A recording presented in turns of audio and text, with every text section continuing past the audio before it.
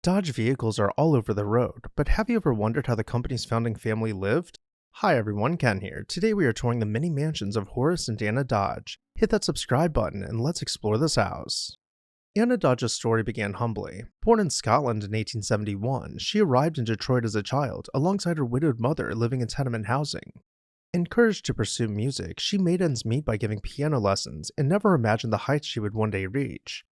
That course began to change in 1896 when she married Horace Dodge, a gifted mechanic from a modest background in Niles, Michigan.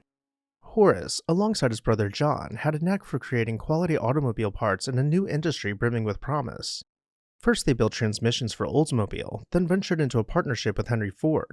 That profitable alliance set the Dodges on an upward trajectory, and by 1914 they had formed their own company, Dodge Brothers, which became one of the most successful automakers in America. In 1910, with money flowing in from the Dodge brothers and Horace's shares in Ford, Horace and Anna asked architect Albert Kahn to design a mansion befitting their new status. The result was Rose Terrace, often referred to later as Rose Terrace 1. It was a grand, red sandstone house in the Detroit suburbs of Grosse Pointe Farms that overlooked Lake St. Clair. Plush gardens cascaded down to the lake, and Anna dotted them with her favorite roses. As we step inside, we arrive in the main hall, where the grand staircase sweeps out a view below a dazzling coffered ceiling. Off to the side is an ingle nook to ensure that even on the coldest of days, the family was always met with warmth from the moment they came home. Life might have seemed like a dream for the couple, hosting large parties and making lasting memories, but it was tragically short-lived. In 1920, Horace unexpectedly fell ill and passed away, leaving Anna as the sole beneficiary of an enormous fortune. Only 5 years later, she and Matilda Dodge, her sister-in-law, sold the Dodge Brothers Company for a record-setting sum of $146 million, the modern equivalent of over $2.6 billion. Already wealthy beyond imagination, Anna next purchased a remarkable Palm Beach estate in 1926 known as Playa Oriente.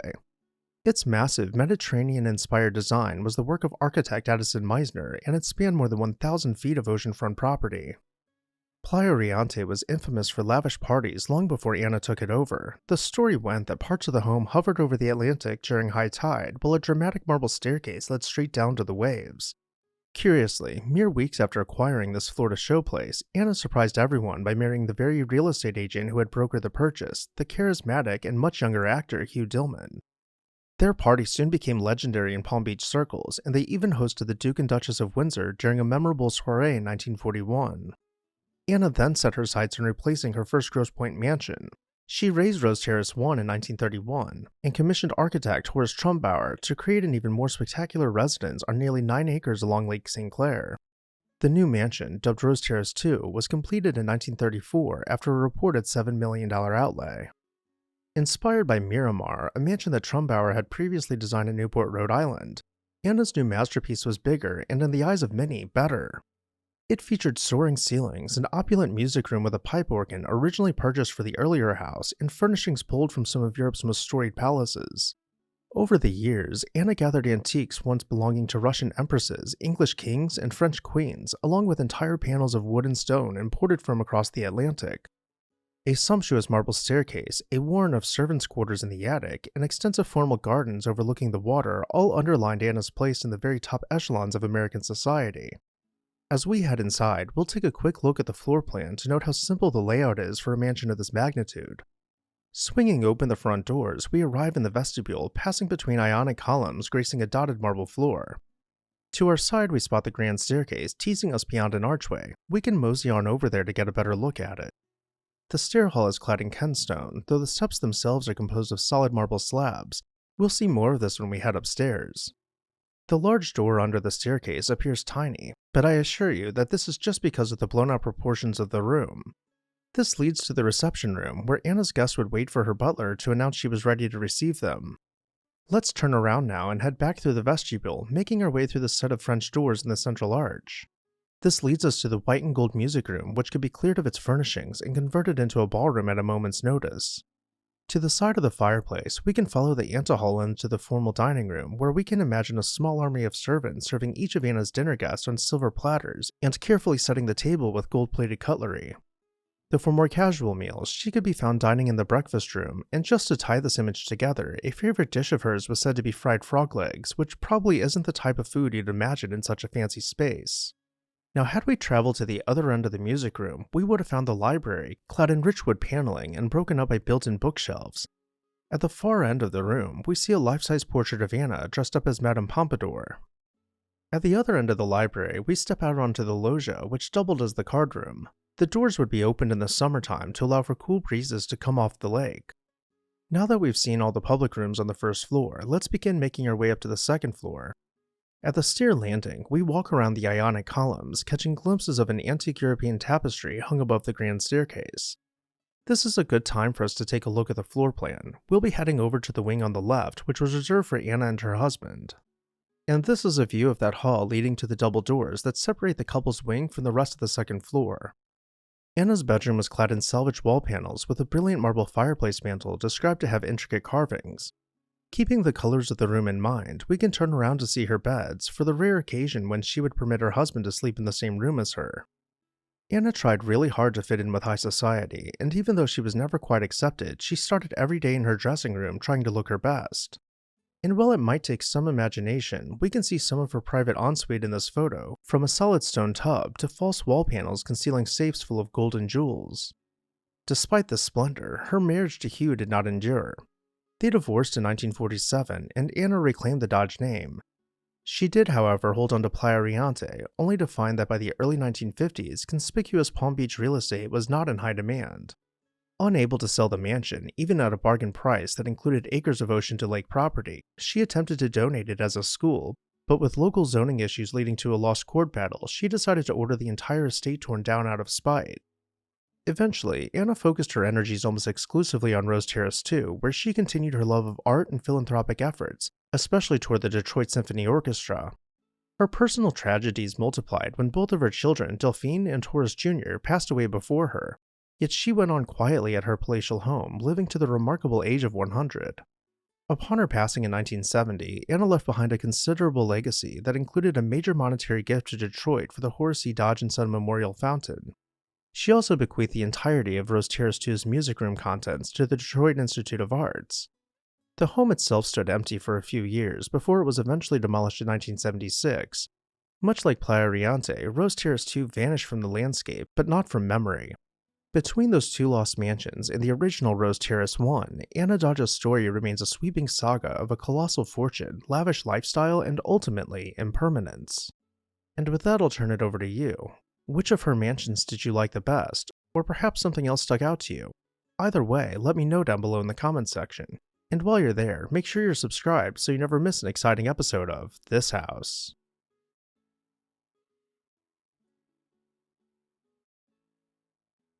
The Phipps family is well known for their palatial mansions in Old Westbury and in Palm Beach, but few have ever heard about Hal Phipps homes. With rooms clad in gold and centuries-old architectural salvage, it's easy to ask ourselves what happened. Hi everyone, Ken here. Today we are uncovering the forgotten Phipps mansions. Hit that subscribe button and let's explore this house. At the turn of the 20th century, a young man named Henry Carnegie Phipps, better known as Hal, stepped into a world most of us only dream about. Born in 1879 in Pittsburgh, Hal was part of a newly minted American aristocracy. His father, Henry Phipps Jr., was the lifelong friend and business partner of Andrew Carnegie. Together they built Carnegie Steel, one of the most powerful industrial empires of the Gilded Age. When the company was sold to J.P. Morgan, Hal's father walked away not just with millions, but with a new sense of philanthropic purpose and a mountain of wealth to pass along. Hal grew up surrounded by the expectations of his fortune. He graduated from Yale in 1902, mingled with the right families, and when the time came, married into one of the most prominent of them all. In 1907, Hal wed Gladys Livingston Mills, the daughter of financier Ogden Mills and granddaughter of Darius Ogden Mills, a titan of California's gold rush era. Their wedding, held at her family's palatial Staatsburg estate, was covered in the social columns, and their registry reportedly tallied over $1 million in gifts. Around that same time, Hal made a fateful real estate decision. He purchased an estate from a man named William L. Stowe, a wealthy financier who had commissioned a spectacular home in the Roslyn area of Long Island, today known as Old Westbury. Designed by a young John Russell Pope, who would later become one of America's most celebrated architects, this house was something extraordinary. Built between 1900 and 1903, the home was originally known as Stowe's Mansion, but Hal and Gladys renamed it Spring Hill. Built from brick and covered over in a creamy stucco, this Beaux-Arts palace was topped off by a red tile roof. The house had been positioned on the property's highest point, propped up by a marble-clad retaining wall to separate it from the gardens below. As we make our way down the wide stairs, we can glance out beyond the balustrade to see this all come together sculpturally. Down below we find the water garden, with pea gravel paths for meandering about. As we look back towards the house, we'll note that the entire stretch of windows between the columns is the ballroom, which we'll see soon enough. As we continue down the terrace, we'll pass between life-size lion statues looking towards the sea in the distance. We could get lost in the paths that wind off into the dense forest, so I think it's about time we made our way back around front to the forecourt. Here we find the main entrance, tucked away between massive columns. Let's head inside. First we'll dive towards the rear of the house to find the 15th century hall, which doubles as the ballroom and extends from wing to wing as the largest room in the house. The room is paneled in half-hide black walnut with a Venetian red velvet brocade continuing to the coffered ceiling, and architectural salvage has been incorporated throughout, including the serpentine columns of the fireplace, which originated in a much older Italian church. To one side of the hall we find the dining room, its floor composed of a Renaissance marble mosaic. The walls and ceiling are finished out in a vibrant green, with gilded details all about. To the other side of the hall is the aptly named Gold Salon, which contains heavily gilded woodwork framing in a pale green brocade which continues from floor to ceiling. Continuing through the mansion, we come across the library, finished out in black walnut with relief work and motifs meant to evoke Venetian Renaissance. The couple expanded the estate over time, continuing renovations that made the house feel even more palatial, with more gold, more marble, and more artisan touches throughout. But Spring Hill wasn't the only architectural jewel of Hal Phipps. In Palm Beach, Florida, where the social season glittered beneath the sun, Hal and Gladys built another masterpiece, Hemaw. The name, a nod to the seminal phrase, "come here," reflected the home's inviting presence, though it was anything but simple. Conceived by architect Francis Hoffman Jr., who had also designed Villa Vizcaya in Miami, the home was inspired by Italian villas with interior courtyards and terraces that opened to ocean views. Hemaw featured additions by the famed Palm Beach architect Addison Meisner, and it had everything from saltwater pools to a gardenia garden designed for the family's white peacocks, and even a Galapagos-sized tortoise named Whitley. In time, it became one of the grandest homes on Phipps Row, a stretch of North Ocean Boulevard where many of the family's Palm Beach estates clustered together. No matter the season, the Phippses knew how to live. At Spring Hill, the summers were filled with elegant lawn parties and garden walks, and in winter, they entertained at Hemaw, playing polo games along the surf. When they weren't at either estate, they could be found yachting, golfing, or at Camp Chaleur, their rustic but no less exclusive fishing retreat. Hal passed away in 1953, and Gladys continued to summer at Spring Hill until her passing in 1970. But what happened next is a sobering reminder of how even the grandest homes are not immune to time. Hal and Gladys' son, Ogden Phipps, inherited Spring Hill. With his own estate nearby and facing steep taxes, over $70,000 a year just to maintain the now empty house, he made the difficult decision to raze it. In its place, the croquet lawn was converted into a helicopter pad, and the house that had once been hailed as a Renaissance palace was gone. Hemaw didn't fare much better. After Gladys' passing, it was sold for just $625,000 to a new owner who left it unguarded. Vandals ripped it apart, priceless architectural details, Meisner coral stone, carved wood moldings, marble staircases were all looted or destroyed. Some ended up in Belle Glade, where an insurance company grafted salvaged fragments onto its office building. But by 1972, what was left of Hemaw was bulldozed. What Hal and Gladys created at Spring Hill and Hemaw was more than opulence. They built a lifestyle, a legacy, and for a time, they helped define what it meant to live large in America's Gilded Age and beyond. Their homes may be gone, but at least we have these photos to remember the craftsmanship and planning that went into each.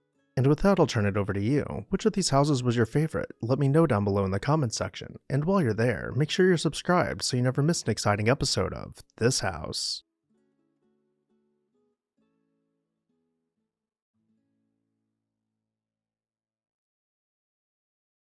Of the Rockefeller family's many mansions, one has been completely forgotten by time, and maybe that's because this 100-room home wasn't quite what people expected from the first billionaires in the US.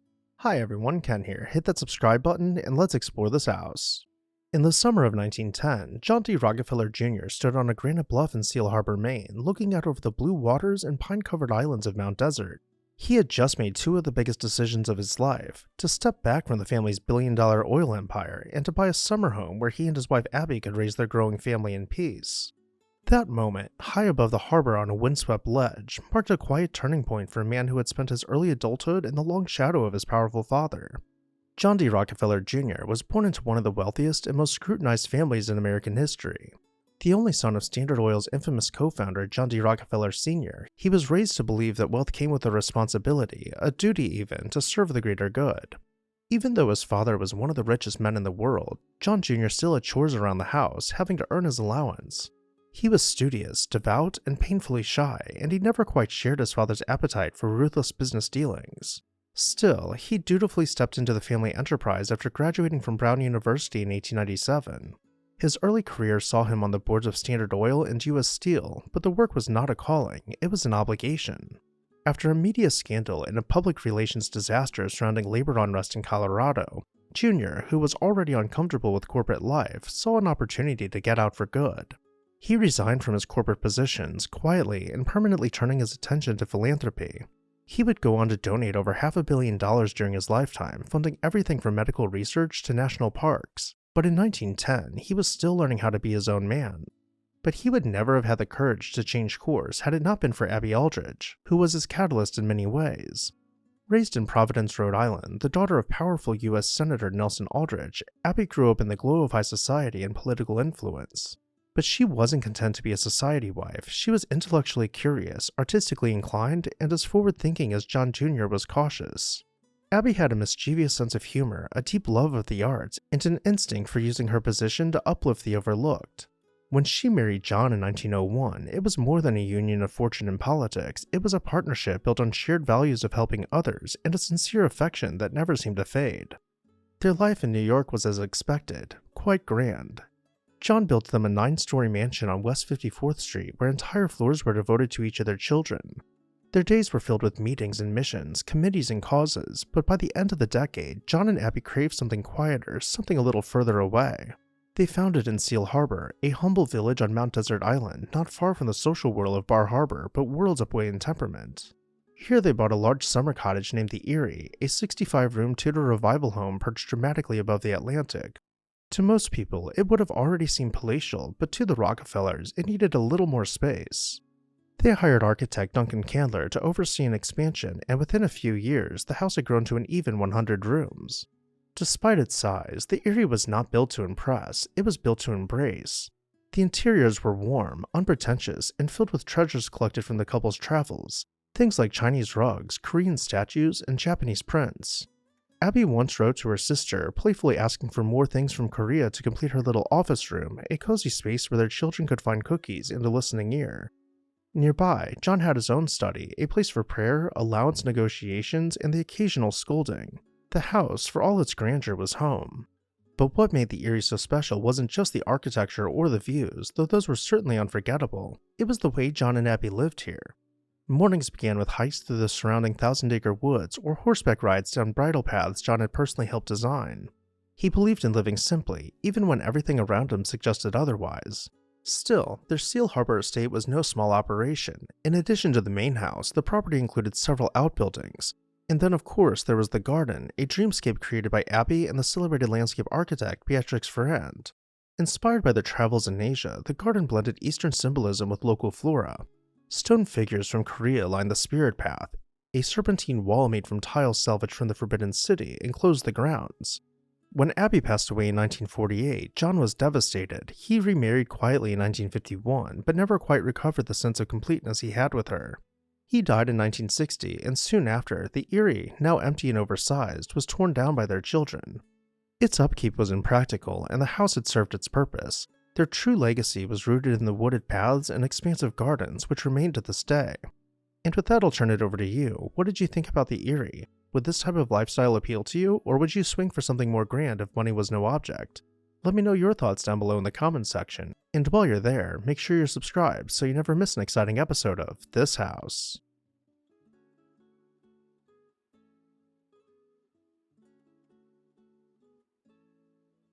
Queen Anne homes evoke a certain enchantment in the realm of American residential architecture. With their asymmetrical facades, whimsical turrets, wraparound porches, and generous gingerbreading, they stand apart in a landscape that often gravitates towards boxy uniformity.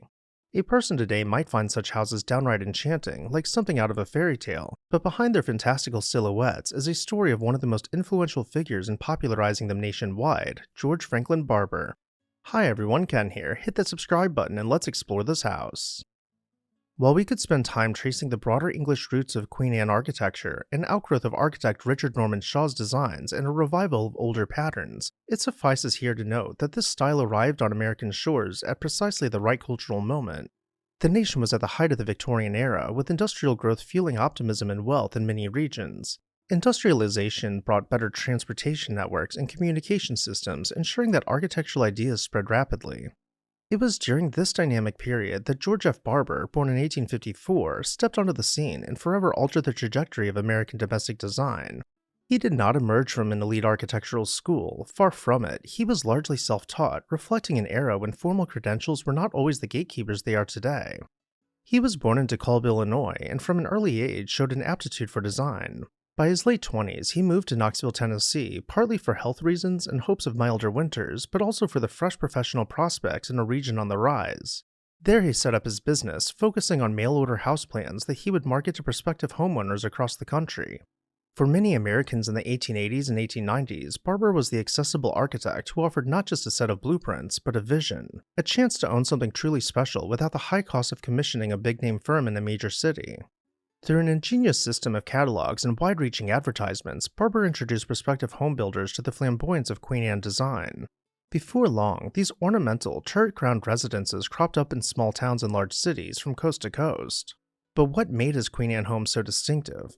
Part of the charm lay in their embracing of asymmetry. Rather than a rigid rectangular box, these houses often boasted multiple gables, projecting bays, and unexpected nooks. Turrets, those small, castle-like towers, added a sense of romance to the roofline. Wraparound porches, sometimes laden with columns, spindlework, or lace-like brackets, created a friendly transition between the interior and the outdoors. Barber also infused designs with elements borrowed from other styles, including Eastlake, seen in the intricate woodwork, colonial revival, and the use of classical columns or pediments, and even shingle style and the occasional sweeping curves of shingled surfaces. Though the term Queen Anne is the broad label we affix to these houses today, in truth, his catalogs displayed a dizzying range of eclectic choices that allowed clients to pick and choose. One plan might sport a conical turret, a triangular dormer, or a porch with turreted spindles, and an elaborate front gabled festoon with half timbering. Another plan might emphasize a more subdued facade with classical columns and fewer ornamental flourishes. Barber's genius was allowing homeowners to customize, mixing and matching details to suit both personal taste and budget. Perhaps the most groundbreaking aspect of Barber's career was his approach to distributing plans. At the time, ordering something from a catalog was not uncommon. Sears, Roebuck and Company famously offered kit houses a few decades later, but Barber was among the earliest to make a substantial living by mailing architectural designs to clients across the country. Interested parties would browse an illustrated catalog, pursuing sketches, renderings, and specifications. Once they found a design they liked, they would write to Barber's office in Knoxville to order the blueprints and sometimes additional consulting for alterations. For an extra fee, Barber's firm would tailor the design to the client's site, local climate, or personal preferences. Sometimes this meant adding a bay window for a scenic vista or expanding the kitchen to accommodate a large family. Other times, a client might want a more modest turret or a simpler porch due to budget constraints. Barber prided himself on being flexible. He wanted to keep his clients satisfied while maintaining the essence of each design's charm. This mail-order system was incredibly successful. Barber's catalogs, featuring titles such as Modern Dwellings and Art and Architecture, were reprinted in multiple editions. They included testimonials from satisfied homeowners, photographs of completed houses, and extensive notes on color schemes, materials, and interior layouts. Through these pages, Barber effectively created a national community of aspiring homeowners, each drawn by the allure of a gracious, high-style Victorian house they could call their own. Barber knew that in order to reach the widest audience, he needed to advertise in periodicals and later in specialized building journals. He wrote articles that showcased his design's uniqueness, convenience, and affordability. One might see an advertisement touting the respectability of owning a Barber-designed Queen Anne with all the modern conveniences, hot and cold running water, indoor plumbing, and rooms laid out to capture cross-ventilation. It's easy to imagine a young couple in a booming Midwestern town flipping through Barber's catalog, starry-eyed at the idea that they too could have one of those charming turreted homes gracing their neighborhood. At a time when personal identity was increasingly expressed through housing style, Victorian culture favored homes as outward symbols of stability and character. Barber's marketing struck a chord with the upwardly mobile families, professional men who wanted to stake a claim in the community, and even wealthy farmers looking to display new prosperity. Though the name Queen Anne might conjure images of an English monarch from centuries past, the American version owes more to a mix of classical and medieval motifs than to anything truly from Anne Stewart's time. The style was heavily influenced by designs of English architect Richard Norman Shaw, who revived centuries-old building elements, steep gables, half-timbering, and large chimneys, blending them with modern engineering. Barber took these influences and melded them with the bric-a-brac of Eastlake porches, the new materials like plate glass for windows readily available thanks to industrial production, and a hearty dose of his own imagination.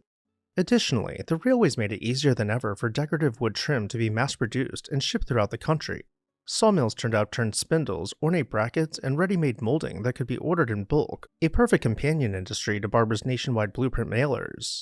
The Barber phenomena saw thousands of residences built in nearly every state, and they were not limited to big city boulevards. Small towns embraced these designs to signal civic pride, with local builders often advertising themselves as approved Barber contractors who knew precisely how to interpret and execute the plans. A buyer might have encountered these residences rising in newly platted neighborhoods, each sporting distinctive turrets or bold color schemes. Some had elaborate polychrome paint jobs, typical of the painted lady aesthetic, using multiple colors to highlight the intricate wood trim and decorative features. His widespread popularity caught the attention of real estate developers who realized that building entire streets of attractive Queen Anne homes based on Barber's or similar pattern book plans could entice new buyers. By the 1890s, many such developments showcased Barber's work, associating it with progress, culture, and a certain refined taste. While the exterior visuals of Barber's Queen Anne houses often steal the show, the interiors were designed for comfort and practicality, at least by late 19th century standards. Long, grand hallways were less common than they had been in earlier house forms. Instead, Barber favored open flow between the formal rooms, often separated by sliding pocket doors that allowed rooms to be joined for social gatherings or closed off for privacy.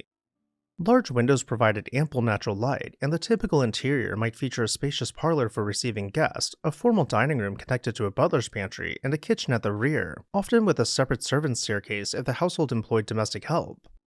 Bedrooms upstairs might include a nursery, sewing room, or guest room, each with cross ventilation from corner windows. In more opulent plans, a turreted room could serve as a romantic reading nook with panoramic views. Though central heating as we know it was still in its infancy, many of Barber's homes included fireplaces and wood stoves to keep each room snug in the winter. Ornate mantels, tile work, and carved wooden accents turned these hearths into focal points. Indoor plumbing was a prized amenity in an era when many rural homes still relied on outdoor privies. Barber frequently included space for bathrooms in his designs, ensuring homeowners could accommodate new or future plumbing upgrades. While Barber is rightly remembered for his residential pattern book empire, it is sometimes overlooked that his firm also received commissions for schools, churches, and commercial buildings. The same flair for ornamentation that made his houses so admired found its way into civic structures in certain communities. He also experimented with styles beyond Queen Anne, including colonial revival, Tudor revival, and craftsman-inspired designs as the 20th century approached.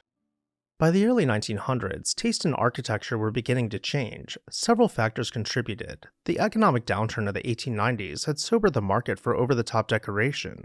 The new century brought forth a desire for simpler, more rational designs.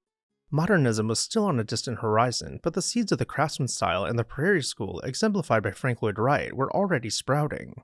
These new approaches to design favored horizontal lines, open interiors, and more restrained ornamentation. Additionally, the upkeep of elaborate Queen Anne exteriors proved expensive. Intricate trim required frequent painting and occasional repairs, and homeowners seeking modern convenience sometimes found it harder to retrofit elaborate Victorian layouts with modern systems like electricity, central heating, and updated plumbing. In many ways, the Queen Anne style embodied a more artisanal, handcrafted ethos at a time when American architecture was moving towards standardization and mass production. Despite the fading popularity, Barber's business continued into the early 20th century, shifting its offerings to stay relevant. His catalog series adapted, showing colonial revival motifs and other simplified styles. In a world where new subdivisions can feel repetitive and bland, the sight of a meticulously preserved Queen Anne house captures the imagination. Turrets, spindlework, and stained glass windows are not mere decoration, they evoke a romantic vision of the past. They remind us of an era when artistry and domestic design was highly valued, when homeowners took pride in the small details that proclaimed individual taste, and in Barber's case, it was also about democratizing that artistry. You didn't have to be a scion of wealth in a major city to commission a high-style architect. You could open a catalog, send a letter, and receive your dream home's blueprint in the mail. And while architectural flourishes move in cycles, there will always be a warm spot in our collective hearts for those whimsical Queen Anne flourishes. George F. Barber's designs continue to inspire and to beckon us inside, where every corner might hold a bit of history, a dash of romance, and a reminder that a house can be so much more than just four walls and a roof. It can be, in fact, a world of wonder, waiting to be cherished by the next generation of dreamers. And with that, I'll turn it over to you. What did you think about his designs? Could you imagine yourself living in one of the houses we saw today? Let me know down below in the comments section. And while you're there, make sure you're subscribed so you never miss an exciting episode of This House.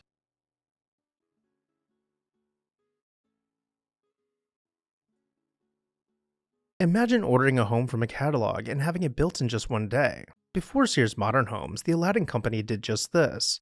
Hi everyone, Ken here. Today we're uncovering the birth of mail-order kit homes. Hit that subscribe button and let's explore this house. Aladdin kit homes trace their roots back to the early 1900s, a period in which America was bursting at the seams with new ideas, industrial expansion, and a population on the move. Founded by brothers William and Otto Sovereign, the Aladdin Company began as an ambitious effort to capitalize on the emerging concept of mail-order consumer goods, except this time, the product for sale was much larger than your typical package. Instead of household trinkets or clothing, the Sovereign brothers envisioned pre-cut, ready-to-assemble homes that could be shipped by rail to prospective homeowners all over the country. This was a remarkable leap at a time when building a house typically required hiring skilled carpenters, sourcing materials from local lumber yards, and planning a construction project that could become quite complicated and expensive. Yet to truly appreciate how Aladdin kit homes became so influential, it helps to look at the broader picture of American life in the 20th century. The Industrial Revolution had laid the groundwork for mass production, and railways were rapidly connecting cities and towns, making it feasible to transport large shipments of materials from coast to coast. People were steadily moving towards urban centers and newly platted neighborhoods, while an emerging middle class began to dream about owning single-family homes. That dream could be difficult to achieve when much of the country still relied on smaller contractors or more traditional, time-consuming building processes. Aladdin's solution was simple and innovative: package every part of a house, every board, every nail, every window sash, into a single kit, label these components clearly, and include detailed instructions so that homeowners or local carpenters could assemble their new abode. With the railroad network in place, these kits could be shipped almost anywhere.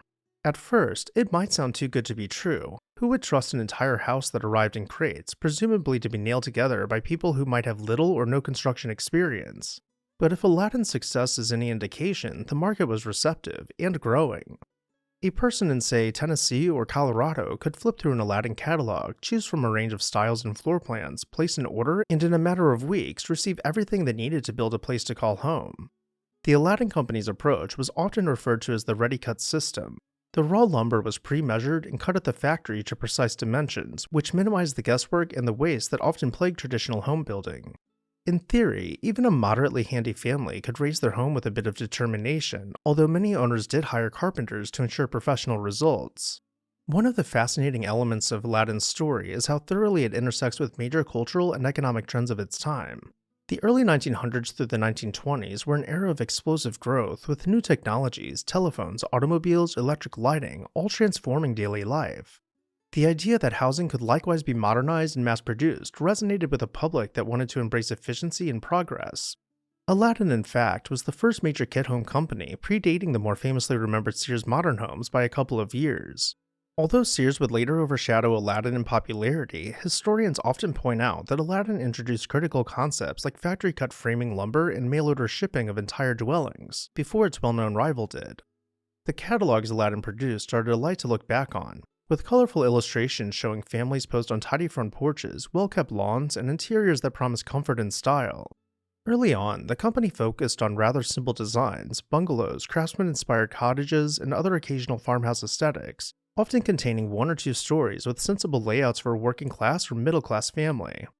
As time wore on and architectural trends shifted, Aladdin adapted, adding styles that reflected colonial revival influences, Cape Cod cottages, and even some more eclectic revivals that appealed to the upwardly mobile. These kits were often quite affordable relative to custom building. By cutting out many of the inefficiencies in material usage, as well as some of the middlemen, Aladdin could pass along savings to buyers. It's important to note that these were not flimsy structures thrown together haphazardly. Many Aladdin homes have survived over a century thanks in no small part to the quality of the lumber and materials used at the time, long before engineered wood and synthetic components became standard. Owners both then and now took pride in having constructed or overseen the construction of their own homes. There was a certain romanticism to the notion that anyone with reasonable perseverance and a hammer could bring the American dream to life right out of a boxcar. The golden era of Aladdin kit homes was roughly between the 1910s and the late 1920s. During this time, a flourishing economy meant more families could afford new houses, and the novelty of ordering a complete dwelling by mail was intriguing enough to attract national attention. The company expanded its catalogs, refining its marketing to highlight how prospective owners could customize certain details, from porch pillars to window treatments. New product lines showcased more elaborate models for those wanting a more refined look, demonstrating that kit homes could be more than just bare-bones shelters. In certain towns, entire blocks of houses still stand today, each with variations on an Aladdin model. Subtle differences in trim, porch shape, or internal arrangement that reflect individual choices made by owners at the time of purchase. These neighborhoods feel almost like time capsules, offering insight into early 20th century domestic ideals. But the story of Aladdin is also one of changing fortunes. Not long after its peak, the Great Depression hit, throwing the housing market into disarray. Demand for new homes dropped sharply, and companies that thrived on volume sales, especially those selling what might still be considered a novelty product, were bound to suffer. Some kit home manufacturers folded entirely during the Depression, others held on by a thread. Aladdin managed to stay afloat longer than many, partly due to a decent backlog of orders and partly through attempts to widen its reach. Eventually, though, the economic strain combined with a growing field of competitors and a declining consumer confidence chipped away at the company's dominance. World War II brought its own set of complications and transformations. On the one hand, wartime production ramped up industrial output, and there was a significant need for worker housing near factories. Kit homes, in theory, might fill such a need. On the other hand, shortages of certain materials and the shifting focus of the workforce made it harder to market and ship these homes successfully to everyday families. By the time the post-war housing boom began in earnest, a new breed of developers, like William Levitt, who built entire suburbs of nearly identical houses, were transforming the real estate landscape. These large-scale developments often employed on-site mass construction techniques that mimicked some aspects of kit home efficiency but didn't require the consumer to do the assembly. This development model became so commonplace that prefabricated kit homes no longer seemed as fresh nor practical to many. All these changes culminated in a gradual fade for Aladdin. The company existed in some shape or form for longer than most of its competitors, but eventually, its original run came to an end and the brand slipped into obscurity. It would later resurface under various incarnations, at times leveraging nostalgia for old catalogs and the vintage allure of the early 20th century design. Some devoted owners, historians, and architectural enthusiasts have tried to keep the legacy alive, pointing out that many Aladdin houses still stand as proof to the quality of the materials and the relative ease of assembly. If we dive more critically into the Aladdin phenomena, we see an enterprise that was both forward-thinking in its use of standardized pre-cut materials and surprisingly modern in its marketing approach. The company's ready-cut system might be viewed as a precursor to today's modular construction practices in which entire panels or modules are fabricated off-site and then transported for rapid assembly. In this sense, Aladdin's core innovation, cutting out the wasted time and resources of custom measuring and sawing at every building site, was strikingly prophetic. The kits not only appealed to the do-it-yourself spirit, but they also harnessed early 20th century Americans' fascination with efficiency, mass production, and the promise of technology to improve daily life. On the flip side, some historians and architectural critics suggest that kit homes, including Aladdin's, contributed to a certain homogenization of housing stock in America. While the catalog certainly offered multiple styles and floor plans, it's undeniable that using standardized kits meant that many neighborhoods ended up dotted with variations of the same few house types. There's also the reality that not every homeowner had the skill set or the physical ability to assemble a home, meaning that do-it-yourself sometimes proved more challenging than the cheery ads might have implied. And when issues arose, incorrect measurements, missing materials, or misinterpreted blueprints, the notion of a quick and simple build could dissolve into a bit of a construction fiasco. Even well over a century, the concept behind Aladdin feels surprisingly fresh, reminding us that sometimes the best innovations aren't about reinventing the wheel, but about packaging it differently, about creating a process that's streamlined, efficient, and inviting enough that everyday people can take part. And that is perhaps Aladdin's most enduring lesson. It pioneered a vision of housing that was forward-thinking yet fundamentally down to earth. As much as times have changed, the dream of building or customizing one's own place remains powerful, and Aladdin's story shows that when technological progress meets practical necessity, revolutions in how we live are bound to happen. And with that, I'll turn it over to you. Let me know your thoughts on Aladdin kit homes down below in the comments section, and while you're there, make sure you're subscribed so you never miss an exciting episode of This House.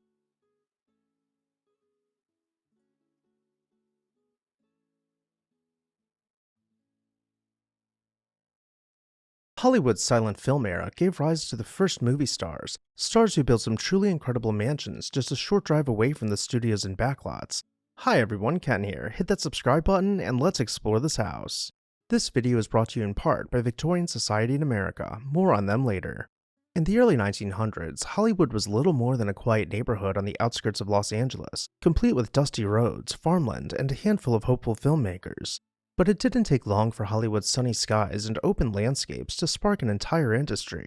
By the 1920s, the once sleepy community had transformed into a bustling movie capital where the magic of silent cinema first captured the world's imagination. Silent films might seem simple today, but back then, they were revolutionary. Directors and actors had to rely on expressive faces and clever storytelling techniques to engage their audience. The silent era gave birth to screen legends who had a flair for comedic timing, heart-wrenching drama, and dazzling stunts. Audiences flocked to see performers like Harold Lloyd and Buster Keaton risk their necks for a laugh, Charlie Chaplin blend comedy with social commentary, and Mary Pickford charmed the entire country with her iconic curls and innocent persona. As fame and fortune grew, these stars built dream homes that reflected their newfound success. Some favored grand, ornate estates that hinted at their larger-than-life public personas, while others preferred more understated residences, though often with a distinct personal flair. These homes were not just places to live, they were gatherings for Hollywood's elite, featuring lavish parties and influential conversations that helped shape an industry on the rise. The first home we'll explore is Rudolph Valentino's Falcon Lair. In the early 1920s, Rudolph Valentino rocketed to stardom as Hollywood's Latin lover, enthralling audiences with his dark eyes, graceful dancing, and exotic on-screen persona. Although his career was tragically brief, Valentino's impact on pop culture was enormous, inspiring fan hysteria and setting new standards for the dashing silent film hero. His personal life was as dramatic as his movies, tangled relationships, swirling rumors, and a lifestyle fit for royalty. Nothing captures that larger-than-life spirit more vividly than the stories behind his homes, especially his famous Benedict Canyon estate, Falcon Lair. Born in Italy, Valentino arrived in New York City at 18 years old with little more than his ambitions. After working a string of odd jobs and briefly dancing in high-society cabarets, he followed the lure of the silver screen west to Los Angeles. Roles in films like The Four Horsemen of the Apocalypse and The Sheik transformed him into Hollywood's first truly international heartthrob. His public image mixed with old-world charm was a sultry, modern cool, and throngs of fans lined up to see him every time he hit the streets. As Valentino's fame soared, he sought refuge from admirers in a grand house perched high above Los Angeles, an estate he soon named Falcon Lair. Built in the mid-1920s in what was then a largely undeveloped part of Benedict Canyon, the secluded retreat had panoramic views of the city below and enough land to indulge Valentino's love of horses and dogs. Legend has it, he took the name Falcon Lair from a screenplay titled The Hooded Falcon, which was meant to be one of his future films.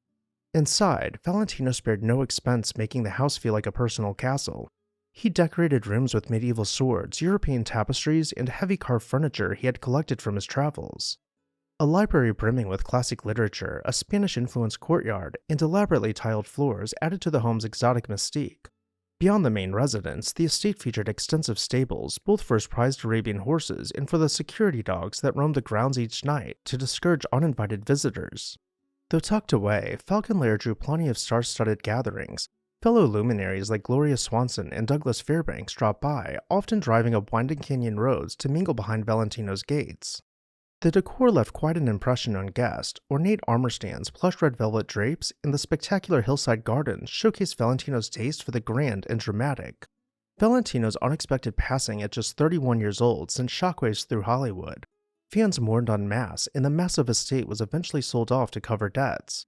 Over the decades, Falcon Lair passed through many hands, with most of the original house being torn down in the early 2000s. Thankfully, demolition didn't impact the legacy of our next star. Charlie Chaplin may best be remembered as the Tramp, the silent film character whose bowler hat and cane quickly became one of the most famous silhouettes in movie history. Yet behind the on-screen persona was a groundbreaking filmmaker who turned pantomime into poetry, brought gentle comedy to deeper social issues, and helped cement Hollywood's early fame on the global stage. While Chaplin's talent took him across the world, two remarkable places best showcase where he spent his private hours: Moorcrest in Los Angeles and the Manoir de Bonn in Switzerland. Before we check out his mansions, a quick word about the sponsor of today's video, Victorian Society in America. Are you captivated by historic architecture? Want to explore, learn, and dive even deeper into the past?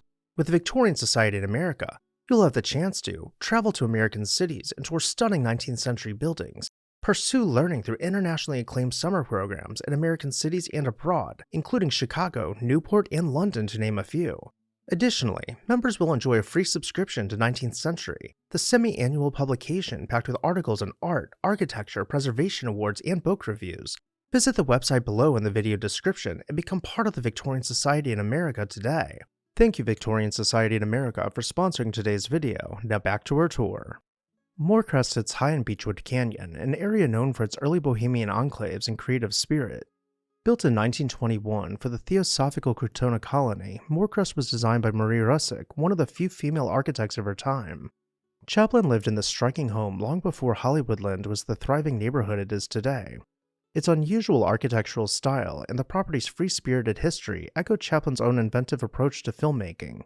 You can still see traces of that era in every bold arch and decorative flourish. After Chaplin left, the property gained another star resident in Mary Astor, famous for the Maltese Falcon, adding further layers to its Hollywood pedigree.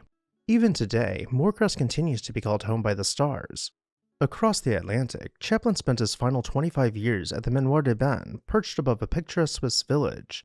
He had departed the United States amid controversy in 1952, seeking a more peaceful existence.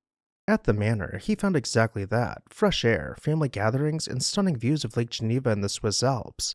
But Chaplin was no recluse. He continued to write and compose music for his films from a home office brimming with ideas, hosting luminaries like Marlon Brando and Truman Capote in its elegant rooms. Today, the estate is preserved as Chaplin's World, a museum that lovingly tells the story of his life and career in the very halls where he once strolled. Though Chaplin is arguably iconic in every way, the golden age of cinema was led by the world's first superstar at what was called the Versailles of Hollywood. In 1897, the star who would become Marion Davies was born Marion Duras. She was the daughter of a New York lawyer and grew up in a strict household. By the time she was school-age, she had been sent off to live in a religious convent, far away from any distractions. Regardless of her parents' efforts to keep her on the straight and narrow, she had ambitious dreams of becoming famous. She ran away from the convent and changed her last name to become a chorus girl, and as a teenager saw her first role in a Broadway musical. In 1916, at the age of only 19 years old, she caught the eye of William Randolph Hearst, who was 54 years old. Even though Hearst was married, he had to have Marion, but not just for love, he wanted her talent. From this point on, Marion would become Hearst's mistress for the rest of his life. He moved her into a palatial mansion in Manhattan to carry on their affair, but this meddling did not stop there. Hearst seized Davies' career, founding Cosmopolitan Pictures to create more roles for her on the silver screen. He hired paparazzi to follow her around and write about her day-to-day activities for his newspapers, and brought up billboards to plaster her face around Times Square. By 1924, she had become the #1 female star in the box office, and in just a few short years, she had gone from a runaway church girl to the biggest star in Hollywood. Her time in the spotlight led to her earning a fortune, though Hearst made sure to pay for just about everything, including the Versailles of Hollywood.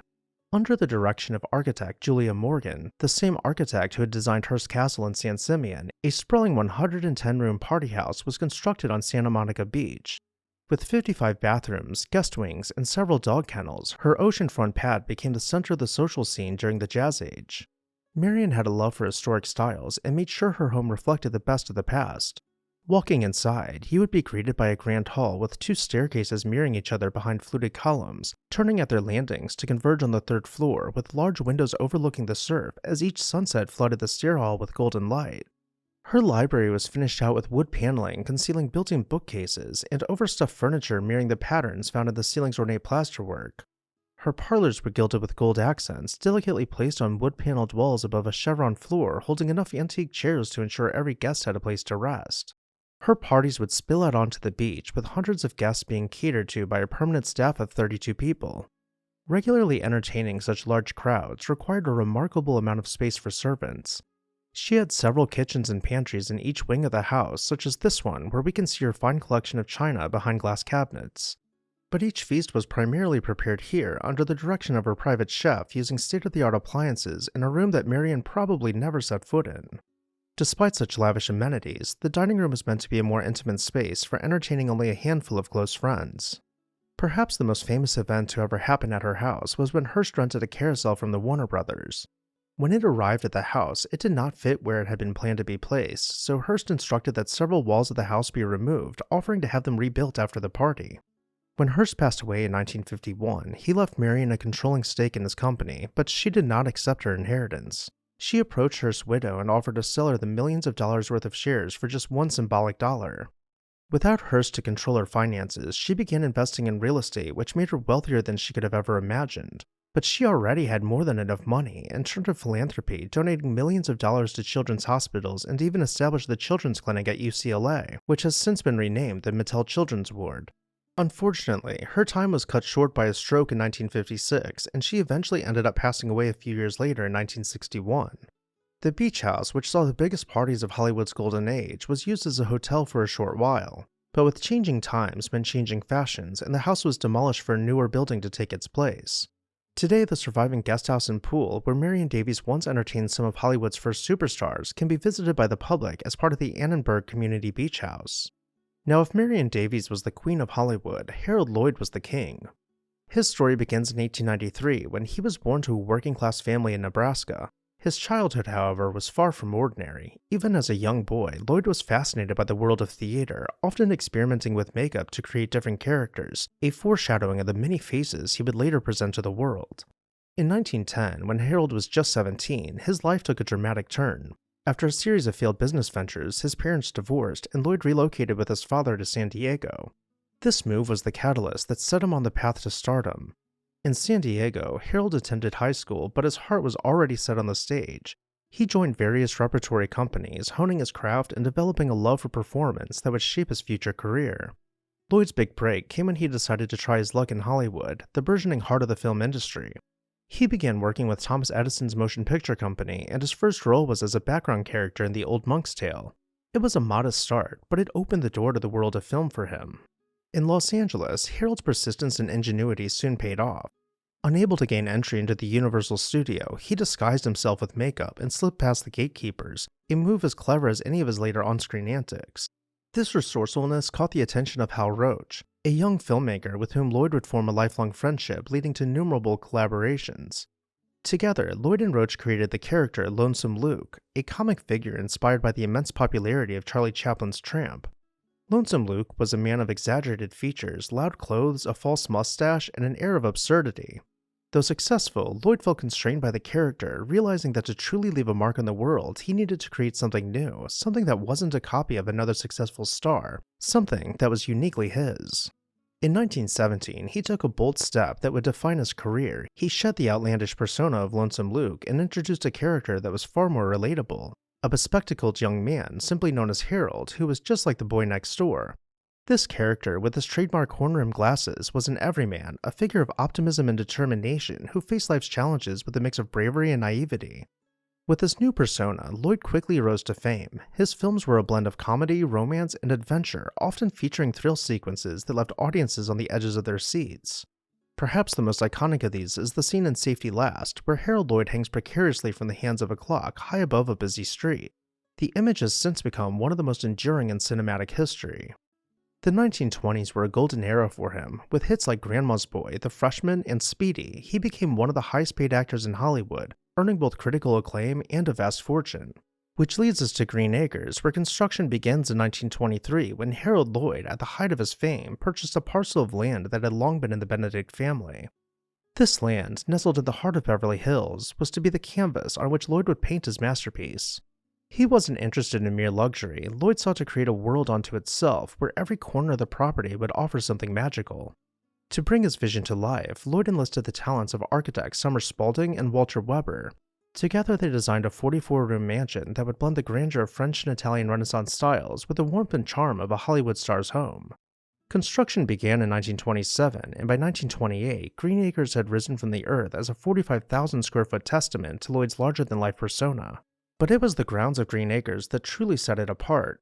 Harold Lloyd was not content with simply having a mansion. He wanted his estate to be a living, breathing fairy tale. He collaborated with landscape architect A.E. Hansen, who transformed the 15-acre property into a botanical wonderland.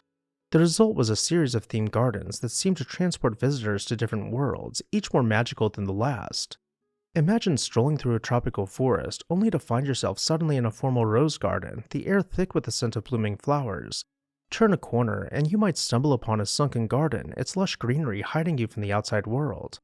A cascading waterfall fed a 900-foot-long canoe stream where you could paddle your way through the estate as if in a dream. Lloyd's love for sports and entertainment was evident throughout the property.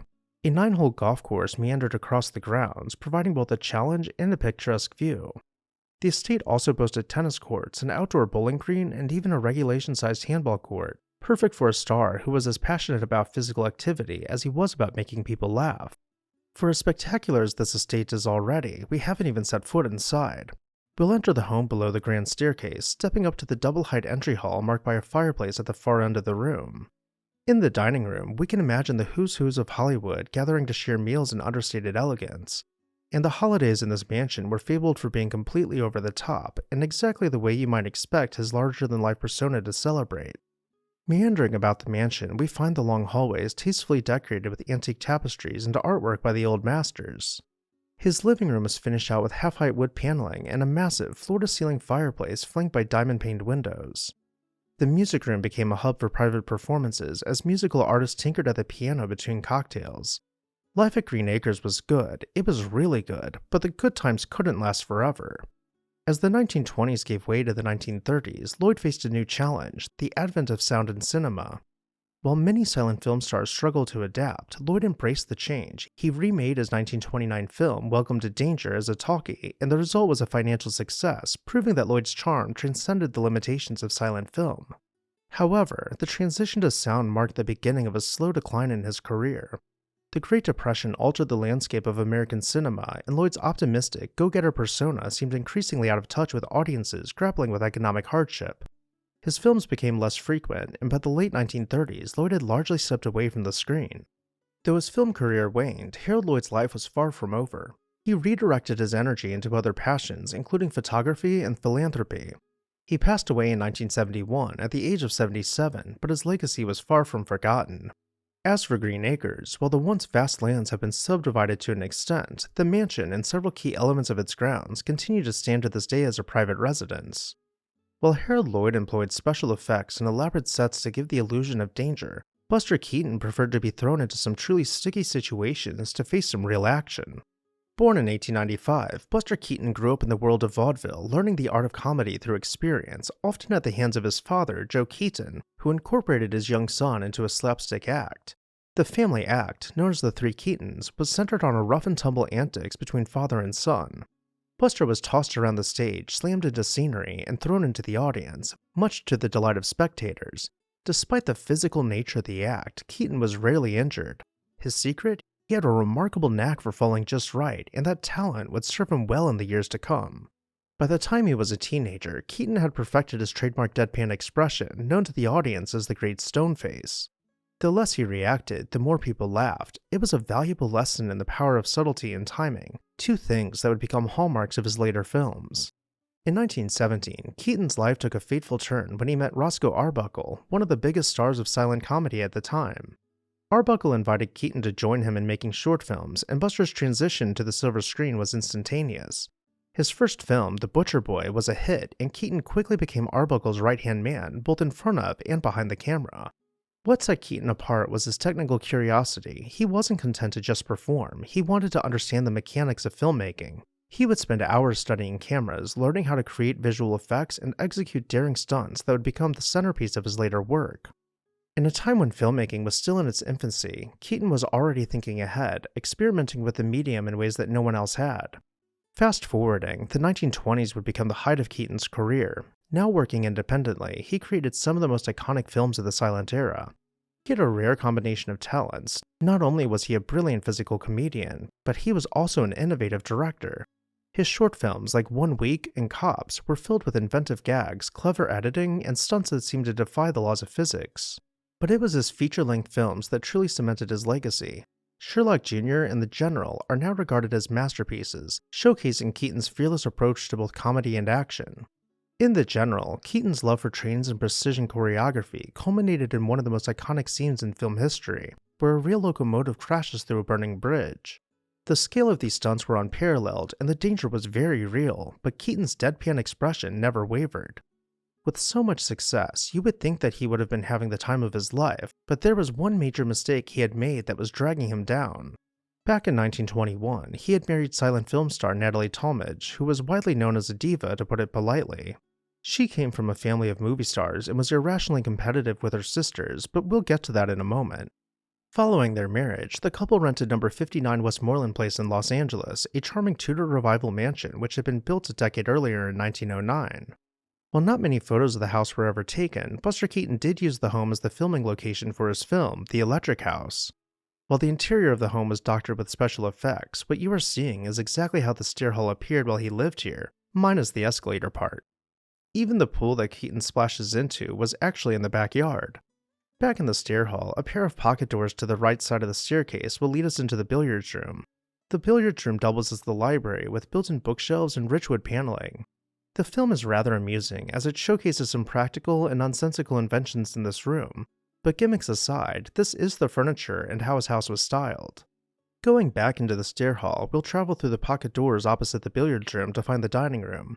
Comically, guests are presented their dinners on a rotating toy train track, which supposedly comes from the kitchen. Of course, at this point in his career, the live-in servants would have brought each course to the table, hopefully avoiding mishaps like this. Even though the kitchen has been fashioned with a prop conveyor belt over the countertops, this one detail aside, we get a really good look at how kitchens in this time period were used, though hopefully, his cats played no part in food prep.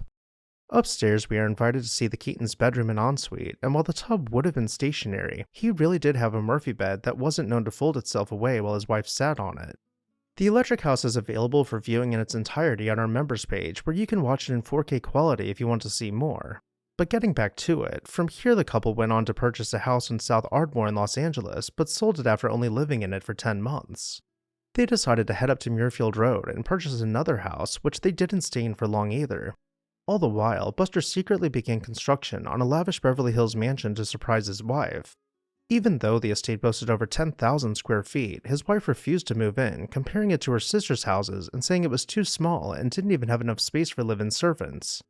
They never officially did move in, using it more for parties and filming before eventually selling it, which was probably for the best because Keaton's meteoric rise came crashing down in the late 1920s when he made what he would later call the worst decision of his life, signing with MGM. At MGM, Keaton lost the creative freedom that had been the cornerstone of his success. The studio's strict control meant that Keaton no longer had the ability to direct his own films or conceive his own gags. The physical comedy and intricate stunts that had defined his career were replaced by formulaic plots and sound stages that stifled his creative genius. Compounding this professional struggle was his personal life. His marriage was falling apart, and the stress led Keaton down a path of heavy drinking. By 1933, he had not only lost his contract with MGM, but was also embroiled in a messy divorce that left him emotionally and financially drained. For many, this would have been the end of the road, but Keaton wasn't done yet. After years of battling alcoholism and navigating the challenges of Hollywood, he found his way back to work in the 1940s. He remarried into a love-filled relationship with Eleanor Keaton, found sobriety, and began making a comeback, not as a leading man, but as a respected figure in the world of comedy. During the later years of his career, Keaton made guest appearances in movies and became a beloved fixture on television. Though the days of elaborate stunts were behind him, Keaton still possessed the same quiet genius that had captivated audiences in his youth. In 1956, without his pretentious ex-wife, he and Eleanor purchased a comfortable house where they could grow old together and enjoy each other's company and their many hobbies. Buster Keaton passed away in 1966, but his influence never faded. His films remain as evidence to his artistry and innovation. Directors like Orson Welles, Mel Brooks, and Woody Allen have praised Keaton as one of the greatest filmmakers in history, and his daring stunts continue to inspire action and comedy films alike. But we won't dwell on Keaton forever. Of all the homes we've seen, there were none more fabled than Pickford, where invitations to parties were seen as a higher honor than an invitation to the White House. In 1892, Gladys Smith, the girl who would eventually become Mary Pickford, was born in Toronto, Canada, a girl whose golden curls and luminous smile would one day captivate the world. But life didn't begin in luxury for the woman who would become Hollywood's first true queen. After her father's untimely death, young Gladys watched as her mother leased out rooms in their house and took in boarders to make ends meet. Among her many tenants was a theatrical stage manager who suggested Gladys and her siblings try their hand at acting. This is where her journey begins, a journey that would transform her from a girl on the stage to an icon of the silver screen. Pickford's first roles were small ones, her feet shuffling across the wooden floors of Toronto theaters, but even in the background, she demanded the spotlight. By the time she was a teenager, she had made her way to New York, determined to carve a career on Broadway. It was during this time that famed producer David Belasco advised her to adopt the name Mary Pickford, a change that would soon be synonymous with stardom. In 1909, Pickford was screen tested by D.W. Griffith, a leading figure in the rapidly expanding world of film. She didn't land the part, but Griffith immediately recognized her potential, and within a year, Mary was appearing in nearly one film a week for Biograph Studios. Audiences adored her. She wasn't just the girl with the golden curls, she became their lead, someone who could evoke the full spectrum of human emotion with just a glance. Her rise was meteoric. In an era when women were often relegated to supporting roles both on-screen and off, Pickford demanded and received unprecedented creative control over her work. By 1916, she was Hollywood's first millionaire actress, earning $10,000 a week and a share of her film's profits. Her hits, such as The Poor Little Rich Girl and Pollyanna, cemented her place as America's sweetheart, a title she wore with both pride and the weight of expectation. But Pickford was no ingenue. Her ambition stretched beyond acting. In 1919, she joined forces with Douglas Fairbanks, Charlie Chaplin, and D.W. Griffith to co-found United Artists, a bold rebellion against the studio system that allowed filmmakers to retain control over their creations. It was a daring move that led industry insiders to grumble that, quote, the lunatics were taking over the asylum. Yet it succeeded, setting a precedent for artistic independence that echoes in Hollywood to this day. Pickford's personal life was just as scrutinized as her films. Her first marriage to actor Owen Moore was troubled and ended in divorce. Soon after, she married Douglas Fairbanks in what became the romance of the century. Their home, Pickfair, was a haven for Hollywood royalty, hosting legendary parties with the likes of royalty, business tycoons, and movie stars. The estate quickly gained a reputation as being the meeting place for the who's who's and the height of the social ladder. Life magazine even wrote about it. Pickfair is a gathering place only slightly less important than the White House and much more fun. The estate had originally been a hunting lodge, and when the couple purchased it, they greatly expanded it to include 25 rooms, a large guest wing, and several amenities. Among the most fabled of their additions was the swimming pool. It was touted as the first in-ground swimming pool to have been built in Los Angeles County. The pool wrapped about the property at a scale that was so large that the couple became known for canoeing around in it. Additionally, the grounds included several pavilions, tennis courts, and large, flat fields for hosting outdoor events. To enter the house, let's make our way towards Mary Pickford and step through the French doors. This leads us to the stair hall where we are greeted by the grand staircase wrapping itself around a crystal chandelier. Once again, the proportions are blown out, and we get a really good sense of how truly large this entryway was by seeing the couple next to it. Beyond the curtains, we head down a few steps to find the formal living room. It is clad floor to ceiling in painted wall panels and furnished with a mix of antique pieces. Whether it was fine art, Louis XIV chairs, or antique European tapestries, Mary developed a taste for filling her home with only the finest and most collectible items. One of her favorite places to lounge was right here on our Chinese damask silk divan. All of this, and we've only seen one room so far. Next we'll find the formal dining room, which was constantly undergoing renovation. Whether it be the furniture, the lighting, the windows, or the length of the room, dinner guests could always expect to see something new. It could go from bland to glam between weekends, and that was just to be expected as part of the home's legendary allure. Each bedroom was finished out luxuriously with subdued millwork and antique pieces mixed with the newest and most fashionable furniture. Even the children were treated to luxurious quarters, from marble fireplaces to every toy and stuffed animal a kid could ever want. Pickfair was the epitome of lavish living. Together, Mary and Doug reigned as cinema's golden couple until their relationship fractured under the pressures of fame and diverging ambitions. As the silent era gave way to the talkies, Pickford faced an identity crisis. Her first sound film, Coquette, earned her an Academy Award, but alienated fans who couldn't reconcile the girl next door with her new sophisticated roles. She cut her iconic curls, a symbolic act of transformation, but her career waned. After her final film Secrets in 1933, Pickford retired from acting, although she remained an influential figure in Hollywood as a producer and United Artists executive. Her later years were marked by philanthropy and introspection. She co-founded the Motion Picture Relief Fund, supporting struggling industry workers, and was instrumental in the creation of the Motion Picture and Television Country House and Hospital. Yet behind the grandeur of Pickfair, Pickford grappled with personal demons, including struggles with alcohol and the loneliness of fading into obscurity. Her story, like the film she starred in, remains timeless. However, the same cannot be said about Pickford. After changing hands a few times, it was eventually demolished to make way for this newer mansion. From Rudolph Valentino's elegant Falcon Lair in Benedict Canyon to Harold Lloyd's fantastical Green Acres, these estates were more than mere houses. They were powerful reflections of the silent film era's spirit, grand, audacious, and full of innovation, much like the luminaries who called them home. The legacies of Valentino, Chaplin, Davies, Lloyd, Keaton, and Pickford live on in the films they left behind and the very concept of movie stardom they helped invent. Though decades have passed since their heyday, the magic still lingers. Their once fabled homes, whether standing or only recalled through photographs, serve as enduring symbols of cinema's first golden age, proving that while the walls may crumble, the legends endure forever. And with that, I'll turn it over to you. Which mansion was your favorite? Let me know down below in the comments section. I'd also like to say a special thank you to Victorian Society in America for making this video possible. Check out their link down below in the video description to learn how you can get involved today. As always, thank you all for watching, make sure to like and subscribe, and I'll see you next time on This House.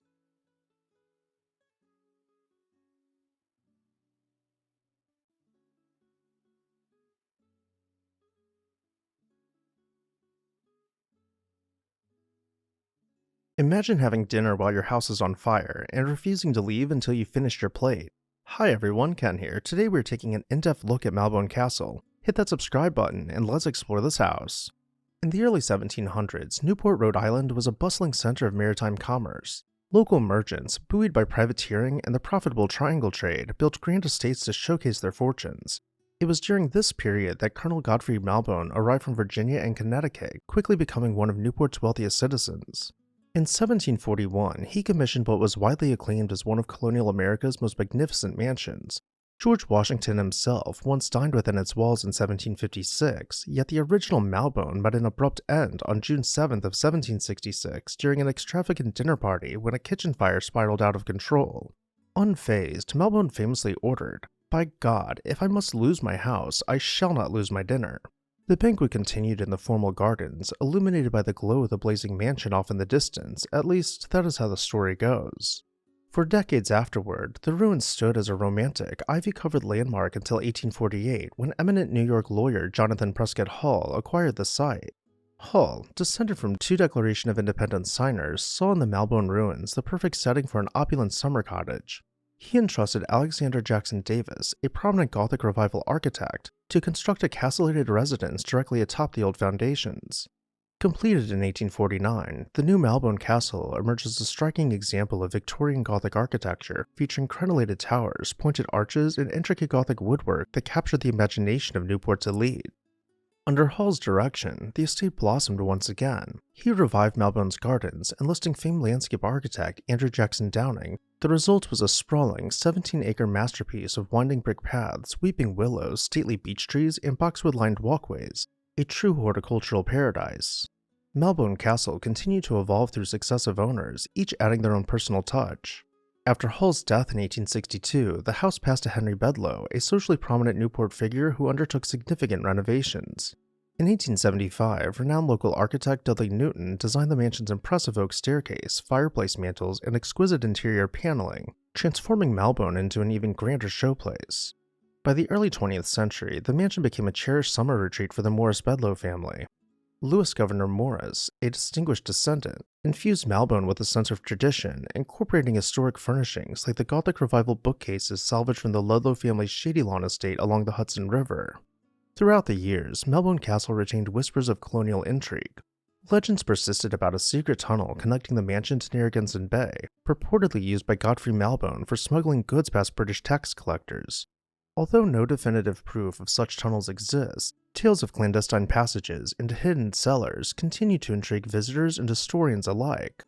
In 1978, the Morris family generously bequeathed Malbone to the Preservation Society of Newport County, ensuring its historical significance would endure. After brief stewardship, it returned to private hands, and since that time, it has been meticulously maintained both inside and out. Stepping inside is like stepping into the past, where Gothic tracery stands alongside the grand staircase. While there have been updates to electric, plumbing, and the like, the essence of the parlor remains intact. The north parlor has been reimagined for different functions over the years, though furnishings aside, not much has changed. The dining room, true to its namesake, continues in Gothic splendor with each of its key architectural elements having been restored. To the end of the dining room is a space we hadn't previously seen, the former butler's pantry and present-day kitchen, blending in a way so as to not flaunt the integrity of the home's aesthetic. Upstairs, the bedrooms have been given just as much attention as the public rooms. Today, Malbone Castle stands proudly as one of Newport's treasured private residences. And with that, I'll turn it over to you. What are your thoughts on Malbone Castle? Did you have a favorite room, or perhaps something else stuck out to you? Either way, let me know down below in the comments section. And while you're there, make sure you're subscribed so you never miss an exciting episode of This House.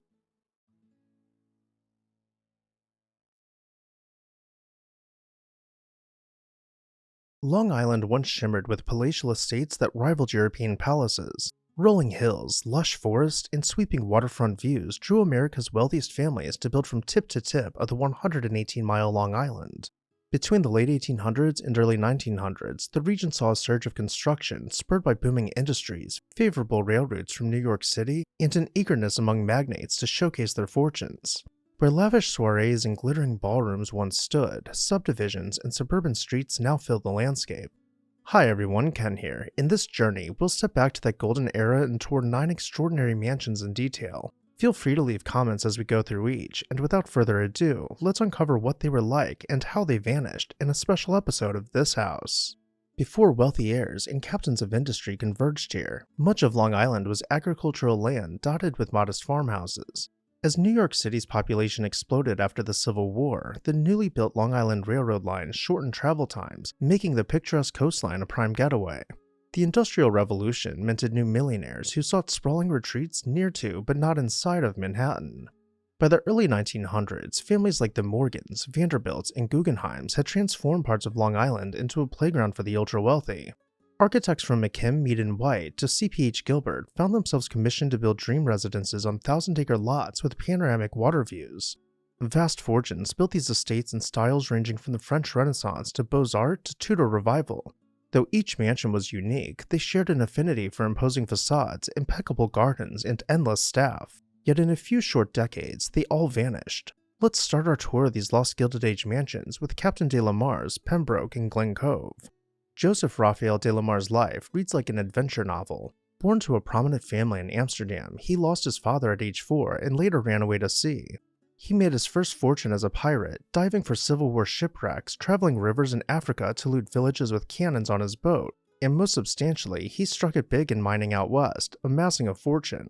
And by the 1910s, de la Mar had transformed from an orphan stowaway and had become one of America's wealthiest men. He purchased 47 acres on New York's Gold Coast in Glen Cove and hired leading architect C.P.H. Gilbert to design for him not only a dream house, but an American palace. Coming in at 60,000 square feet when it was completed in 1916, it was one of the largest homes to have ever been built in the United States. To begin exploring this colossal estate, we will pull through the front gate and begin making our way up the drive. Winding about the property, every inch of it has been professionally landscaped with hundreds of species of flowering plants maintained by dozens of full-time gardeners. The Beaux-Arts style mansion was clad in limestone and complemented by rows of ornate balustrade. No surface of the mansion known as Pembroke was left untouched by the masterful hands of stonemasons and artists. Furthermore, not only were the grounds spectacular, but the earth was rammed to form terraces, pushing the mansion upwards to tower over Glen Cove as its crown jewel of architectural splendor. Even if you were to bypass the drive and arrive by boat, the long, horizontal frieze between the first and second floor mirrored the parallel shore below. Let's dock our boat on the pier and begin traveling towards the front door from the water. As a carriage arrives to pick us up, we will first travel past the bathing pavilion. Then we can wind around the Japanese garden, seeing only the 70-foot private water tower breaking our immersion. Finally, we arrive at the sunken garden, the only thing now between us and the house. As we continue forward, butterflies flutter about the lilacs and rose bushes planted and pruned to be perfectly symmetrical from the garden path. Let's now pass below the veranda and begin making our way inside, moving through the vestibule to arrive in the stair hall. Entering the mansion, we find that it is every bit as grand inside as it is outside, with the limestone-clad stair hall welcoming us inside. Directly ahead, and continuing in opulence, the living hall acts as the grand reception room where we will wait for our host to be announced. In the meantime, we can begin looking around, peering into other rooms in anticipation of what comes next. The dining room erupts with an assemblage of culture, with wall murals spanning between a gilded cornice and salvaged European wall panels. The space is further decorated with antiques spanning centuries and regions apart, all anchored above an antique Persian rug. To the other end of the living hall, the den is staged with overstuffed furniture, providing a comfortable place for de la Mare to carry on long conversations over cigars. From here, the formal elements of the home begin to relax as we enter the billiards room and realize that one of the largest and most expensive homes in America was designed primarily for relaxing with a small group of friends.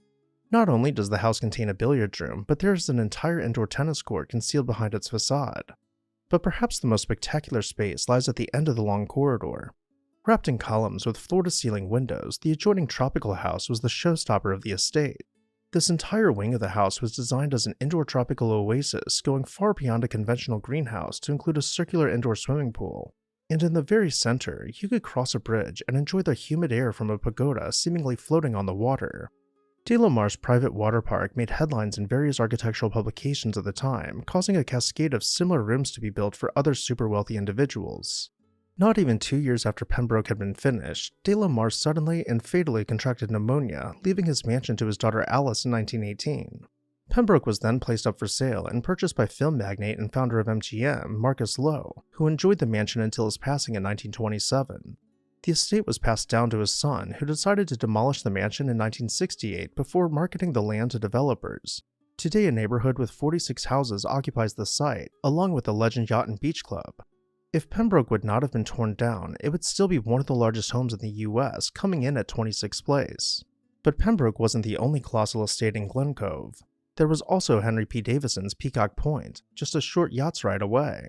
Henry P. Davison rose from modest beginnings in Pennsylvania to become a senior partner at J.P. Morgan. Unable to afford college, he moved to Bridgeport, Connecticut in search of opportunity. There he had a chance encounter with the incredibly eccentric circus magnate P.T. Barnum. The two instantly became friends, and Barnum introduced Davison to some of finance's most influential figures. This landed him various jobs as bank president and eventually as J.P. Morgan's senior advisor. Though most notably, Davison is remembered for a meeting he attended on Jekyll Island in 1910 that laid out the framework for the Federal Reserve. It goes without saying that he made a ton of money along the way. Around the time he was looking to build his dream home, the Charles Gates mansion in Glen Cove had just burned down and the family was selling the prime lot overlooking Long Island Sound. In 1914, Henry purchased it and hired renowned architects Walker and Gillette to design a neo-Georgian mansion with a commanding presence. He then hired the Olmsted brothers to create a park-like setting to surround his mansion. After 2 long years of construction, Henry's estate, known as Peacock Point, was completed. The red brick house was dressed in classical elements with ornate balustrade and pediments decorating each level. Expansive porches allowed his family to enjoy fresh air along the water. Critics wrote about the mansion, "It is ardent, earnest, and spirited." As we continue around Peacock Point, we will search for the main entrance. We find the front door flanked by limestone columns with intricate, delicate relief work forming vines to surround the arched opening. Swinging open the front door, we arrive in the entrance hall, finished out with a dotted marble floor and wood-paneled walls and set with murals at the stair landing. Venturing into the dining room, we find the Georgian style has been refined to suit American taste, blending traditional design with refined but more modern finishes for the time. The rounded breakfast room continues this playful twist on the style, with a large, multicolored glass dome soaring overhead.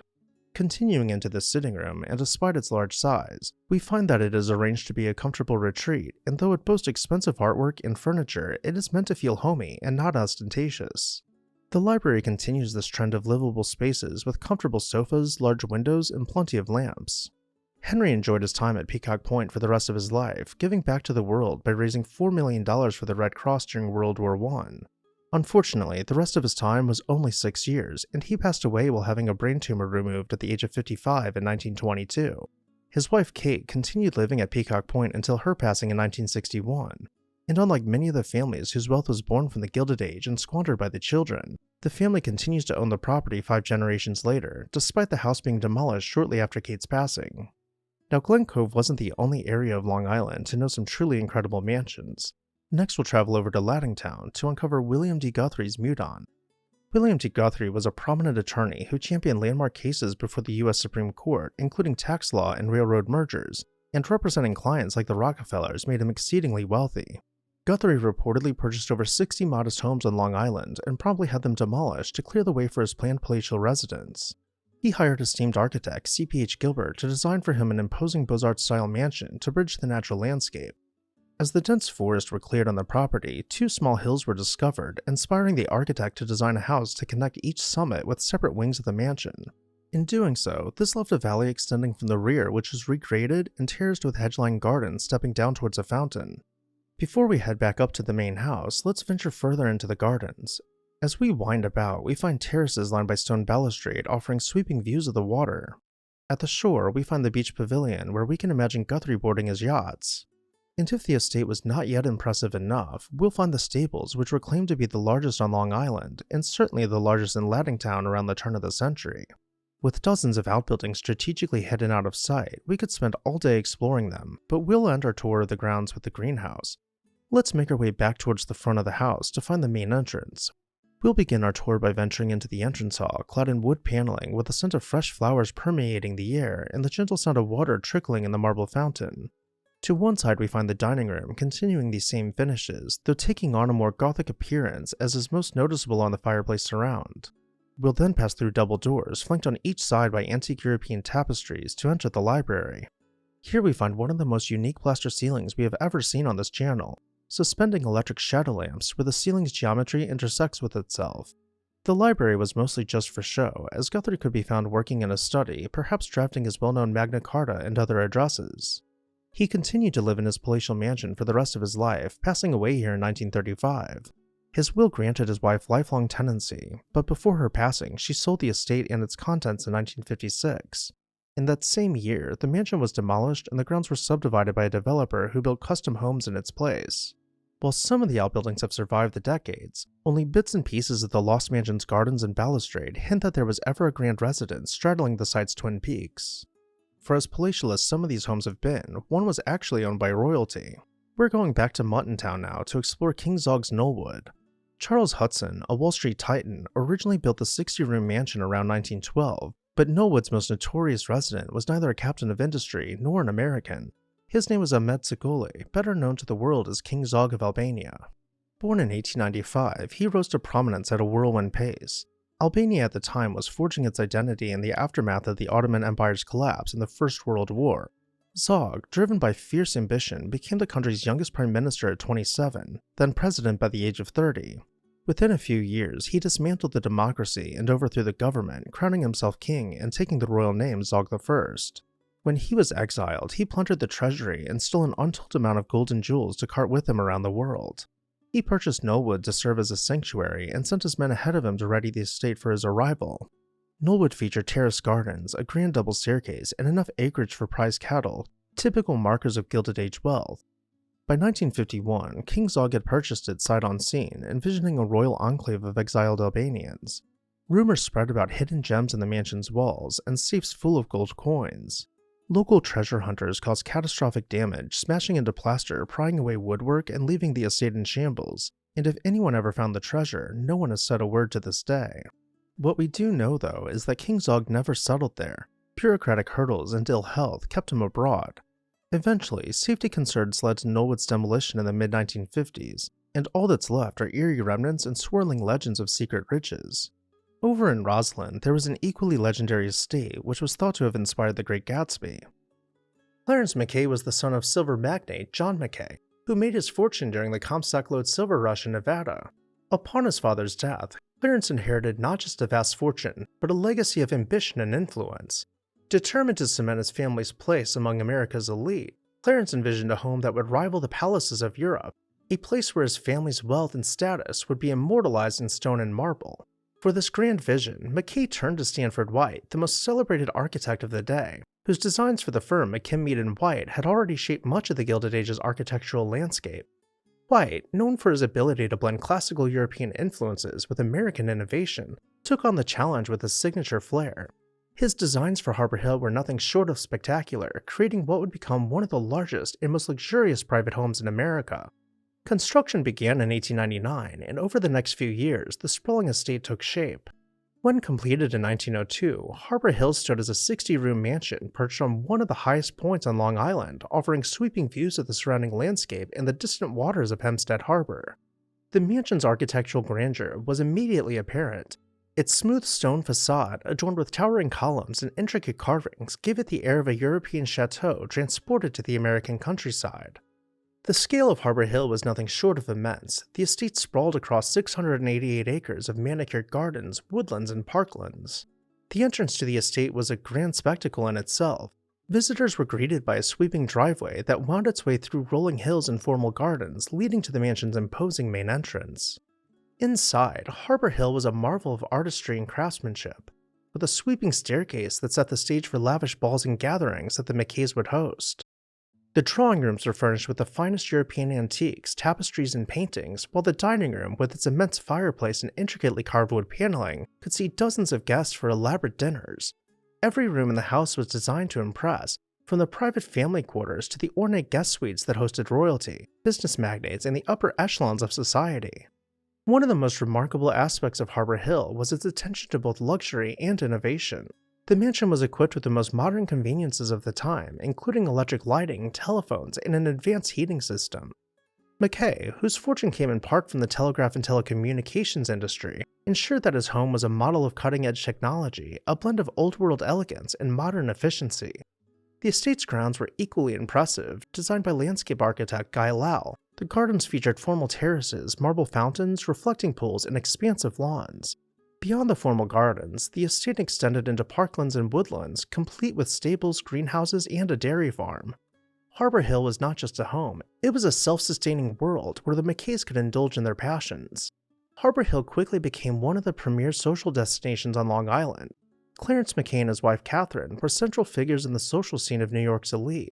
Catherine, a renowned beauty and suffragist, brought both charm and intellect to the grand parties and gatherings held at Harbor Hill. The McKays hosted lavish soirees, dinners, and garden parties, with guests including some of the most influential figures of the time. One of the most famous visitors to Harbor Hill was the Prince of Wales, later King Edward VIII, who stayed at the mansion during a trip to America. The estate became synonymous with high society and culture, a place where business, art, and politics converge under the roof of one of America's grandest homes. Despite its grandeur and its place at the center of high society, Harbor Hill's fate was tied to the fortunes of its owners, and to the broader societal shifts that would come to define the early 20th century. Clarence McKay's business empire, built on telecommunications and the transatlantic telegraph, faced increasing competition and financial difficulties in the years following World War I. The post-war period saw a decline in the fortunes of many of the Gilded Age's wealthiest families, as the extravagant lifestyles of the past became harder to sustain in a rapidly changing world. The Great Depression of the 1930s dealt a final blow to the McKays' financial stability. Clarence McKay, formerly one of the richest men in America, found himself struggling to maintain the vast estate. The cost of keeping up Harbor Hill, with over 100 staff, sprawling grounds, and constant need for repairs, became overwhelming. By the time of Clarence's death in 1938, Harbor Hill was already in decline. The estate passed to McKay's children, but none of them were able or willing to take on the immense responsibility of maintaining such a grand estate. As the realities of the 20th century set in, Harbor Hill, like so many other Gold Coast mansions, became a relic of a bygone era. By the 1940s, it was clear that the house would not be saved, and in 1947, the estate was sold to developers who demolished it within a few short years, reducing its marble columns and gilded rooms to rubble. The land that once housed one of the greatest estates in American history was subdivided into suburban lots, with modern homes and developments taking the place of its grand gardens and formal lawns.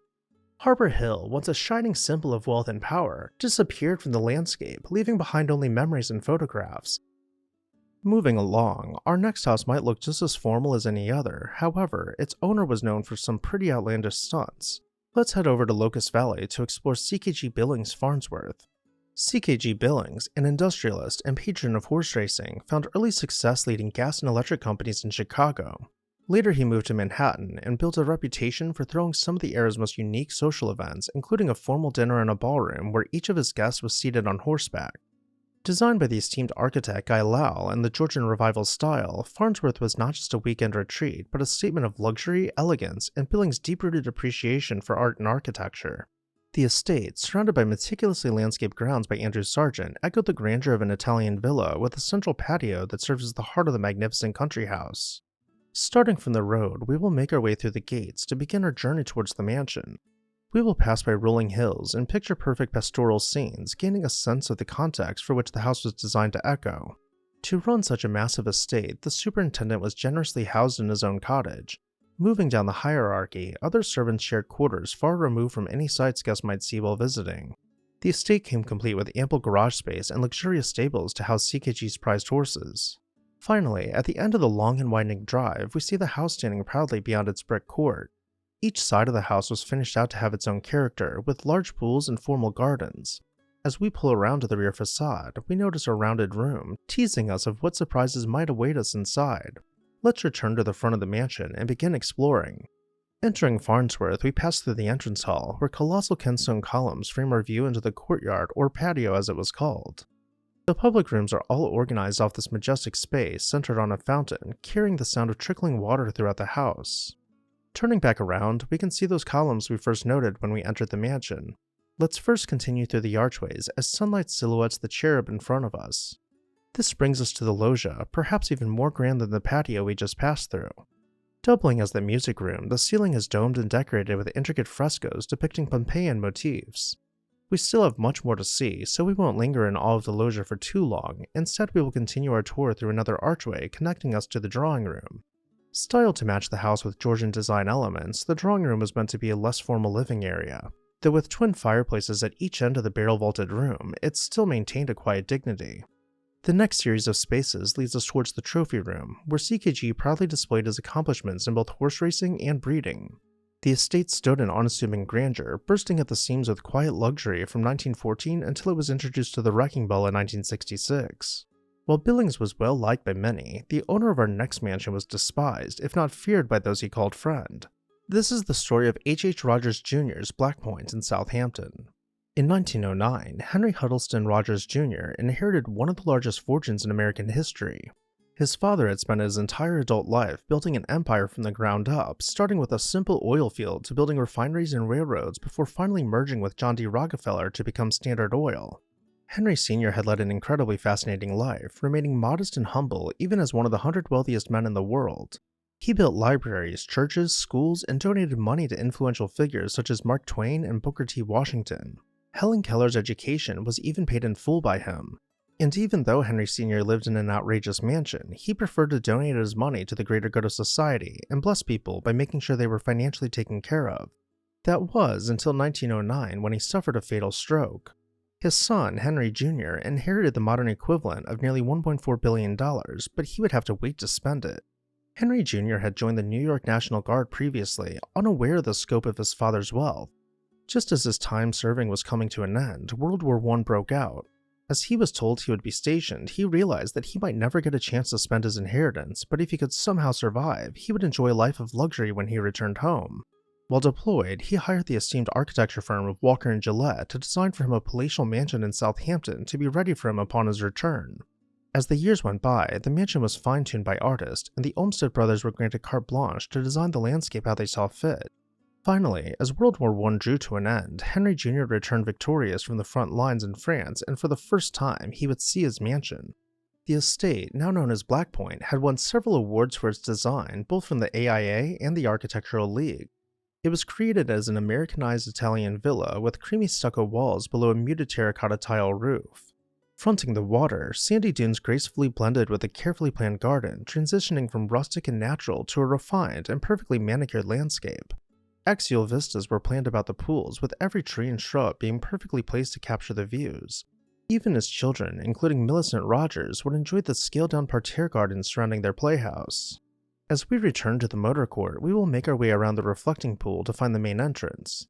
Passing through the colossal, solid wood doors, we arrive in the entrance hall, carrying the exterior's finishes inside. From terracotta floors to creamy plaster walls and wrought iron handrails overgrown with potted plants, when the doors are opened, the lines are blurred between indoor and outdoor living. We will first venture into the reception room, where archways are framed by antique European tapestries. Then we can make our way into the drawing room, flooded with natural light softly illuminating the coffered, old-growth mahogany ceiling. French doors could be opened on either side of the drawing room to allow the fresh sea breeze to pass straight through the house. This brings us to the loggia, doubling as a breakfast room, once again with terracotta tiles clinking beneath our feet. The barrel-vaulted ceiling and the walls below were decorated with intricate murals in vibrant colors. Though for formal meals in the dining room, guests would dine below the leaded stained glass skylight. Traveling through the house, doors could be found opening onto large terraces. In making our way through the corridors, staircases slowly cascaded behind barrel-vaulted ceilings. Each detail was meant not to be overbearing, but to contribute to the whole. Henry's den welcomes us in with a gentle fire warming the terracotta floor. Over time, he worked on model ships which he proudly displayed suspended from the ceiling. As time went on, Henry's reputation began to slip. He became known as cold and ruthless, and unlike his father, he spent exorbitant amounts of cash just to show off. He purchased an additional 2,000 acres on Long Island, which he named the Port of Missing Men, a glorified hunting lodge on the water where he could race his many yachts.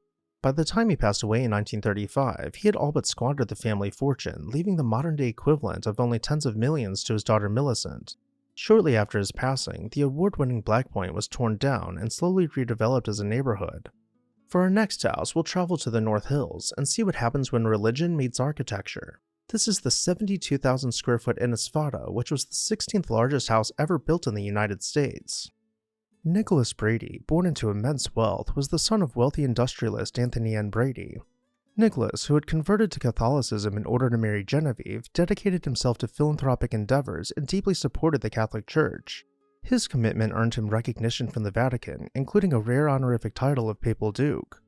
Genevieve became a Papal Duchess in her own right, renowned for her extensive charitable work and notable positions in organizations such as the Girl Scouts and the Welfare Council of New York. Those details will be important as we explore Envato. The mansion seemed to meander on, with exquisite masonry work leading the eye up to dozens of chimneys appearing to pierce the clouds. Each and every face of the home was given the utmost attention to craftsmanship and precision.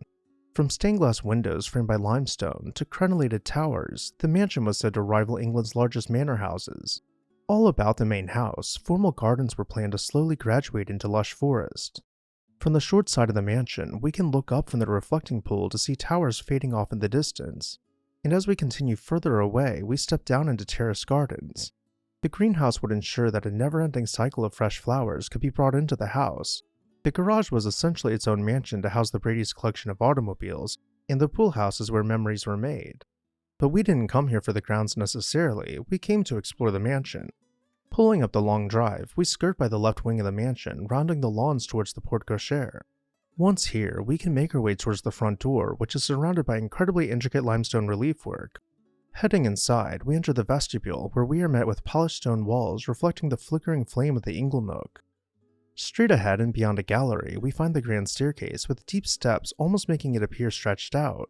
As our gaze continues upwards, we see vibrant antique European tapestries hanging on the walls. Now, had we turned just after the vestibule, this is the view of the gallery we would have had, with rich oak paneling and a dizzying plaster ceiling barreling overhead. The first public room we'll explore is the Great Hall, rising nearly 4 stories to its peak. Once again, we find European tapestries hung on the walls and elaborate trusses supporting the ceiling. The scale of this room is simply so large that as we take several steps forward, nothing seems to change.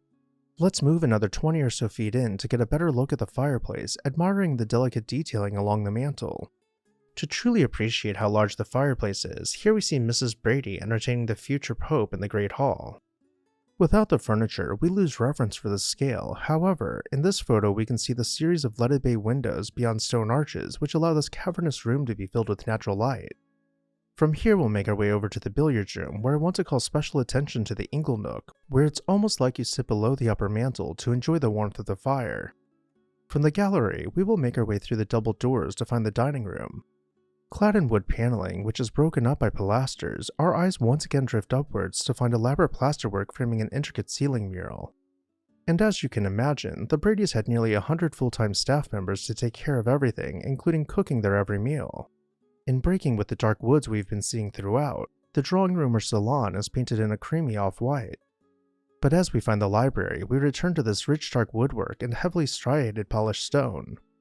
Not every room was quite as grand. The living room was set on a more comfortable scale for daily use, though it still boasted the same level of craftsmanship with wood-paneled walls and built-ins. Even the lesser salon was scaled down for comfort, though it would have been considered beyond grand in just about any other home from this time period. As mentioned earlier, Mrs. Brady was deeply religious, and to her this meant having a private chapel inside of the house. This is perhaps one of the more heavily embellished rooms where she was known to spend a lot of time. Carvings and paintings depicted everything from saints to the Stations of the Cross, and from Gothic tracery to wooden vines appearing to free themselves from the walls.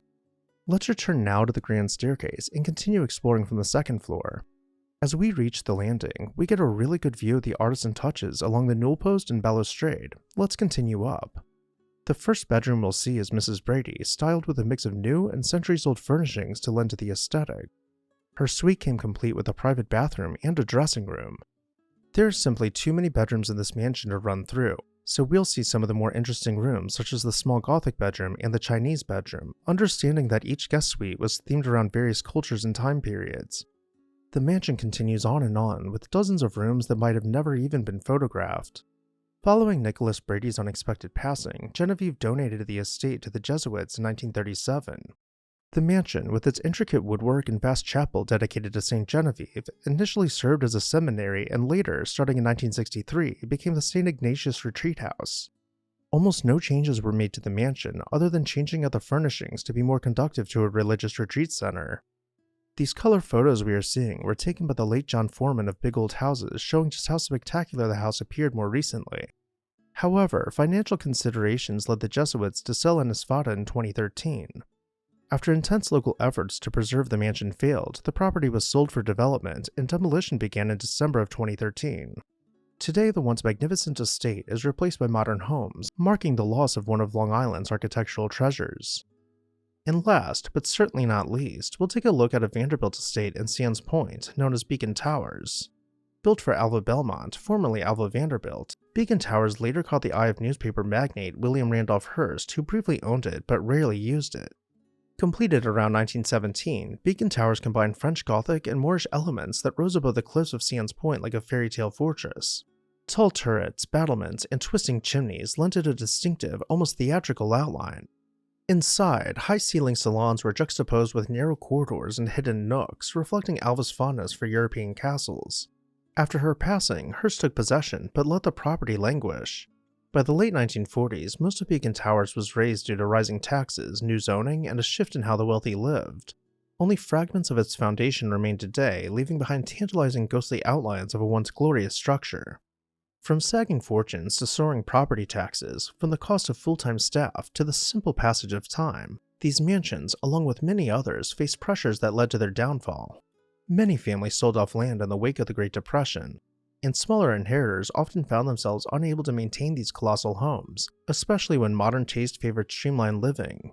Developers saw more value in subdividing the acreage for multiple houses, hastening the end of the Gilded Age dream on Long Island. Though only traces remain, these lost mansions once defined an era of American opulence. They echo with stories of ambition, innovation, and the heights of success, along with cautionary tales of fortunes overturned. Look closely enough as you pass through Long Island's communities, and you might spot an old gatehouse or a row of century-old trees that still guard these vanished domains. In reflecting on them, we are reminded of how swiftly even the most resplendent dreams can pass into memory, yet their legacy endures in photographs, diaries, and the occasional snippet of carved stone, tiny clues to a time when Long Island reigned as a pinnacle of American grandeur. If you enjoyed this video, please consider leaving a like and a comment. It is a great way to help the channel grow and show your support for our research. You can also subscribe to this house for free and get notifications when we release new videos. As always, thank you all for watching, and I'll see you next time on This House.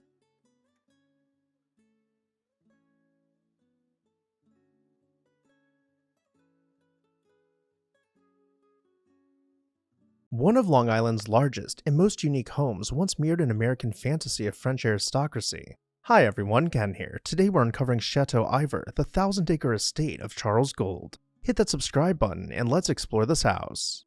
In 1849, Charles Gould was born in Batavia, New York, and like many Gilded Age titans, he didn't come from wealth. His early life was shaped by modest means and unexpected hardship. At just 20, he struck out on his own, heading to Buffalo in search of opportunity. He found his footing as an accountant and later became the deputy postmaster and collector of customs there. But Gould's true rise began in the world of industry.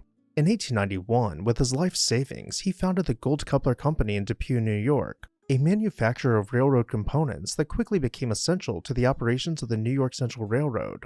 He followed this up with the Gould Storage Battery Company in 1897, which produced batteries for everything from trains and elevators to electric farms. But Gould didn't just build products, he built empires. Through the Gould Securities Company and the Gould Realty Company, he managed substantial land holdings across New York City, including properties on Fifth Avenue. In 1907, as retail began replacing mansions along the famous avenue, Gould adapted. he commissioned Woodruff Leeming to convert his home at 714 Fifth Avenue into a commercial building that preserved the look of a private mansion. When French perfume magnate François Coty leased the building in 1910, he brought in none other than René Lalique to design a 3-story wall of Art Nouveau glass, a masterpiece that would become the building's crown jewel. Today, the preserved facade, known as the Coty Building, still hints at Gould's presence in the city's architectural legacy, but Gould's biggest architectural statement wasn't in the city, it was on Long Island. Around 1908, Gould commissioned architect John Russell Pope to design a grand estate on over 1,000 acres of prime countryside. Pope, who would go on to design the Jefferson Memorial, the National Gallery of Art, and other well-known sites, was known for blending historical European styles with American taste. For Gould, he crafted a French-inspired country house known as Chateau Ivor. It was stately, elegant, and a true reflection of the man who built it. Set on one of Long Island's highest points, Chateau Ivor stood as a 3-story Beaux-Arts manor house, complete with formal gardens laid out by the famed Olmsted brothers. Interestingly, Chateau Ivor wasn't Gould's first attempt at a country house. He had previously hired another architect, Abner J. Hayden, to design a castle-like mansion, but after a lawsuit over unpaid fees, those plans were scrapped. Pope's design proved far more timeless, even if the home itself wouldn't survive for long. As we pull around to the forecourt, there's something else you should know about the mansion. And as we make our way towards the front door, the placement of windows might lead you to believe that the rooms are somewhat small or thin, but that couldn't be further from the truth. The proportions were completely blown out, with doors and windows being greatly exaggerated in size. Inside, Gould filled the home with French antiques, imported to match the home's aristocratic flair. The mansion was a sporting retreat, a social hub, and a luxurious getaway. Gould regularly hosted hunting parties and lavish gatherings here, and escaped from the bustle of Manhattan life. The living room was the largest room on the first floor, finished out with wall panels and parquet flooring meant to match the scale of the home. It isn't until we see the room full of its original furnishings that we can grasp how truly large the space was. The dining room continued with these larger-than-life proportions, with a massive marble fireplace to anchor the room. The walls were clad with simple but refined painted paneling, avoiding the fussy details that were so popular in this time period. Now as we make our way back out towards the gallery, we'll pass by the grand marble staircase, which has been draped with bronze banister ropes, something which would normally be informal had they not been crafted from bronze. Just on the other side of the wall is the library, with half-eyed bookcases skirting the interior walls below Gould's most prized French paintings. He even mixed new furniture with centuries-old pieces, giving it an air of both modernity and legacy. While there aren't any photos of the bedrooms per se, we can get a pretty good idea of what they might have looked like by viewing some of the items from his estate auction, but that is getting a bit ahead in our story. Back in Depew, Gould's legacy was unfolding with tension. In 1914, the Gould Coupler Company faced one of New York's most cataclysmic labor strikes. When Gould's new general manager enforced stricter work hours and slashed breaks, nearly 900 union workers walked out. The strike escalated into riots and a fatal military intervention. Gould's hardline stance alienated many, and despite rebuilding afterward, the incident marked a turning point in public perception. Yet Gould remained influential until the end. In 1925, he commissioned the construction of 689 Fifth Avenue, known today as the Aeolian Building, just before his passing the following year. He left behind a massive estate worth over $12 million, a fortune worth the modern equivalent of nearly $250 million. In a rather touching detail from his will, Gould set aside enough funds to take care of his dogs and horses for life, a gesture that humanized a man remembered mostly for his employees' poor working conditions. Following his passing, Chateau Ivor was sold, its contents auctioned off, and the home itself fell into a cycle of ownership changes and name changes. Despite renovations, the estate never regained its former glory, and in 1954, the house was demolished. By the 21st century, nothing remained of Gould's French fantasy, just another neighborhood of cookie-cutter houses. And with that, I'll turn it over to you. What did you think about this mansion? Let me know down below in the comments section. And while you're there, make sure you're subscribed so you never miss an exciting episode of This House.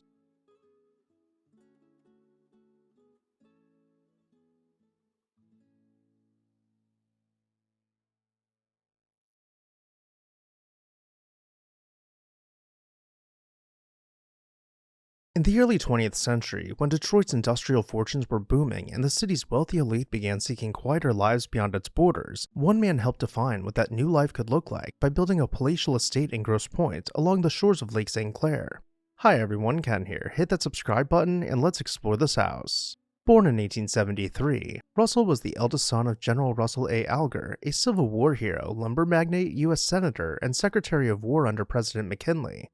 While the senior Alger built a stately mansion in Detroit and left behind a legacy of political service, it was his son who pushed the family name into the next chapter of American industry and innovation.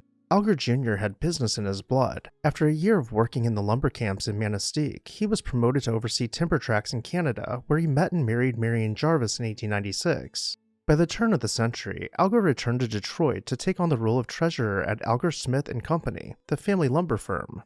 But he was already setting his sights beyond the timber industry. In 1903, he became one of the earliest investors and the first vice president of the Packard Motor Car Company.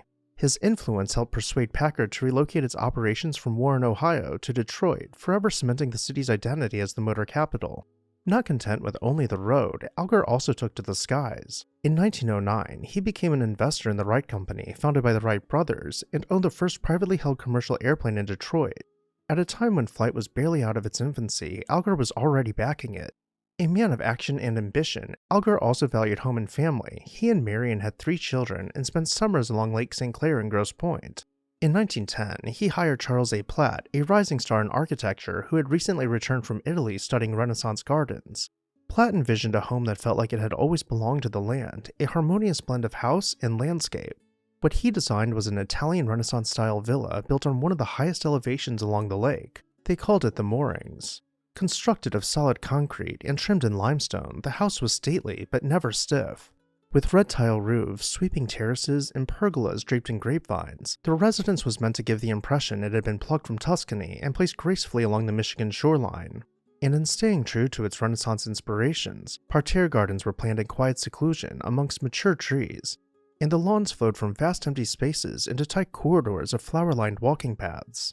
While the family would frequently bring their boats around to dock at the lake-facing facade, I prefer we arrive by automobile and swing around the fountain to find the main entrance. And as the car comes to a stop, we can imagine the family staff opening the doors and welcoming us into the house.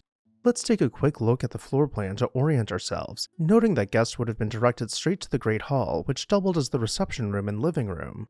This was described as the soul of the place, as it welcomed each guest with sweeping views of the lake on one side and colorful tapestries on the other. In the wintertime, we can imagine a roaring fire being tended to at all hours by the help, ensuring that the Great Hall remained comfortable and welcoming. To the right side of the Great Hall, we pass around the fireplace to find the library with floor-to-ceiling bookshelves filling the gaps between each window. And if we look up, we find rosettes carved into the center of each section of the coffered ceiling, with delicate relief work further emphasizing and joining each panel in a cohesive design. In later years, the wall treatments and bookshelves were removed, really opening up the 946 square foot library. However, key architectural elements remained, including the coffered ceiling and the Italian stone fireplace mantel. Now, had we traveled to the other side of the Great Hall, we would have found the dining room resplendent with tapestries draped over rich wood paneling. We can imagine the gilded coffered ceiling gently catching the light reflected from the waves just outside the windows. And before we continue on, we can take a moment to appreciate some of the other smaller details, from the mantel's relief work to how perfectly each wall panel is fitted. The dining room feeds us into the conservatory with sweeping, uninterrupted views of Lake St. Clair. Upstairs, the 6-bedroom layout for the family prioritized views and light for the women of the household. Marion and her daughters had the rooms with the sunniest exposures and the best views. The Algers hosted garden parties, swam off the boathouse landing, and entertained on the lawn. On sunny summer Sundays, guests in flowing dresses and bowler hats gathered for tea and lawn games. It was a golden era, a slice of genteel living on the American frontier of wealth and style. But it wasn't all leisure. Alger was a hard-changing businessman, and in 1921, while riding in a fox hunt at the Grosse Pointe Country Club, he was thrown from his horse, not only once, but twice. The second fall left him permanently paralyzed. Though confined to a wheelchair, he remained mentally sharp and continued to manage his interest until his passing in 1930 at only 57 years old. Following his passing, Marion Alger stayed in the house for a few more years before offering the home to the Detroit Institute of Arts in 1936. For over a decade, it functioned as a satellite branch of the museum, but by 1948 the arrangement had run its course. The house was returned to the family, and in 1949 the Algers gifted it once more, this time to the people of Grosse Pointe. The Moorings became the Grosse Pointe War Memorial, dedicated to the memory of local veterans of World War II. But it wasn't just a tribute, it was a community hub. Over the years, additions were made and the formal gardens gave way to parking lots and performance halls, but the soul of the house remains. And with that, I'll turn it over to you. What did you think about the Moorings? Let me know down below in the comments section. And while you're there, make sure you're subscribed so you never miss an exciting episode of This House.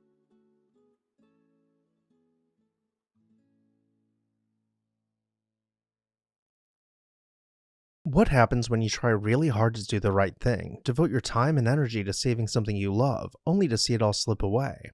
Hi everyone, Ken here. Today we're finding out what happened to a sprawling Tudor revival mansion known as Glenridge Hall. Hit that subscribe button and let's explore this house.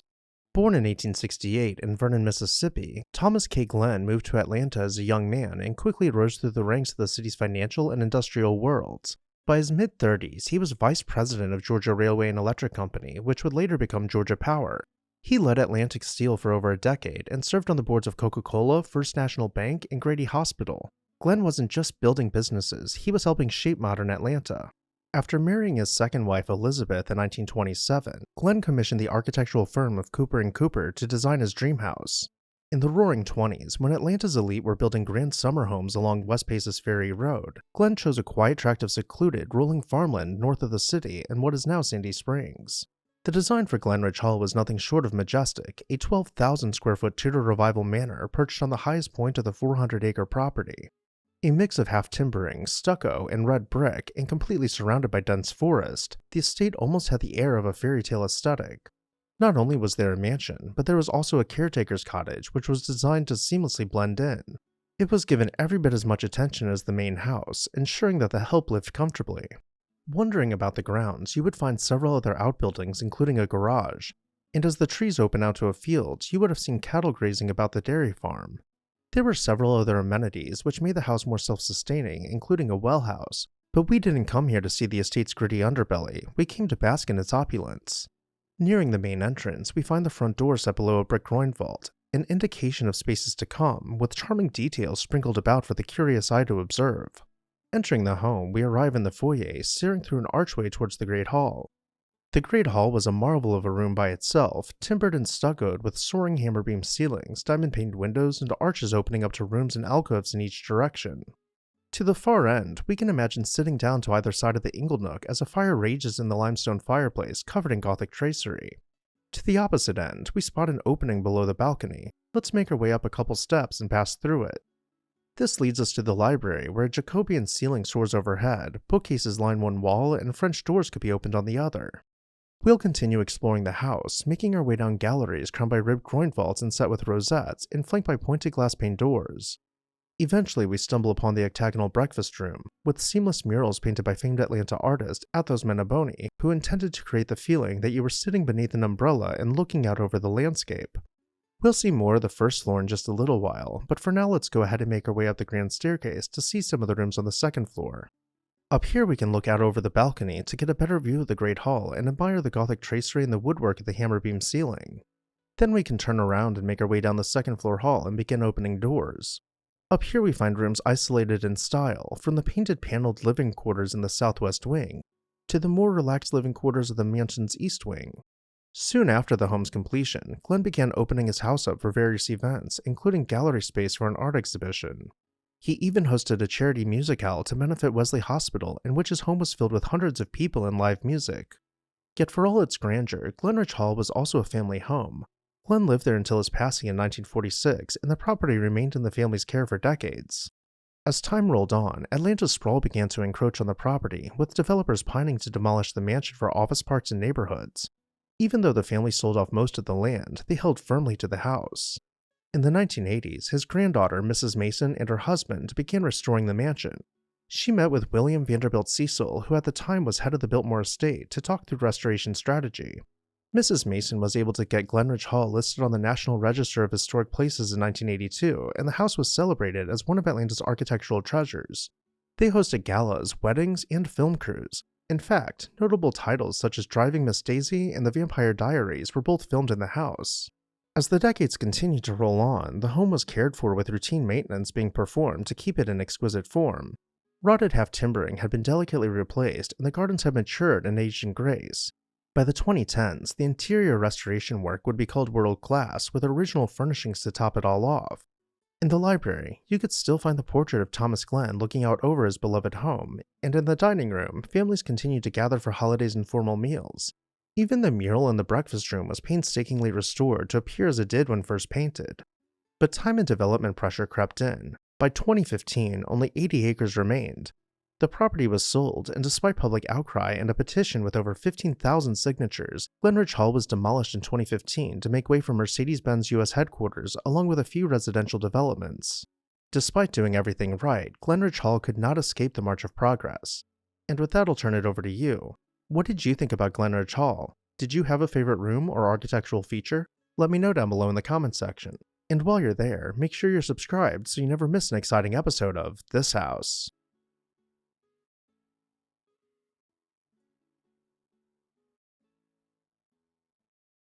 How can you live beautifully both inside and out? From mansions filled with art to a life devoted to giving, one man found the perfect balance. Hi everyone, Ken here. Today we're uncovering the many mansions of A. Lawson. Hit that subscribe button and let's explore this house. Lawson arrived in America in 1867 with a suitcase full of ambition and just enough family connections to get a foothold. Born in Hamburg, Germany, he was raised in a wealthy, devout Jewish household where education and enterprise were taken seriously. His father Samuel, a respected merchant, had built a legacy importing bristles, feathers, and other specialty goods, and expected his sons to uphold the family name. But Lawson had no interest in simply running a feather business. America was booming, electricity was dawning, and opportunity buzzed through the air like static. At just 18 years old, he landed in New York and joined his older brothers Julius and Leonard, who had already opened a branch of the family business on John Street in Lower Manhattan. What started as a bristle and feather importing firm soon became something much more electrifying. In the late 1870s, Lawson met a young inventor named Thomas Edison and saw the future with perfect clarity. Copper, once used primarily for cookware and cheap coins, was about to become the backbone of the electric age. Unlike many traditionalists in the industry, Lawson had the foresight and nerve to stake his fortune on the underappreciated metal. He began investing heavily in copper mining, particularly in Butte, Montana, an unpolished little mining town sitting atop what became known as the richest hill on Earth. He wasn't alone for long. Together with his brothers, he transformed Lawson Brothers into one of the most powerful forces in the copper industry. They built refineries, pioneered electrolytic smelting, and invested in major mining operations in Montana, Arizona, Tennessee, and even Colombia. They established the Miami Copper Company, the Tennessee Copper and Chemical Corporation, and helped found the United Metals Selling Company alongside William Rockefeller Jr. By the 1890s, the Lawsons had earned the nickname the Copper Kings. At one point, just one of their mines was paying out $35 million a year in dividends, the equivalent of over $1 billion today. With more money than he could ever spend, Lawson declared that he had made all the money he wanted to make and turned his attention to the pleasures of life: fine art, classical music, philanthropy, and of course, palatial estates. He amassed a world-class collection of paintings, especially from the Barbizon and Impressionist schools. He adored opera, and as an amateur baritone, treated guests at his birthday parties to personal performances. He was also a vocal advocate for prison reform, public education, women's vocational training, and the arts, all while casually collecting rare books, manuscripts, and antiquities. But perhaps nothing revealed his success and fine taste quite like the houses he owned, and he certainly owned a few. In 1897, he purchased a brownstone at 9 West 57th Street in New York and spent a small fortune transforming the house from its dated 1870s exterior into a modern limestone-clad Beaux-Arts mansion with French balconies and grand interiors, which unfortunately may never have been photographed.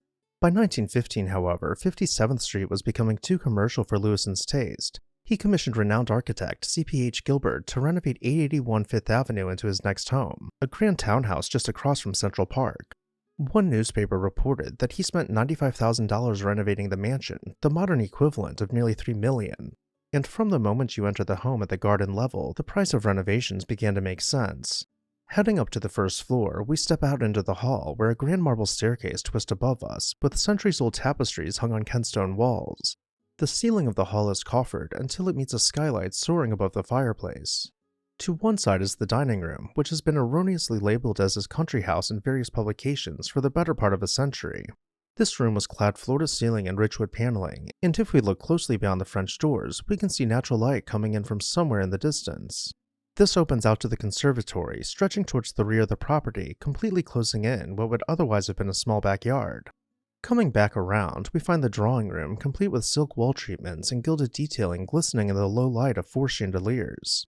Though equally as grand, the small salon nearby embraces a more traditional French aesthetic with painted wall panels and gilded plasterwork. With 4 floors spread out over 20,000 square feet, you could stumble upon massive, formal rooms such as the library, or even cozier and more relaxed spaces such as the breakfast room where Lawson and his wife could sit and spend time with their kids. And while I wish there were more photos of the ballroom to show you, this is the only one known to exist, though it was described as having space to accommodate 400 guests, a significant number for the New York elite. As mentioned, Lawson began collecting art and had a series of galleries constructed within his house. Though finished out with similar materials to create a flow, each gallery held distinct themes within their walls. Separate from the library, the rarest and oldest books were kept in bookcases below the works of Impressionist masters, and for anything deriving from the Modernist movement, he had a separate gallery known as the Modernist Suite, which almost seems impossible for a house of such architectural literacy. And if you loved 881 Fifth Avenue, his country estate Heatherdale Farm was something out of an Edwardian fantasy. Located in Ardsley, New York, the estate spanned 356 acres and included greenhouses, a private golf course, formal rose gardens, and a 40-room mansion designed by Coulter and Westhoff.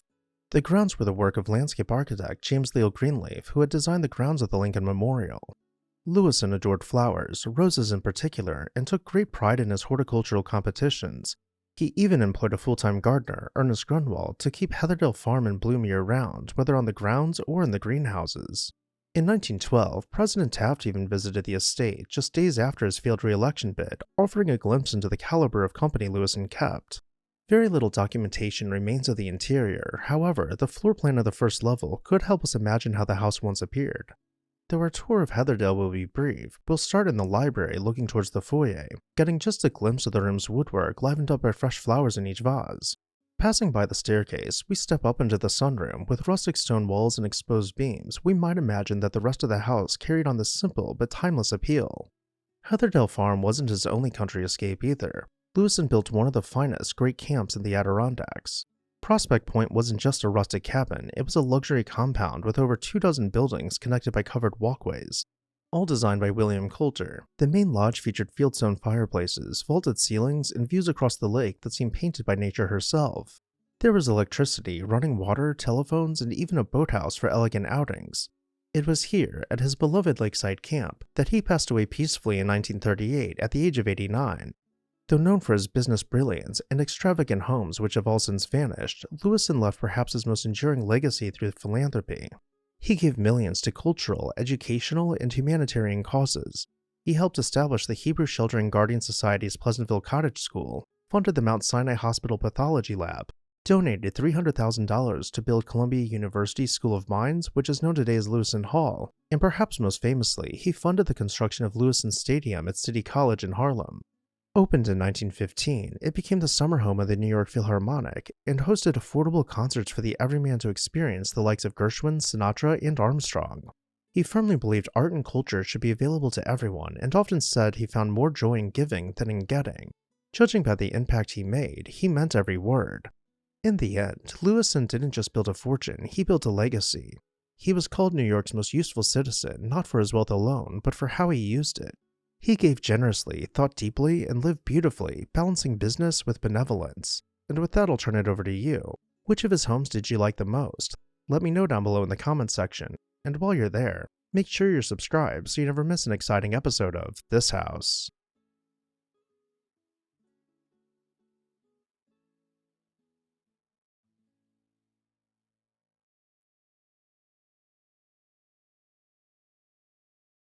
Domino's sugar packets are everywhere today, but have you ever wondered about when the company was a monopoly? What kind of incredible mansions did that wealth build, and what eventually happened to them? Hi everyone, Ken here. Today we're uncovering the Manhattan mansions of the Havomire brothers. Hit that subscribe button and let's explore this house. This episode is brought to you in part by Victorian Society in America, more on them later. In the early 1800s, two German immigrant brothers, William and Frederick Havomire, arrived in New York City with a plan to sweeten America's future. Apprenticed in London, they carried with them the old-world knowledge of sugar refining, and in 1807, they launched their own business on Vandam Street, W&FC Havomire Company. It was a modest start, just two ambitious men and a gritty, hands-on process, but it planted the seed for what would become the most powerful sugar empire in the United States. As New York transformed into the nation's commercial heart, the Havomire's next generation followed the pulse of progress. In 1859, they moved their operations to the East River waterfront in Williamsburg, Brooklyn, then a bustling port zone, and rebranded as the Havomire Townsend and Company Refinery. Here they built one of the most modern sugar facilities of the time, powered by steam and geared for mass production. By the 1860s, their sugar was feeding a nation, and their wealth was beginning to rival that of New York's most storied dynasties. But for the Havomires, family always came first, and family meant business. The third generation, led by brothers Theodore and Henry Havomire, inherited not just the company name, but its future. Each took a different role in shaping the empire. Theodore, the elder by 8 years, was cerebral, cultured, and methodical. Henry was impulsive, defiant, and brilliant, a maverick in every sense. Together, they weathered one of the most catastrophic events in the company's history. In 1882, a fire destroyed the Williamsburg refinery in a blaze that cost the family $1.5 million, the modern equivalent of nearly $50 million. It could have ended the dynasty. Instead, it marked a new beginning. Rebuilding from the ashes, the brothers constructed what was at the time the largest and most advanced sugar refinery in the country. Fireproofed with brick and iron, lit with cutting-edge electric lamps, and humming with industrial energy, it became known as the Domino Sugar Refinery. The name Domino was officially trademarked in 1901, but its roots ran deeper. The name was rumored to derive from the small, individually wrapped sugar cubes the company introduced, which were stacked like dominoes. What followed was nothing short of a revolution. In 1887, Henry launched the infamous Sugar Trust, formerly known as the Sugar Refineries Company. With ruthless efficiency, he acquired and consolidated 17 of the nation's 23 major sugar refineries under one banner, driving out smaller competitors and streamlining production. 4 years later, after the courts ruled the trust illegal, Henry pivoted once again, reorganizing the business as the American Sugar Refining Company, parent company to Domino Sugar, and appointed himself chairman, with Theodore serving as president.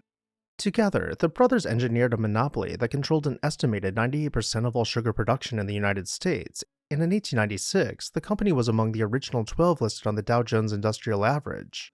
Domino's Williamsburg plant soon became an iconic fixture of Brooklyn's skyline, towering over the waterfront and filling the air with a scent of caramelizing cane. And while their sugar empire rose, so too did their personal kingdoms. Before we begin exploring the brothers' colossal Manhattan mansions, a quick word about the sponsor of today's video, Victorian Society in America. Are you captivated by historic architecture? Want to explore, learn, and dive even deeper into the past? With the Victorian Society in America, you'll have the chance to travel to American cities and tour stunning 19th century buildings, pursue learning through internationally acclaimed summer programs in American cities and abroad, including Chicago, Newport, and London to name a few. Additionally, members will enjoy a free subscription to 19th Century, the semi-annual publication packed with articles on art, architecture, preservation awards, and book reviews. Visit the website below in the video description and become part of the Victorian Society in America today.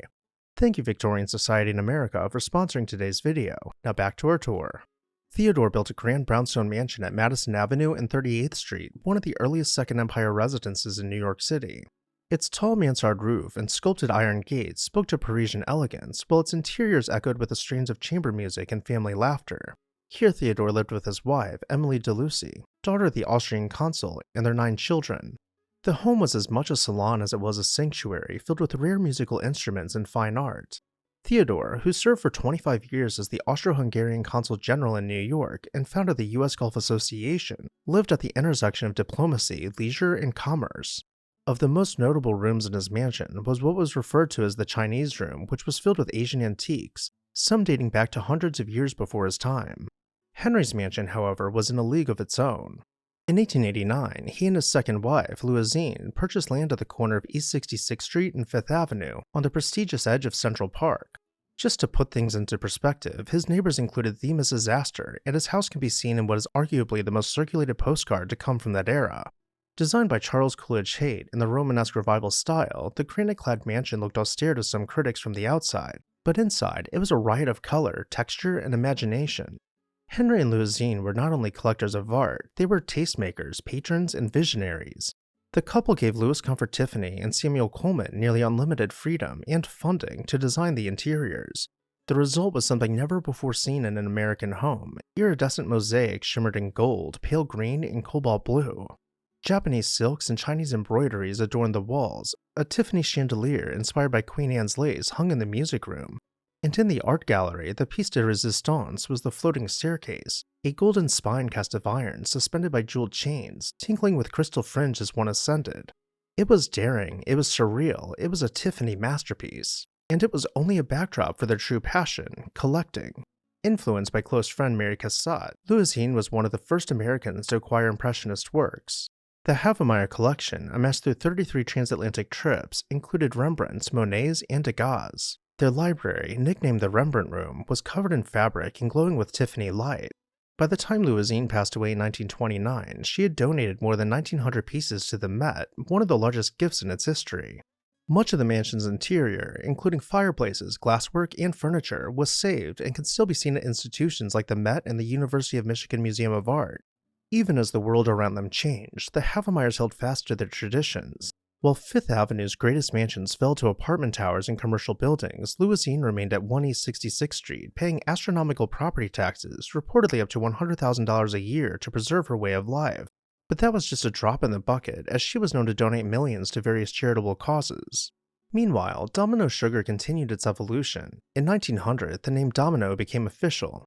By 1916, they were marketing individually wrapped sugar cubes, an innovation in both branding and practicality.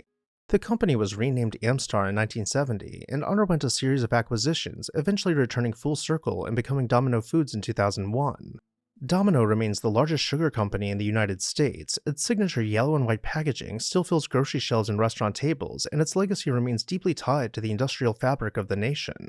And even though the Havomire brothers' mansions have since been lost to time, the impact of their legacies are still on our buildings, our museums, and even our coffee cups. They didn't just sweeten the nation, they refined it.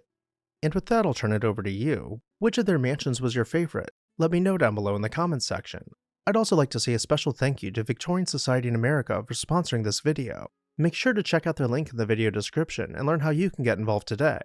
As always, thank you all for watching, and I'll see you next time on This House.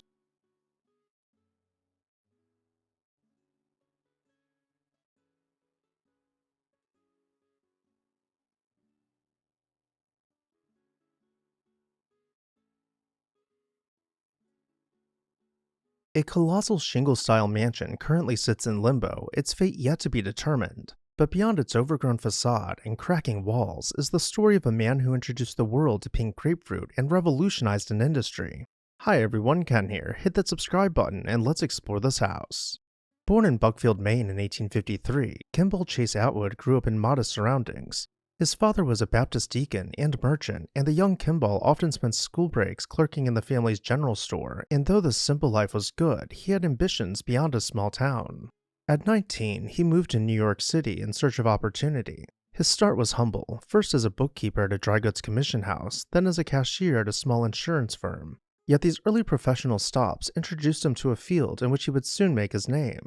By 1885, Atwood's ambition and life savings culminated in the co-founding of the Preferred Mutual Accident Insurance Association. Over time, it became known for introducing popular new types of accident policies and rapidly expanded its business. Atwood rose through the ranks from secretary to general manager and eventually president. While this venture provided Atwood's initial wealth, his second venture would firmly cement him as a man of broad entrepreneurial talent. In 1890, a hunting and fishing trip took him to Manatee County, Florida. Struck by the region's natural abundance, particularly its citrus, he purchased 265 acres of wild, overgrown land on the Manatee River in 1892. Over the next several years, he hired hundreds of workers to clear it and began planting tomatoes.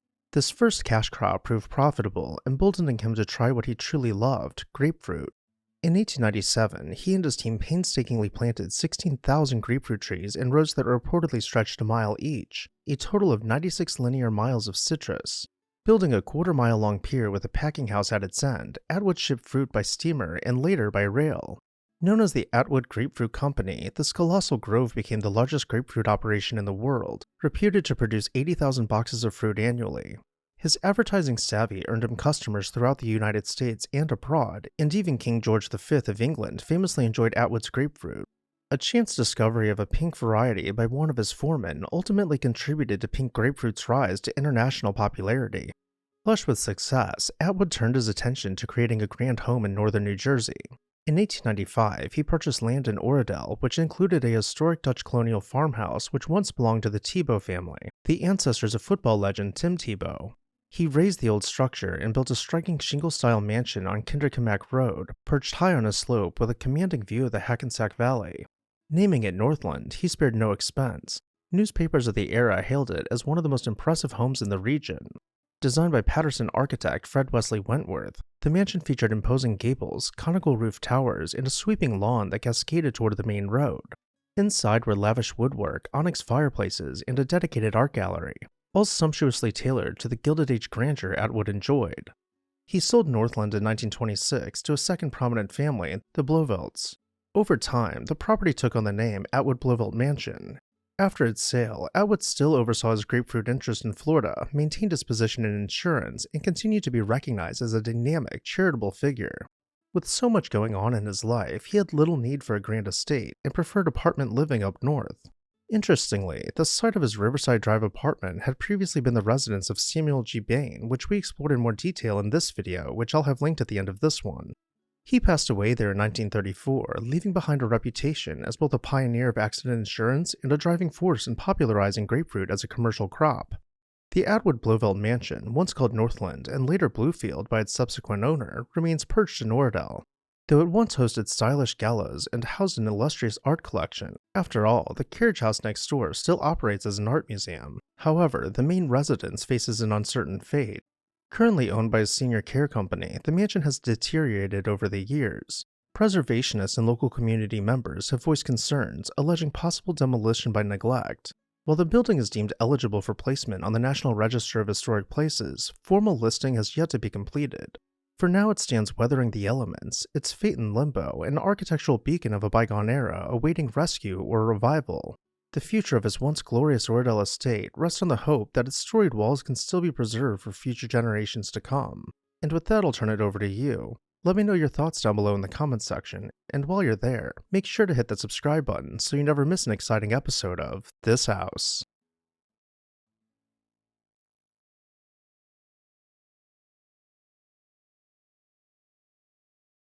A man who sought to bring light into the world built a mansion riddled with Freemason symbolism. From obelisk and sphinx to papyrus and references to the Knights Templar, this mansion is unlike anything we've ever seen. Hi everyone, Ken here. Let's shine a light on the past and explore this house. Henry Tremaine's story unfolds against the backdrop of an electrifying new age, quite literally.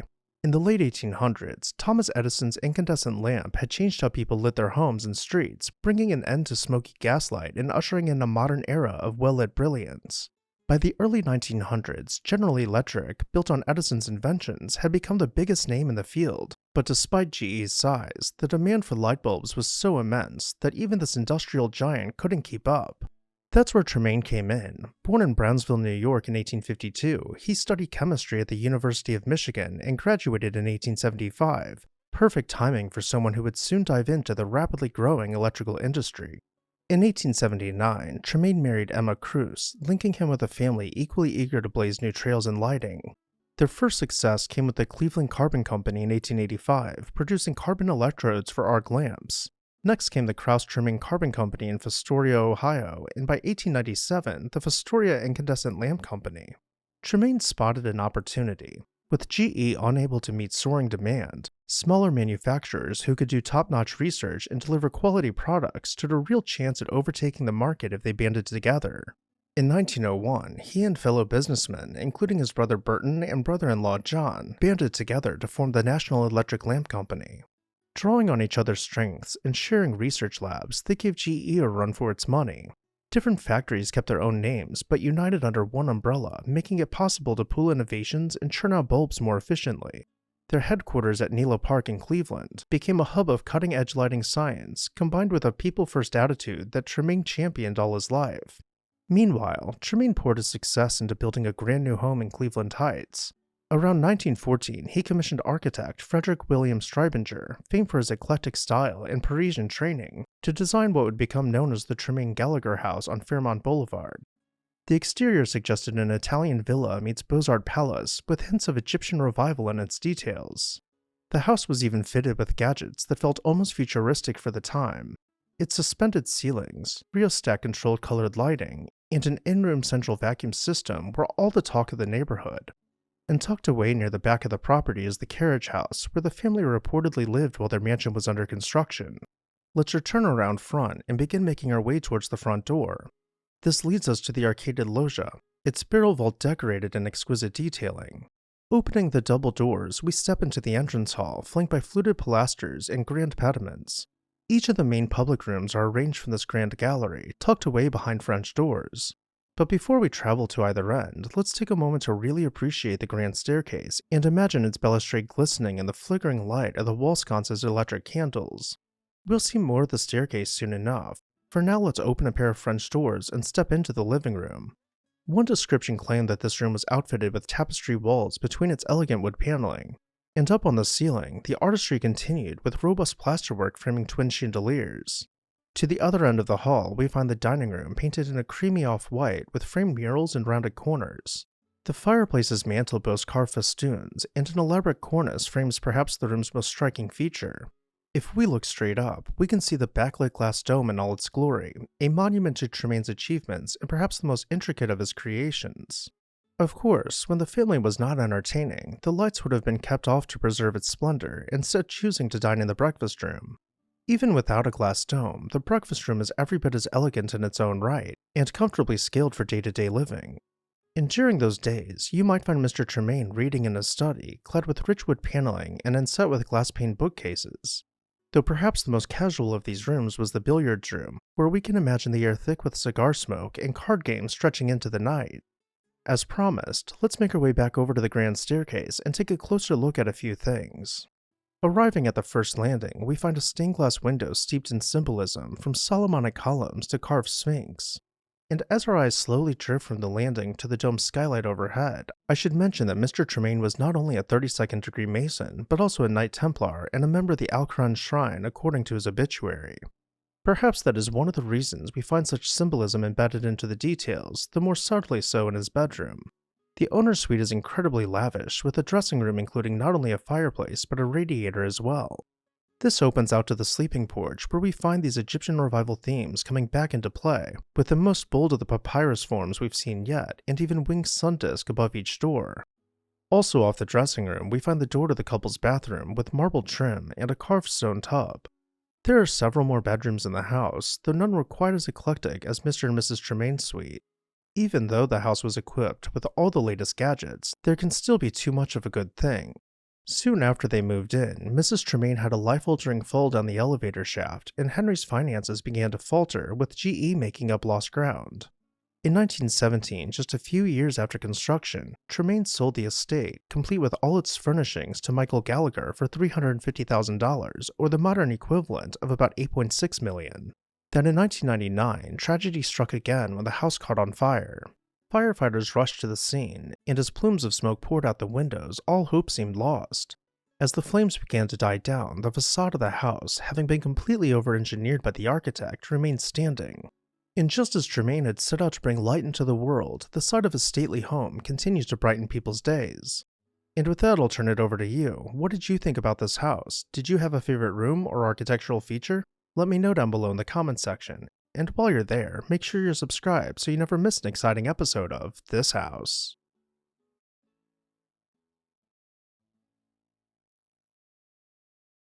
Long before curious travelers ever caught sight of it on a winding road in the Berkshires, the legend of a Vanderbilt summer cottage known as Elm Court swept through high society. Whispers of 106 rooms, sweeping gardens, and glittering parties made it sound more like a palace than a casual holiday retreat. One might expect nothing less from the union of Emily Thorne Vanderbilt and her equally prosperous husband, William Douglas Sloane. Hi everyone, Ken here. Today we are uncovering what happened to this forgotten Vanderbilt estate. Hit that subscribe button and let's explore this house. Emily's story began on Staten Island in 1852 when she was born the fifth child of William Henry Vanderbilt. She was thus a granddaughter of Cornelius Commodore Vanderbilt, the force behind the New York Central Railroad Empire and one of the richest men in the world at the time. From a young age, she saw her family's fortune and standing grow at a nearly unimaginable speed. Her father, William Henry, inherited the Commodore's talents for investment and expansion, ultimately amassing an even larger fortune during his lifetime, an accomplishment that seemed impossible for anyone other than a Vanderbilt. Yet for Emily, life was not merely about enjoying vast sums of money. Her penchant for philanthropy ran deep, inspiring her to channel Vanderbilt resources into causes she cared about. She played a major role in founding the Sloan Hospital for Women by contributing over $1 million, an eye-popping figure back in the late 1800s when the average American earned only a fraction of that across a lifetime. Still, Emily was not the only luminary in this story. She married William Douglas Sloane in 1872, a man who knew a thing or two about wealth and status in his own right. William's father emigrated from Scotland and founded a high-end carpet and furniture firm that soon became legendary for outfitting grand houses up and down the East Coast. Known as W&J Sloan, this company catered to families like the Vanderbilts, Astors, and Morgans, offering both exquisite design services and lavish home goods. The Sloan name was so prestigious that certain rooms in Manhattan's grandest mansions simply would not be considered finished unless they featured an elegant Sloan rug or a piece of furniture. William himself had started working at the family firm in his mid-teens, learning every facet of the business. By the time he met Emily, he was a well-traveled businessman with deep pockets and deep connections, a perfect match for the strong-willed Vanderbilt heiress. The newlyweds occupied part of the now famous Vanderbilt Triple Palace on Fifth Avenue in Manhattan, an address that symbolized the highest tiers of wealth in Gilded Age New York. But as the city's scorching summers arrived each year, the prospect of a serene, rural haven grew irresistible. Some in Emily's extended family escaped to Newport, Rhode Island. Others commissioned mountain retreats in North Carolina or upstate New York. William and Emily, however, gravitated toward the Berkshires in western Massachusetts. By the mid-1880s, that region was emerging as a fashionable sanctuary, especially for New Yorkers whose lives were otherwise governed by the relentless hum of business and society events. Anyone who heard about William and Emily's plans to build a summer house in Lenox, Massachusetts might have pictured a modest cottage or a pastoral farmhouse, but that would be entirely the wrong image. In 1885, they commissioned the renowned architectural firm Peabody & Stearns to design what was originally intended to be a shingle-style residence, relatively understated by Vanderbilt standards, but still ambitious enough to astonish onlookers. Emily and William wanted an inviting place for children, guests, and staff, somewhere well-designed but comfortable for a rotating cast of friends and extended family. If at first this summer home seemed like a refined getaway, it quickly ballooned in scope thanks to expansions requested by its owners. By the turn of the 20th century, it became one of the largest houses in the region, a layout of hallways and corridors so vast that new visitors risked turning a corner and forgetting how to find the front door. Emily and William had no shortage of advantages in shaping the dream estate.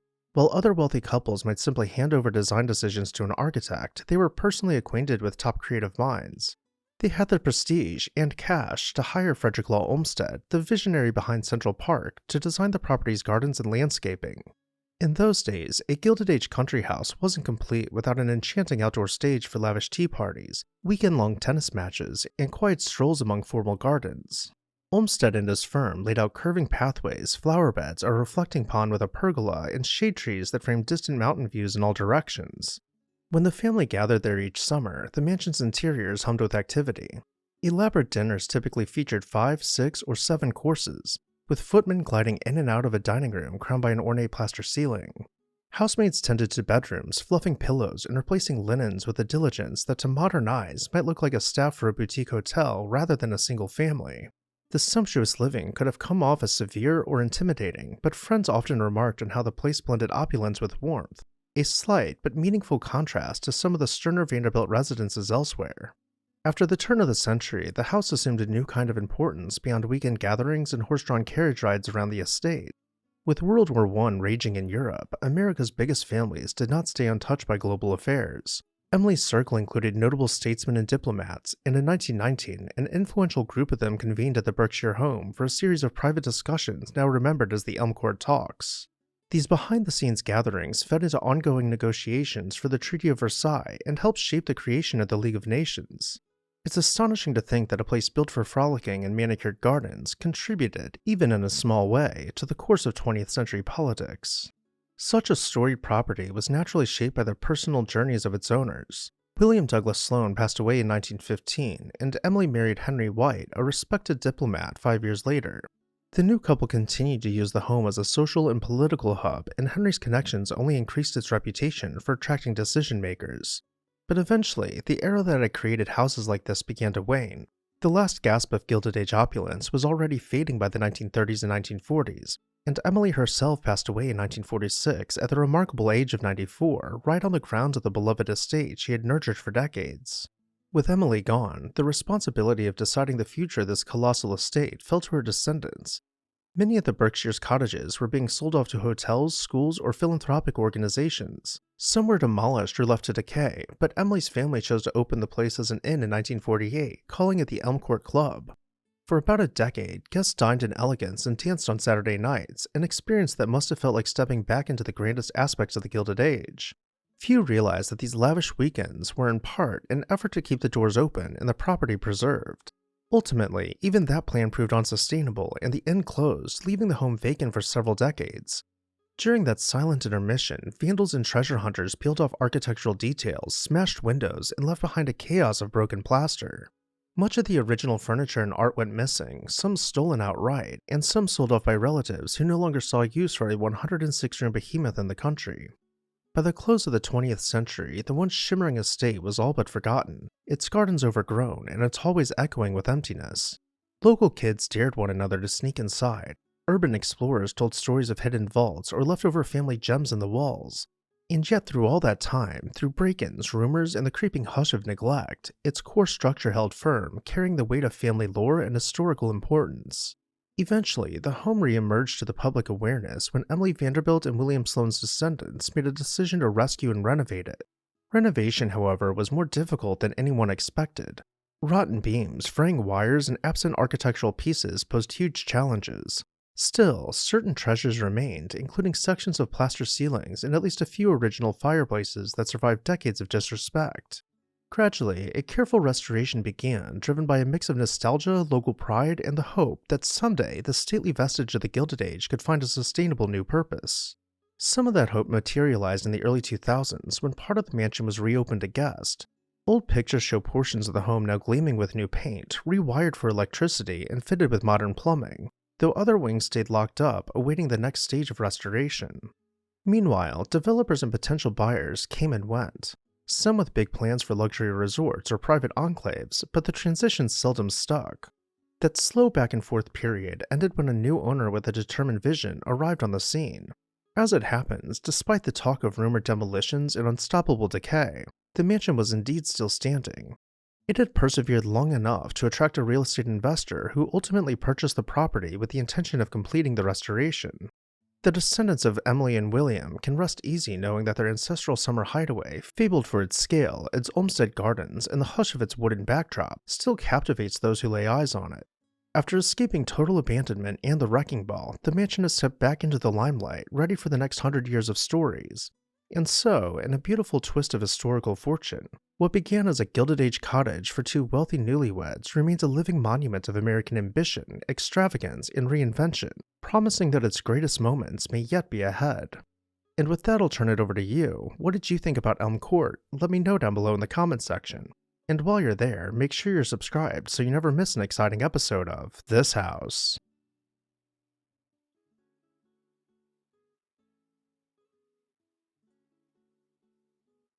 In the rocky fields of Manhattan, among wooden shacks and livestock, a marble mansion at modern-day Fifth Avenue and East 57th Street was built to reimagine what life could be like for New York's ultra-wealthy.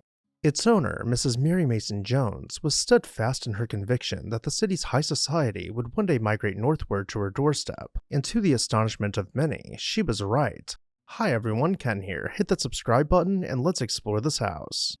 To understand how this improbable mansion came to be, one must go back to 1823 when Mary's father, banker John Mason, laid down a meager sum, about $10 a lot, for a stretch of rocky, largely undeveloped land between 57th and 58th Streets from Fifth Avenue over to what is now Park Avenue.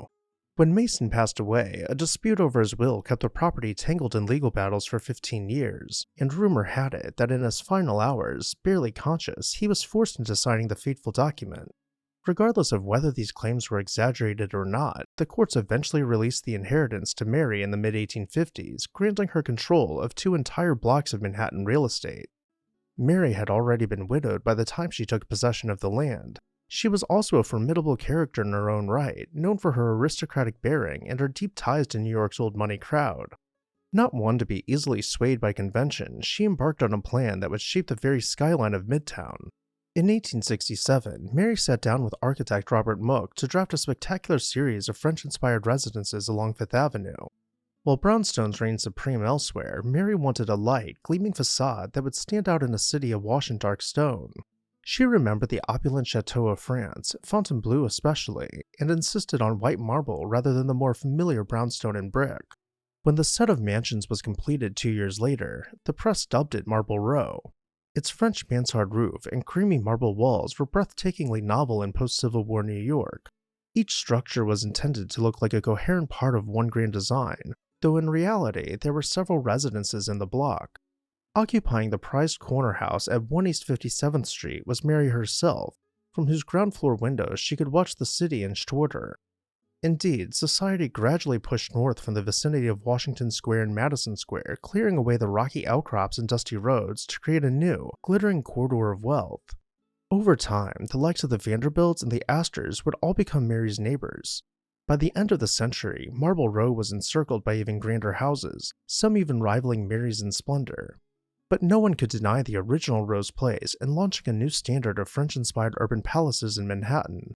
From her marble perch, Mrs. Jones kept a keen eye on social comings and goings. Descended from an old Knickerbocker family, she believed firmly in the hierarchy of old money and wealth passed down through generations, rather than new fortunes amassed through industry or hotels. Her hallmark was exclusivity. Those accepted into her social circle took pride in attending her famed Sunday salons, which combined cultural discussion about art and literature with Mary's trademark airs of nobility. Younger socialites, desperate to claim a place among the city's most prestigious families, lined up for invitations to her receptions and balls. Mary's greatest social rivalry was with the wealthy widow, Mrs. Perrin Stevens, whose money came from her late husband's success in the hotel business. Rumor had it that she had been a maid before marrying into money, and to Mary, that source of wealth represented something short of a true aristocratic standing, and she made no secret of her disdain. She famously proclaimed that Mrs. Stevens would never be invited to step foot in Marble Row, and Mrs. Stevens in return proclaimed that she would never have gone anyways, invitation or not. This simmering hostility captured the imaginations of society gossip columns, which relished the story of one grand lady effectively drawing up the drawbridge and refusing to let a hotel keeper's wife into her fortress. Few would have guessed that fate would soon hand Mrs. Stevens an ironic turn, and let her claim the final victory in this rivalry. Mary passed away in 1891 at the age of 90, her confidence in the future of Upper Fifth Avenue fully vindicated. Not long after, the house at 1 East 57th Street was leased, then eventually purchased by none other than Mrs. Stevens. Before she moved in, she spent considerable sums redecorating its interiors in a style that one newspaper dryly described as eclectic. Gone was much of Mary's refined but restrained approach. In its place appeared heavily draped parlors and walls crowded with paintings and mirrors. For someone who had once longed for an invitation from Mary, it must have been sweet revenge to preside over the same grand spaces. Yet Mrs. Stevens would also face her share of setbacks. By the mid-1890s, her fortune was intertwined with the rise and fall of the Victoria Hotel on 27th Street, where diminishing revenues and disputes with co-managers put her in dire financial straits. The news of the hotel's failure took a steep toll on her fragile health, and in April of 1895 she passed away in the very mansion she had taken over from her greatest social rival. Next came the flamboyant, sometimes turbulent era of Herman Ulrichs and his wife Tessie, the latter being an heiress to one of the Comstock lode fortunes. Under Tessie's watch, the house once again became a hub for glittering parties, musical performances, and fashionable gatherings.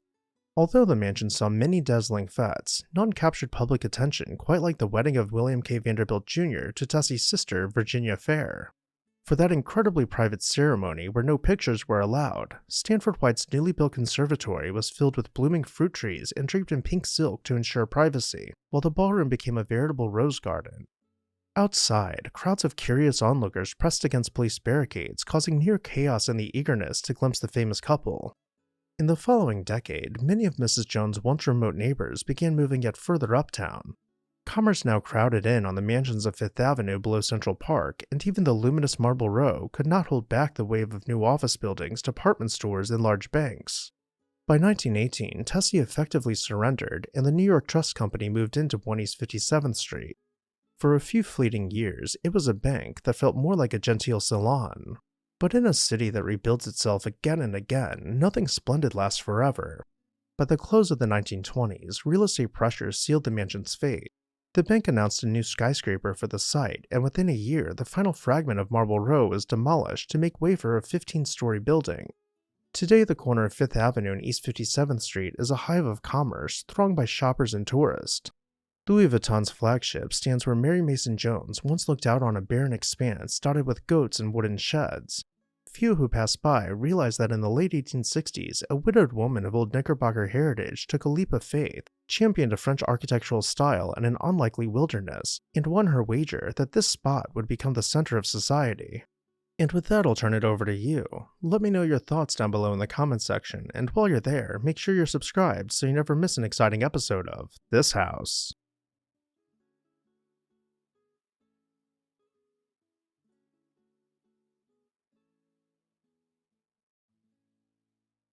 If you've ever treated yourself to a Hershey's chocolate bar, you can thank the vision and determination of Milton S. Hershey. He wasn't just a brilliant chocolatier, he was a dreamer who believed chocolate shouldn't be a luxury reserved only for the wealthy, and in chasing that dream, he built factories, founded a company town, and constructed a mansion known as High Point. Hi everyone, Ken here. Hit that subscribe button and let's explore this house. Milton S. Hershey was born in 1857 in rural Pennsylvania.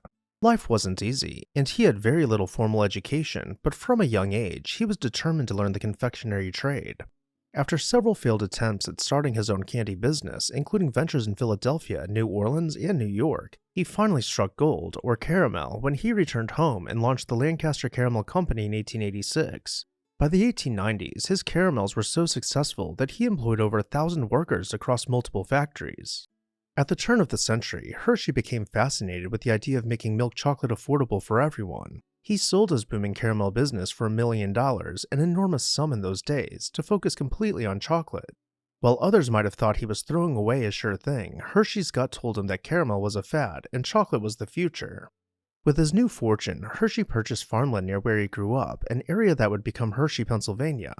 By 1905, the original Hershey chocolate factory was up and running, churning out America's first mass-produced milk chocolate. The factory needed workers, so Hershey built houses, shops, and entertainment facilities nearby.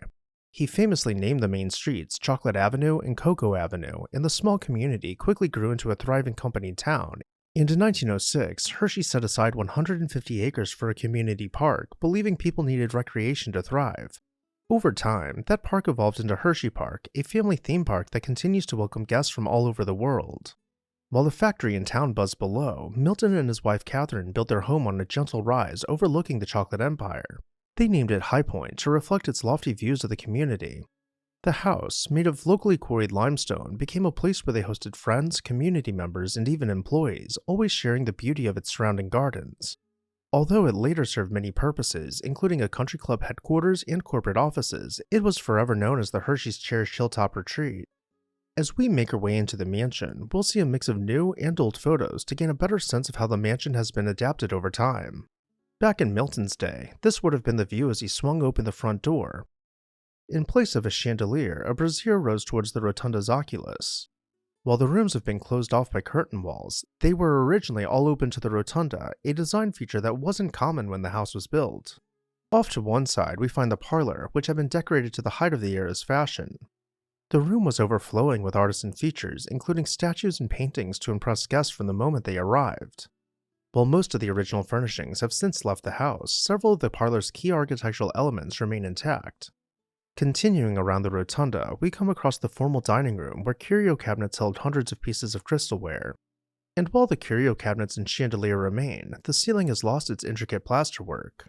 Though, the Hersheys were a bit more relaxed than other families of means and entertained from their breakfast room rather often. This room has been nearly untouched by time, with its backlit stained glass panels still showing just as brilliantly as ever. There are several more public rooms on the first floor, including a massive sun porch that wraps about the mansion's facade, as well as the original billiards room, which retains its rich woodwork. As we head up to the second floor, I'll tell you the rest of the story. By 1930, High Point's first floor became the original clubhouse for Hershey Country Club, attracting golf legends like Ben Hogan and Sam Snead, as well as local families.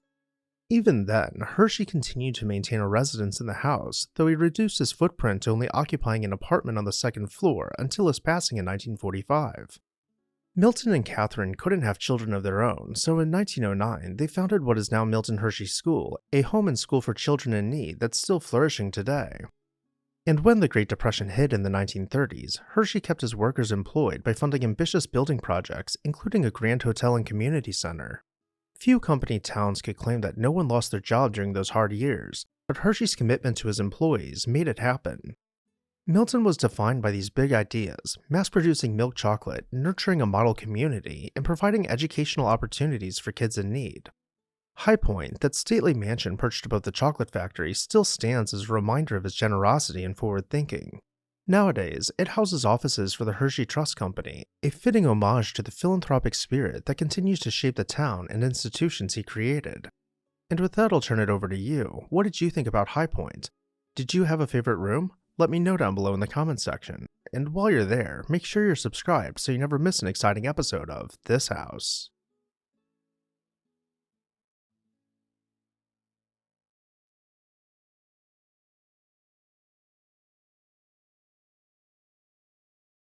Manhattan, a beacon of towering skyscrapers, urban energy, and the pulse of the modern world.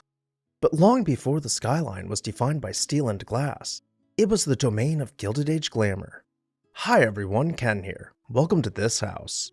Let's travel back to a time before Manhattan was dominated by super thin skyscrapers to explore the forgotten palaces of New York's elite and uncover the largest homes ever built in Manhattan. In the Gilded Age, a time of unimaginable wealth and unparalleled extravagance, Manhattan was home to some of the world's most magnificent mansions. Monuments to an era where ambition knew no bounds. With very few taxes and rampant corruption, barons of industry were able to secure their legacies in Manhattan by building limestone palaces full of artisan details. Without further ado, let's begin exploring Manhattan's largest homes. If you are familiar with the surviving Gilded Age mansions of Manhattan, you might think that our list will include houses such as the Carnegie Mansion. But what we are exploring today makes his house look humble by comparison. In 1882, Charles Tiffany began construction on a 57-room mansion at Madison and 72nd Street. It was meant to house his entire family, including his son, celebrated artist Louis Comfort Tiffany, who collaborated with the esteemed architecture firm of McKim, Mead & White to create the towering abode. Louis had the entire upper portion of the house to himself, where he would spend endless nights tinkering with glass in his cavernous, 3-story tall studio. In 1933, while living in his Manhattan mansion, Louis Comfort Tiffany passed away. His heirs sold the house to a developer, and 3 years later, it was demolished and replaced with an apartment building. Next, we will travel to the Upper East Side, where we will find the Otto H. Kahn House, still standing at the corner of 5th Avenue and East 91st Street. The 80-room, palazzo-style mansion took 4 years to finish as sculptors and master woodworkers worked around the clock from 1914 to 1918. When it was completed, it became one of the largest private residences in the US and included housing for more than 40 live-in staff. Entering the home, you would travel down the driveway, guarded by a doorman, to arrive in the interior courtyard. Here you would find a network of limestone stairs trimmed with balustrade, leading you between colonnaded arcades. Once inside, the long halls with high ceilings dwarfed the human scale, with each surface embellished in heavy stone relief work. But there are still larger and more ornate mansions to be found. Traveling further down 5th Avenue, we will arrive at the former site of Mrs. Astor's double mansion. After demolishing her brownstone to replace it with the Astoria Hotel, she moved to Billionaires Row, where, in 1894, she constructed a mansion for both herself and her son, John Jacob Astor IV. She hired architect Richard Morris Hunt to design a duplex the likes of which New York City had never seen before. The chateau-esque style double mansion featured a limestone facade with a steeply pitched roofline. The interiors were finished out with gilded wall panels and elaborate ceiling murals. But most impressive of all was her famous ballroom, where she would host events for the 400, who were considered to be the only 400 people in high society suitable for a ballroom. While she had placed a limit on the number of people who would be allowed in her ballroom, in reality, it could have comfortably hosted around 1,200 guests in the one room alone. After slipping down the marble stairs in her grand foyer, her health began to decline. Upon her passing, the house went to her son, who married the two sides of the duplex into one mega mansion, enlarging the rooms and cladding them in marble. When the remodel was complete, Mr. Astor hosted a dinner with a recorded 6,508 guests in attendance. John Jacob ended up going down with the RMS Titanic, and the house passed through his family until his son, Vincent Astor, sold it. It was then demolished in 1926 and soon replaced by the Congregation Emmanuel of New York, which stands in its place to this day. Old money might have had a tight grip on New York's high society, but no amount of exclusivity could keep the nouveau riche from claiming their stake in Manhattan. On the Upper West Side's Riverside Drive, steel magnate Charles Schwab built a 75-room mansion from 1902 to 1906. The lavish interiors were ornamented to no end, with each surface containing elaborate artisan work. When he built the mansion, he had hoped to start a trend, attracting wealthy people to the neighborhood, but that never happened and the neighborhood filled in with what was at the time middle-class housing. When the Great Depression hit, Schwab lost his fortune and attempted to sell the house, but no one would buy it. He simply abandoned his Upper West Side chateau and moved into a small apartment where he died with little more than a few dollars to his name. Upon his death, the house was left to the city to serve as the mayor's home. However, the mayor at the time found the home to be far too grand for a public servant and declined the donation. It sat abandoned for over a decade, slowly decaying until it was torn down in 1948 and replaced by an affordable housing apartment building, somewhat ironically named the Schwab House. Next, we'll head down to Midtown, where one of the largest homes in New York once stood. The Vanderbilt Triple Palace was constructed in 1882 by William Henry Vanderbilt to be a home for himself and his two daughters' families. It took over 600 workers to construct the mansion, with 60 European sculptors tirelessly engraving the facade for more than 1.5 years. On William's side of the triplex, he had 58 rooms for himself, each filled with fine antiques, European tapestries, and paintings by the greats. A few years after the house was finished, William's art collection had outgrown the home, and he built a massive art gallery as an addition which could host 3,000 guests. For a short while, he opened his private art gallery to the public, but quickly reverted it back into a private gallery. In 1885, after not even 5 years in the house, William passed away, and the Triple Palace went on to his children, who were forbidden from selling any portion of it. In 1905, wealthy industrialist Henry Clay Frick began making a presence for himself in Manhattan. After making several attempts to purchase the Triple Palace, the Vanderbilt heirs agreed to rent a portion of it to him. As time went by, and Frick's wealth continually increased, and the Vanderbilts continued to decline his offers to purchase the palatial estate, Frick decided to build his own, larger mansion up the street at the corner of 70th and 5th Avenue, facing Central Park. With a footprint of 1.26 acres, his grand, limestone-clad mansion rose 3 stories with several sublevels below ground. Not only did the estate take up an entire city block, the house was positioned 75 feet back from the street, giving it the largest lawn on 5th Avenue. Pulling through the nearly 2-story porte-cochere, we can wind our way through the courtyard and begin exploring Frick's palace. The mansion was constructed to accommodate his own extensive art collection, with a massive art gallery. He had entire, centuries-old rooms disassembled in Europe and reassembled in his own home, such as the Fragonard Room. Entire halls were clad in limestone, with columns stretching to reach the overheight ceilings. As we come into view of the stair hall, we will pay special attention to the intricate relief work decorating the ribbed groin vaults. The grand staircase wrapped around a niche which contained a pipe organ, and at the stair landing, we can see its pipes decoratively framed and imagine them bellowing through the stone block halls. The mansion continued with large, wood-paneled rooms filled with rare books and art, such as the library.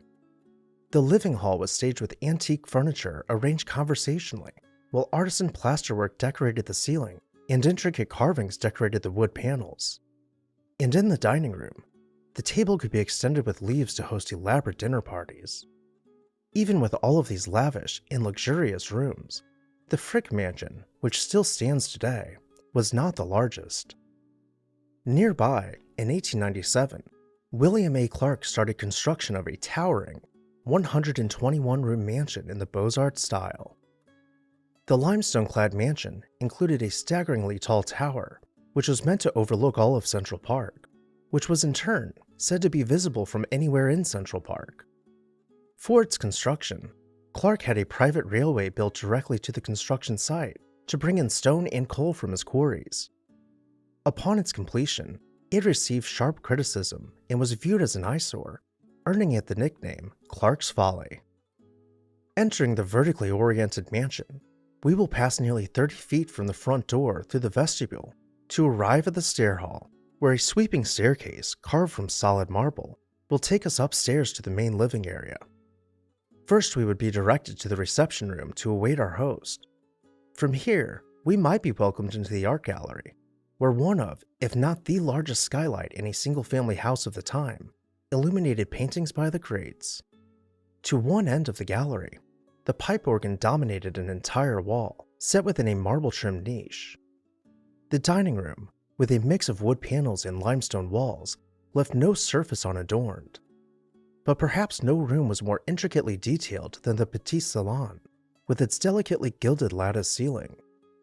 In addition to the surviving pictures, there was a 90-foot-long Gothic library, 25 guest suites complete with their own bathrooms, and 35 individual servants' quarters. The house, which took 14 years to build, only stood for 16 years.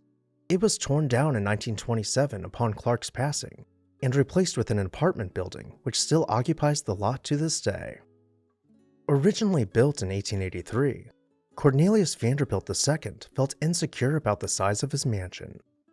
His neighbors along Fifth Avenue were building larger and larger homes, and not wanting to be outdone, he purchased every house on the block and had them demolished. He then hired architect Richard Morris Hunt to expand his mansion so that it would fill the entire block. The 125,000 square foot Chateauesque style mansion boasted 130 rooms spread throughout its 6 stories above ground, not including any of the space in the several sub-basements. The rambling mansion contained great halls, grand staircases, and perhaps more gold in its gilded rooms than any of the neighboring palaces. Cornelius enjoyed the mansion for only 13 years before passing away, at which point the chateau was left to his wife, Alice. She inherited a trust fund with more than enough money to maintain the chateau and their similarly sized cottage, the Breakers, in Newport, Rhode Island. By the 1920s, nearly all of the Gilded Age mansions in the neighborhood had been torn down and replaced with skyscrapers. Alice wanted to keep the house, but as time passed by, it became less and less affordable to do so. In 1926, she sold the house for the price of the land which sat below it, fetching a cool $7 million, or the modern-day equivalent of about $120 million. Before its brick walls were introduced to the wrecking ball, she opened the house for the public to tour and essentially gave away any and all architectural elements that people could strip from the mansion and repurpose. Today, the only remnant of the largest house ever built in Manhattan is the front gate of the Vanderbilt Chateau, which stands as the 105 Street entrance to Central Park. As we stand amidst the towering skyscrapers of modern Manhattan, it is important to remember the rich tapestry of history that paved the way for the city we know today. These once magnificent mansions, with their grandeur, opulence, and larger-than-life histories, remind us of an era when architectural grandiosity was a symbol of status, wealth, and power. Although many of these architectural marvels have been lost to time, their legacy lives on, whispering tales of the Gilded Age's affluence and ambition. As we took our tour, did you have a favorite house? Let me know down below in the comments section. And while you're there, make sure to hit that subscribe button so you never miss an exciting episode of This House.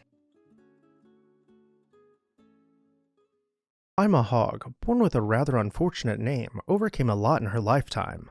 Hi everyone, Ken here. Today we're heading down to Texas to tour the many mansions of Ima Hogg. Hit that subscribe button and let's explore this house. Ima Hogg's story begins in 1882 when she was born as the only daughter of Sarah and Big Jim Hogg. She witnessed her father rise from district attorney to the first Texas-born governor, and by the early 1890s, young Ima was living in the Texas governor's mansion in Austin, a grand old home filled with cracked walls, rickety furniture, and a menagerie of family pets. She and her brothers helped to restore the old mansion, and when they weren't busy with chores, they could be found riding ostriches around the yard. And if you're wondering, yes, Ima Hogg was teased for her name, but from the ridicule came a rumor that she had a sister named Ura Hogg, and arguably more offensive name. The young Hoggs generally kept the stately governor's mansion lively until Big Jim's term ended in 1895. After her mother's passing in that same year, Ima took on more responsibilities, including tending her younger brothers and later caring for her ailing father. In 1899, she began studying at the University of Texas at Austin, and 2 years later, she moved to New York to hone her piano skills, and by the early 1900s, she was abroad in Europe exploring music under famed instructors. Around the late 1910s, a remarkable twist of fate changed her future. Oil was discovered on the Hogg family's Varner plantation, unleashing enough wealth to power her dreams, but her interest in Varner itself began long before the oil strike. Her father had purchased the estate back in 1901, and for Ima, its early history, stretching back to original settlers and even a brief visit from a captured Santa Ana, made the property special. By the 1950s, she was overseeing its restoration, transforming the old farmstead into a series of rooms dedicated to different chapters of Texas history. Meanwhile, Ima's pursuits in Houston were just as exciting. In the 1920s, she and her brother developed a new neighborhood called River Oaks. There, in 1927, they began building Bayou Bend, a home that would soon become Ima's masterpiece. She worked closely with an architect, making sure the residence and its sprawling gardens would highlight her growing collection of American art and antiques. By then, she had become a serious art collector, gathering early American furniture as well as modern pieces by Picasso and Matisse, among others. As her collection expanded, Bayou Bend evolved into a living museum. Heading inside, we enter the mansion in the stair hall, a room of understated beauty with wide wood plank floors and a sweeping staircase leading the eye up to a dramatic round molding. The dining room is finished out with a striking floral wall treatment, and the furniture was meant to echo early Americana. Of the more rustic rooms in the mansion is the Texas tea room, where she displayed some of her most prized porcelains. As we continue through Bayou Bend, we find several parlors, each with distinctive and memorable themes. This one is painted in a striking blue, with drapes and a fireplace around to match. All of the chairs are upholstered in a bright yellow, chosen to complement the painted wall panels. And if you needed a break from such a bold room, the next parlor subtly embraced green, once again echoing the earlier design trends of colonial America. In 1957, Ima gave the estate and its magnificent contents to Houston's Museum of Fine Arts. The home opened to visitors in 1966, showcasing period rooms filled with perfectly curated furniture, paintings, and decorative arts. In the following year, she also donated the Varner Hogg plantation to the state. Despite her love for art and beautiful homes, Ima's truest passion was caring for the people of Texas. She battled her own dark spells of depression, and in 1929, she opened the Houston Child Guidance Center, providing mental health counseling for children. In 1940, she used part of her late brother's bequest to form the Hogg Foundation for Mental Health at the University of Texas, championing the idea that proper care could prevent far more serious problems later. Her civic spirit led her to run for and win a seat on the Houston School Board in 1943. There she worked tirelessly to secure equal pay for teachers and introduced new art and music programs for students of all backgrounds. Along the way, she helped manage the Houston Symphony Orchestra, served on national arts committees, and advised on historically authentic White House furniture. Nicknamed Miss Ima by friends and admirers, she was often called the First Lady of Texas, being known for her grace and generosity. Ima Hogg never married, devoting her life to Texas culture and public service. She passed away in 1975, leaving behind a legacy of music, museums, philanthropic foundations, and those elegantly preserved homes. And with that, I'll turn it over to you. What did you think about Miss Ima's mansions? Let me know down below in the comments section. And while you're there, make sure you're subscribed so you never miss an exciting episode of This House.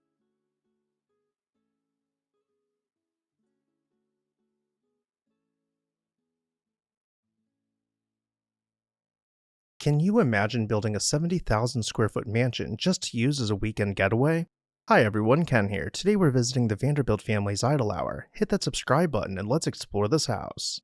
William K. Vanderbilt was the grandson of the legendary Commodore Cornelius Vanderbilt, whose railroad empire catapulted the family into immense wealth. By the late 1800s, William sought a country retreat away from the bustling life outside of his petit chateau on Manhattan's Fifth Avenue. He already had a summer cottage in Newport, but he wanted something close that he could slip away to on a whim. Drawn by Oakdale's charm and the leisure pursuits offered by the Southside Sportsman's Club, he decided to build a cabin in the woods, so to say, on nearby Long Island.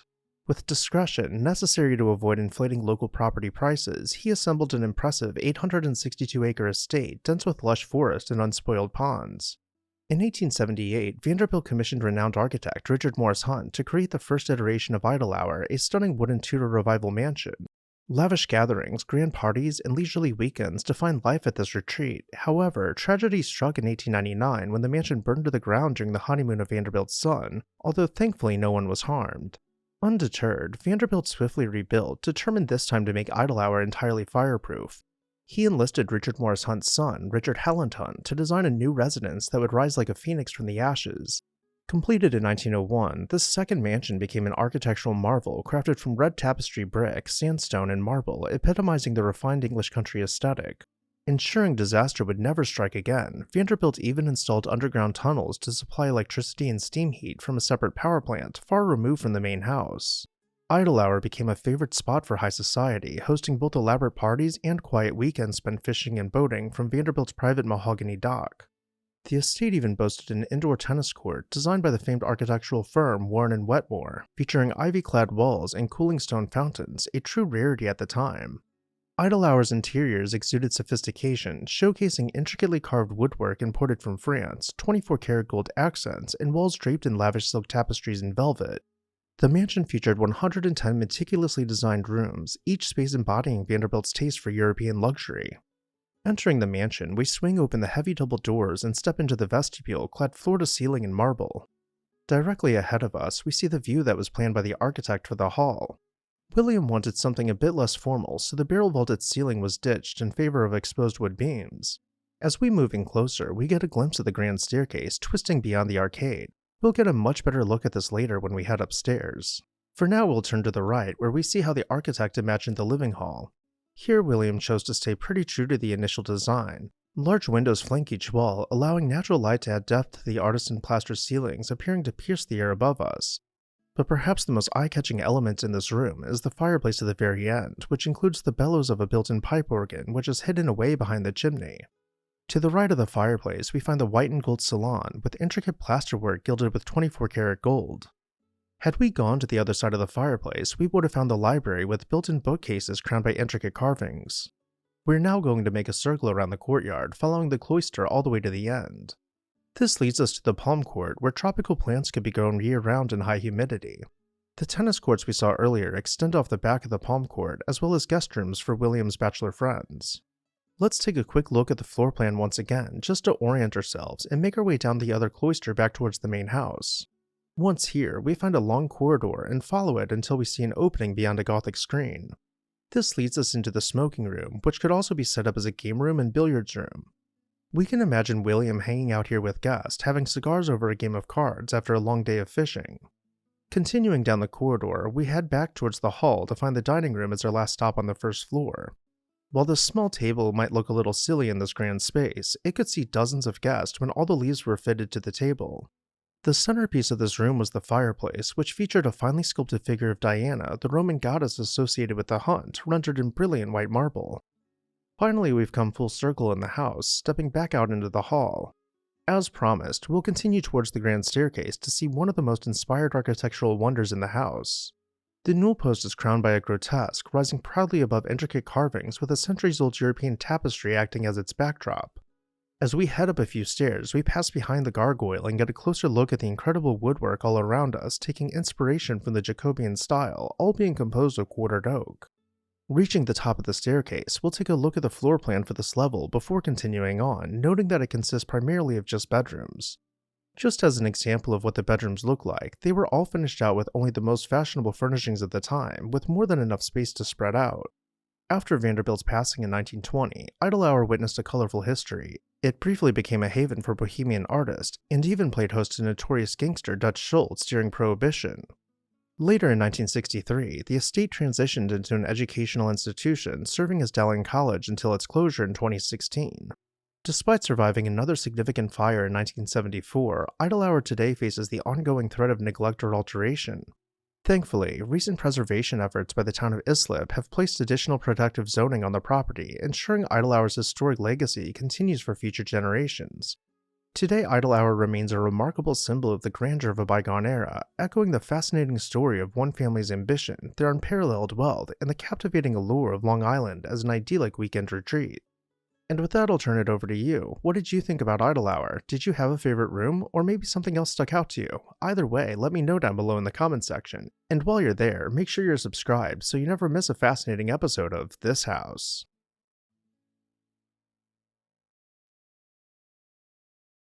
The biggest mansion you've never heard of was once called the finest estate between New York and Chicago. Sitting on over 3,500 acres with nearly 1,000,000 square feet of finished interiors, this estate will blow your mind. Hi everyone, Ken here. Hit that subscribe button and let's explore this house. Ohio Columbus Barber, who understandably just went by OC, was born into a working-class family in a modest Ohio village known as Middlebury. His father made matches by hand, so OC dove right into the trade, leaving school as a teenager to sell matchboxes from a horse-drawn wagon. Determined and confident, with a type of charisma that only comes from being over 6 feet tall, he became a partner in the family firm before he was even 21.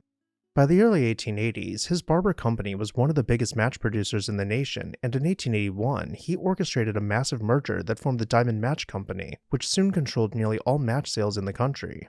In 1891, he founded the city of Barberton with the dream of building a modern community that served both industry and residents alike.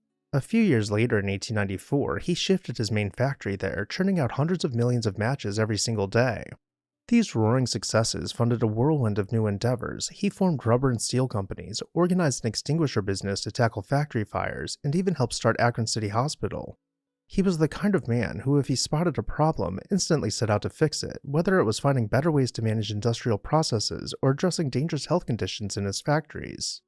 By 1905, Barber's attention turned to a grand new project, a scientific farm of sorts on 3,500 acres just outside of Barberton.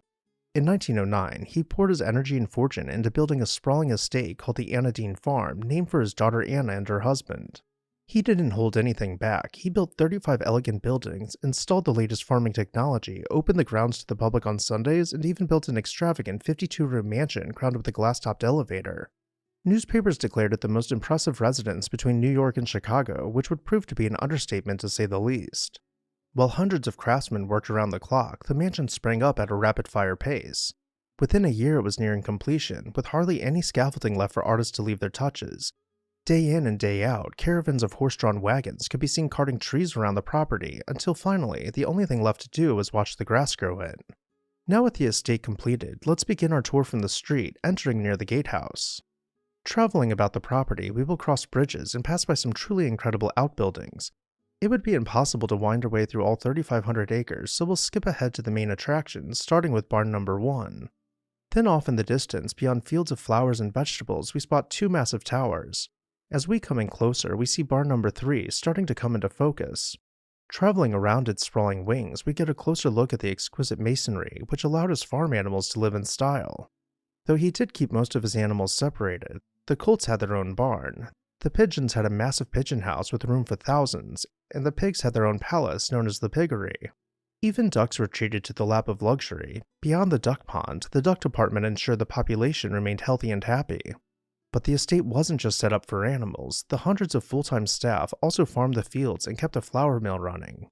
The orchid house made sure that the mansion would always be stocked with fresh flowers, and the powerhouse ensured a steady flow of electricity to the entire estate. While there were dozens of other buildings, we can go ahead and make our way to the mansion, taking in some scenic views along the way. As we near the house, we can see it peeking up from a gentle knoll beyond the tree line.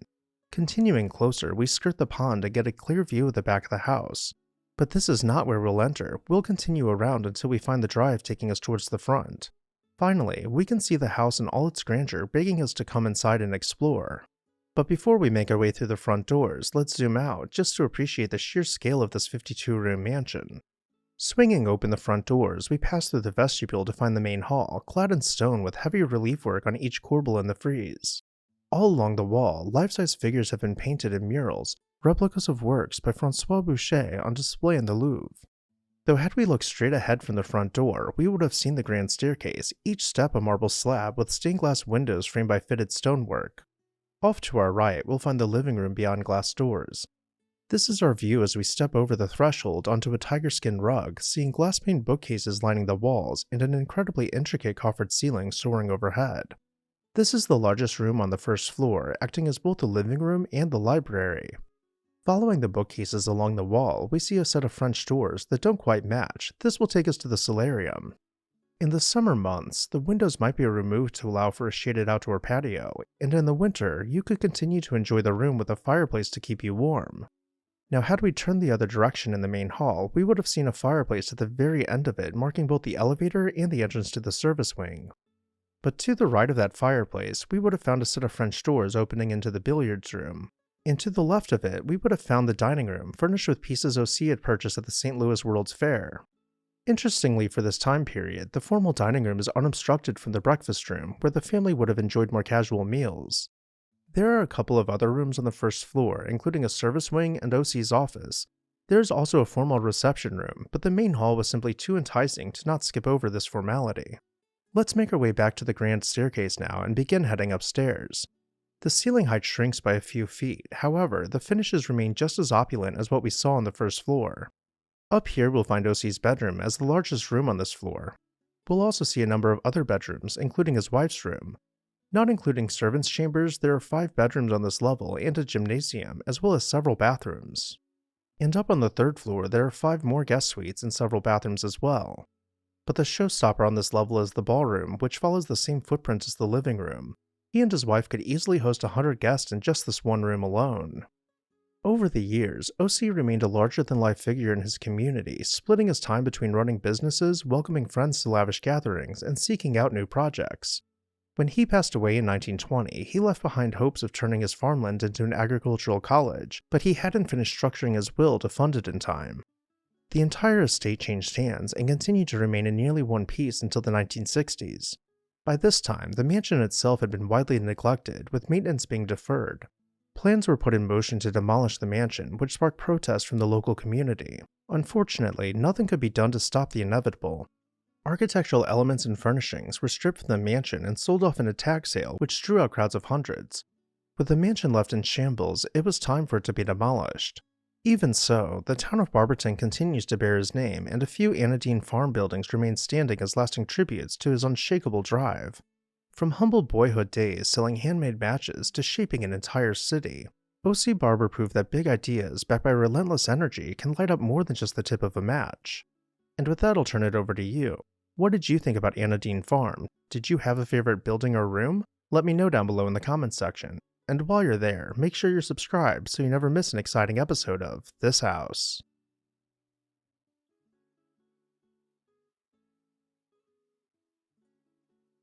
The 72,000 square foot Envato, one of Long Island's most remarkable mansions, was once the grand estate of Nicholas Brady and his deeply religious wife Genevieve. Built between 1916 and 1920, Envato was situated in North Hills and became known not only for its sheer size, but for its extraordinary detail and craftsmanship. Designed by Philadelphia architect John T. Wyndham, the mansion featured 87 rooms situated on 300 acres of lush land. Hi everyone, Ken here. Hit that subscribe button and let's explore this house. Nicholas Brady, born into immense wealth, was the son of wealthy industrialist Anthony N. Brady. Nicholas, who had converted to Catholicism in order to marry Genevieve, dedicated himself to philanthropic endeavors and deeply supported the Catholic Church.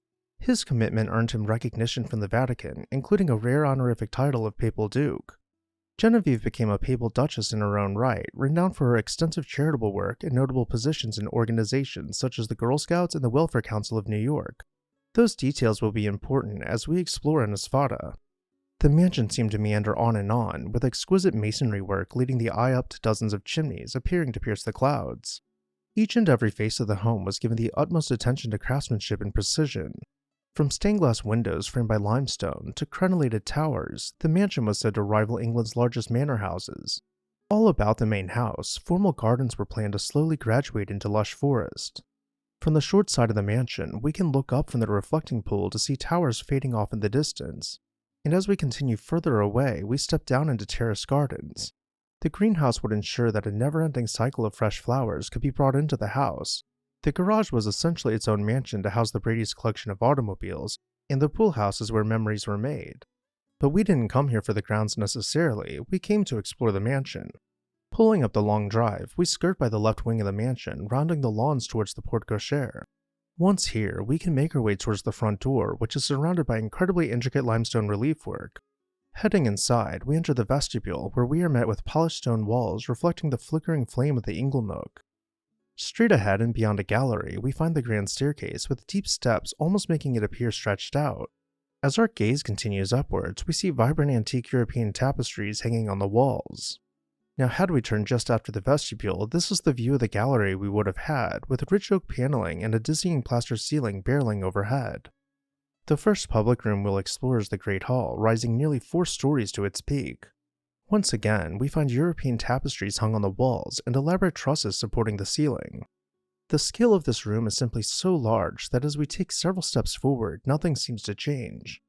Let's move another 20 or so feet in to get a better look at the fireplace, admiring the delicate detailing along the mantel. To truly appreciate how large the fireplace is, here we see Mrs. Brady entertaining the Pope in the Great Hall.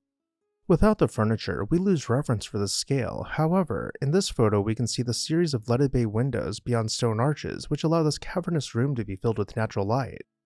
From here we'll make our way over to the billiards room, where I want to call special attention to the ingle nook, where it's almost like you sit below the upper mantel to enjoy the warmth of the fire. From the gallery, we will make our way through the double doors to find the dining room. Clad in wood paneling, which is broken up by pilasters, our eyes once again drift upwards to find elaborate plasterwork framing an intricate ceiling mural. And as you can imagine, the Bradys had nearly 100 full-time staff members to take care of everything, including cooking their every meal. In breaking with the dark woods we've been seeing throughout, the drawing room or salon is painted in a creamy off-white. But as we find the library, we return to this rich dark woodwork and heavily striated polished stone.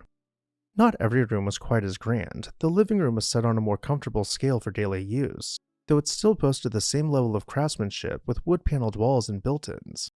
Even the lesser salon was scaled down for comfort, though it would have been considered beyond grand in just about any other home from this time period. As mentioned earlier, Mrs. Brady was deeply religious, and to her this meant having a private chapel inside of the house. This is perhaps one of the more heavily embellished rooms where she was known to spend a lot of time. Carvings and paintings depicted everything from saints to the Stations of the Cross, and from Gothic tracery to wooden vines appearing to free themselves from the walls. Let's return now to the grand staircase and continue exploring from the second floor. As we reach the landing, we get a really good view of the artisan touches along the newel post and balustrade. Let's continue up.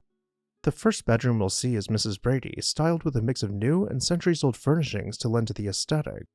Her suite came complete with a private bathroom and a dressing room. There are simply too many bedrooms in this mansion to run through, so we'll see some of the more interesting rooms such as the small Gothic bedroom and the Chinese bedroom, understanding that each guest suite was themed around various cultures and time periods. The mansion continues on, with dozens of rooms that might have never even been photographed. Following Nicholas Brady's unexpected passing, Genevieve donated the estate to the Jesuits in 1937.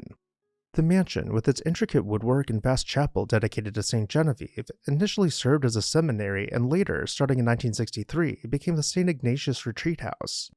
Almost no changes were made to the mansion other than changing out the furnishings to be more conducive to a religious retreat center.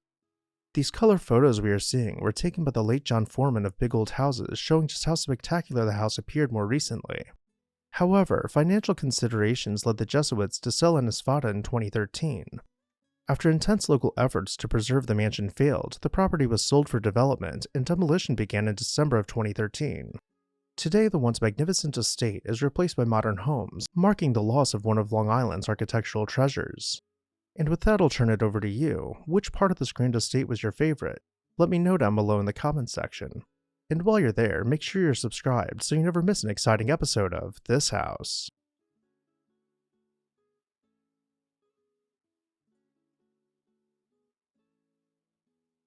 After being abandoned for nearly 40 years, you may be wondering what happened to the Kruger-Scott mansion. Hi everyone, Ken here. Hit that subscribe button and let's explore this house. After leaving Germany in 1853, Gottfried Kruger landed in Newark, New Jersey. His uncle John Labley co-owned a little brewery, and Gottfried started at the bottom, literally cleaning floors and wooden shoes, then gradually working his way up. By 1858, Labley and his partner split, and Labley took Gottfried along to start another brewery, and soon enough, Gottfried was made foreman. In the following years, he saved up every cent until 1865, when he partnered with a friend to purchase the old brewery. That's where the true Kruger brewing legacy began. In the early years, Kruger's operation was small, producing only around 4,000 barrels of beer a year. But he invested in new buildings, expanded his cellars, and kept up with modern equipment. By the mid-1870s, he was sole owner, and production soared to tens of thousands of barrels annually. Eventually, Kruger's rapid growth allowed him to buy or hold shares in other breweries, making him a significant figure in the Newark business scene. Like many brewers, Kruger's operations took a major hit when Prohibition started in 1920. The company barely got by making near beer and soda, but it was a struggle. Gottfried passed away in 1926, well before beer came roaring back with the end of Prohibition in 1933. That was tough timing. He never saw the legendary moment that would put his name in the history books. After Prohibition, brewery president William C. Kruger, Gottfried's son, decided to take a chance on a brand new packaging idea, the beer can. They partnered with American Can Company, which installed canning equipment on a no-risk deal. Basically, Kruger wouldn't pay if the experiment flopped. In 1935, after a small test run, Kruger's Ale and Kruger's Beer became the first in American history to be officially sold in cans, beating out bigger national rivals. It was a smash success, and more breweries quickly hopped on the can wagon. But that's getting a bit ahead. Let's back up to 1888 when Gottfried built his dream home. As mentioned, he was selling tens of thousands of beer barrels every single year, which made him among the wealthiest brewers in the country. He hired architect Henry Schultz to design for him a 10,000 square foot mansion for $250,000, the modern equivalent of about $8.3 million. The balloon frame structure was wrapped in red brick with a tower jutting up high enough to offer 360-degree views of the city. When it was completed, it became the crown jewel of the neighborhood where the Krugers would host legendary get-togethers. Entering the mansion, we pass through a vestibule and arrive in the hall, where we find a marble statue centered in a niche at the end, as well as a coffered ceiling soaring overhead. At the end of the hall, we can turn to find the grand staircase sweeping away below a stained glass window at the landing. But that isn't the only source of light. If we look up, above the statue is an oculus. Let's jump ahead and run upstairs to see this in more detail. At the stair landing, we find the oculus seemingly caged in by ornate metalwork, and above that is a brilliantly colored and intricately crafted stained glass dome. Let's go ahead and make our way back downstairs and turn to the room that is right next to the staircase. This is labeled the reception room, though it is among the largest rooms in the house, so I'd say it is probably the drawing room. In addition to gilded plasterwork, a polar bear skin rug, and layers of wallpaper, the ceiling is finished out with hand stenciling in vibrant colors. Across the hall from this room where we first entered, we find what was most likely the actual reception room resting at the base of the tower we saw outside. Further back in the house, we'll pass through a passageway beyond the grand staircase to find the dining room. While hand stenciling, silk wall treatments, and hand-woven rugs might steal our attention, I do want to point out the built-in hutch at the end of the room, as well as the intricate detailing found along the fireplace's upper mantel. When Gottfried passed away in 1926, the house sold to Louis Scott Roundtree, who was notably Newark's first black millionaire. Meanwhile, through the 1930s and 40s, Kruger's sales climbed, with distribution spreading across the eastern seaboard. By the early 1950s, the Newark brewery was pumping out over 1 million barrels a year, an enormous jump from the 4,000 barrels of Gottfried's early days. Despite the success, the 1950s and 60s ushered in an era of fierce competition from national brewers. Unable to keep pace with giants like Budweiser and Schlitz, Kruger was eventually sold in 1961, and the Newark plant was closed. Production moved to another facility outside of New Jersey, and the original Kruger site was later demolished. As for the house, Louise took great care of it, using it in part for her beauty school in the meticulously maintained first floor of the mansion, and she intended for its legacy to continue. Upon her passing in 1982, the mansion was left to the city with plans for it to become an African-American cultural center. However, the council refused to allocate funding for the project, which left the house in limbo. The exterior was stabilized, but the interior was left to rot. The windows were boarded up, and the property was wrapped in barbed wire, and all hope seemed lost. After sitting vacant for nearly 40 years, plans for its restoration were finally put into motion in 2020. Since then, it has been restored and reimagined as a live-and-work makerspace by Makerhoods. Thankfully, the Kruger Scott Mansion is back to being the crown jewel that it was designed to be. And just as a quick last-minute fun fact, the Kruger Scott Mansion was used as the inspiration for the fictional Fitzcarraldo Mansion in the popular animated series Venture Bros. And with that, I'll turn it over to you. What did you think about this mansion? Did you have a favorite room? Let me know down below in the comments section. And while you're there, make sure you're subscribed so you never miss an exciting episode of This House.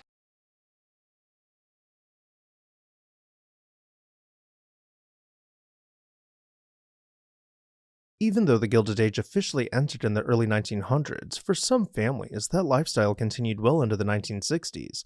Hi everyone, Ken here. Today we are touring the Elms, one of Newport's finest summer cottages. Hit that subscribe button and let's explore this house. In 1848, Edward Berwind was born in Philadelphia, one of several children of German immigrants, John and Augusta Berwind. He entered the United States Naval Academy at the age of 17, then served during the Franco-Prussian War and as a naval aide under President Ulysses S. Grant. This period shaped his meticulous nature. It also introduced him to influential circles at home and abroad, including the future King Edward VII. In 1875, Berwin transitioned from military service to join the coal business established by his elder brother Charles. The venture, which eventually became the Berwind-White Coal Mining Company, was immensely successful, especially under Edward's leadership from 1886 until 1930. During an era without strict regulations on monopolies and before the advent of income tax, the company thrived, supplying coal to major railroads, industries, and even the U.S. Navy. By the early 1900s, Berwin's firm was one of the most influential in the nation, making him one of the wealthiest industrialists of the Gilded Age. In pursuit of both convenience and social standing, Berwin made New York City his primary residence. In 1896, he commissioned an impressive home at 828 Fifth Avenue. Unlike the elaborate French chateaus and Italian palazzi favored by many of his contemporaries, Berwin's residence was designed with more restraint by architect Nathan Clark Mellon. The interior was no less opulent, decorated by Jules Allard & Son. It showcased French-inspired detailing, soaring ceilings, and grand reception rooms that occupied the first two floors. While many high society gatherings were held in his Manhattan townhouse, it was perhaps overshadowed by his summer cottage in Newport, Rhode Island, a magnificent estate that would become one of his lasting legacies. By the late 1890s, Edward Berwin and his wife Sarah had been summering in Newport, a favorite destination for America's elite. Their initial home proved too small for the grand events they envisioned, so Berwin commissioned esteemed architect Horace Trumbauer to design something far more impressive. Completed in 1901, the elms took inspiration from Château d'Ancière, an 18th century French chateau which we can clearly see the resemblance of when viewing this photo. Constructed at a cost of roughly $1.5 million, the modern equivalent of over $56 million, the mansion was emblematic of the Gilded Age's grandeur, reinforced with a steel frame and wrapped in limestone, not only for longevity, but also to prevent against fires.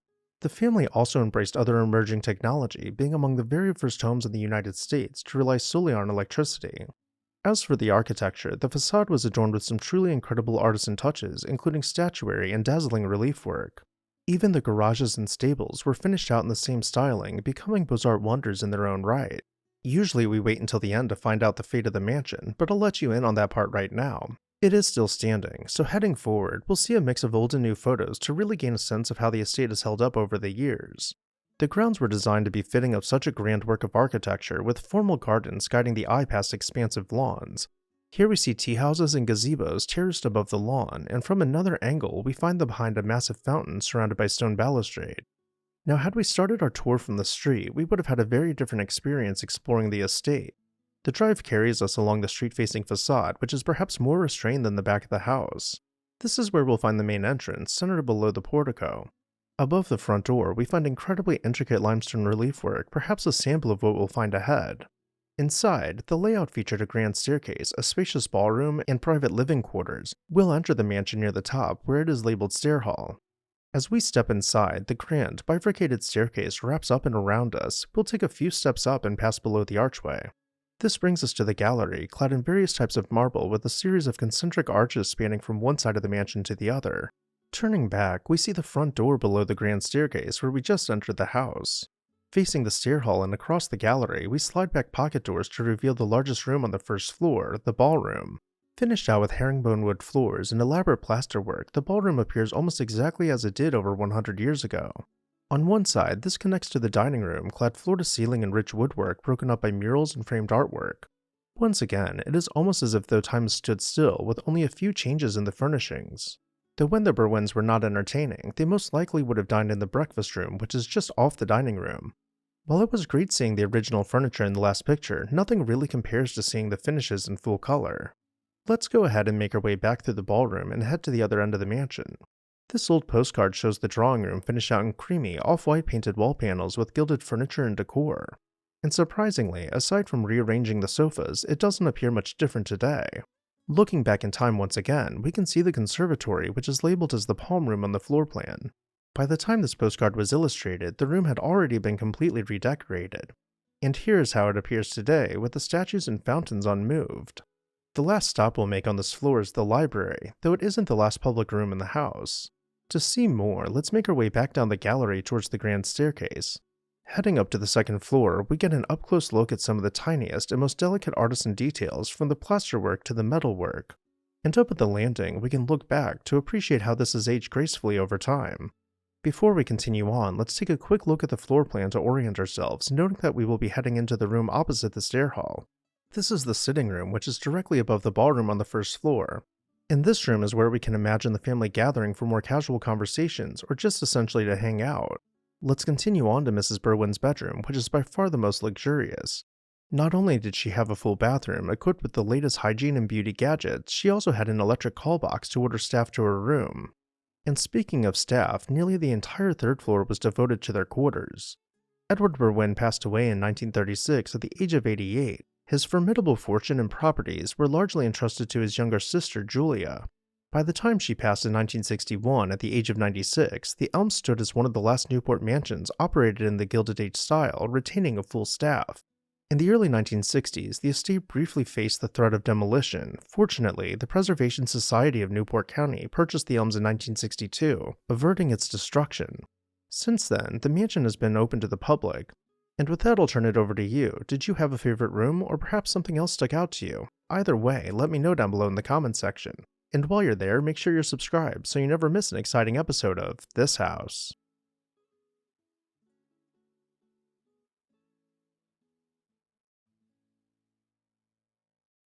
The San Francisco Bay Area was once home to some of the largest and most ornate Gilded Age mansions, homes that rivaled European palaces with perfectly manicured gardens, full-time staff, and rooms clad in gold. But what happened? Why don't we see these grand residences dotting the bay anymore?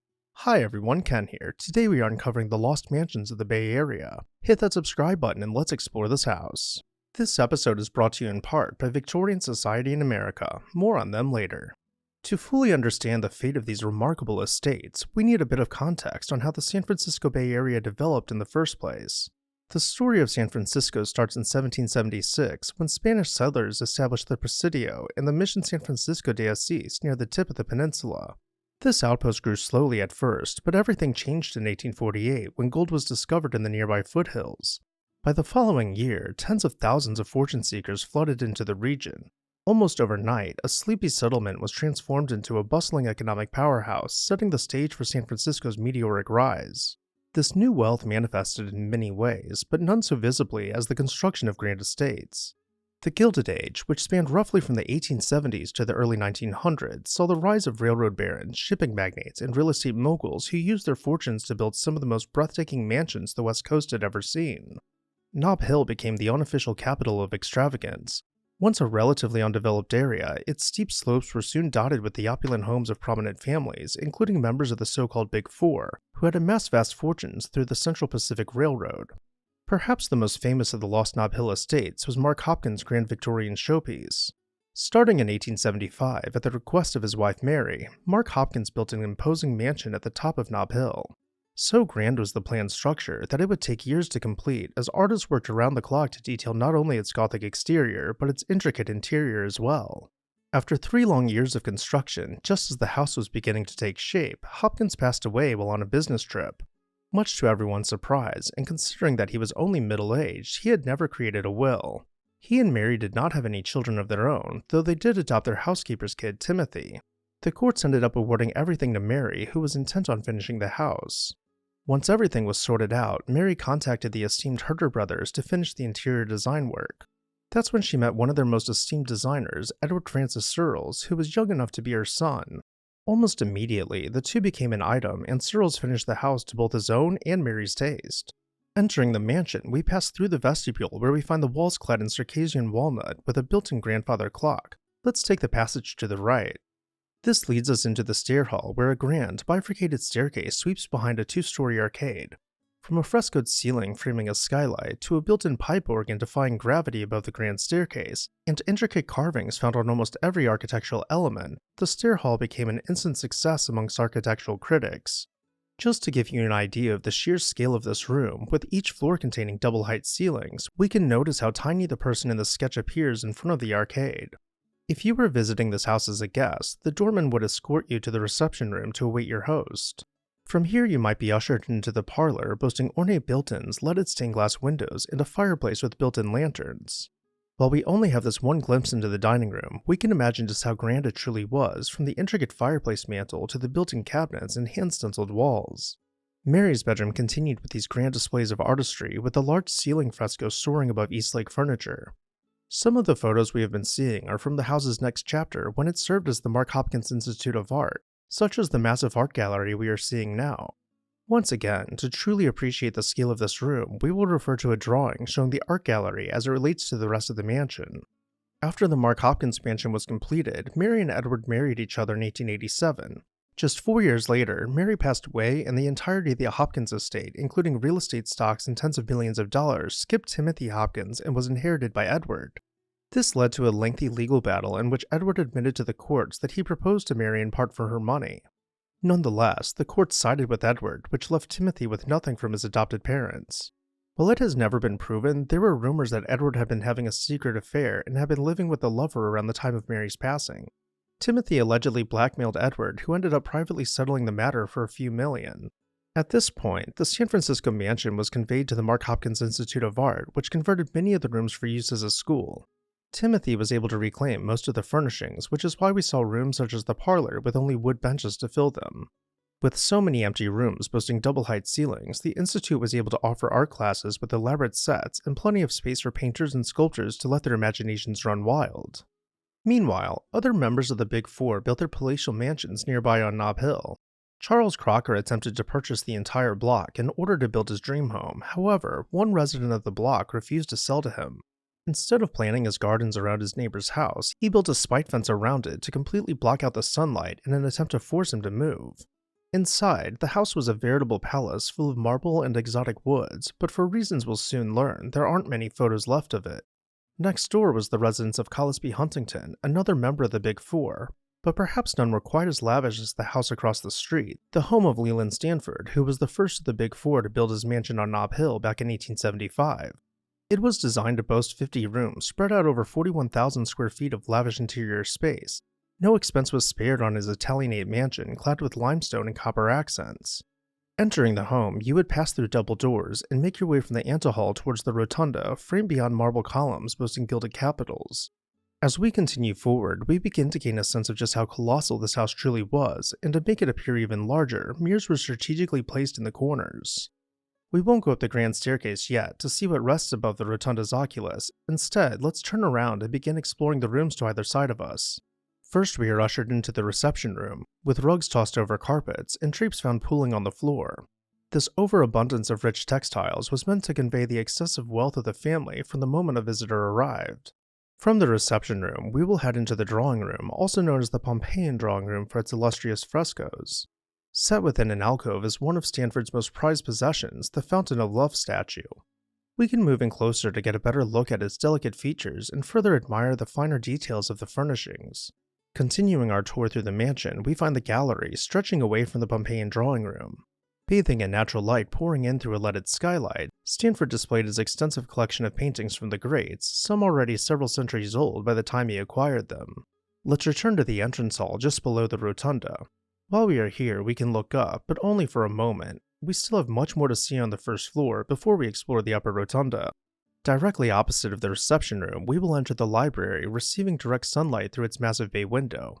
On one side, the wall is dominated by the fireplace, the upper mantle of which soars 14 feet below the gilded frieze.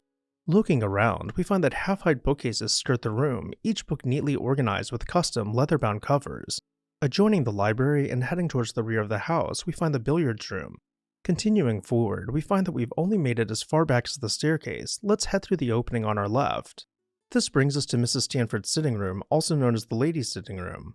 Here we can imagine her meeting with her friends and relatives for more intimate conversations and perhaps a more comfortable setting relative to what we have seen so far. On our way to one of the grandest rooms in the house, we pass from the ladies' sitting room and through the conservatory clad in antique French wall panels. This brings us to the dining room, where we can imagine the table set with all its leaves to host dinner parties in excess of 60 guests. To one side, below a delicately hand-stenciled ceiling, the indoor fountain trickled in a time when indoor plumbing was still novel. Facing the bay window and consuming nearly the entire wall, the buffet was hand-carved by a team of artists where it sat. With the gallery back in view through one of the dining room's openings, we can see that we've explored most of the first floor. Before we head back to the entrance hall and rotunda, we can peek into the breakfast room. This is where the family would have dined when they were not entertaining, allowing them to have a more casual time with one another. Let's step back into the rotunda and discover what wonders await us on the second floor. Arriving at the top of the staircase, we finally see the rotunda in all its glory, framed by a colonnade. The ceiling is decorated in elaborate murals meant to depict each continent. In this one we see Africa. To the other end, we see a depiction of Asia and steal a glimpse of what we can only imagine to be an intricate skylight crafted from wrought iron and set with leaded stained glass. Because we are guests in the Stanford house, we will see the blue and gold guest room first. From a marble fireplace to gilded accents and a mix of Greek and Pompeian motifs, this luxurious bedroom was meant to spoil guests. Mrs. Stanford's bedroom was every bit, if not more sumptuous, with a hand-sewn carpet spanning the floor and gilded festoons framing the ceiling's many murals. The view from her window allowed her to look out over the bay from the top of Nob Hill, but unfortunately, their life in this house was too good to last. In 1883, only 8 years after moving in, their only son passed away.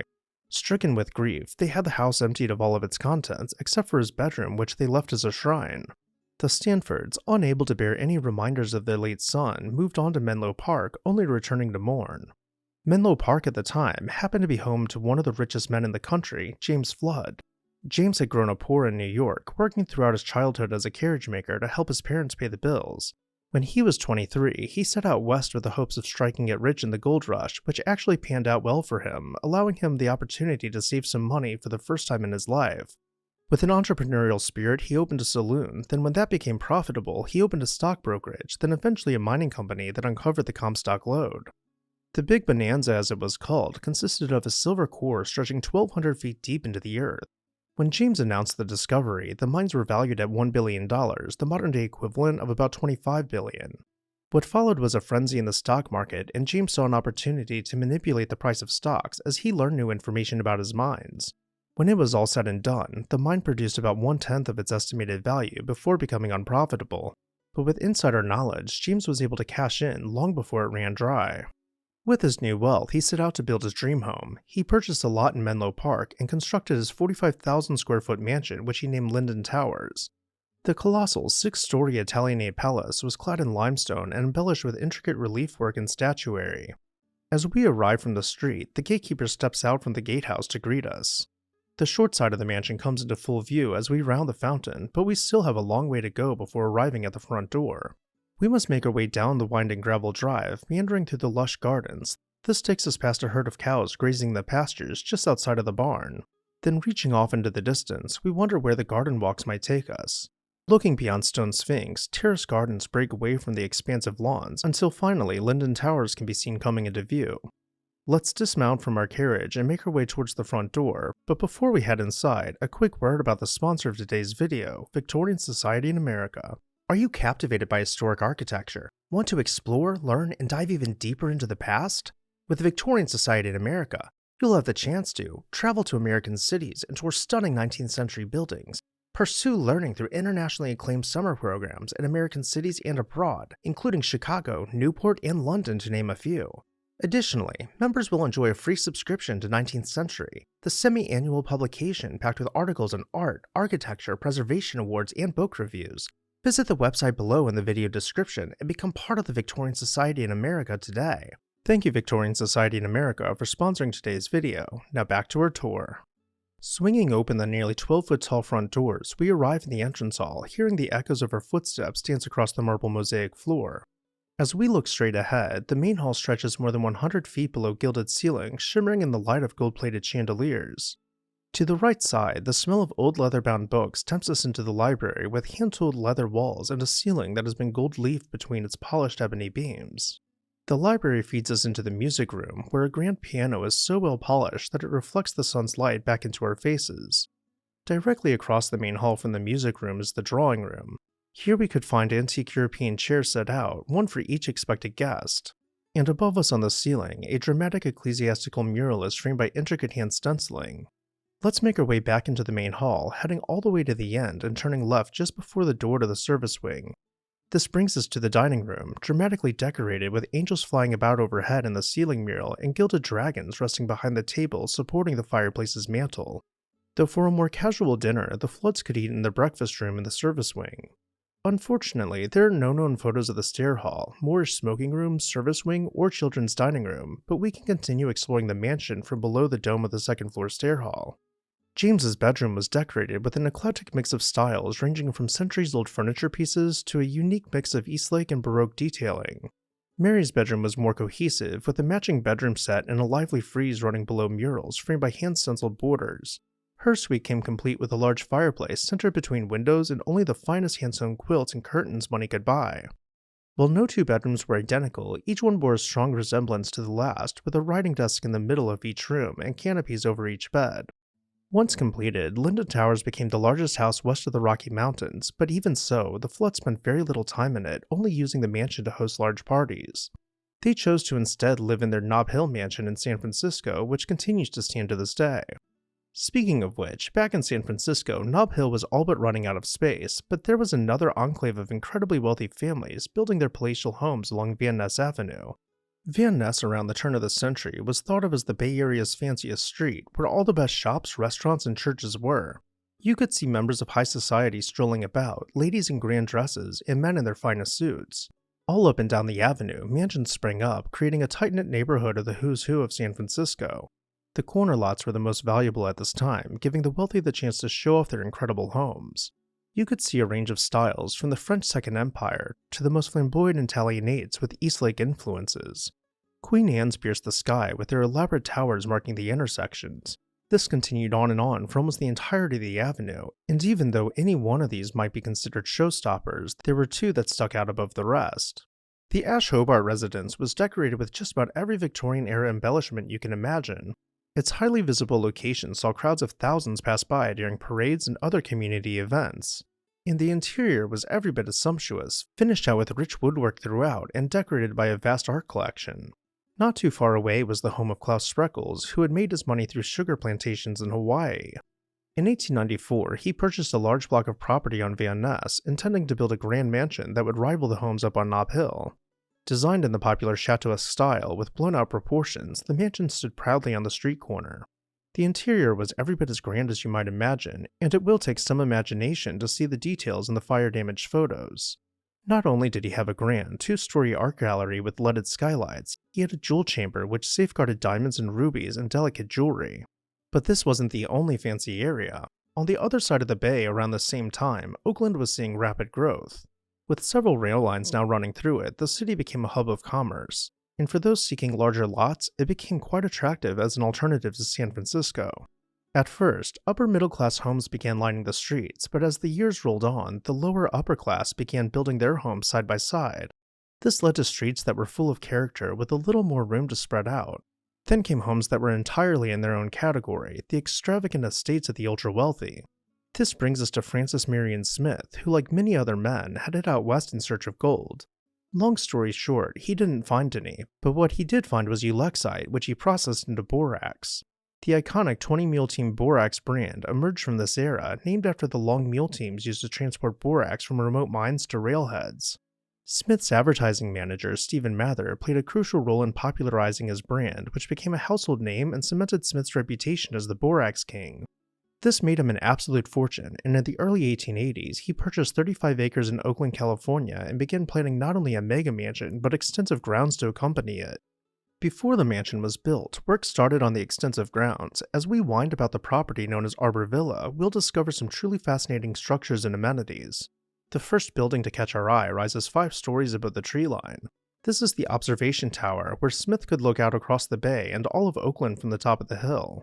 As the months passed, new structures popped up all around the grounds. Let's head inside the glass dome building at the base of the observation tower. This is the hothouse, filled with exotic plants meant to grow year-round in high humidity. Let's take the drive and travel away from these buildings. As we wind about the property, we encounter dirt paths lined with native grasses. Some of these paths lead us to swimming holes, such as this one, while others lead us to water gardens overgrown with lily pads. Never knowing what might be at the end of the next path, let's continue in anticipation. As the trees clear, we find pastures where the groundskeepers were responsible for maintaining the deer and rabbit population, ensuring the property was always teeming with life. Of course, an estate of such magnitude required dozens of groundskeepers who all lived in cottages like this one. As the grounds began to take shape, Smith and his wife opened their piece of paradise to the public for numerous events, including fundraisers to benefit Mrs. Smith's charity, which provided homes to orphan girls. Finally, 13 years after purchasing the land and developing it into a private park, the house, known separately as Oak Hall, was ready for the Smiths to move in. The 42-room mansion was designed by architect Walter Matthews and cost $275,000 to complete, the modern equivalent of just over $10 million when adjusting for inflation alone. To enter the mansion, we will head up a few steps to find the front door off-center from the porch. Continuing inside brings us to the entrance hall, octagonal in plan and filled to the brim with antiques and artwork. Resting at the base of the stairs, we can look up past the bronze newel post and peer through the oculus to see the bellows of the built-in pipe organ piercing the ceiling overhead.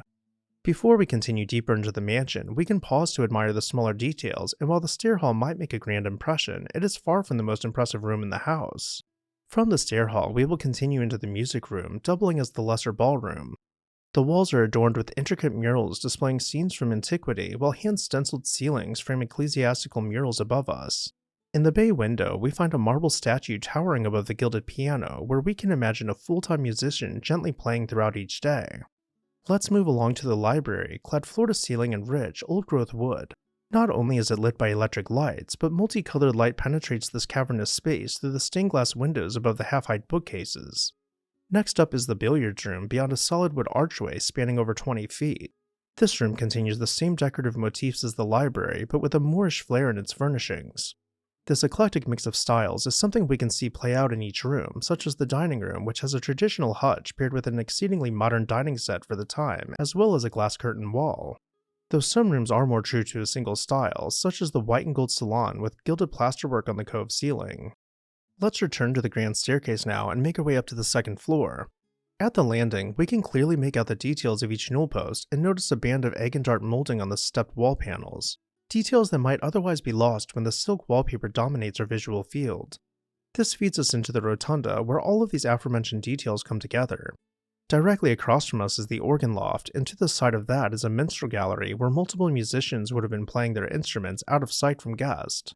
Also found about the rotunda is the family dining room, a much more comfortable and relaxed space where the family could enjoy their meals.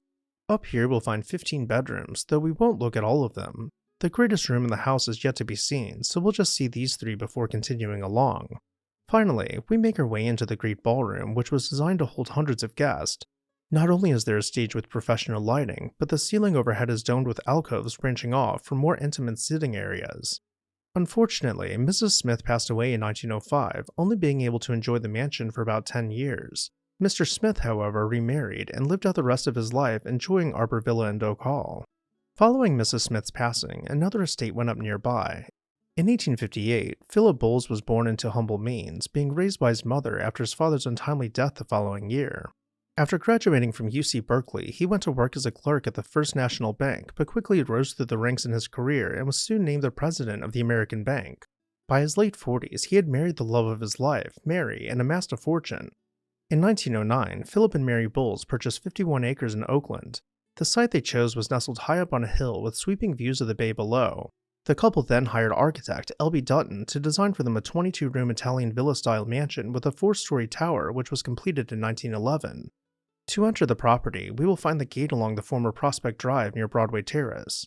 As we begin winding our way through the heavily forested estate, we will pass by dozens of species of trees. Continuing on, we almost forget that we are not in a park as the salty breeze gently rocks the native grasses. All around us, garden paths trail off into the forest, and while we might be here for the house, we can enjoy a detour along the way. We find a series of pergolas and garden gates gently guiding us downhill. This leads us to an elevated gazebo overlooking the secluded swimming pool. Continuing along, we encounter bridges spanning small ponds, and by this point, we can't even hear the outside world, just the chirping of birds. And as we near the house, we might find Philip and Mary taking a leisurely stroll through their garden, something the couple love to do together. Though the entire estate isn't completely natural, there are terraced lawns lined by stone balustrade, and had we stayed on the drive, we would have eventually spotted the back of the house overgrown in ivy and pulled through the porte cochere. But we won't take the back door. Let's continue around to the front and find the main entrance below the tower. We pass under the tower stairs, making our way into the entry hall. Continuing down a few steps, we find a sunken great hall beyond a colonnade. To one end is the floor-to-ceiling limestone fireplace flanked by passageways concealed by velvet curtains. To the other end is the gallery, where the Bulls display their most prized artwork. Next we find the dining room, finished out with damask wallpaper and glass-paned doors, though the Bulls only used this room while they were entertaining. The breakfast room was far more comfortable for their daily meals, and the French doors could be opened outward to break down the barrier between indoor and outdoor living. Had we continued through the dining room's corner door, we would have stepped down into the conservatory. Just like the breakfast room, all the doors could be open to the outside. This idea of indoor-outdoor living was important to the Bulls. Philip's study even had a Juliet balcony looking into the garden. The study was also skirted with half-height bookcases and staged with comfortable furniture, making it truly livable. In ensuring every comfort for his wife, Philip not only had a fireplace installed in Mary's study, but also had a radiator placed right next to her desk. Though if the two were ever working on something together, they could sit opposite each other at their shared desk in the den. Heading upstairs, we find the couple's bedroom, with each of them having their own beds. Curiously, the guest rooms were arranged the same way, with separate beds for each spouse.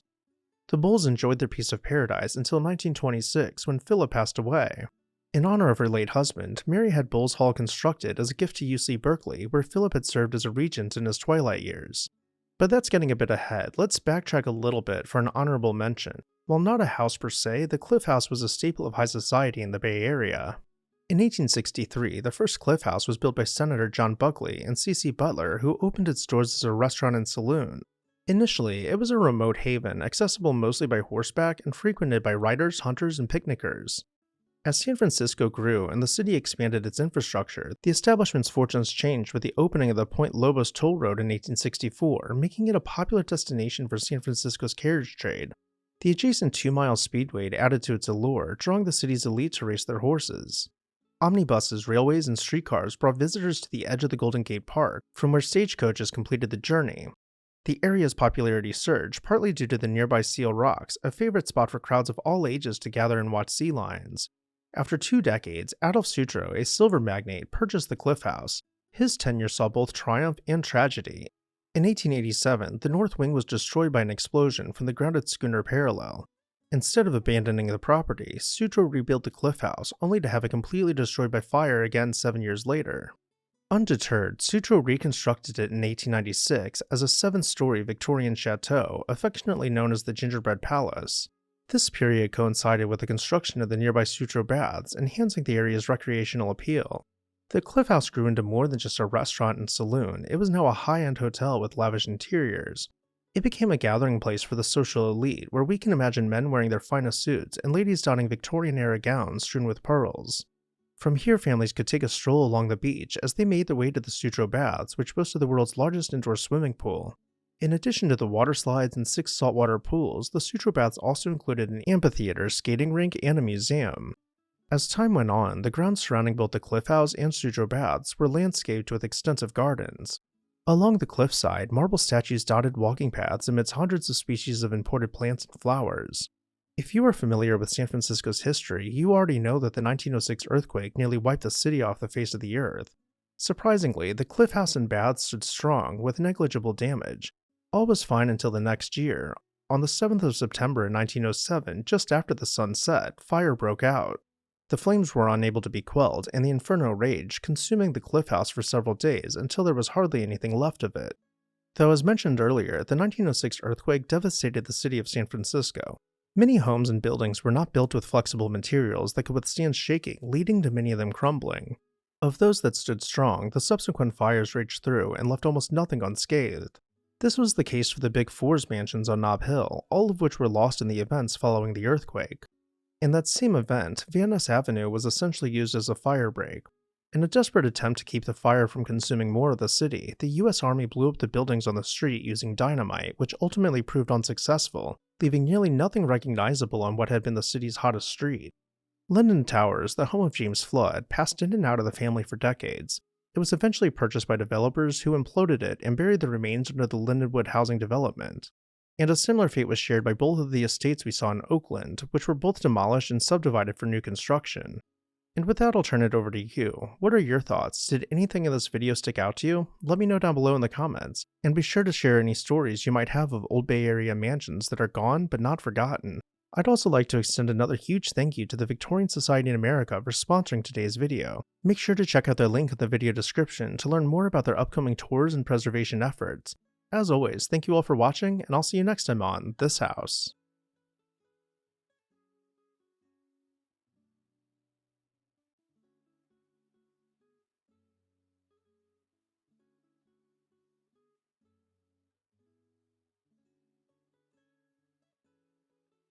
How did Russia end up owning one of Long Island's largest estates? And better yet, what happened to it? Hi everyone, Ken here. Today we are discovering Killingworth, the former home of George DuPont Pratt. Hit that subscribe button and let's explore this house. In 1869, George DuPont Pratt was born into one of the wealthiest families in the US. His father Charles made a fortune in petroleum, first through his own ventures and then through a consolidation with Standard Oil. This provided the family with more money than they could ever spend, but that didn't stop them from trying. The Pratts began building some of the largest homes on Long Island, and when it was George's turn to build his own house, he had grand plans. He purchased an older house known as Killingworth, a proper cottage that was elegant in its own right. But it wasn't this house that he wanted, it was the land it sat on. George promptly had it demolished, giving himself a blank slate to imagine his dream home. Completed in 1913 and designed by architects Trowbridge and Ackerman, Killingworth was conceived not merely as a residence, but a living work of art. The mansion's facade of seam-faced granite, complemented by Indiana limestone and topped with Vermont slate, presented a striking blend of solidity and grace. As we begin rotating about the 39-room mansion, we find a series of terraces marked by stone balustrade. Some of these terraces lend themselves to grand staircases, which in turn lead to paths.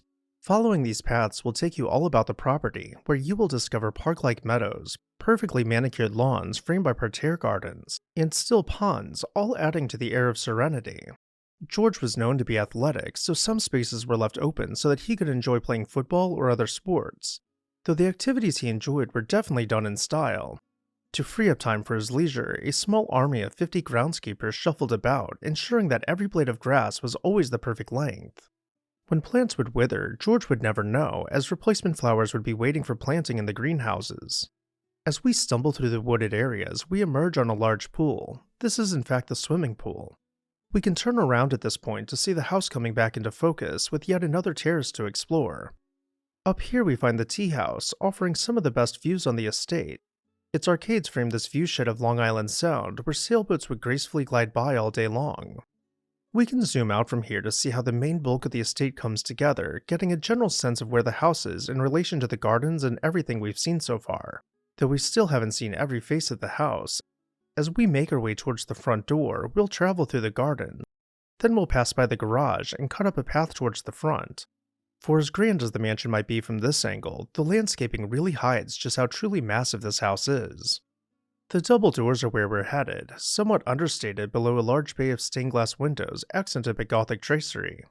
To better orient ourselves as we explore the mansion, let's take a quick look at the floor plan, noting that we are entering at the landing, then taking the stairs to the entrance hall. I unfortunately don't have a clear picture of the landing other than this one, but this section right here might better illustrate how the landing and entrance hall are connected. Now that we've traveled to the entrance hall, we are basically in the center of the house with archways on each wall that will lead us to different rooms. Let's continue straight for now. This leads us to the gallery, clad in rich wood paneling boasting intricate relief work. The gallery connects to the living room, once again paneled in dark rich woodwork that now continues to clad the coffered ceiling. Here he displays some of his most prized artwork, including a European tapestry. Before we move on from this room, let's take a closer look at the fireplace's mantel, where we find fleur-de-lis among the decorative relief.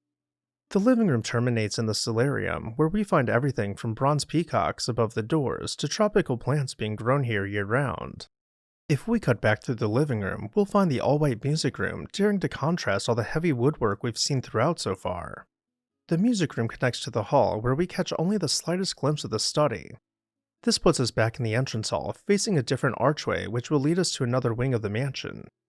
Stepping through the archway takes us to the hall. On one side is the door to the pantry with a staircase leading to the kitchen, and in front of us are the double doors leading to the dining room.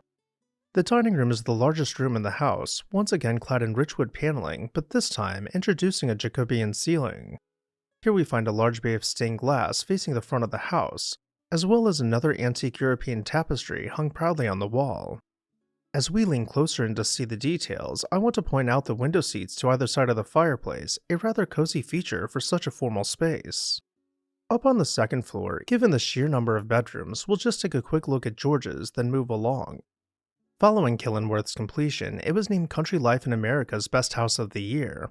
Everything from the facade to the layout to the gardens were praised for their excellence in design. But when the house finally changed hands, accolades turned into skepticism. After George Pratt's passing in 1935, Kenilworth began a new and unexpected chapter. By the late 1940s, the property was acquired by the Soviet Union as a retreat for its United Nations delegation. Its serene grounds turned into a diplomatic enclave, sparking decades of local controversy and stories that swirled with allegations of espionage. As the decades passed, the estate became even more embroiled in conspiracies as it welcomed controversial guests, including Fidel Castro. The Russians claimed tax exemption, which led to a long legal dispute and several court battles, and to this day, Kenilworth remains under the ownership of the Russian delegation. As for the grounds and the interior, it's anyone's best guess if they remain intact or have been altered. And with that, I'll turn it over to you. What did you think about Kenilworth? Did you have a favorite room or feature? Let me know down below in the comments section. And while you're there, make sure you're subscribed so you never miss an exciting episode of This House.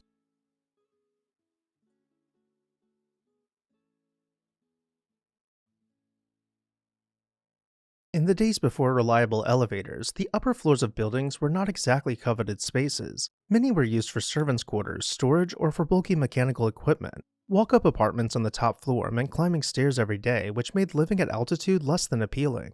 All that began to change once safety elevators became standard, and steel frame construction allowed architects to build taller structures in places like New York City and Chicago.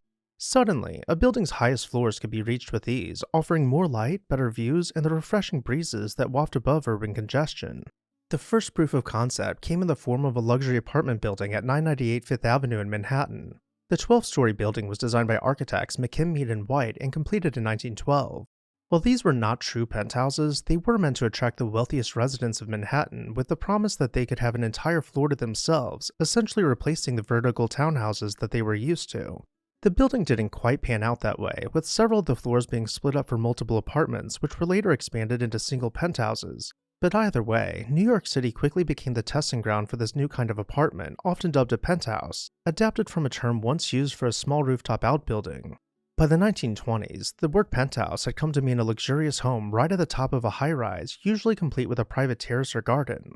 At first, these were seen as bold experiments. After all, apartment living had never been thought of as glamorous by wealthy elite, who often favored grand townhouses or mansions. But shifting social attitudes and the promise of fresh air and privacy made the idea of a chic apartment in the sky far more appealing, particularly during the Roaring '20s. Arguably, the first penthouse was completed in 1925 for Condé Nast, a man who revolutionized magazine publishing. Born in 1873, Nast made his fortune through publications like Vogue, Vanity Fair, and eventually The New Yorker. Yet his status wasn't secured merely by his business success, it also came from how he entertained the very people he wished to appear in his pages. And no address was more closely tied to these lavish soirees than the sumptuous duplex he had designed to his exacting standards in Manhattan. Before he moved into 1040 Park Avenue, Nast was already gaining a reputation for hosting small but lively gatherings at his former residence on 470 Park. Once Prohibition went into effect in 1920, most of the country had to improvise their cocktail hour, but Nast seemed unfazed by these dry times. Working with his capable secretaries, Mary Campbell and Estelle Moore, he managed to secure a seemingly endless supply of French champagne and spirits. If one arrived at a Nast affair, it meant crossing a hidden threshold, an elevator password was often required, and finding bathtubs filled with every conceivable variety of beverage. According to his friends like Diana Vreeland, there was palpable excitement that came with imbibing in secret. People partied with extra gusto simply because they weren't supposed to. Nast had purchased an entire penthouse at 1040 Park Avenue before the building was even completed. He envisioned a sprawling 30-room duplex with major modifications executed by architectural firm Delano and Aldrich. Determined to outdo anything New York had ever seen, he enlisted the celebrated interior decorator Elsie de Wolfe, often referred to as Lady Mendel, to bring a French-inflected grandeur to his new home. De Wolfe obliged, adorning the 10-room rooftop level with Louis XV furniture upholstered in pale damask, savonnerie rugs that lent a soft glow to the floors, and a dramatic sweep of 18th-century Qianlong wallpaper imported from an English estate. It was all so ornate that in summer, with no air conditioning to temper the heat, the breeze of the rooftops had to serve as the only form of cooling, but even that seemed to add to the apartment's mystique. Nast officially unveiled his penthouse on January 18th of 1925 with a dinner dance that became the talk of the town. He left nothing to chance, from the carefully set tables in his conservatory to the orchestral cues timed for the moment the first elevator guest stepped in. Every detail bore the mark of his perfectionism. At these large parties, once the clinking of glasses reached its peak, Nast was known to quietly slip away to his library for a game of bridge. He seemed to prefer savoring the success of these gatherings from a comfortable distance. In the same year that he pioneered his new idea of penthouse living, in 1925, the George Fuller Construction Company embarked on a project that would forever change the landscape of Fifth Avenue and the concept of urban living, the creation of a 14-story apartment house at 1107 Fifth Avenue. This venture, however, hinged on a pivotal agreement with General Foods heiress Marjorie Merriweather Post Hutton, the owner of the Burton Mansion that occupied the site that Fuller had his eyes on. By this time, Manhattan had shifted from a land of palatial limestone mansions to office buildings. As the city grew exponentially, the land that sat below these grand estates became too valuable for any one family to occupy. Instead of turning people away for the suburbs, the demand to live in the city was too high. Developers began purchasing grand Gilded Age mansions and tearing them down to build high-rises, and caught up in the middle of all of it was America's wealthiest woman. Marjorie, a woman of exquisite taste with a penchant for grandeur, was not one to relinquish her beloved mansion easily. She struck a deal with Fuller, her approval for the project, in exchange for a palatial residence atop the new building. Her demands were precise and lavish, a recreation of her 54-room mansion spread across the top 3 floors, complete with a private porte-cochere and an exclusive lobby, ensuring the privacy and luxury she was accustomed to. The penthouse, completed in 1927, was a marvel of its time. It boasted a wraparound terrace on the highest floor, 12 wood-burning fireplaces, 17 bathrooms, and 2 kitchens, including a butler's pantry and a larder. Let's begin exploring the penthouse by opening the doors to Marjorie's private ground-level lobby, where her own concierge would open the doors for her. In the winter months, she would unload her coat by the fireplace and make her way over to her own private elevator. The elevator was finished out with gilded wall panels, allowing her to travel to her penthouse in style. Once she made it to the top of the building, her full-time staff would swing open the mirrored doors to the left of the grand staircase, welcoming her into the foyer. Though if she had friends visiting, they would make their way from a separate elevator lobby through the smaller door below the marble staircase. The massive foyer was decorated with antiques from her previous mansion, though all the furnishings could be cleared out and the space used as a ballroom, making room for hundreds of guests. Following the rounded walls with fluted pilasters framing antique European tapestries, we will find the entrances to both the men's and women's cloakrooms, where the butler would check guests' coats and bags. At the end of the night, they would present a bronze ticket to the butler to have him retrieve their belongings. This over-the-top and lavish lifestyle continues into the drawing room. To gain a better sense of this space and the parties that were hosted here, we can see Marjorie's ball gown spilling over a settee, making a statement to her guest. It was finished out with crystal chandeliers, wood paneling, and windows that look out over all of New York City. Across the foyer from the drawing room, the dining room played host to some of the most exclusive dinner parties ever known by Manhattan. Not only was it finished out with rich wood paneling that had been salvaged from a European manor house, the fireplace and mantel had been carefully removed from her former mansion and reassembled in their entirety. For more casual meals, Marjorie could wind her way behind closed doors. This brings us to a hallway, seldom seen by guests, which connects us to the breakfast room. The breakfast room was said to be Marjorie's favorite room in the house, with a large bay window crafted from bronze and leaded glass looking out over flowers dotting the New York City skyline. Another room offering incredible views was the library, looking west over Central Park. Similarly to the dining room, the library had been rebuilt in its entirety from the library in her former mansion. It was decorated with portraits of significant historical figures with Americana strewn about the room.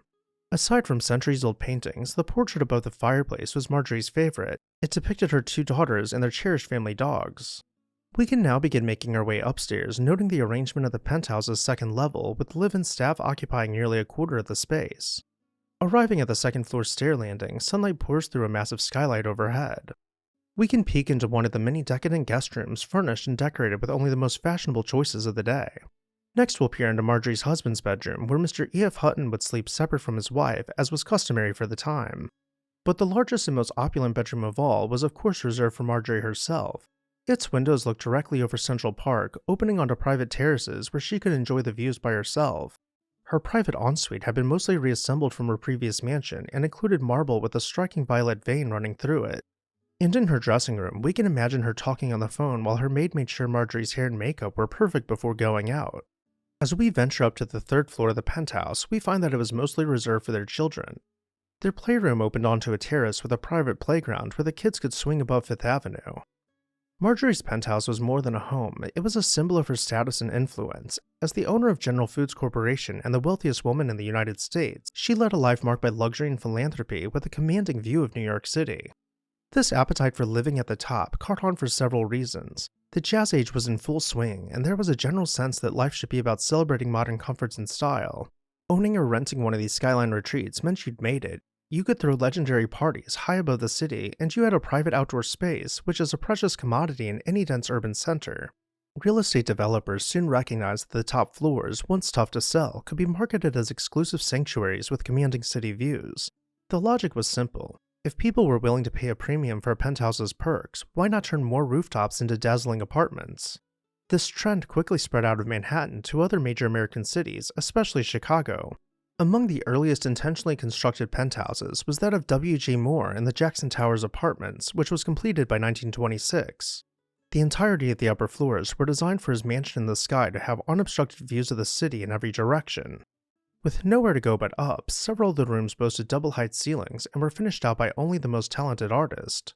Just like in New York, his Chicago penthouse became a haven for his art and antique collections, a place where high society could gather in comfort with plenty of space to spread out. Over time, the penthouse idea showed up in films, advertisements, and magazines, solidifying its connection to wealth, glamour, and even celebrity culture. Socialites, business magnates, and Hollywood stars sought out these towering addresses, which only added to the feeling that living on the top floor was a sign of high social status. Developers kept pushing the limits, culminating in what we now see around the world, entire levels of skyscrapers devoted to lavish sky palaces with pools, private gyms, and wraparound balconies. A peek into this evolution reveals the way technology, economics, and social change can come together to reshape how we live. The next time you pass by a tall building with a lavish rooftop terrace, it's worth remembering that such spaces were once unthinkable. Now they're not just coveted by the wealthy, but also stand as reminders of a transformative moment in city living, when the elevator turned the world upside down and the top floors suddenly became the ultimate place to call home. And with that, I'll turn it over to you. Which of these early penthouses was your favorite? Or maybe something else stuck out to you? Either way, let me know down below in the comments section. And while you're there, make sure you're subscribed so you never miss an exciting episode of This House.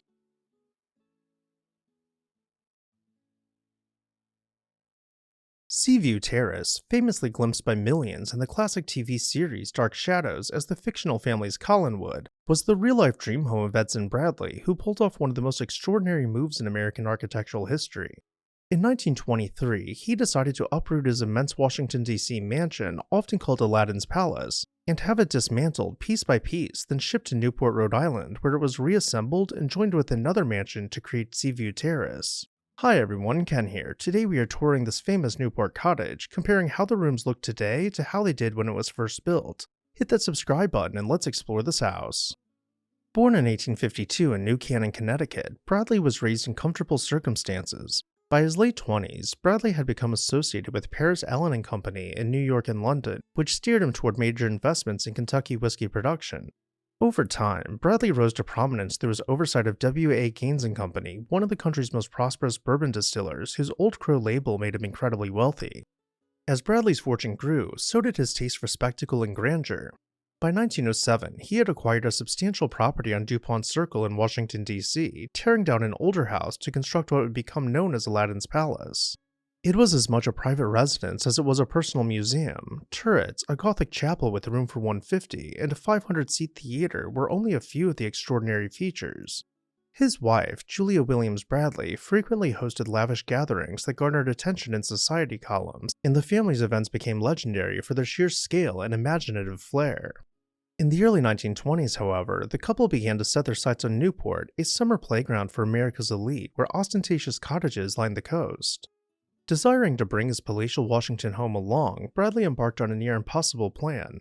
He purchased an existing Newport estate called Seaview, an 1885 Elizabethan revival house, and decided to incorporate key pieces of his DuPont Circle mansion into its design. Starting in 1923, workers dismantled Aladdin's Palace brick by brick, beam by beam, window by window, and transported it to Rhode Island by rail and truck over 2 years. There, architect Howard Granley orchestrated the massive undertaking of melding the old Seaview structure with Bradley's transplanted architectural gems, including French Gothic stonework, stained glass windows dating back to the 14th and 15th centuries, and entire rooms that had already been imported from Europe to Washington decades earlier. By 1925, the new estate, appropriately named Seaview Terrace, was complete at an astonishing cost of $2 million, the modern equivalent of over $36 million.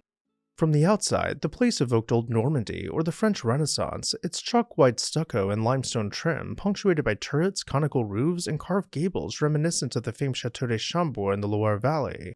Now, over 100 years later, the rambling mansion maintains the same aesthetic, having aged gracefully in place. While the limestone is weathered, ivy has grown up the walls, and the copper is patinaed, Seaview Terrace has gained the character that only comes with time. The grounds, though mostly an open field, are surrounded by century-old trees, only adding to the estate's charm. Within its walls were soaring spaces and richly layered decor. The Great Hall, an awe-inspiring chamber with a ceiling nearly 40 feet high, was furnished with Hispano-Moresque floor tiles, massive wrought-iron chandeliers, and centuries-old tapestries. As we make our way into the house in modern day, we pass through the vestibule and swing open the heavy grilles to make our way to the Great Hall. The decor has since left the space, however, the architectural elements remain in earnest. The gilding still glistens on the woodwork, and the colors continue to show brilliantly through the stained glass windows. To the far end of the Great Hall, we see 3 archways, each leading us to somewhere new. On the left, we find the grand staircase, having stood still in time and held strong in its defiance of gravity. In the central arch, we continue through the long corridor, passing below a series of groin vaults marked by Gothic tracery. From this point on, we'll float freely between the rooms, starting with the drawing room. While it may be empty today, it was once filled with centuries-old European antiques, though it has held on to its chandeliers and fireplace. Speaking of the fireplace, let's get a closer look at the upper mantle's intricate relief work, then step back once again to imagine how all of this must have appeared back in Bradley's days at Seaview Terrace. Next, we'll find a grand Jacobean hall, ornamented with fine plaster ceilings above the parquet wood floors below. The rich wood wall paneling blends seamlessly with each door-surrounded fireplace. This is the dining room. Despite the incredible woodwork, it mostly would have been covered over by tapestries, and the fireplace mantle consumed by Bradley's prized antique Chinese porcelains. As we continue wandering about, we find ourselves looking up at one of the most dazzling ceilings to be found in any private home. This is the stair hall from his former mansion in Washington, D.C., which seems almost impossible to imagine being disassembled and reassembled. When we look back through time, we gain a good sense for the true scale of the stair hall, seeing oversized chairs and cabinets barely cutting down on the circulation space. Next up is the music room, which was always intended to be painted in a creamy off-white. We can only imagine how vibrant the tapestries and floral upholstery must have appeared against the stark but elegant backdrop of the music room. The mansion continues on, with many rooms, including the solarium, which is the largest of all the rooms in the house. There are even smaller rooms as well, which are equal parts comfortable and regal. Following Mr. and Mrs. Bradley's passing, ownership of Seaview Terrace passed to the Bradleys' daughter Julie. However, as economic conditions shifted and taxes soared, she could not hold on to the mansion. She ultimately vacated in 1941, and the house briefly fell into the hands of the city of Newport due to unpaid taxes. During World War II, its colossal rooms were converted into officers' quarters, echoing a pattern seen in several other Newport mansions during wartime. After the war, Seaview Terrace began a second life as a private school. One arrangement turned it into Burnham by the Sea, a summer boarding school for girls linked to the Mary Burnham School in Northampton, Massachusetts. When classes weren't in session, the estate went through a series of temporary occupants and at times precarious states of upkeep. Even so, it never lost its cinematic quality. By the mid-1960s, the mansion's imposing silhouette was introduced to television audiences nationwide as Collinwood in the soap opera Dark Shadows. Legions of fans still associate its turrets with supernatural intrigue, and that pop culture aura lingers. Over the following decades, Seaview Terrace, sometimes referred to as the Carey Mansion after one of its owners, continued its pattern of shifting uses. Parts of the house were leased back to Sal Regina University, which ended its lease in 2009, returning the property back over to private ownership. And with that, I'll turn it over to you. What did you think about Seaview Terrace? Did you have a favorite room, or perhaps something else caught your eye? Either way, let me know down below in the comments section. And while you're there, make sure you're subscribed so you never miss an exciting episode of This House. Manhattan's Riverside Drive was once lined with palatial mansions, cliffside castles, and manors nestled in an idyllic setting. But what happened? Who built these stunning residences, and where did they go? Hi everyone, Ken here. Today we are uncovering Riverside's lost mansions. Hit that subscribe button and let's dive into an extra long episode of This House. Riverside Drive, one of Manhattan's most scenic boulevards, owes its inception to a visionary idea from the mid-19th century. In 1865, Central Park Commissioner William R. Martin proposed creating a park along the Hudson River, a concept that gained momentum under the leadership of Commissioner Andrew Haswell Green. By 1873, the renowned landscape architect Frederick Law Olmsted, celebrated for his work on Central Park, was brought in to design both Riverside Park and the adjoining avenue. Olmsted's approach to Riverside Drive was both innovative and sensitive to the natural landscape. Instead of a straight boulevard, he envisioned a curving road that harmonized with the area's natural topography, reducing the need for extensive retaining walls and preserving the natural beauty where the cliffs met with the water. Initially named Riverside Avenue, this 100-foot wide thoroughfare featured tree-lined paths for pedestrians and horses, offering a serene escape from the urban hustle and bustle. Olmsted's vision was further refined by his frequent collaborator Calvert Vaux. Together, they introduced picturesque elements to enhance the scenic quality of the drive. Key to their design were the overpasses at 79th and 96th Streets, which ensured seamless connectivity with maintaining the landscape's aesthetic integrity. The construction of Riverside Drive was not without its challenges. The area's rugged terrain required meticulous planning and execution. By 1876, Olmsted had adapted his plans to accommodate a more practical paved road, though he departed the project the following year. Despite this, other designers and engineers carried on his principles, ensuring the drive remained true to his vision. When Riverside Drive officially opened in 1880, it quickly became a favorite route for pedestrians, cyclists, and automobile enthusiasts, but perhaps most notably, it became known for its mansions. The New York Times once said, "In architectural design, richness of decoration, and completeness of details, this structure is calculated to surpass in luxury and magnificence any city home in America, if not the entire world." This quote was describing the residence of Charles Schwab. He was born into poverty and started off as a grocery store clerk before becoming a laborer at a Carnegie steel mill. He quickly rose through the ranks with a natural-born talent for leadership and innovation, and by adulthood, he had become president of U.S. Steel and had amassed a fortune to rival the wealthiest barons of industry. Schwab set out to build a modern home equipped with groundbreaking technology on a scale that would dwarf the mansions along Fifth Avenue. He purchased a lot on Riverside Drive between 73rd Street and 74th Street, where he would build his modern chateau. Schwab's wife, Urania, was not keen to the idea of moving so far away from her friends. She was a socialite who regularly attended balls around Central Park and became worried that she would never see her friends again. But Charles reassured her that their house would be so grand that her friends would not be able to deny an invitation. Over the course of 4 years, the mansion would be completed with construction of the house racking up a grand total of around $3 million, and the furnishings then doubling that price, coming in at the modern-day equivalent of over $200 million. The 75-room mansion was so impressive that Schwab's former boss Andrew Carnegie would say about it, "Have you seen that place of Charlie's? It makes mine look like a shack." The architect of Schwab's mansion would not allow any pre-made materials into the house. Everything being brought in had to be commissioned and custom-made for the home.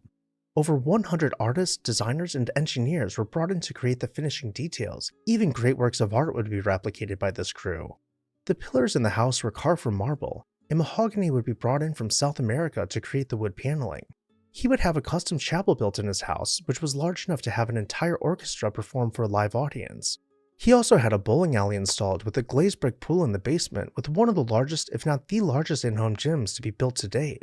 Other marvels of the home included a power plant, air conditioning, and 6 elevators. None of these features were common in even the most prominent of homes from the era, making it an ultra-modern house for its time. The Schwabs lived like royalty in the Riverside Chateau until the stock market crash of the Great Depression. Charles' fortune was wiped out overnight, and he desperately tried to sell the house but was unable to find a buyer. Without money to pay his servants, the house became impossible to live in. In 1939, he packed up his bags and moved into a tiny apartment along Park Avenue. The following year, he passed away with nothing more than a few pennies to his name. The abandoned mansion sat empty for many years before it was demolished and replaced by a utilitarian apartment building, ironically bearing the name Schwab House. As acclaimed as Schwab's mansion might have been, it was hardly the only mega mansion to line Riverside Drive. Winding about the tree-lined streets, dozens, if not hundreds of beautiful homes could be found looking out over the river, though these houses all took second stage. Paterno Castle is our next destination, outshining its neighbors and demanding the social spotlight. Charles V. Paterno, originally a medical graduate from Cornell University, turned his focus to real estate after his father's death. Along with his brother Joseph, he took over the Paterno Construction Company, which gained a reputation for producing luxurious, architecturally conservative apartment buildings. By 1905, Paterno had amassed enough wealth to purchase 7.5 acres in the Inwood section of Manhattan. Inspired by a European castle and reminiscent of the Fort Washington area, he commissioned architect John C. Watson to bring his vision of a romantic, Rhineland-like castle to life. Perched 125 feet above the Hudson River, the four-story castle was clad in white marble for the exterior, a decision that set his castle apart from the other granite structures of the time. The mansion, which stood at approximately 185th Street, featured large towers and an entrance accessible via a 75-foot underground passageway. The castle's design was both innovative and luxurious. The underground passage led guests to a mushroom vault and a wine cellar, creating an enchanting and somewhat mysterious entry. The basement housed a Turkish bath, massage rooms, and a swimming pool fed by pumps from the Hudson River. At 80 feet above street level, the main reception hall opened into various themed rooms, a Louis XV-style parlor, a colonial dining room, and an Asian-inspired library. One of the castle's most unique features was a conservatory with a fireplace. This all-glass, great hall was filled with tropical plants year-round and hosted guests for games of tropical billiards and other Edwardian delights. The second floor housed the bedrooms, each with its own vestibule, a nursery, and a sewing room. And the third floor was dedicated to entertainment, featuring an immense banquet hall and ballroom, built with 20-foot ceilings and balconies offering stunning views of the Hudson River. The roof garden, with its aviary, solarium, and large conservatory, provided a serene retreat for guests. Despite its grandeur, Paterno Castle's existence was relatively short-lived. By the late 1930s, the economic landscape was changing, and Paterno recognized the need to adapt. In 1938, he demolished the castle to make way for the Castle Village apartment complex, which still occupies the site today. This move was driven by the increasing residential development in the area and the demand for modern housing solutions. Although the castle itself no longer stands, several remnants of Paterno's castle remain. The guest house, known locally as the Pumpkin House due to its orange glow at night, still exists. Additionally, the 75-foot retaining wall built to protect Riverside Drive, now safeguarding the Henry Hudson Parkway, is another surviving piece of the estate. These bits of remaining architecture hint at the character of the neighborhood, even if some of the homes that boasted the most character have since been lost, such as the homes of Mr. Bain. In the late 19th century, Samuel Gamble Bain, an Irish-born millionaire, was a true urban pioneer on Riverside Drive. In 1887, he commissioned architect Frank Freeman to design a brick and stone Romanesque revival mansion at 360 Riverside Drive. Bain, a banker and oil industry pioneer, foresaw the potential of this undeveloped area with its stunning Hudson River views. Bain's belief in the area's future was so strong that he began buying up lots on the entire block to the south. In 1890, he sold his original residence for $130,000 and set out to build an even more impressive mansion at 355 Riverside Drive. Bain brought back Freeman to design his new residence, which would become a harmonious yet more grandiose counterpart to his former home. The second house was a masterpiece of Romanesque architecture, featuring a blend of brick and stone with a red-tiled roof. Freeman's design alleviated the often heavy feeling of the Romanesque style with a soaring four-story corner pavilion, rows of closely grouped openings, and a sweeping southern roofline. Balconies and bays added dimension, while several dormers provided additional character. The massive entrance arch and the squared angles of the corner porch created an interesting architectural juxtaposition. Always keen to the market, Bain sold his mansion to a developer in exchange for a pile of cash and a penthouse apartment at the same address. Back when the neighborhood was overflowing with character, it also had its characters. Along Manhattan's Riverside Drive, where every square inch of real estate is a prized luxury, there once sat a 25-acre equestrian estate daring to defy the concrete jungle. After a long and arduous 14 years of working, C.K.G. Billings decided to retire at the age of 40. He had been the president of the People's Gaslight and Coke Company in Chicago and owned a controlling interest in the company. Realizing he could still make a fortune without doing any work, he decided to sit back while the money came pouring in.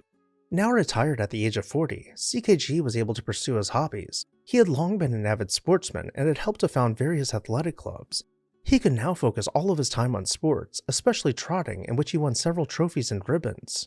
Being an outdoorsman, he began searching for an equestrian property, and to his family's surprise, he thought Manhattan would be the perfect place to move to.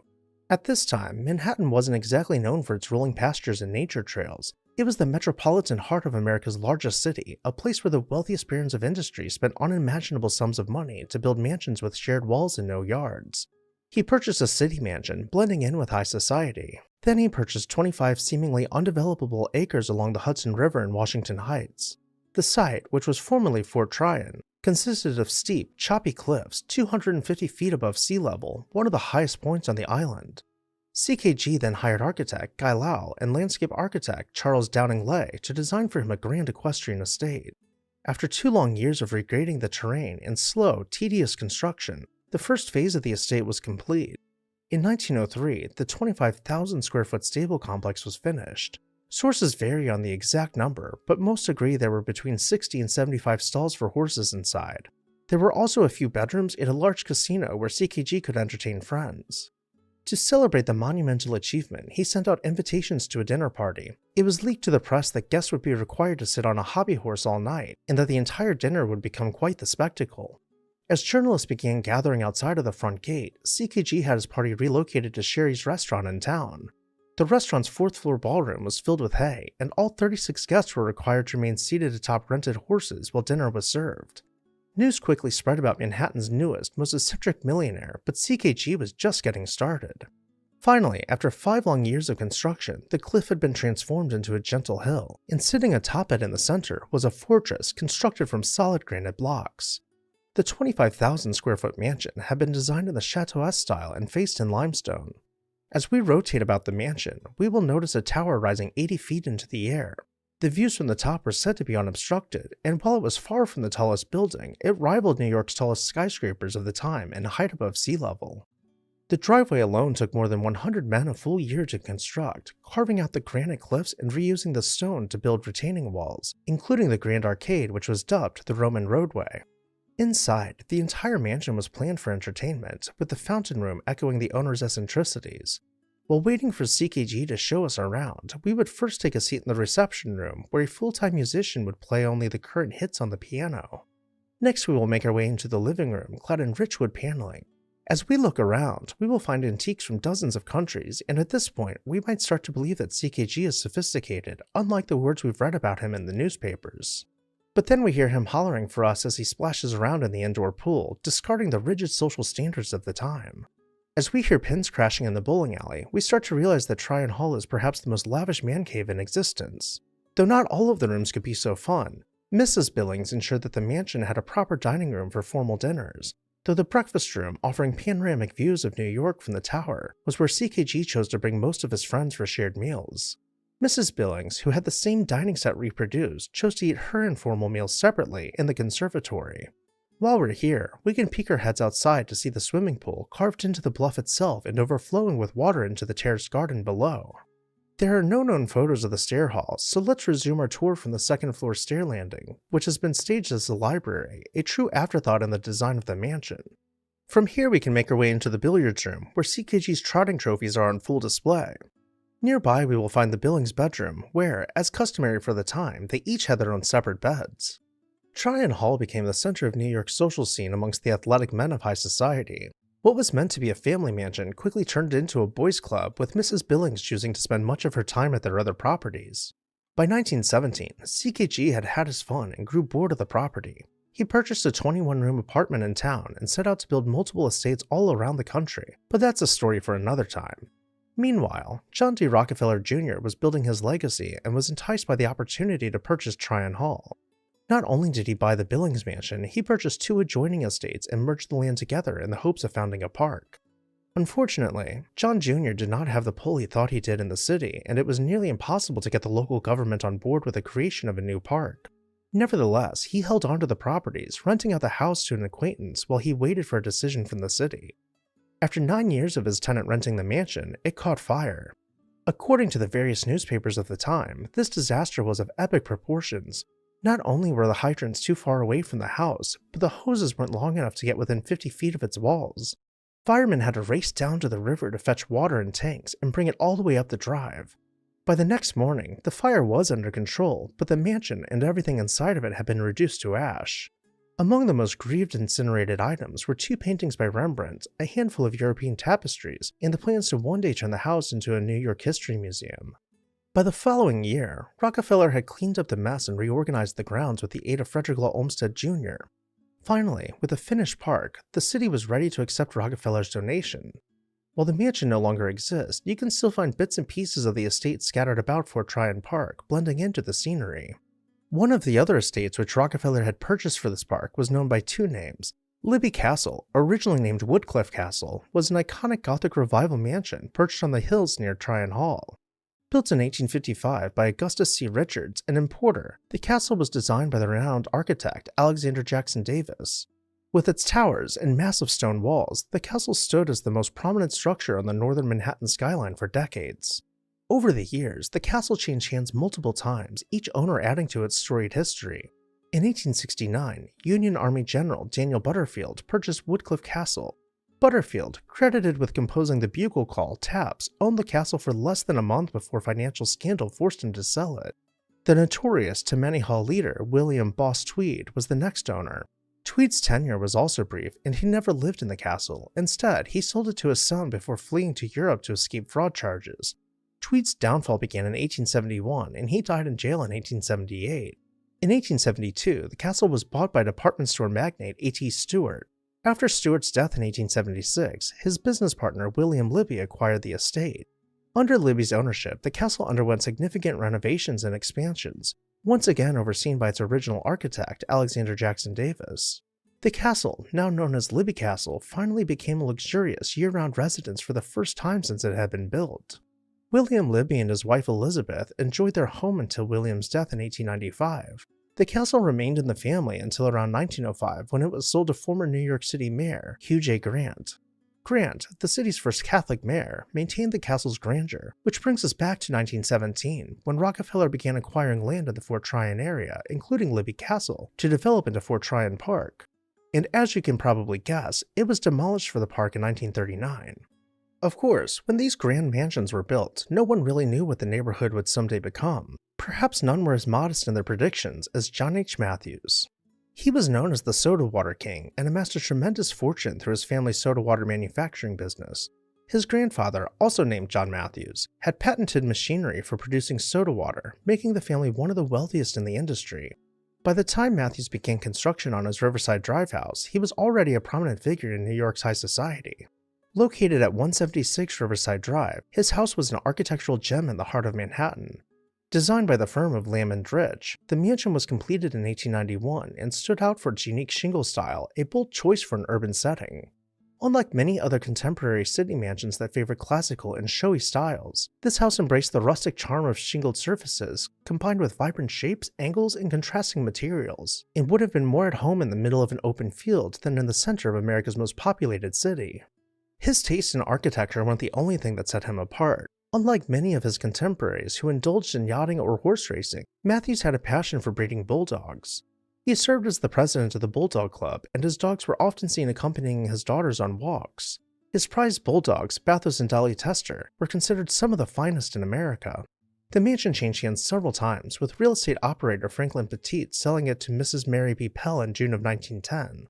Mary Pell, who owned the neighboring mansion, purchased the property to prevent the construction of an apartment building next door, and lived there until her death in 1913. Despite initial fears that the mansion would be demolished after Mary Pell's death, the house survived until late 1921. On November 5th of that year, the New York Herald reported that Harry Schiff had secured a loan to construct a 13-story apartment building on the site. The new structure, designed by Schwartz and Gross, was completed in 1922 and still stands today, marking the end of an era for the blissfully out-of-place Matthews Mansion. One of the other neighbors who had helped spur the area's initial development was Cyrus Clark. In fact, the development of the Upper West Side into a modern suburb was significantly driven by Cyrus Clark, a man whose vision and persistence earned him the title, the Father of the West Side. After amassing a fortune from his wholesale silk business, Clark turned his attention to real estate development, specifically focusing on the rocky, hilly region of the Upper West Side. His tireless advocacy for infrastructural improvements such as mass transit, sewer lines, and gas street lamps laid the foundation for the area's transformation. In 1870, after studying real estate development in Europe, Clark began purchasing undeveloped land on the Upper West Side. He played a pivotal role in the establishment of Riverside Drive along Riverside Park. By February of 1884, he co-founded the Citizens West Side Improvement Association, later incorporated as the West End Association in 1889. As its longtime president, Clark's relentless efforts ensured the Upper West Side's growth and prosperity. By 1883, Clark and his family had moved into their new home on the southwest corner of Riverside Drive and 90th Street. Designed by architect Henry F. Kilburn, the mansion was an impressive blend of French Renaissance and Romanesque revival and featured a rough-cut stone facade, a tile-covered hip roof, towers, dormers, and clustered chimneys. Numerous porches capitalized on the location's river breezes and spectacular views. The Clark Mansion quickly became a prominent fixture on Riverside Drive. However, by December of 1891, Cyrus Clark and other mansion owners voiced concerns over the maintenance of Riverside Drive, accusing the park commissioners of neglect and allowing nuisances to invade the area. They argued that the commissioners' negligence led to failing property values and threatened legal action to address the construction of unsightly factories along the riverfront. The next owners, the Parsons, would have been affectionately known in today's terms as NIMBYs as well. The Parsons sued to stop the construction of the Soldiers and Sailors Monument because it partially obstructed one of their views through one of their windows. They lost in court, and the house changed hands several times, eventually being replaced by yet another apartment building. However, there was another Clark in the neighborhood, one with a more pleasant reputation. In 1896, Elizabeth Clark stood among the wealthiest widows in America. She had married Alfred Corning Clark, heir to the Singer sewing machine fortune in 1869. Together they had 4 sons and managed vast real estate holdings, including the iconic Dakota apartment building. Alfred's untimely death in 1896 left Elizabeth in control of a substantial estate, which she used to further her philanthropic endeavors and develop significant properties in New York City. Her vision for an architectural landmark materialized when she acquired a prime lot at the northeast corner of Riverside Drive and 89th Street. Architect Ernest Flagg was commissioned to design a mansion that would stand out among the finest residences of New York's elite. The result was a stunning 4-story Beaux-Arts-style mansion completed in 1898, featuring red brick and white marble accents. This grand home was described as one of the most striking residences on that beautiful thoroughfare by the Evening World. The mansion's design reflected Elizabeth's preference for understated elegance. The architectural record praised it, stating, "The house is finished front and back, inside and out, with equal care, and the workmanship and appointments are the best that money can buy. Probably no better built house was ever put up." The residence exuded a sense of permanence and dignity befitting of the Clark family's status. Despite its grandeur, the mansion was also a place of personal significance. Elizabeth's marriage to Bishop Potter brought new life to the residence, which became known as the Bishop Potter residence. The couple's social and charitable activities kept the mansion at the center of New York's elite gatherings. Following Elizabeth's passing in 1909, the house was sold to the Barnard family, who maintained its place in society. However, in 1922, the house was sold and eventually replaced by an apartment building. There were a lot of really beautiful homes, full of interesting people, many of whom led amazing lives full of luxury beyond our wildest dreams. And while we could spend years digging up information and photos to piece together Riverside Drive, I'll leave you with one last lost mansion, the Seaman Drake Estate. The Seaman family were early American settlers, tracing their roots back to British Captain John Seaman, who settled in Hempstead, Long Island, in the mid-1600s. One of the most distinguished family members was Dr. Valentine Seaman, who introduced the smallpox vaccine to America in the early 1800s and founded the nation's first nursing school. In 1851, Dr. Seaman's son, John, purchased the land for the estate. The Seaman Mansion, with its gleaming white marble facade and ornate cupolas, was a sight to behold. The Italianate villa included numerous outbuildings, all constructed from the same local marble, creating a cohesive and striking aesthetic. The estate was described in 1898 by James Roll Smith as magnificent, with grounds laid out in the Italian villa style, complete with statues, walks, and marble steps flanked by lion statues. Inside, the mansion boasted 30 rooms, including a grand hall extending from front to rear, a richly appointed library with mahogany bookcases and marble bust, and a conservatory filled with exotic plants. The second floor housed a chapel, reflecting the Seaman family's Quaker faith. But as do all things, the estate's grandeur began to fade into the 20th century. In 1905, wealthy contractor Thomas Dwyer purchased the property and used it as his residence and office. Despite his grand plans, the estate slowly declined, and by the 1930s, the once lavish mansion had fallen into disrepair. In 1938, the Seaman Mansion was demolished to make way for the Park Terrace Gardens housing complex. However, the iconic marble gatehouse survived, albeit in a state of neglect. Once a grand entrance, it now stands marred by graffiti and crowded by commercial buildings, though in a way, this is poetic. These mansions, once the epitome of luxury, had been reduced to whispers, telling the tale of the ever-changing landscape of New York City, where history and progress constantly intersect. Thank you all for joining me on this tour through Riverside's Lost Mansions. Leave a comment below and make sure you're subscribed so you never miss an exciting episode of This House.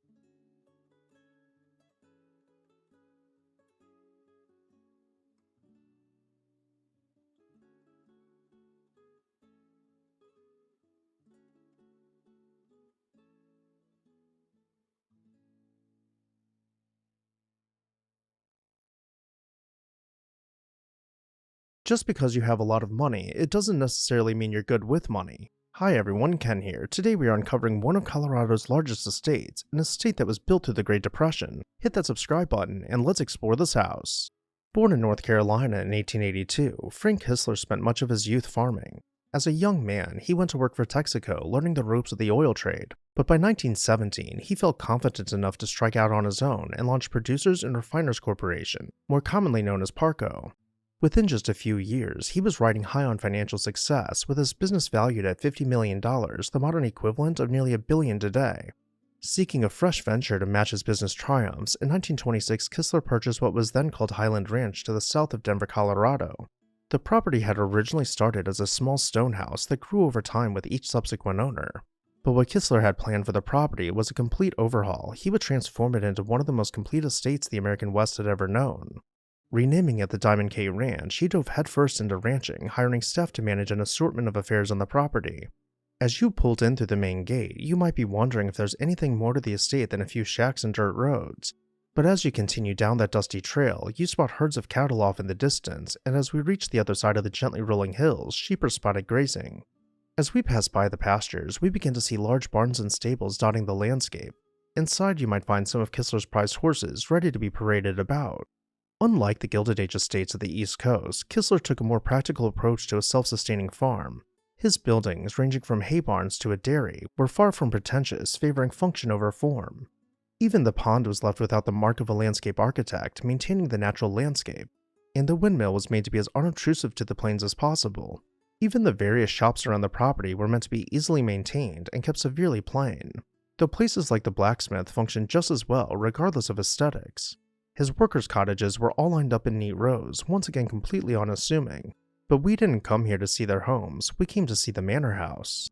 Pulling through the gate, we begin to see the details for the first time since arriving. In 1929, Kistler expanded the mansion, nearly doubling the size of the original house. It was subsequently refaced to create a cohesive facade while remaining sensitive to the previous iterations of the home. In stark contrast to his bare-bones ranch, the home was professionally landscaped with balustrade-lined terraces cascading from the house. As we begin walking around it, we can get a really good look at the addition with its Tudor Revival facade. Though curiously, there are brief moments of arts and crafts intrigue scattered about, including the composition of this porch. Let's begin making our way back towards the tower, following the terraces upward. Once we get to the top, the balustrade wraps around to direct our eye towards the tower. We can now make our way up to the front door and begin exploring the incredible interiors. But before we do, we can turn around to see the view of the snow-capped mountains off in the distance. Stepping inside, we are greeted by a roaring fire to warm us up from the chilly weather just outside the door. The entry really sets the tone for the house, with intricate carvings found both on the fireplace's mantel and along the crown molding. Let's step down to the sunken living room just through the pointed archway. The living room was everything you might expect in a house of this caliber, with a grand piano and a tufted sofa taking second stage to the oversized fireplace. We can actually take a closer look at the sandstone mantel to find relief work depicting the ranch's logo. And if we remove all the furniture from the room, we can get a really good look at the herringbone wood floors. Let's continue around to the dining room, where we find it staged as it would be on any given day in the house. When Kistler was entertaining, leaves could be placed in the table and chairs could be brought out of storage to seat 16 guests. From here we'll continue our tour over to the library, where we find a rather unique construction method in the wood paneling. What almost appears as bows on the wall is a type of wood joint meant to conceal any nails from view, giving the illusion that each board has been fit together like puzzle pieces. Though not all the rooms were quite as large, the card room was more comfortably scaled for game nights, and for as grand as some of these rooms have been, the largest on the first floor is undoubtedly the solarium, which was also known as the lounge. This room served as the main entertaining space in the house, where balls and banquets could play out over its terrazzo floors. When we think of Roaring Twenties, just before the market crash, this was the height of style. Unfortunately, in the same year he kicked off these major renovations, the stock market collapsed. Like so many others, he lost millions, and his financial troubles pushed him to sell the Diamond K Ranch in 1937. Determined to start anew, he and his family moved to Glenwood Springs, where he took over the historic Hotel Colorado, continuing his legacy of bold, entrepreneurial ventures, living well within his means for the rest of his life. As for the mansion, it went on to evolve yet again under new hands. In time, the property and surrounding lands took on the name Highlands Ranch, ultimately growing into a master-planned community. By 2010, the Highlands Ranch Metro District became the new owner, ensuring that the historic mansion remains open to the public year-round. And with that, I'll turn it over to you. What did you think about Highlands Ranch? Did anything about the property stick out to you? Let me know down below in the comments section. And while you're there, make sure you're subscribed so you never miss an exciting episode of This House.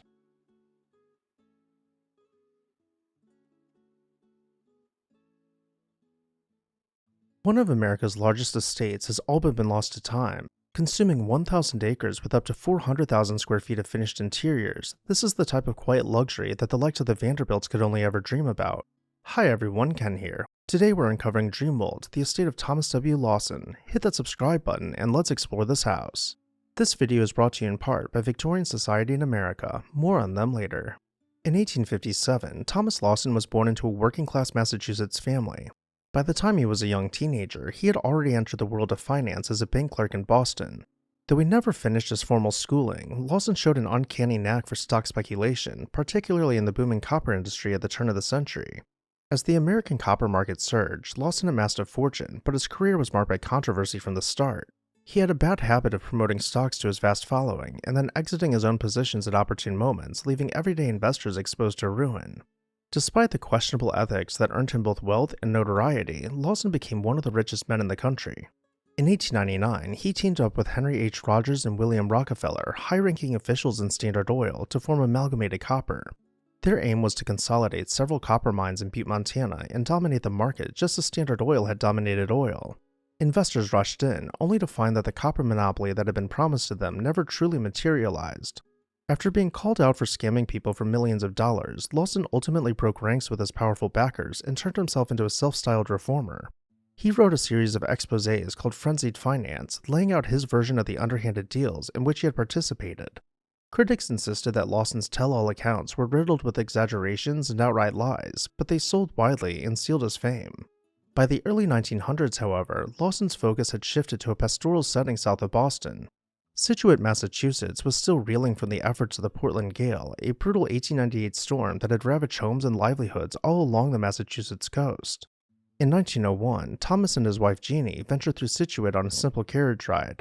Something about the place caught Jeannie's eye, and Lawson, eager to please, promptly began purchasing land. Soon he launched an astonishing construction project. His initial plan called for a 350-acre estate, which he built at a cost of around $2 million, well over $75 million in today's money. With the community still reeling from the disaster, jobs appeared almost overnight, with local craftsmen, stable hands, laborers, and specialists flocking to the site. By the end of the first year, the fieldstones had all but been removed, and construction on the driveway had started, creating a blank canvas for his dreams to play out. He called it Dreamworld, and it soon encompassed 1,000 acres, an enormous swath of land for a single individual. Those acres supported a mini-town of their own, and many longtime residents marveled at how Dreamworld was its own ecosystem, with dedicated housing not just for people, but also for animals of every breed. Entering the estate, we'll find the main gate and begin making our way forward. As we enter the property, the gatekeeper could direct us to wherever we are going, but we want to see it all. We'll begin heading up the drive past miles of rose bushes growing alongside the white-painted fence. Off in the distance, we start to see a few buildings coming into focus. We'll start exploring from there. As we pull over to the side of the road, we'll stop off at the fire engine house. Being that most of the buildings were covered in cedar shingles, this building proved rather useful over the years. Off to the side, we can see the windmill popping up. We can move in closer to get a better look. The estate was completely self-sufficient. Whether it was gathering electricity or purifying water, we could find a building that suits each facet of life here. The smaller building we saw below the windmill is the dovecote, where dozens of doves could be cared for. The interior, though rather simple compared to some of the buildings we were about to see, was still really comfortable for the doves. Off in the distance, we spot the water tower, which has an observatory at the top to look out over the entire property. And my oh my, what a property this was. As we continue along, we find a post office, once again emphasizing how Dreamworld really was like its own village. There is even a small hospital for taking care of Lawson's thousands of animals, and a forge where anything could be made from scratch or repaired. And this was no simple operation either, employing several men in full-time positions. I think we've seen enough of the small stuff for now. Let's make our way over to the show horse stable. The interior was refreshed with new hay daily, pampering the show horses. And as mentioned, each breed and pedigree had its own quarters, such as the stallion stable. Not too far away, we find the broodmare stables, a bit smaller but with more space for each mare. Their stalls were spacious, with plenty of room to pace about. Though the largest stable was reserved for Lawson's prized horses, those being his race horses. The building itself was estimated to have been nearing 100,000 square feet with haylofts and reportedly apartments for workers. We can imagine the racehorses being paraded down to the racetrack one at a time as they pass the judges' stand. And each with their own jockey, we can imagine them racing around the track day after day. Getting back to the buildings, what was possibly the second largest on the property was the Riding Academy. It took a long time to construct and was no small feat of engineering either. The interior relied solely on steel arches to prop up the roof with no support columns of any kind, which allowed for unobstructed riding space. And with all these horses, you've probably been wondering about the smell. There was actually a sewage house and staff that took care of that. Now when I say the estate was self-sufficient, I mean everything. The poultry house supplied fresh meat and eggs, and the cattle barn supplied fresh meat and milk. There were fields for growing vegetables, and everything you would need for farm-to-table dining, and beyond horses and sustainability, the dog kennels were said to be able to house up to 200 dogs at any given moment. And in case we forgot, this wasn't just a farm, this was Lawson's home, which we haven't even seen yet. Way off in the distance, a sprawling shingle-style mansion hugs the ground with two wings protruding from its sides. This is the main house, though I should note that there were other cabins for the family scattered about the property. Each side of the house commanded its own presence, with terraced gardens and vast lawns surrounding it. The rear patio is where we can imagine the family gathering before heading out to the stables, and around to the other side, we find another sprawling veranda offering a bit more seclusion. But to enter the house, we can imagine the family's drivers pulling around to the front porch. This is where we'll hop off to and make our way towards the front door. We can take a quick look at the floor plan before heading on inside, but before we do, a quick word about the sponsor of today's video, Victorian Society in America. Are you captivated by historic architecture? Want to explore, learn, and dive even deeper into the past?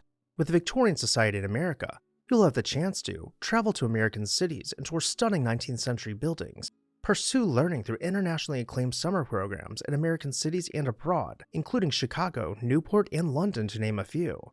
Additionally, members will enjoy a free subscription to 19th Century, the semi-annual publication packed with articles on art, architecture, preservation awards, and book reviews.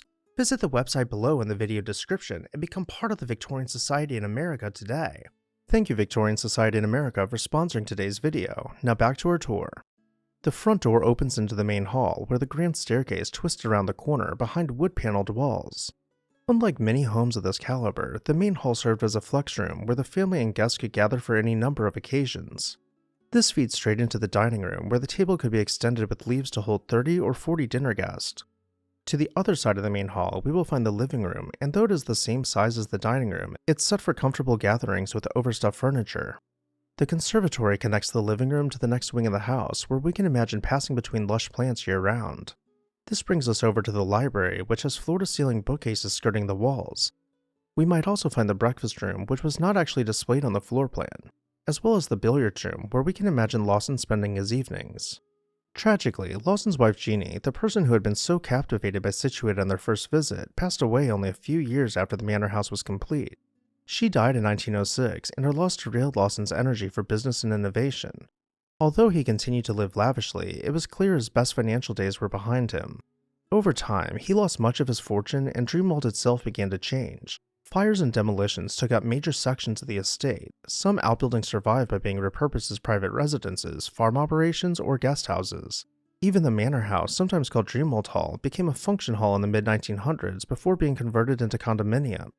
Meanwhile, Lawson's reputation remained complex. He had once been hailed as a financial genius. He was also widely criticized for encouraging people to invest in speculative ventures that were almost designed to fail. Then in 1907, the seven-masted schooner named after him, the Thomas W. Lawson, went down off the Isle of Sicily, claiming large quantities of oil in the shipwreck. By the early 1920s, creditors were closing in. Dreamworld was no longer an unassailable symbol of his wealth, and in 1922, the estate was auctioned. Just 3 years later, in 1925, Thomas W. Lawson died in Boston at the age of 67 with little more than a few bucks to his name. In the end, Thomas W. Lawson's name endures mostly because of Dreamworld and the way it briefly transformed an out-of-the-way seaside town into a place of grandeur. Few estates of that era approached its combination of size, modern conveniences, and architectural variety. Though exact numbers might be lost to time, if one added up every house, stable, workshop, barn, kennel, greenhouse, and specialized facility on the original property, the square footage would likely have soared to hundreds of thousands, somewhere in the range of 300,000 to 400,000 square feet in total. Even now, a century later, remnants of Dreamworld show how a wealthy dreamer tried to create something monumental and nearly succeeded. The structure of the place may have changed, with many of the buildings being lost altogether, but the mark he left on Situate remains vividly visible to anyone who looks for it. And with that, I'll turn it over to you. What did you think about Dreamworld? Did anything in particular stick out to you? Let me know down below in the comments section. I'd also like to say a huge thank you to Victorian Society in America for sponsoring this video. Check out their website down below in the video description to learn how you can get involved today. And as always, thank you all for watching, and I'll see you next time on This House.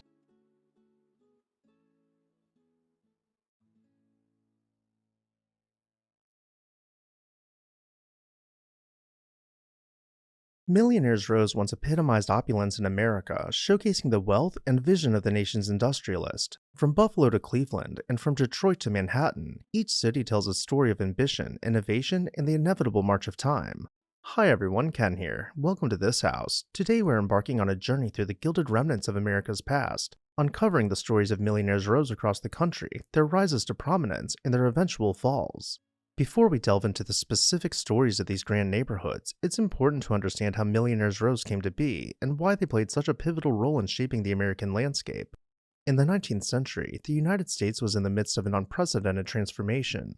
The Industrial Revolution brought rapid advancements in technology, transportation, and manufacturing, creating vast fortunes for a select few. Railroads connected the coast, steel framed the burgeoning cities, and oil illuminated homes across the nation. With this explosion of wealth came a desire among the new elite to display their success through architecture. These millionaires' rows were more than streets, they were stages upon which America's industrial titans showcased their ambition and taste.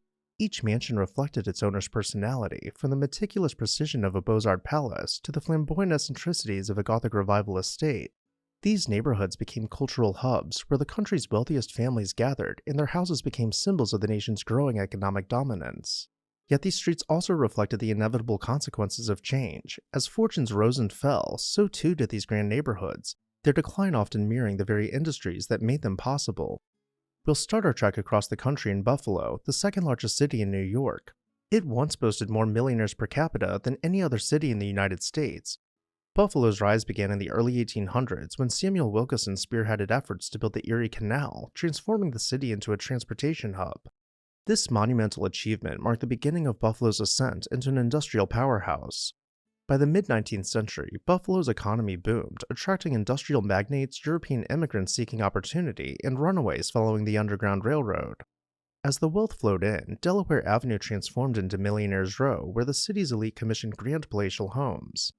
George Williams, a prominent banker, hired the renowned architect Stanford White to design a 40-room mansion that boasted intricate woodwork and grand entertaining spaces. His brother Charles Williams, not to be outdone, also hired Stanford White to design a Palladian-style mansion. While equally impressive, this house faced misfortune, including a devastating fire that destroyed much of its ornate woodwork. One of the most architecturally significant homes on Delaware Avenue was the Gratwick House, designed by Henry Hobson Richardson.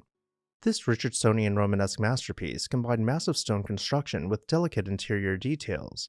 Tragically, like many other homes from this era, it was lost to time and urban development.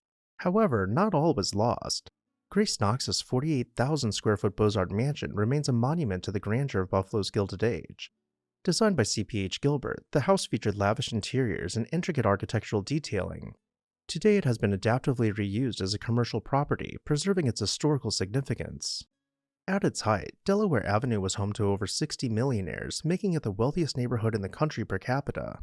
Though some mansions were demolished, others found new purposes as commercial or institutional spaces, offering a glimpse into the city's illustrious past. While Buffalo might have been home to the most millionaires per capita, Detroit boasted more millionaires by quantity. Detroit's Brush Park, once nicknamed the Little Paris of the Midwest, reflected the city's economic boom in the 19th century. Edmund Brush, inspired by the family's farmland, envisioned a neighborhood of large lots and tree-lined streets. His vision attracted Detroit's elite, and by the 1880s, Brush Park was home to over 300 unique mansions, each a stunning example of architectural innovation. The Elisha Taylor House stood as a Gothic Revival masterpiece on a sprawling double lot. Its intricate details included towering spires and ornate woodwork, making it one of the most iconic homes in the neighborhood. Nearby, the Albert Eugene Fay White House showcased the elegance of Italianate architecture, its facade adorned with detailed cornices and tall, narrow windows. Neighbors gathered on expansive porches, and children flocked to Deep Peter's pony-drawn popcorn cart, creating a sense of community that was rare even among the wealthy. Yet the neighborhood's golden age was short-lived. The advent of automobiles allowed the wealthy to move further from the city center, and Brush Park's mansions became outdated. By the 1920s, many homes had been converted into boarding houses or abandoned altogether. Efforts to restore Brush Park began in the 21st century. The Ransom Gillis house, once a decaying ruin, was meticulously restored by Nicole Curtis on her show Rehab Addict. The restoration sparked a renewed interest in the neighborhood, blending its historic charm with modern development. Today, Brush Park stands as a symbol of Detroit's resilience as the neighborhood thrives once again. While Detroit went through a boom and then a bust, seeing its real estate lose value, the opposite couldn't have been more true for Manhattan. When we think of Manhattan's Fifth Avenue, towering glass skyscrapers come to mind, but it was once lined with the palatial homes of America's elite. The Astor family set the tone for opulence, with Mrs. Astor's grand ballroom accommodating 400 guests. Later, her family expanded into an even grander mansion, complete with a ballroom capable of hosting 1,200 guests. This is where New York's old money gathered for the most exclusive events. But holding high society by the collar was not enough to keep the nouveau riche from attaining great wealth and gaining a lead on the old money families. The Vanderbilt family's influence dominated Fifth Avenue. William K. Vanderbilt's Petit Chateau broke barriers for new money families entering high society. Meanwhile, Vanderbilt's Triple Palace served as a monument to wealth, where his entire family could live in a cluster of mansions under one unified facade. Among its many grand rooms was the art gallery, which Mr. Vanderbilt graciously opened to the public until unruly visitors forced its closure. Not to be outdone, Cornelius Vanderbilt II built the largest mansion ever constructed in Manhattan. This chateauesque behemoth consumed an entire city block and had a ballroom so large that you could reportedly fit several of Mrs. Astor's ballrooms inside of it.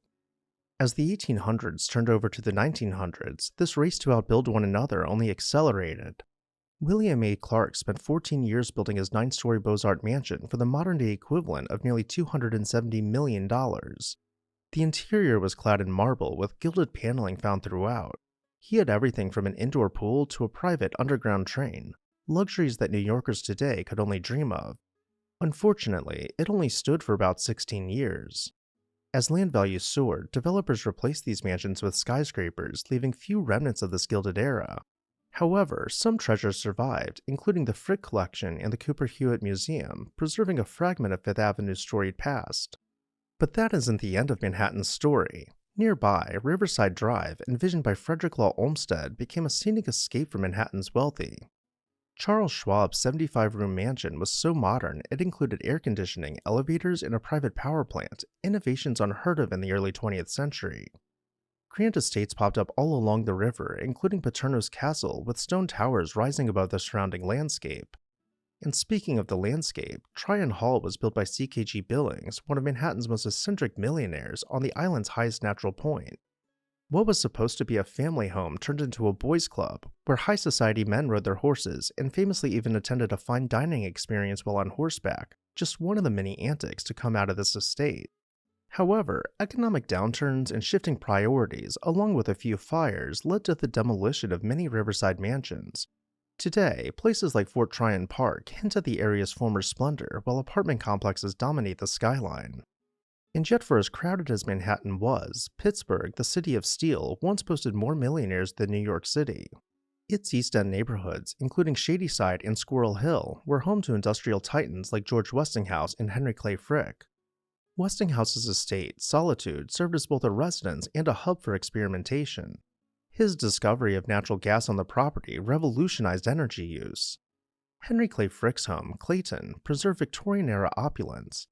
After his passing, his daughter Helen meticulously maintained the house, covering furniture and art with dust covers and performing routine repairs.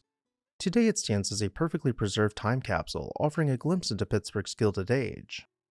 The Mellon brothers built sprawling estates that supported Pittsburgh's cultural institutions, including the University of Pittsburgh and the Carnegie Mellon University. However, the Great Depression wiped out much of the city's wealth, and many mansions were demolished. Landmarks like Clayton and the remnants of Mellon Park serve as enduring symbols of Pittsburgh's golden age. At the same time, back in the Midwest, the city of Chicago was being reimagined. Chicago's architectural legacy is no secret. With its iconic skyline dominated by towering skyscrapers, it's hard to imagine how the Windy City appeared before the age of modern engineering. But in the aftermath of the Great Fire of 1871, the city's wealthiest residents constructed a new vision of grandeur along Prairie Avenue and Michigan Avenue, an enclave that would rival Manhattan's Fifth Avenue in prestige. When the fire devastated over 17,000 buildings and displaced more than 100,000 residents, it also created an opportunity for reinvention. The city's elite, no longer content with living amidst the dense wood frame structures of downtown, sought refuge in the city's outskirts. On Prairie and Michigan Avenues, they built what were described as the most expensive streets west of Fifth Avenue, where the homes of industrial titans and social luminaries lined the sidewalks.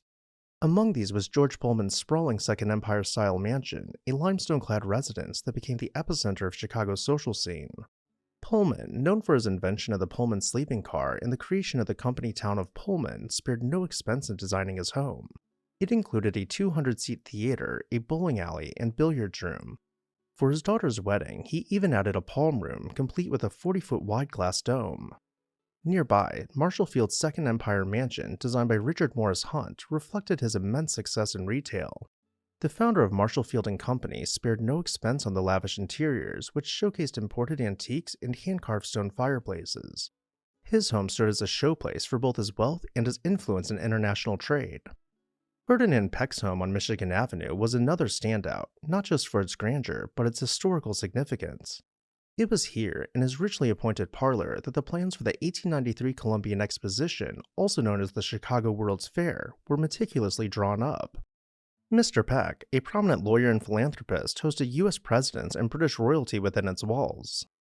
The neighborhood also included John Cudahy's opulent brownstone mansion, a chateau-esque masterpiece with a gilded ballroom and intricate tile work. However, not all stories of wealth were gilded with success. John, a meatpacking magnate, mismanaged his fortune repeatedly, forcing his family to endure periods of poverty even within the grandeur of his home. Further north, Potter Palmer established the Gold Coast neighborhood, constructing his castle-like estate that boasted an extensive art collection featuring works by Monet, Degas, and Renoir. His vision for the area attracted other elite families, including Edith Rockefeller McCormick, who adorned her mansion with antiques and rare books. The allure of Prairie and Michigan Avenues lasted until the early 20th century, when the rise of automobiles and the availability of modern homes in suburban areas rendered these grand mansions outdated. By the 1930s, most of the mansions were abandoned or demolished, their lots repurposed for factories and later high-rise apartments. Yet not all was lost. A few architectural treasures survived, including the William Kimball House, still in use as a private residence, and the John J. Glesner House, which now operates as a house museum. The story of Chicago's Millionaires Row is one of resilience and reinvention, echoing the city's broader history.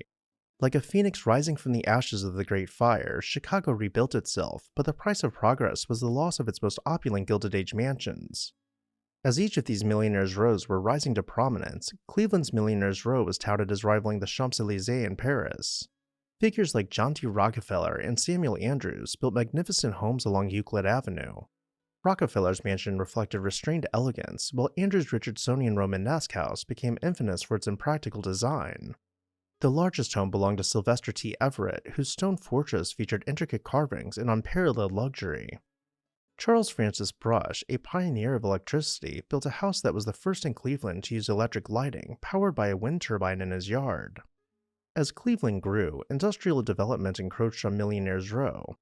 The Great Depression dealt the final blow, leaving many mansions abandoned or demolished. Today only fragments like the Mather Mansion remain, overshadowed by urban sprawl. Wherever there was innovation and industry, you could find enclaves of the wealthy elite in the palaces they called home. Whether it was atop Nob Hill in San Francisco, where the Big Four built palatial mansions next door to each other, or whether you were in the middle of the country in St. Louis, which had several Millionaires' Rows scattered across the city, or even if you were in the Deep South in Mobile, Alabama, the stories of these Millionaires' Rows reveal the ebb and flow of prosperity, innovation, and cultural change. They highlight the ambitions of America's Gilded Age industrialist and the architectural marvels they left behind. While many of these mansions have been lost, their legacies endure in the institutions they founded, the fragments that remain, and the photos and stories that preserve their memories. Which of these neighborhoods or mansions would you save if you could? Let me know down below in the comments section. Also, if you are interested in seeing more in-depth videos on each individual Millionaire's Row, you can select a video from the playlist on the screen right now. As always, thank you all for watching, and I'll see you next time on This House. Old Hollywood was full of stars and glistening glamour, but behind the curtain, one man controlled the spotlight. Hi everyone, Ken here. Today we're exploring the many mansions of William Randolph Hearst and his mistress, Marion Davies. Hit that subscribe button and let's explore this house. William Randolph Hearst was born into privilege, but it was his ambition and audacity that truly set him apart. From his early days in San Francisco, where his father's mining fortunes provided a life of luxury, Hearst was destined for greatness, or at least for infamy. But greatness, as it turned out, was a double-edged sword. Hearst's early life was one of contrast, wealth and rebellion, privilege and restlessness. At Harvard, he was more known for his extravagant pranks than for his academic prowess. When he was expelled, it wasn't a surprise, rather, it was the first sign of the maverick spirit that would define his career. In 1887, Hearst took control of the San Francisco Examiner, a newspaper his father had acquired on a whim. It was here that he found his calling. With a flair of sensationalism and a nose for scandal, Hearst transformed the paper into a force to be reckoned with. But the Examiner was just the beginning. Hearst had a vision to create a media empire that would span the nation, influencing public opinion and shaping history. Meanwhile, his mother Phoebe had purchased a beautiful tract of wilderness in Pleasanton, California, and intended to build a home for orphans. But after her husband, William's father, passed away, she decided to take some time for herself, leaving her son with a hefty allowance to do as he pleased. Hearst had heard about his mother's plans to build an orphanage and decided to visit the property in Pleasanton, falling in love with the natural beauty of the landscape. Without his mother's permission, nor her consent, he hired architect A.C. Schweinfurth to design him a mansion in place of the planned orphanage. The 53-room hacienda drew inspiration from various architectural styles, including the Moorish, Pueblo, and Mission styles. 4 years into the construction of the mansion, Phoebe decided to visit Pleasanton to get started on the orphanage, only to discover that her son had desecrated the land and had selfishly built for himself on land devoted to vulnerable children. She was furious. She banned William from the property, not allowing him to live in the home he had built for himself, using her money. She never forgave him either. As punishment, William would not receive enough money to build a dream house until it was willed to him upon Phoebe's death. Phoebe hired her favorite architect, Julia Morgan, to try to make sense of the architectural nightmare her son had created. Through a series of renovations and expansions, Julia was able to transform the jumbled maze of a house into a more cohesive mansion. Phoebe was able to make it her own. With an artistic flair, she displayed Navajo baskets in the rafters with 16th century European tapestries. The strange configuration and styling of the home gave her a chance to experiment with various styles and furniture arrangements. The drawing room was just as eclectic in its own right, with damask wallpaper set below exposed beams and European, Asian, and Native American art sharing the same walls.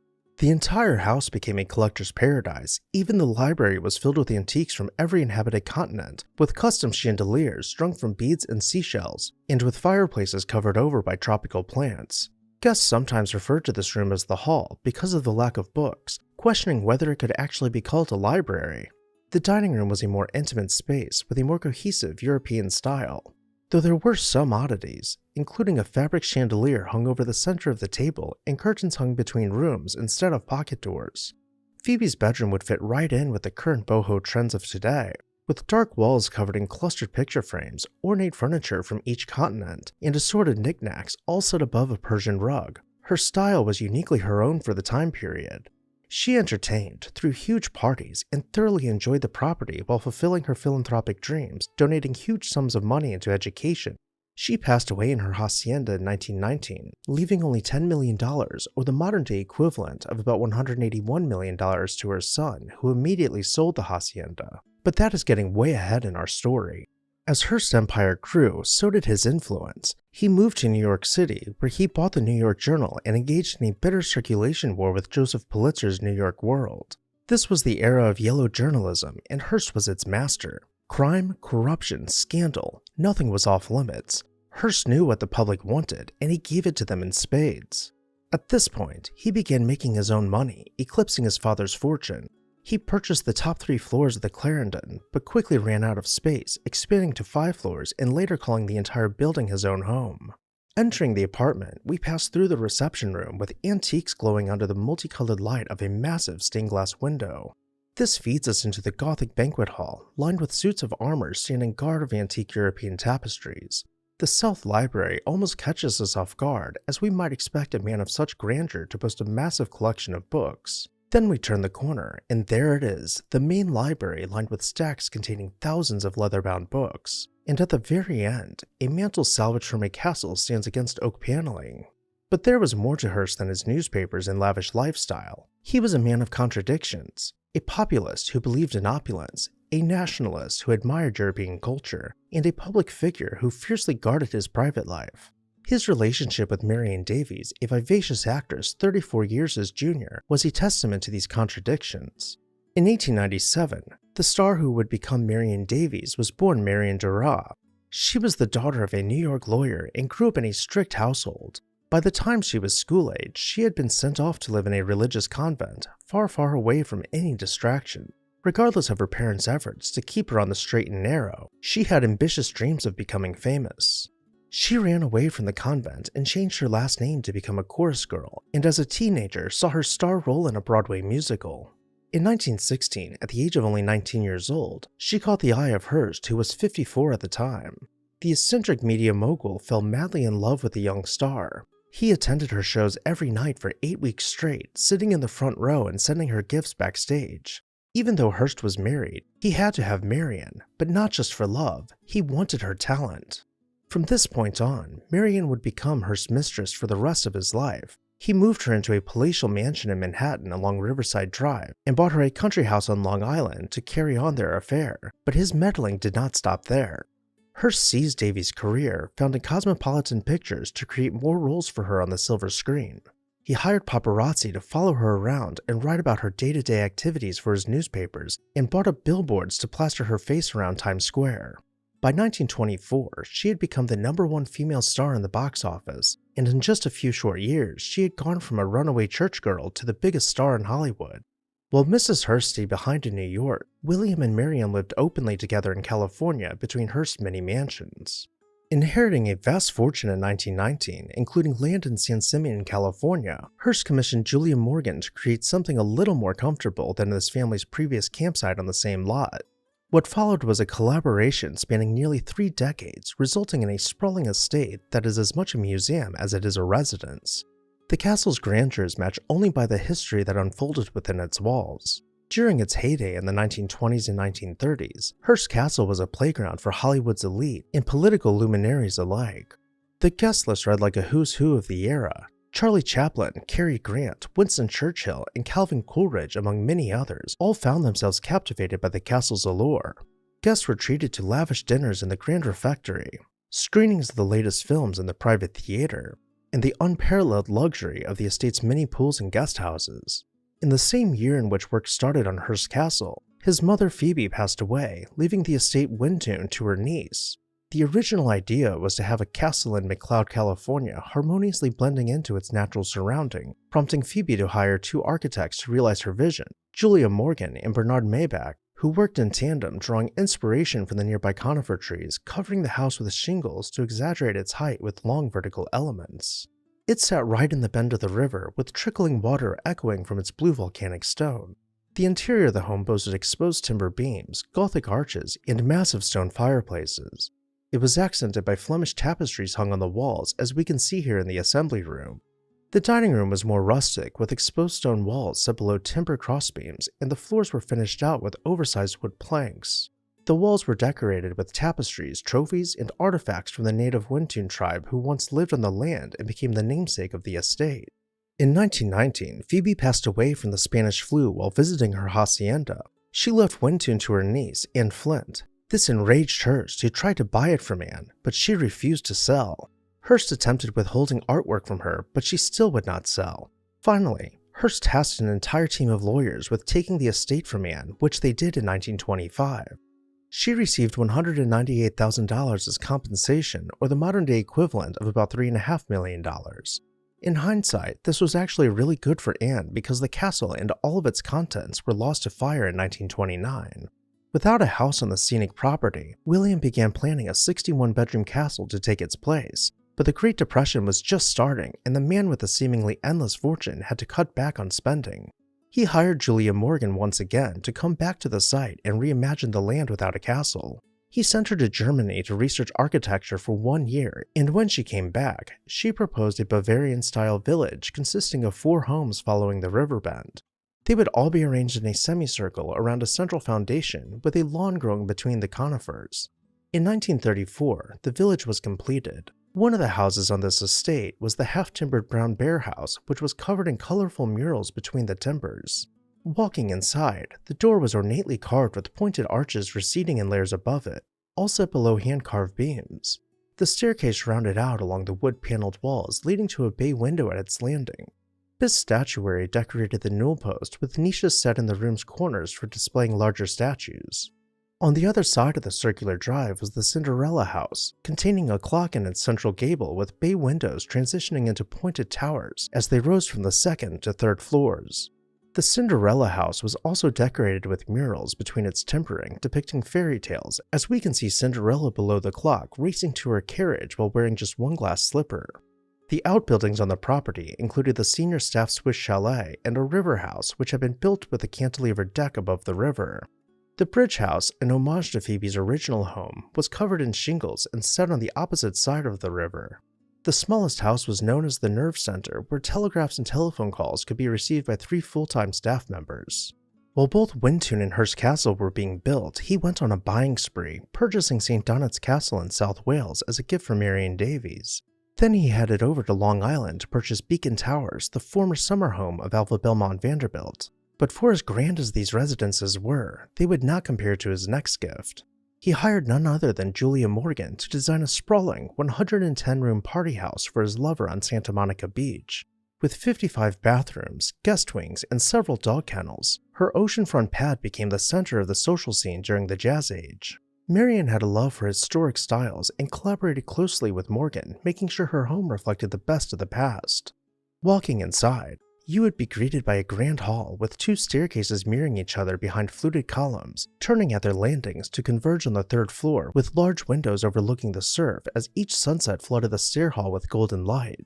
Her library was finished out with wood paneling, concealing built-in bookcases along with overstuffed furniture mirroring the patterns found in the ceiling's ornate plasterwork. Her parlors were gilded with gold accents, delicately placed on wood-paneled walls above a chevron floor holding enough antique chairs to ensure every guest had a place to rest. Her parties would spill out onto the beach, with hundreds of guests being catered to by a permanent staff of 32 people. Regularly entertaining such large crowds required a remarkable amount of space for servants. She had several kitchens and pantries in each wing of the house, such as this one where we can see her fine collection of china behind glass cabinets. But the feasts were primarily prepared here under the direction of her private chef, using state-of-the-art appliances in a room that Marion probably never set foot in. Despite such lavish amenities, the dining room was meant to be a more intimate space for entertaining only a handful of close friends. Perhaps the most famous event to ever happen at her house was when Hearst rented a carousel from Warner Brothers. When it arrived at the house, it did not fit where it had been planned to be placed, so Hearst instructed that several walls of the house be removed, offering to have them rebuilt after the party. Hearst continued purchasing grand estates, including this one, which was dismantled and moved in the Bay Area to make way for another Julia Morgan creation known as the Western White House. But in his later years, he became less obsessed with the things money could buy. As time went on, Hearst attempted to divorce his wife so he could marry Davies, but his wife would not allow it. The two came to an agreement for the affair to carry on, and so it did. Hearst became increasingly more possessive of Marion, even though she occasionally had romantic relationships with other stars, such as Charlie Chaplin.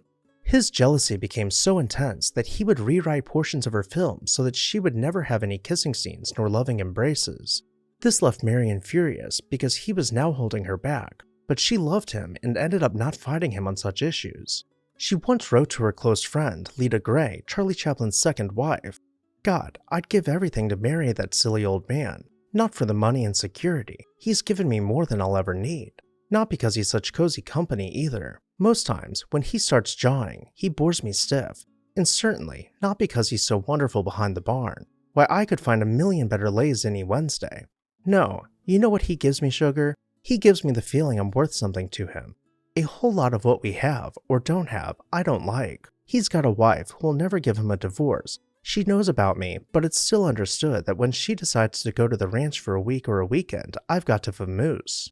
And he snores, and he can be petty, and he has sons about as old as me, but he's kind, and he's good to me, and I'd never walk out on him. They never did get married, and by the time Marion was in her 40s, she had retired from the silver screen to spend her time taking care of Hearst and providing him with companionship.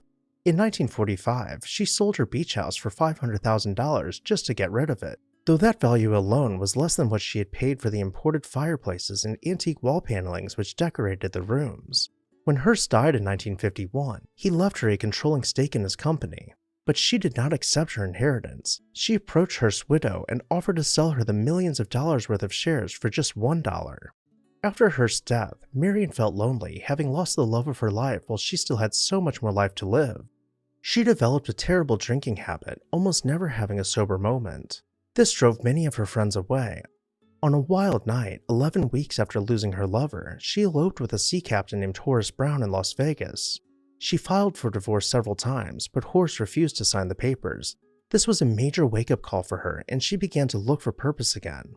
Her youth had escaped her, and she couldn't return to the spotlight, so she went into real estate development, building hotels and office buildings from coast to coast, increasing her fortune far beyond what she ever made as a movie star or side chick.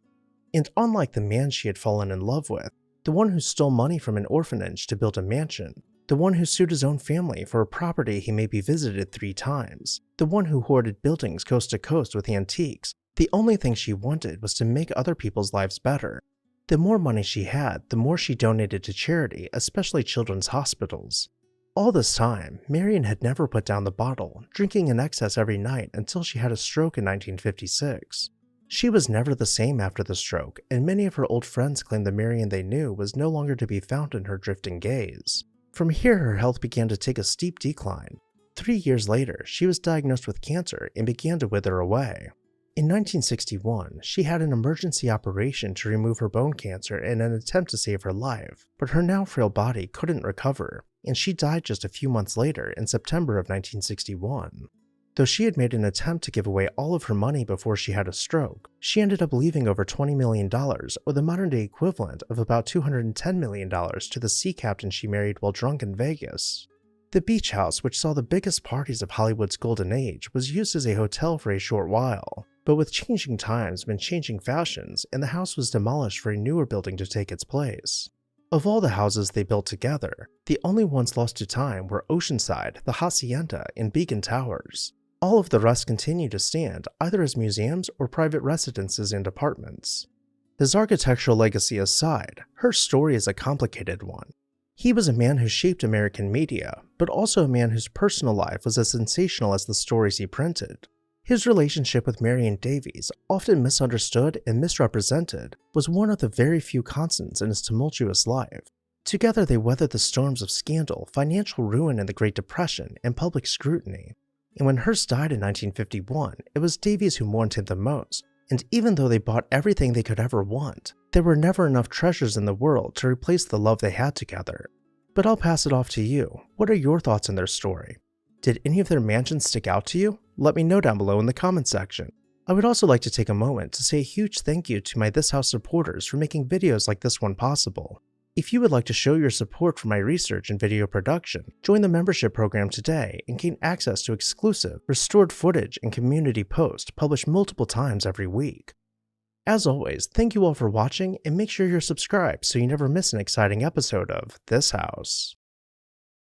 Palm Beach, Florida has long been synonymous with luxury, exclusivity, and affluence. Among its many storied enclaves, one strip reigns supreme, Billionaires Row, a 2-mile stretch of South Ocean Boulevard that has become a haven for the world's wealthiest.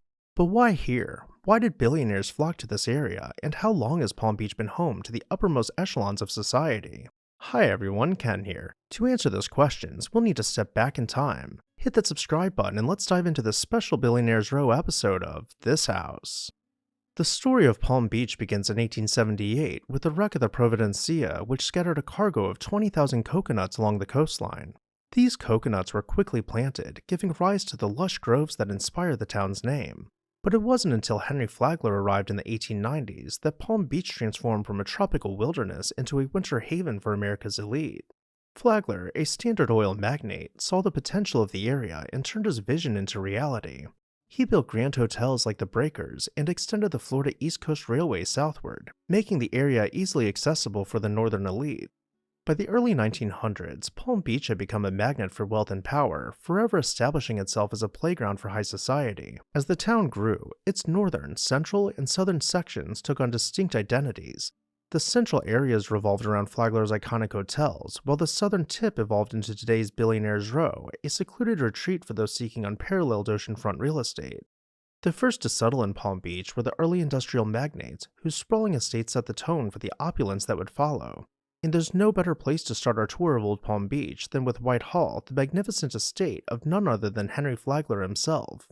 White Hall is a masterpiece of the Gilded Age, a home that seems almost mythical in its elegance and scale. Built in 1902 for Henry Flagler and his third wife, Mary Lily Keaton, this grand estate was more than just a winter retreat, it was a bold statement of wealth and ambition. Designed by Carrere and Hastings, the same architects behind some of America's most iconic buildings, White Hall was Flagler's gift to Mary Lily upon their marriage, a gesture that exemplified the lavish excess of the era. Palm Beach was already on the rise as a winter escape for America's elite, thanks to Flagler's vision. His railroads and luxury hotels had turned the once remote area into a thriving resort destination, but White Hall elevated Palm Beach's status to new heights. When it was unveiled, the New York Herald declared it to be more wonderful than any place in Europe, and for good reason. Its Beaux-Arts design, inspired by classical architecture, combined grandeur with modernity, creating a home that rivaled the greatest mansions of Newport, Rhode Island, while embracing the tropical charm of Florida. White Hall was not a mere imitation of European grandeur, it was uniquely American.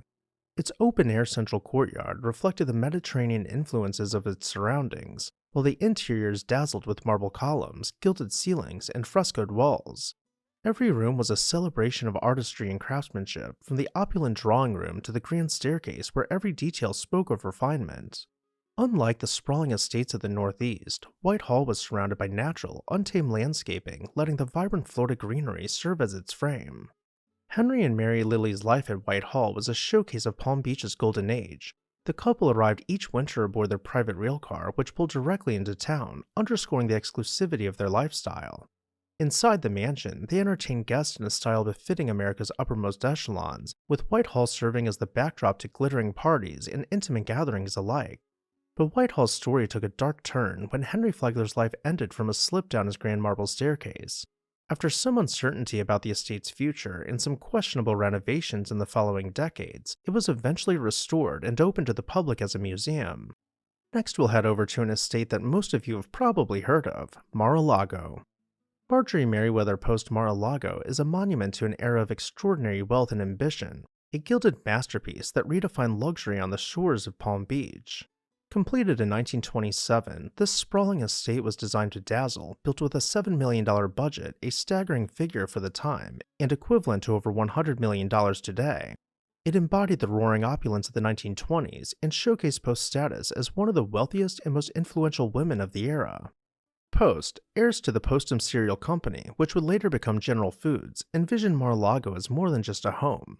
With its name meaning sea to lake, the property was uniquely situated, spanning from the Atlantic Ocean to Lake Worth. Mar-a-Lago was designed by Marion Sims Wyeth, with interiors by Joseph Urban, incorporating 58 bedrooms, 33 bathrooms, imported Italian stone, and 36,000 Spanish tiles. Gold-plated fixtures and intricate marble details filled the house, making it a verifiable palace and one of the most extravagant private residences ever constructed in the United States. But Marjorie Post was not merely a collector of mansions, she was a hostess with a philanthropic heart. Her New York Times obituary later remarked that she built Mar-a-Lago because her first Florida home simply became too small for her parties. And what parties they were! Post gatherings were legendary, hosting royalty, diplomats, and Palm Beach society at elaborate dinners, charity balls, and even circus performances. Yet she ensured these events served a higher purpose, often raising funds for underprivileged children or local causes. In one memorable instance, she invited the Ringling Brothers and Barnum and Bailey Circus to perform for a charity event, blending spectacle with generosity. By the mid-20th century, many similar estates were being demolished as taste and economic reality shifted. However, Mar-a-Lago survived thanks to Post's foresight. She willed the estate to the federal government in 1973, intending it to serve as a winter White House for presidents and foreign dignitaries. Yet the upkeep proved too costly, and the government returned the property to the Post Foundation in 1981. A few years later, in 1985, it was purchased by then businessman and real estate heir Donald Trump.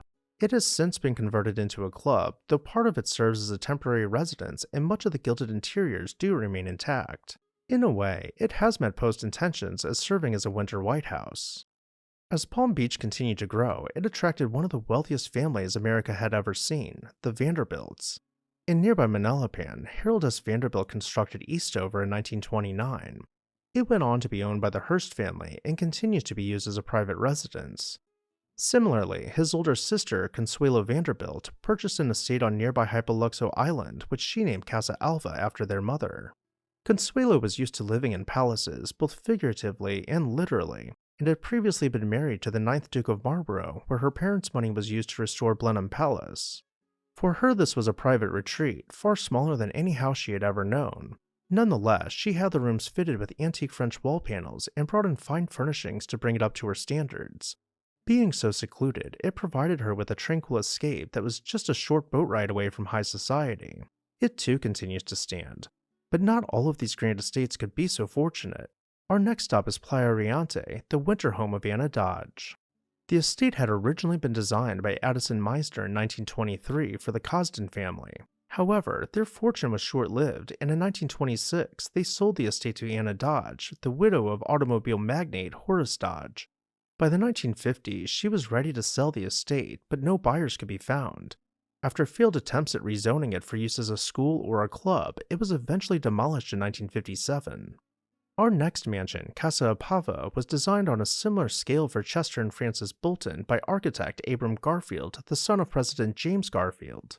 Frances was born into the wealthy Bingham family from Cleveland and inherited an unfathomable fortune from her uncle, Oliver Hazard Payne, who had ties to Standard Oil. Casa Apava was as much about function as it was about form. The residence was designed for entertaining on a grand scale, with first-floor living areas overlooking the ocean and opening onto terraces and loggias. The interiors were richly detailed, featuring painted ceilings, tiled floors, and European furnishings, many sourced from nearby Meisner Industries. Highlights included the library, with its polychrome ceiling and quarry tile floors, and the dining room, where faux marble painted concrete floors and east-facing windows captured the Florida sunshine. Beyond its aesthetic appeal, Casa Apava was built to withstand the test of time. Its structural innovations, such as stucco over structural tile walls and reinforced concrete, allowed it to weather nearly a century of storms and changing ownership. Yet the estate remained adaptable, with thoughtful additions like a spacious library wing added in 1928, complementing the original design while enhancing its livability. For as over-the-top as some of these mansions might appear, our next one is relatively reserved, considering its owner. Ned Stotesbury, who was one of the wealthiest financiers at the time, became known for building some of the largest homes in the U.S. Famously, his Lost Pennsylvania palace, known as Whitemarsh Hall, is still counted among the 10 biggest mansions ever built in America. Ned, along with his wife Lucretia, hired Addison Meisner to design El Mirasol. When it was completed in 1920, it had a private zoo, a 40-car garage, and 37 rooms, which was quite humble for the couple. Following Ned's passing, the family's fortune dried up, which ultimately led to El Mirasol's demolition in 1957. As time marched on, the grand estates of Palm Beach gave way to a new era of affluence, one that has cemented the island's reputation as the ultimate enclave for the world's wealthiest. While some of the Gilded Age mansions like White Hall and Mar-a-Lago survived as iconic landmarks, many were lost to redevelopment or the changing taste of the mid-20th century. Yet the spirit of opulence they embodied lived on, evolving with the times. Today, Palm Beach is better known by its modern moniker, Billionaires Row, the stretch of South Ocean Boulevard that was once home to winter retreats for industrial magnates and socialites has transformed into a magnetic field for the ultra-wealthy. It's estimated that nearly 60 billionaires now own property in Palm Beach. Despite the unrelenting march of time, the essence of Palm Beach remains the same, a place where luxury, privacy, and exclusivity reign supreme. From the gilded palaces of the early 20th century to the sleek, modern estates of today, Palm Beach continues to reflect the ever-shifting story of American wealth and ambition, a shimmering jewel that retains its place at the pinnacle of high society. And so, while the players may have changed, the game remains the same. Palm Beach is still a haven for those who seek the best life has to offer. What did you think about Palm Beach's historic estates? Did you have a favorite? Let me know down below in the comments section. And while you're there, make sure you're subscribed so you never miss an exciting episode of This House.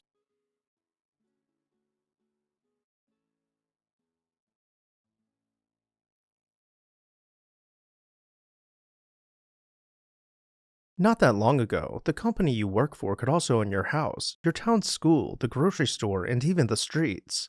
Every dollar you made was given right back to your boss in a never-ending cycle, and being fired meant losing everything immediately.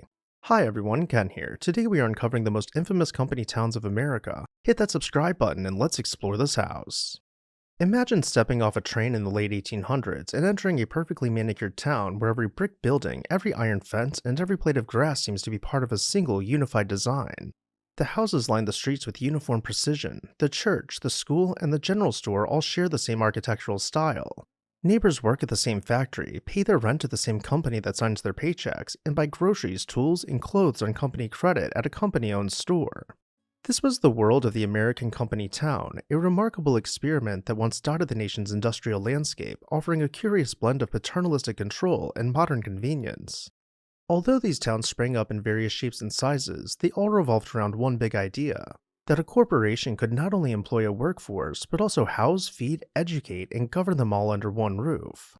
To appreciate how these communities came to be, it's important to remember the frenetic energy of post-Civil War industrialization. Railroads rapidly expanded across the continent, factories multiplied, and entrepreneurs scrambled for labor in remote or newly developed areas. Skilled and unskilled workers alike were drawn from rural farms, across oceans, and from other cities, wherever the promise of steady wages beckoned. Yet once a business set up shop in an out-of-the-way location, perhaps to be near resources such as coal, iron, or timber, there were immediate logistical headaches. Where would the workers live? How would they get groceries or send their children to school? State and local governments were sometimes ill-equipped to provide infrastructure at the speed industry required. The company town model seemed like the perfect solution. By placing housing, stores, and amenities right beside the factory, mine, or mill, a corporation could sidestep public bureaucracy and keep the workforce literally on its doorstep. One of the earliest and most frequently cited examples was Pullman, Illinois, founded in the 1880s by George Pullman of the Pullman Palace Car Company. Pullman wasn't just building passenger rail cars, he was crafting a grand vision of labor harmony. His town was laid out with landscape parks, ornate public buildings, and brick houses boasting modern features like indoor plumbing. The press of the day touted it as a model community, and visitors marveled at how clean and orderly everything seemed, especially compared to the gritty, haphazard boomtowns springing up elsewhere. Yet beneath the surface of this controlled elegance lay a tension that would eventually boil over. Workers soon found that the benevolence of Pullman's amenities came at a steep price. Rents in Pullman-run housing were high, leaving many families scraping by after paychecks were docked for utilities, groceries, and even library fees. When the 1890s economic downturn hit, George Pullman slashed wages but did not lower rents, driving workers into deep debt. This simmering discontent erupted into the 1894 Pullman strike, a turning point in American labor history that laid bare the uncomfortable reality. In a company town, the employer held all the cards, controlling not just livelihood, but daily life itself. Pullman's story is instructive, but it's hardly the only tale. Across coal-rich Appalachia, entire settlements were built around mines, with row after row of boxy houses clinging to steep hillsides. Coal operators, such as those in West Virginia and Pennsylvania, recognized that the rugged terrain and lack of existing infrastructure made it tough for workers to commute from outside towns. So the company stepped in, laying down rail lines, building basic housing, and running general stores stocked with anything a miner and his family might need, at a markup of course. Often, wages came in the form of scrip, a pseudo-currency only valid at the company's store. This system erased the operator's cash flow issues, but locked the workforce into a cycle of dependency. When the cost of food, tools, and rent rose faster than wages, workers racked up debt they simply couldn't escape, effectively chaining entire families to a single employer for generations. It wasn't always an unrelentingly grim story. Some company towns, such as Hershey, Pennsylvania, presented a more positive face.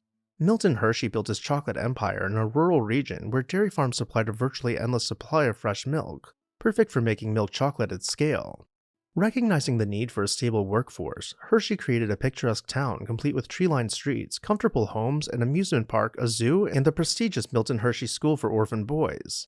Many residents enjoyed a genuinely improved quality of life compared to what they might have found elsewhere, and the sense of community and pride in their company was palpable. Yet even in the success story, paternalistic control remained. Hershey's plans dictated what type of business could set up shop, frowned upon rowdy saloons, and generally made sure the public face of Hershey, Pennsylvania stayed squeaky clean to protect the Chocolate King's brand.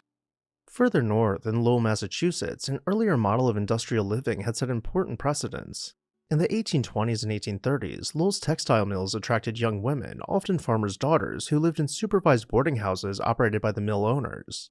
These establishments enforced strict rules, from curfews to mandatory church attendance, all under the umbrella of protecting the virtue of the women in the workforce. While not a fully autonomous company town, Lowell's paternalistic environment offered a prototype: corporate oversight over housing, social activities, and moral behavior in the name of efficiency and worker well-being. At first, conditions were relatively decent, with philanthropic owners emphasizing education and culture. Over time, though, as profits became tighter, wages were lowered and conditions deteriorated. Discontent among the so-called mill girls eventually manifested in public protests, providing an early glimpse of how labor and paternalistic communities could organize and demand rights. In other corners of the country, steel towns cropped up along the Great Lakes and the Ohio River, where smelters and furnaces needed boatloads of iron ore and coal. Cities like Gary, Indiana, founded by U.S. Steel, attempted large-scale community planning. Meanwhile, in Tennessee, the Aluminum Company of America developed Alcoa, a purpose-built town that featured modern amenities for workers smelting and rolling aluminum. These places often touted the phrase welfare capitalism, a term that implied a kind-hearted synergy between corporate interests and worker needs. Supporters of this model pointed to paved streets, relatively sanitary living conditions, at least compared to the slums in major cities, and the presence of schools and hospitals funded by the company. However, critics noted that the employer's stake in keeping residents content could easily morph into suppressing dissent or ignoring workers' complaints about safety and fair wages. In a one-company environment, forming a labor union or even publicly criticizing workplace conditions could mean not just losing a job, but losing your home and the local store's line of credit. Tensions in these towns frequently culminated in dramatic confrontations, some of which took tragic turns. In Colorado's coal region, for example, the Colorado Fuel and Iron Company owned various mining camps. When workers called a strike in 1913 to protest dangerous conditions and poor pay, the situation deteriorated until the infamous Ludlow Massacre in 1914, during which the Colorado National Guard attacked a tent colony of striking miners and their families. The pitched battle resulted in multiple casualties, including women and children, and it stood as a brutal example as to how company-sponsored control could spiral into outright conflict. With a corporation essentially running the towns, the line separating law enforcement, local governance, and the company's private interests blurred dangerously. Such cataclysmic episodes in the broader labor movement were pivotal in triggering regulatory changes at the state and federal levels. Unions began to gain traction in the early 20th century, demanding safer working conditions, standardized wages, and the right to collective bargaining. Meanwhile, legislation like the Fair Labor Standards Act introduced minimum wage and overtime pay, eroding the notion that a company could simply issue scrip in lieu of legal tender. With more worker-friendly regulations, the advantage of tightly controlling a workforce through housing and stores became less appealing, or at least less necessary. Furthermore, economic shifts, including the Great Depression and the post-World War II manufacturing boom, encouraged geographic diversification and suburbanization. Public infrastructure improved across the country, rendering it easier for workers to commute from independent towns and cities. As a result, many of these once thriving towns declined dramatically. When a single corporation hit financial trouble or found cheaper production methods elsewhere, entire communities could unravel. In the coal fields of Appalachia, population drain transformed some of these towns into ghostly shells of their former selves, complete with boarded-up storefronts and abandoned rows of identical homes. While a few survived by diversifying their economies or tapping into tourism, the era of the classic company town waned. For some places, like the remnants of Pullman, which was eventually annexed by Chicago, parts of the physical infrastructure still stand, repurposed for museums, schools, houses, and private businesses. Visitors roam these historic streets, marveling at the once utopian vision that soared so high, but in many ways came crashing down under the weight of its own contradictions. Reflecting on the broader arc of the company town reveals both uplifting and sobering lessons. On one hand, they illustrate the power of corporate organization to build communities quickly, equip them with modern conveniences, and in some cases, genuinely enhance the standard of living for workers. On the other hand, they underscore the dangers of concerted power. When a single entity owns the housing, controls the stores, and effectively sets local policy, workers' autonomy can be precarious at best and virtually non existent at worst. Even though the heyday of the classic American company town is long past, echoes of its structure linger in surprising ways. Consider the sprawling corporate campuses of tech giants in Silicon Valley. While they don't literally own entire cities, or enforce the level of paternalism seen in, say, 19th century Pullman, they do provide a wide range of services: on site gyms, cafeterias, childcare centers, dry cleaning, and even healthcare clinics. This raises fresh questions about whether convenience might also foster dependence. If your job, your meals, your exercise routine, and your social life all revolve around one corporate entity, how freely can you walk away? The differences from historical company towns are significant. Modern employees are typically free to live wherever they want, and labor laws are far more robust. But the philosophical question about balancing employee comfort with corporate control remains relevant. After all, company towns were never just about buildings or wages. They were microcosms of an era's grandest hopes and deepest anxieties, where economic ambition and social engineering collided head-on. Some flourished, many floundered, yet each one reveals a piece of the puzzle, illustrating the ever-evolving relationship between workers, employers, and the communities they inhabit. Whether you marvel at the ambition, recoil at the exploitation, or feel torn between the two, you are likely to leave with a new understanding of how profoundly a single company's vision can shape and sometimes unmake the lives of thousands. And with that, I'll turn it over to you. What are your thoughts on company towns? Do you think they would work in today's world, or are you happy they've become footnotes in history? Let me know your thoughts down below in the comments section, and while you're there, make sure you're subscribed so you never miss an exciting episode of This House. An architect's personal home often reveals the most intimate look at their evolving ideas. While civic landmarks and grand commissions may showcase an architect's skill, these projects are typically shaped by client demands, site constraints, or public pressures. By contrast, a private residence, especially one they design for themselves, reflects unfiltered creativity anchored by the daily routines of home life. Examining these spaces is like peeking into an artist's sketchbook, where prototypes are tested, philosophies are laid bare, and comfort is balanced against experimentation. Hi everyone, Ken here. Hit that subscribe button and let's explore this house. Frederick Law Olmsted is often described as the father of American landscape architecture, best known for co-designing Central Park and shaping countless public landscapes. Yet at Fairstead, his Brookline, Massachusetts residence and office, we see a more direct portrait of his principles. Olmsted believed that nature should be integrated into daily life, not just relegated to grand parks. At Fairstead, practical rooms formed the heart of the home, while large windows drew in daylight to blur the line between the built and natural environments. The exterior grounds weren't simply an ornamental garden to be admired from inside. Instead, Olmsted organized pathways, plantings, and small scenic touches, like neatly spaced flower beds or carefully sculpted shrubs, to encourage exploration. Each element formed a microcosm of the larger parks he would create for cities, inviting occupants to move through the space rather than merely observe it. Critically, Fairstead affirmed Olmsted's devotion to accessibility and comfort, a subtle demonstration that even a modestly scaled home could embody the ideals that he championed on vast public stages. Had his personal residence been overly theatrical, it might have felt at odds with his emphasis on function and ease. But in Fairstead, Olmsted struck a balance between everyday livability and his grand vision of landscapes as healing, human-friendly environments. Frank Lloyd Wright embodied a very different sense of architectural drama. While Olmsted saw the landscape as a soothing backdrop, Wright insisted that nature and building should exist in almost seamless unity. Over the course of his long career, he designed countless houses, yet his personal residences, such as the Oak Park home and studio, Taliesin and Taliesin West, best display his private explorations. When Wright first acquired the Oak Park, Illinois house in 1889, it was typical of its Victorian era, with fussy ornamentation and compartmentalized rooms. Wright began methodically stripping away these constraints, opening the floor plan, emphasizing horizontal lines, and discarding decorative excess to create a more liberated sense of space. The attached studio where he worked became the birthplace of his early prairie school concepts. By living each day in a home that was part laboratory, part family space, Wright could experiment on site, moving walls or adding features without needing to justify them to a client. Oak Park thus witnessed the germination of ideas later crystallized in famed commissions like the Roby House. Wright's ambition grew grander at Taliesin in the Wisconsin hills. After personal tribulations, he retreated to that lush environment, building and rebuilding the complex multiple times due to fires and expansions. Taliesin is often praised for its low, sweeping roofs and local limestone that make the structure look as if it erupted naturally from the hillside.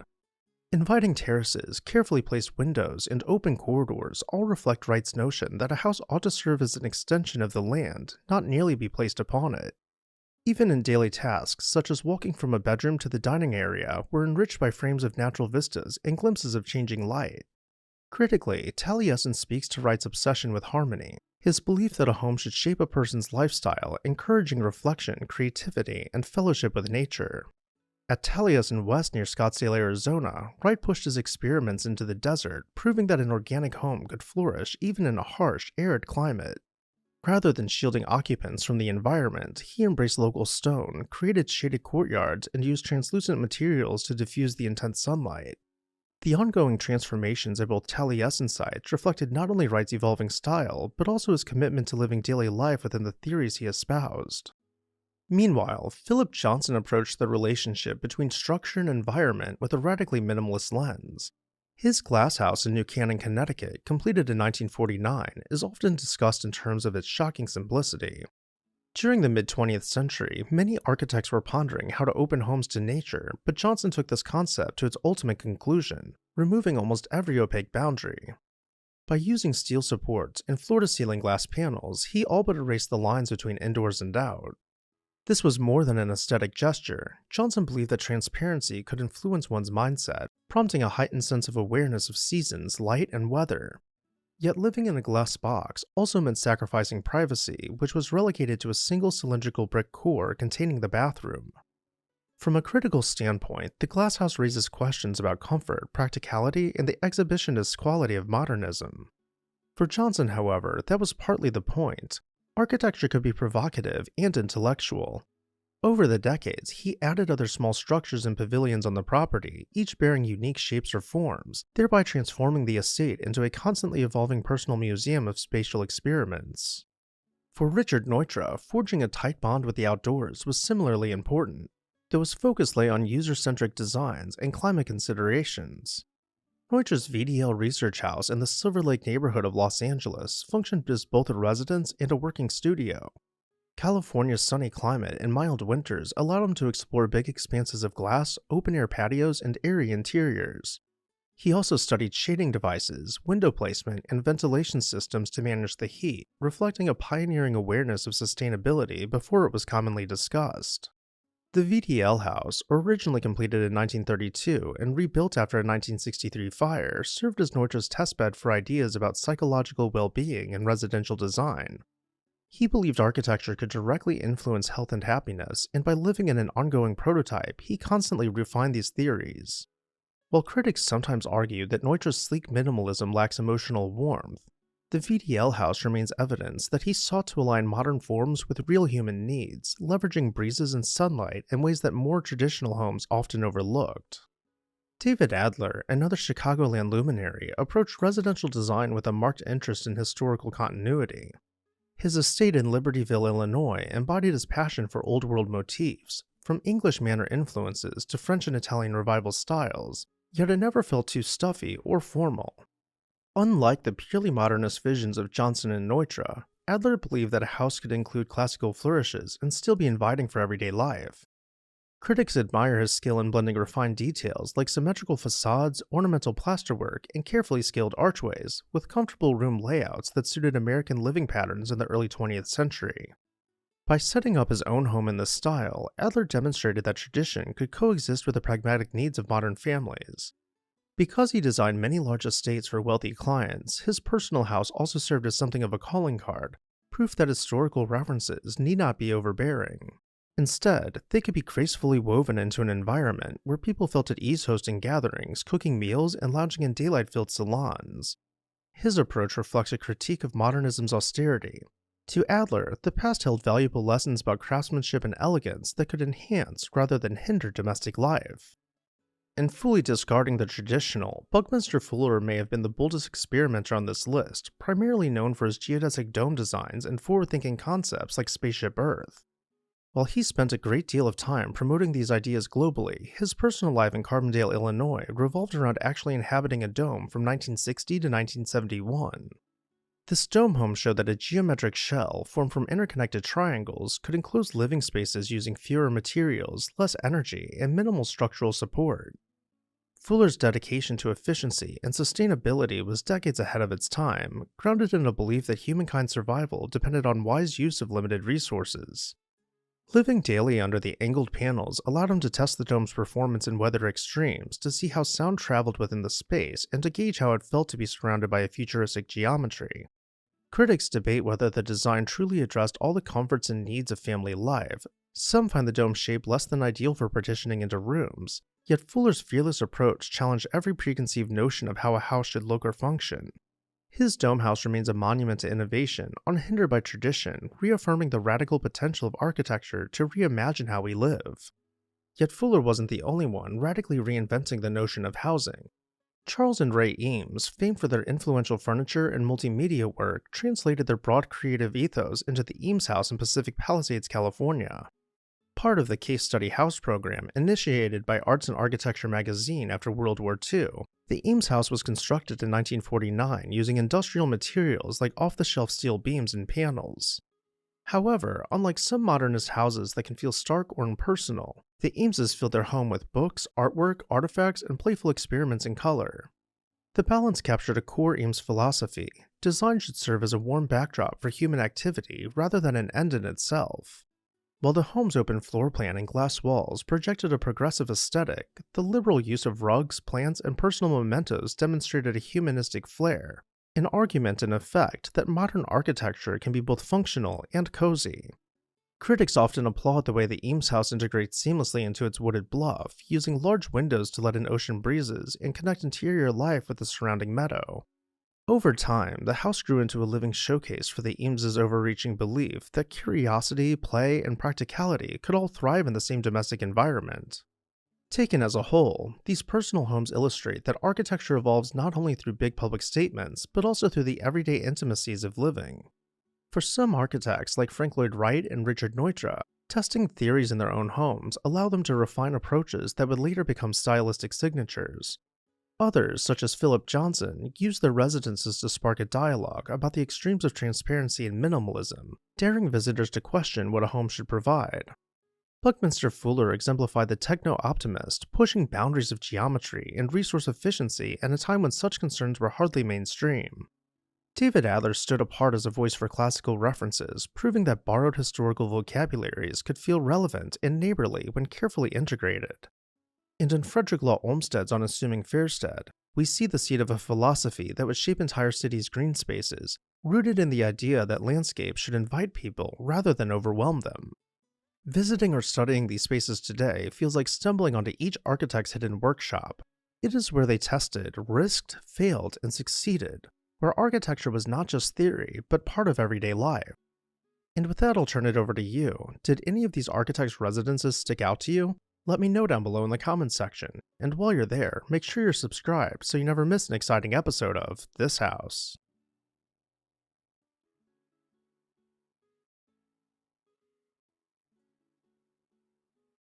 When you think about the Twin Cities, you might picture St. Paul and Minneapolis, but the Twin Cities we are going to explore today predate that vision.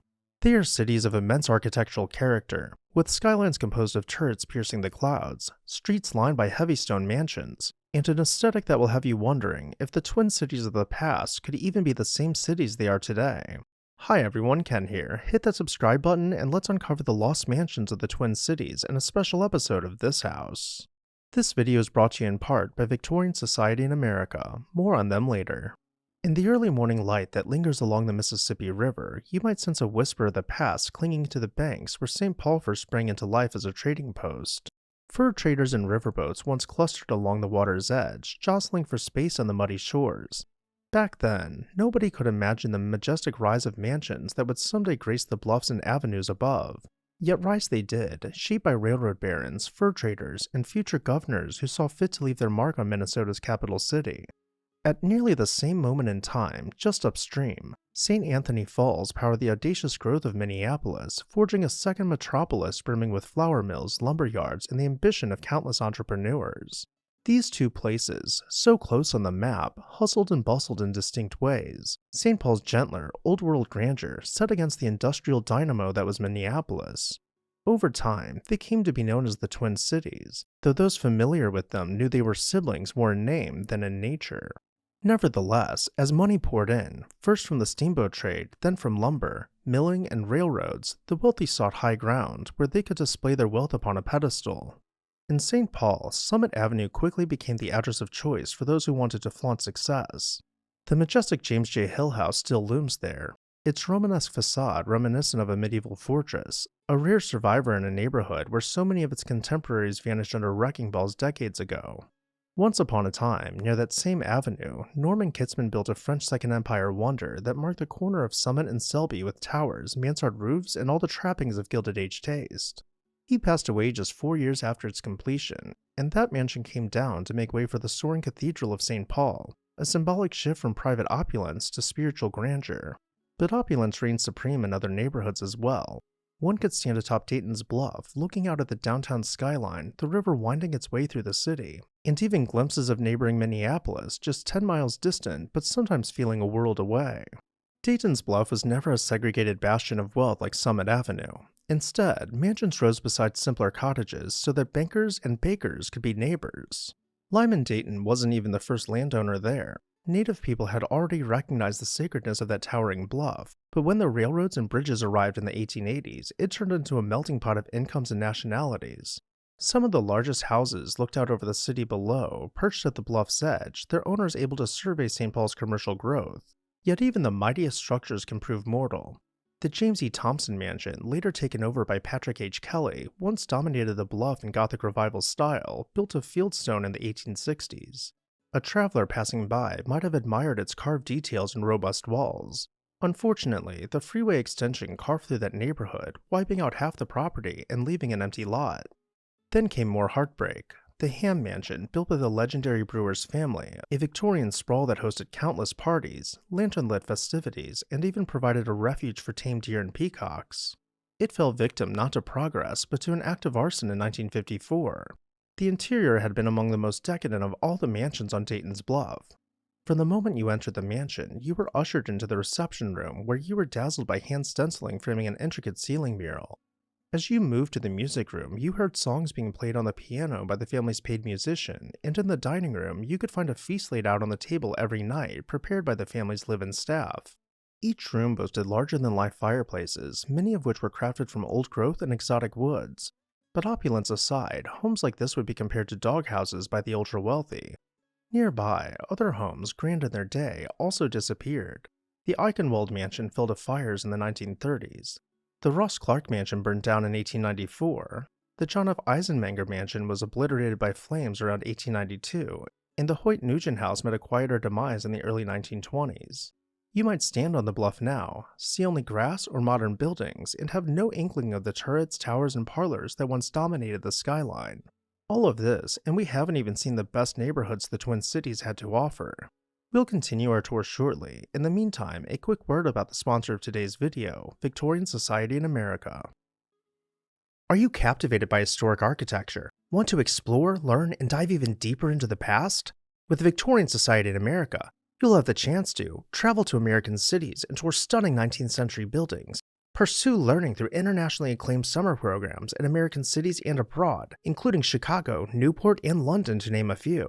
Additionally, members will enjoy a free subscription to 19th Century, the semi-annual publication packed with articles on art, architecture, preservation awards, and book reviews. Visit the website below in the video description and become part of the Victorian Society in America today. Thank you, Victorian Society in America, for sponsoring today's video. Now back to our tour. In another corner of St. Paul, the Frogtown neighborhood possessed its own short-lived mansion district around University and Sherburne, not far from the capital. A grand Richardsonian Romanesque masterpiece, home to John Merriam, towered on University and Cedar, resplendent with arched balconies, pink and brown sandstone, and even a decorative winged dog perched on the roof. If that sounds fanciful, it was. Residents and passerbys alike marveled at the sheer scale of the place. His son William's house demanded equal attention, positioned on a prominent ledge which was visible to all below. The house was named Merriam's Outlook for good reason, as it could not only be seen from miles away, but offer the same views back in return. These homes were replaced in time by modern buildings, their memories all but erased by the 1960s. Old neighborhoods and lavish buildings have a habit of vanishing entirely, swallowed by the unstoppable tide of city growth. St. Paul's Central Park area, once the pinnacle of high society, featured a one-block public park donated by wealthy local families, and it was ringed by mansions of various shapes and styles. Children played in the park, some families buried loved ones in small plots behind their homes, and the city life thrummed all around. But in time, apartment houses replaced the mansions, and the entire block went under replanning for a parking ramp and an office complex. Today, a visitor driving by sees only concrete, a far cry from the gentle fountains and shade trees that once drew local families on lazy afternoons. A tiny bronze plaque is all that remains to commemorate Central Park's lost elegance. Meanwhile, Minneapolis, a hotbed of railroad barons and flower magnates, had its own enclaves for the fabulously rich. They built along Park Avenue, by the lakes, and in the leafy neighborhoods of Kenwood, Lowry Hill, and Whittier. William T. Washburn, who made his fortune in the flower business and politics, put up a veritable palace on a 10-acre parcel near what is now the Minneapolis Institute of Art. He named his estate Fair Oaks, invested in a greenhouse, an artificial pond, and a mansion that fused nearly every Victorian-era style together. It was meant to be an enduring monument to his achievements, but like so many structures of that era, it had a finite lease on life. Washburn planned to donate the land to the city, believing his estate could become an art museum or parkland. Eventually, parts of it did become a park space, but the mansion slowly fell into disuse, then into disrepair, and by 1924, it too was demolished. Today, when you stroll through Washburn Fair Oaks Park, you may find it peaceful but have no clue it was once home to a labyrinth of rooms, passageways, and extravagant decor. Others had similarly grand plans. Charles A. Pillsbury, who turned Minneapolis into the world's flower capital with his Pillsbury Best brand, established a mansion at 2200 Stevens Avenue. Upon his passing, family lore suggests that his twin sons, John and Charles Jr., tossed a coin to decide who would keep their father's luxurious home. John won, so Charles Jr. spent his share building an equally splendid limestone abode in 1912. The second mansion garnered national attention for its refined architecture and sumptuous wood-paneled interiors. Over time, John's portion faced the wrecking ball, while Charles Jr.'s place survived into modern times. One is forced to wonder what these scions of industry might think if they returned today and saw smaller structures in place of what once seemed indestructible. But few stories illuminate the extremes of Gilded Age Minneapolis quite like the tale of Charles Gates, heir to a barbed wire empire. With his inheritance burning a hole in his pocket, he commissioned a Renaissance Revival manor near Lake of the Isles, so modern in function that it boasted a modern air conditioning system, something which was totally unheard of at the time. Its white marble facade dazzled all who saw it. Some called it the largest private house the city had ever seen. Yet Charles Gates passed away tragically at 37 years old, never living in the mansion that cost a fortune to maintain. Relatives attempted to sell it, but the city was in the throes of the Great Depression by the late 1920s, and nobody dared take on such a behemoth. Eventually, the marble colossus was demolished in 1933. Pictures from those final days show entire rooms exposed to the winter sky, and visitors salvaging columns, fireplaces, or other ornamental pieces. Then it was gone. A humble home by comparison stands there now, dwarfed by the memory of what was once imagined as a grand tribute to wealth and status. All across Minneapolis, from the magnificent to the modest, entire blocks of old mansions were reduced to rubble when highways were cut through the city.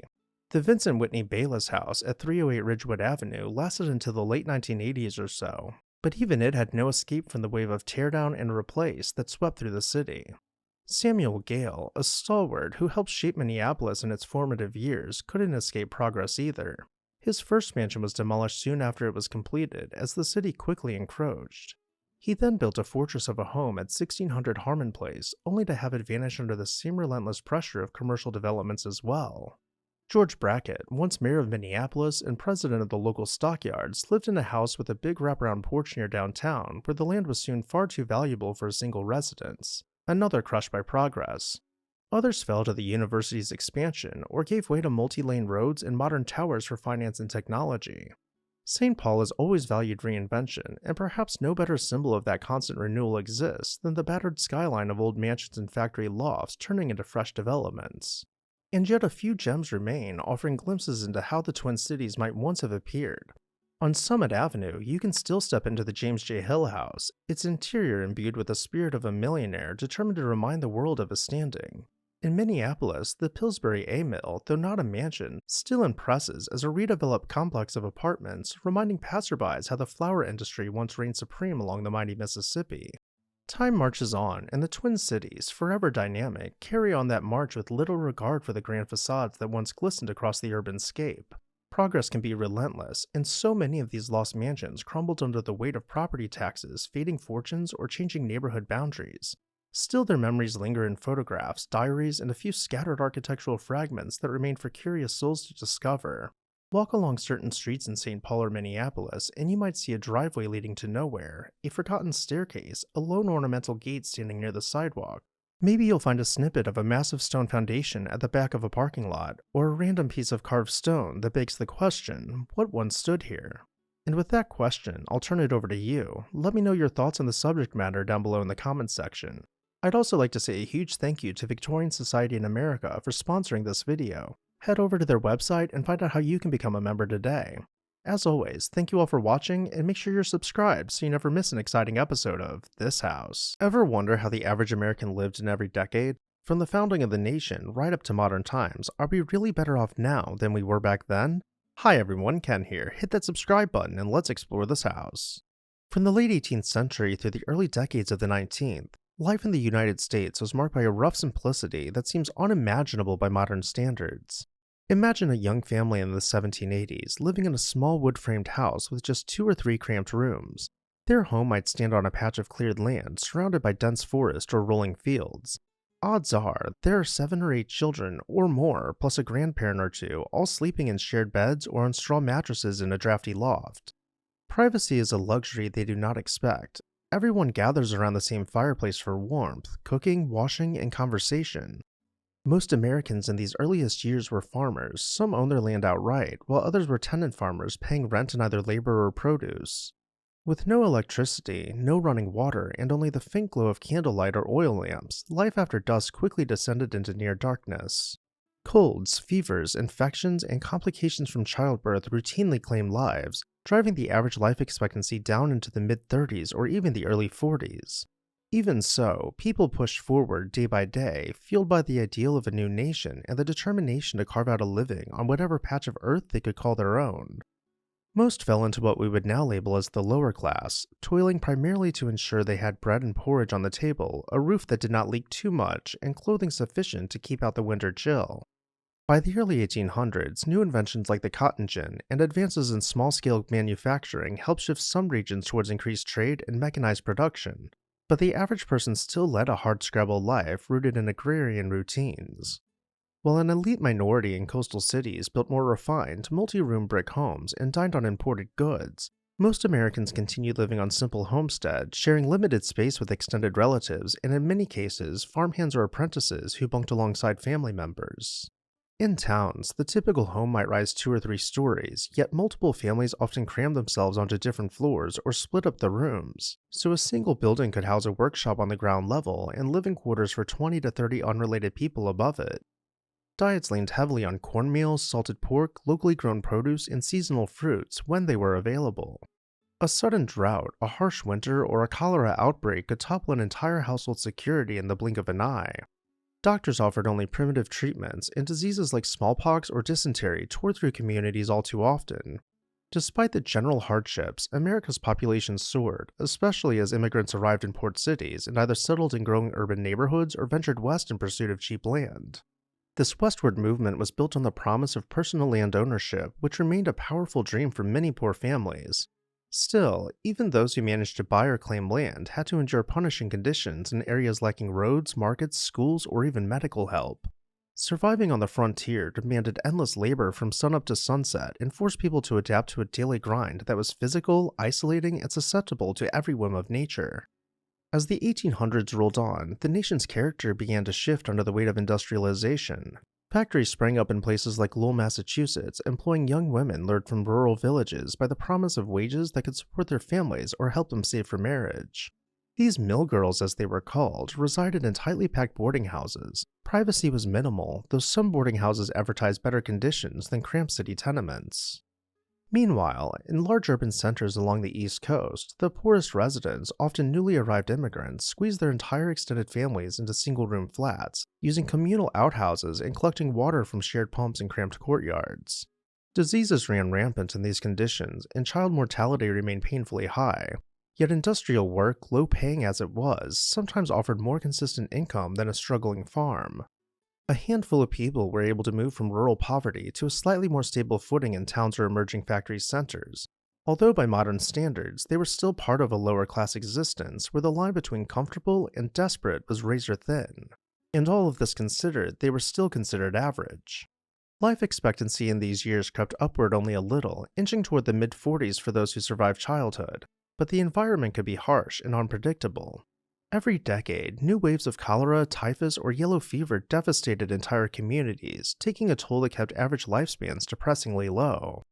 Diets were rarely luxurious. A typical worker or farmer relied on bread, potatoes, salted meat, and maybe some fresh vegetables in the summer.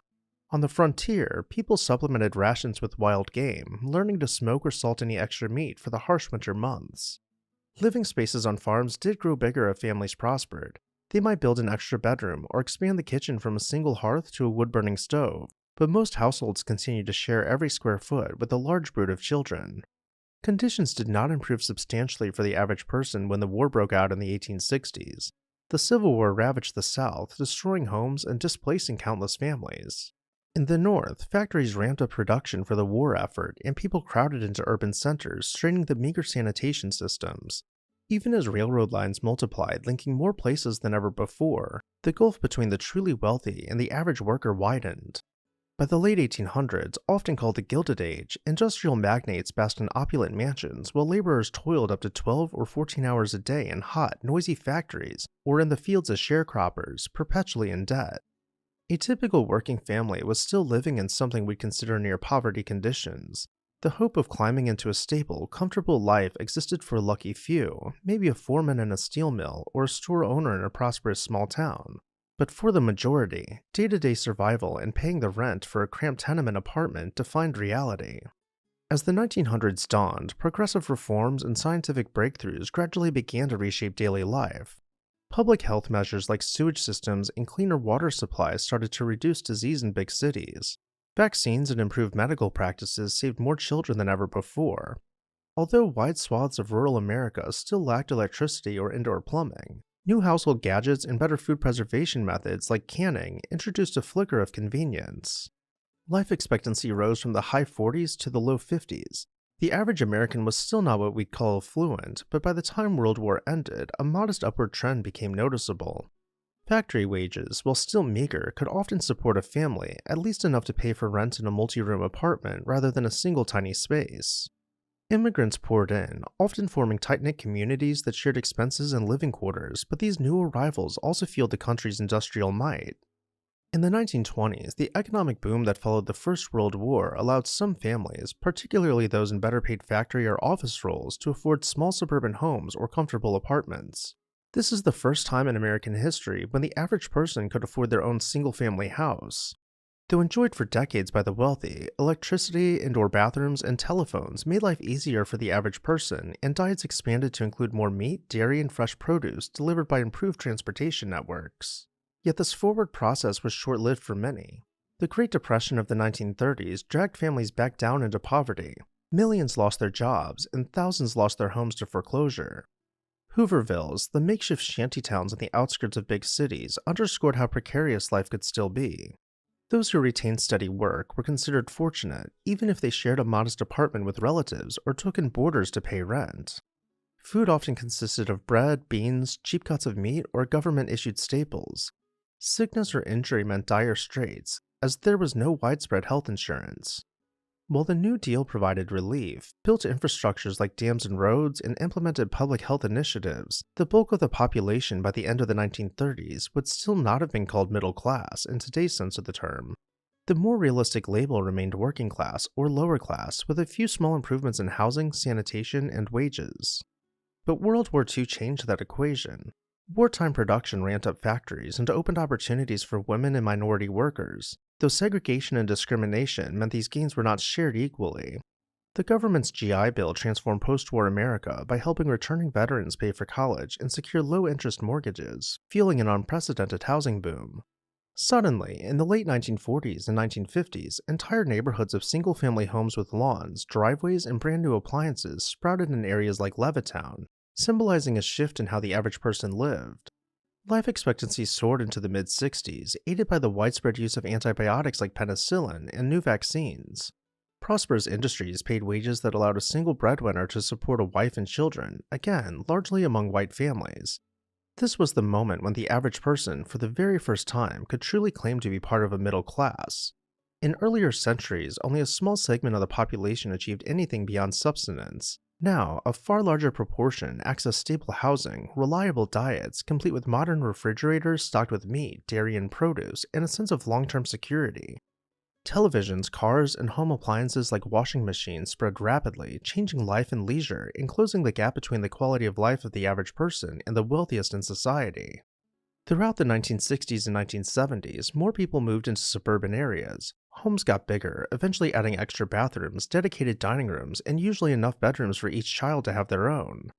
Though cities faced new challenges, pollution, crime, and decaying infrastructure, continued medical advances such as the polio vaccine dramatically reduced or eradicated diseases that had once been crippling. A typical suburban family no longer had to worry about a child dying from smallpox, and maternal deaths in childhood plummeted due to improved care. By the 1970s, although inflation and oil crises pinched the economy, the expectation that one could own a car, buy a single-family home, and send children to college had become the new normal for the average American. Life expectancy pushed into the 70s, reflecting better overall health, improved healthcare, and lower rates of dangerous infectious diseases, though chronic illnesses like heart disease, cancer, and obesity-related conditions took their place as leading causes of death. In the 1980s and 1990s, the average home size kept growing, reflecting Americans' desires for larger kitchens, multiple bathrooms, and separate bedrooms for each child. Personal computers began sneaking into middle-class households, at first as simple home terminals, and eventually as full-fledged, internet-capable machines by the mid to late 1990s. Meanwhile, more Americans found work in the service or tech sectors as manufacturing jobs started to wane in some regions, mostly being shipped overseas. Healthcare became more sophisticated, though it also grew more expensive, and insurance was often tied to one's job. Nevertheless, life for the average person remained a world apart from the daily struggles of earlier centuries. Supermarkets sold fresh produce year-round, freezers allowed bulk storage of meat, and microwaves provided effortless meal preparation. Poverty was still a reality for many, but the baseline for poverty was often better, materially speaking at least, than the daily existence of an 1800s homesteader. The concept of being middle class had become so common that most Americans identified with it, even when income levels varied dramatically. When the new millennium dawned, the housing bubble that formed in the early 2000s allowed a broad segment of the population to purchase homes they might not have afforded otherwise. That bubble burst in the 2008 financial crisis, leading to foreclosures and rising unemployment. Yet the long-term trend still pointed to greater amenities and comforts compared to any point in history. By the 2010s, smartphones, fast internet, and online shopping had woven themselves into everyday life. The average adult could look up health information online, order groceries for delivery, or even work remotely, a concept unimaginable for a 1770s family struggling to light a candle in the evening. Meanwhile, life expectancy climbed into the mid to late 70s for men and around 80 for women. Diets became more varied, offering everything from fast food to organic produce to specialized vegan or gluten-free items. The onset of the pandemic in the early 2020s created new challenges. Many people felt the economic squeeze, some lost jobs, and those who could work remotely often retreated to bigger living spaces away from city centers. Within a few years, the price of housing and basic necessities skyrocketed, squeezing the middle class into a smaller but still significant portion of the population. Still, when held against the backdrop of centuries, the average individual today benefits from robust medical knowledge, better education, advanced technology, and living conditions that farmers of the early republic or factory workers of the 1850s would have considered luxurious. Although inequalities remain, and not everyone today feels securely middle class, the average person in the United States enjoys a level of material comfort, safety, and longevity that would have been deemed unimaginable in 1776 or even 1876. Even if you happen to share your living space with a couple of roommates, that is a far better improvement than sharing it with 20 to 30 roommates. On balance, the average American is indeed far better off now than in the past. There is more food security, greater access to medical help, safer housing, and a wealth of technological wonders that have made life not just easier, but also more connected and full of possibilities. Given all these transformations, one can confidently say that while hardships persist and socioeconomic gaps still exist, the story of the average American is largely one of progress. From a life of perpetual toil and precarious subsistence to one in which the majority can aspire, if not always achieve, the comfort and security we recognize as the middle class dream. And with that, I'll turn it over to you. What are your thoughts on the subject matter? Is there a certain time you would have preferred to live in? Or are you glad to be where you are now when considering how the average American lived throughout the decades? Let me know down below in the comments section, and while you're there, make sure you're subscribed so you never miss an exciting episode of This House. Newport, Rhode Island is celebrated today for its remaining Gilded Age cottages, opulent estates that once housed some of America's wealthiest families during the late 19th and early 20th centuries. Names like the Vanderbilt, Astor, and Berwind families come to mind, conjuring images of lavish balls, sweeping seaside views, and meticulously manicured lawns. Yet for every grand villa still standing in Newport, there are others that have been lost to time, leaving behind only faded photographs and traces in local lore. Hi everyone, Ken here. Today we are exploring the lost mansions of Newport, Rhode Island. Hit that subscribe button and let's dive into an extra special episode of This House. In the late 1800s, Newport transformed from a quiet coastal town into a summer playground for industrialists, bankers, and socialites. These visitors built what they fondly called summer cottages, an understatement that belied the palatial size and sophisticated architectural styles of these estates. Architects from Europe and New York descended upon Newport to design residences that rival the grand palaces of the Old World. Ornate ballrooms, gilded dining halls, and sprawling gardens became emblematic of a new American aristocracy seeking to display its wealth and status.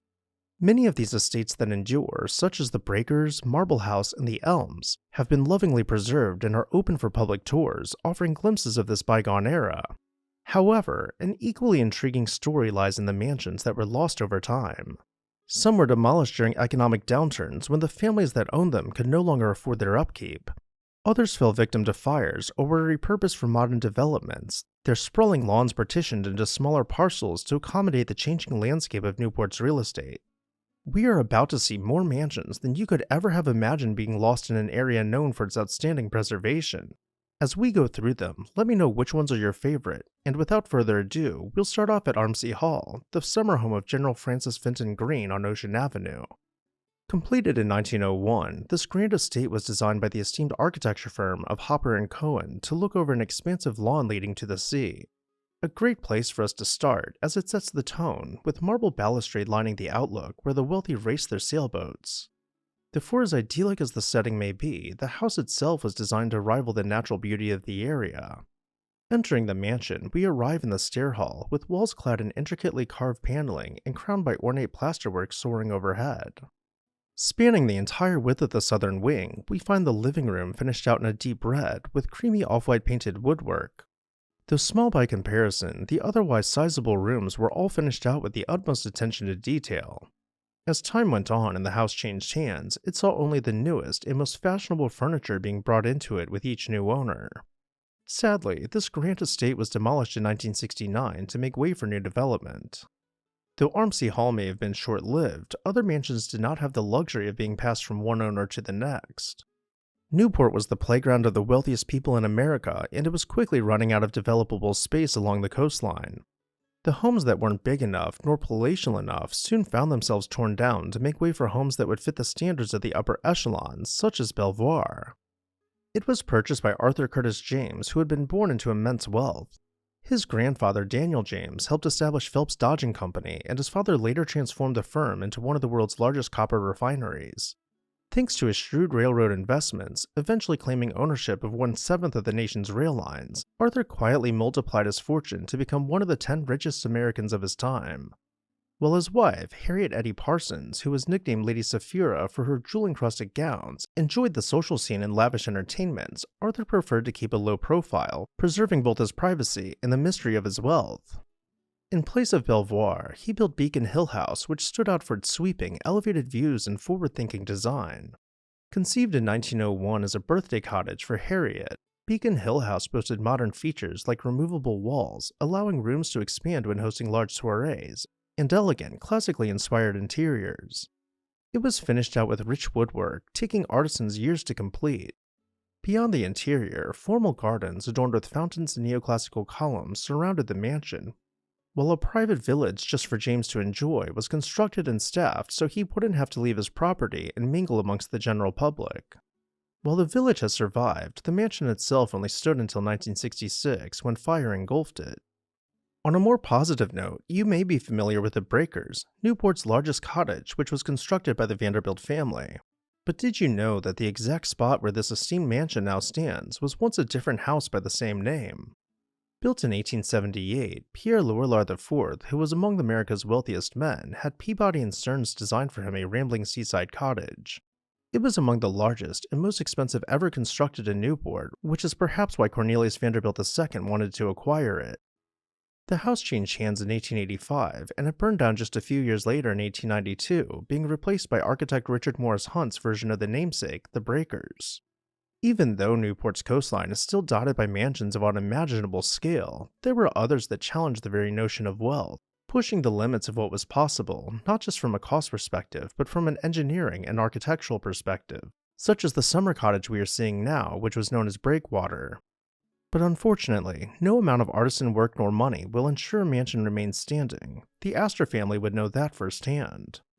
Chetwood was one of Newport's most splendid Gilded Age villas, a lavish Louis XIV-style chateau designed by architect Horace Trumbauer for Mrs. William Storrs Wells. It featured formal gardens by Achille Duchesne and opulent interior reception rooms designed by Allard & Sons, all of which helped establish its reputation as an especially grand summer retreat on Bellevue Avenue. But it's the Asterlink that truly captured public curiosity. In 1934, ownership passed to John Jacob Astor VI, who simply went by Jakey and was often called the Titanic baby, whose mother Madeline survived the Titanic while 5 months pregnant with him. Jakey's father, Colonel John Jacob Astor IV, famously perished in the disaster. The Astors, long among America's wealthiest families, sometimes cause confusion with the repeated use of John Jacob and shifting Roman numerals. But Jakey's story was always distinct. His birth was steeped in drama and wrapped in a legacy of loss and heroism. Sadly, Chetwood's luxurious chapter came to an end after a catastrophic chimney fire in 1972, and the Grand Villa was razed the following year. Today it lives on in Newport lore and in the fascinating Astor family chronicles that continue to intrigue historians and visitors alike. Taking a stroll through Newport in those days would have been like traveling through a grand architectural exhibit. You could find houses in just about every style, some flamboyant and some reserved, but all of them incredibly well done. As the torch passed from one generation to another, what were once the largest and most elaborate mansions became viewed as outdated. Such was the case of Edgewater, which was later replaced by Ochre Court, one of the most impressive cottages that continues to stand. Though not all were lost to the idea of outdoing the neighbors, the Frank W. Andrews House was paved over for the U.S. Naval Station's expansion. And not all were lost to accidents either, some were maliciously disposed of. Greystone was among the most well-built homes, being constructed out of granite blocks in 1883. As it gracefully aged in place, it became a staple of the community's aesthetic of old money permanence, but that didn't stop an arson from damaging it beyond repair in 1938. Among the most tantalizing Italianates was Ladd Villa, which once again burned down under mysterious circumstances after being sold to developers who had already planned to build a neighborhood around it. Next, we'll make our way over to Lindengate, the summer cottage of Henry Marquand, who was born into an incredibly wealthy family in the jewelry industry. He was heavily involved in the arts, as a major supporter, giving unimaginable sums to museum and artists alike. Along the way, he collected more art than he knew what to do with, so when he hired Richard Morris Hunt to design Lindengate, it was destined to house a small portion of his ever-growing art collection. The interior was designed by some of the most notable names from the period, including John Lafarge. And though there are very few photos of his time there, we can imagine how most of the rooms would have been overflowing with decor. Which brings us to the question, can you guess what happened to it in the early 1950s? If you said fire, you will be pleasantly surprised to know that it was actually broken up into apartments. The fire didn't take it out until 1973. Redevelopment happens so often that visitors to Gilded Age Newport might find themselves wondering where well-known landmarks went. One summer you could be enjoying the views of that year's fashionable architecture, and the next, the same lot could be refreshed beyond recognition. Mrs. Rebecca Jones' cottage was admittedly one of the more quaint cottages along Bellevue Avenue. Along with her next door neighbor's house, the Coles cottage, the two lots created an ideal setting for a palace. Though the Jones lot was subdivided for another mansion's construction, both houses were torn down in preparation for Villa Rosa by the Morse family. Villa Rosa was among the flashiest mansions, being crowned by a copper dome, and under that dome you could find domed rooms glistening with gilded paneling and giant crystal chandeliers. Legend has it that the tax burden was simply too much for the owner to bear, which is reportedly why it was demolished in 1962. But backing up a few years and following the end of World War II, when the demand for housing was at a new peak, many of these homes were torn down and replaced by entire neighborhoods. This was the fate of Rockhurst, which stood from 1891 to 1955. Whitehall had a similar end, being replaced by a neighborhood in 1953. Some homes were torn down in anticipation of schools' expansions that never happened, with the W. W. Tucker House remaining an empty lot from 1938 to 2004. This was the story for quite a few cottages, as universities bought up mansions to use or replace with new buildings. Stoneacre had a good run, surviving all the way up until 1972, when it was demolished for the junior college, even though the plans for its replacement were ultimately abandoned.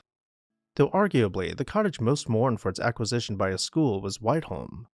The site of Whitehome had been reimagined by architect John Russell Pope to unify an old house that had been renovated by Richard Morris Hunt. With Pope's vision completed in 1901, the mansion was given a breath of fresh air, with elegant gardens surrounding it on all sides. And with each turn around the property, each facade maintained the same iconic look, with proportions and architectural elements kept in perfect scale. Inside, you could find rooms clad in elaborate wood paneling with the most delicate of details carefully traced out by artists. Some rooms were outfitted with silk damask, while others contained visually captivating murals. These carefully crafted rooms were introduced to the Wrecking Ball in 1963 to make way for student housing. Over the decades, changing social taste, unpredictable economic forces, and the realities of upkeep have all played a role in reshaping Newport's skyline.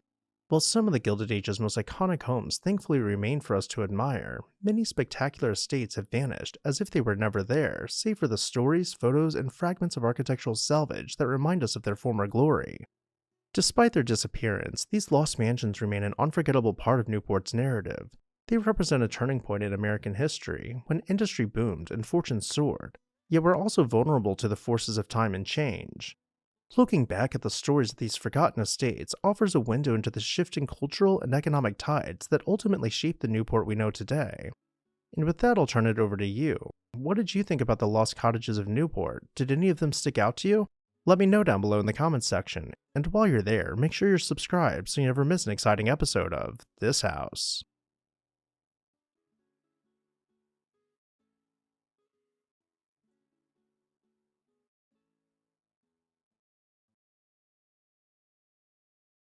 Ever wonder how the wealthiest Americans lived in every decade, from our country's founding all the way up to right now? Hi everyone, Ken here. In today's episode, we're going to explore that very question in detail. Hit that subscribe button and let's dive into a special episode of This House. This video is brought to you in part by Victorian Society in America. More on them later. Picture the late 1700s. The ink of the Declaration of Independence has barely dried, and most people are living in small wood frame houses or log cabins. But not these folks. Instead, the wealthiest families might own expansive plantations or stately brick homes styled in the Georgian or early federal fashion. Back then, it was all about how many acres of land you possessed. Land was basically the currency of status. If you were wealthy, your home likely included multiple rooms, a proper parlor for social gatherings, and maybe even a hallway large enough to impress guests.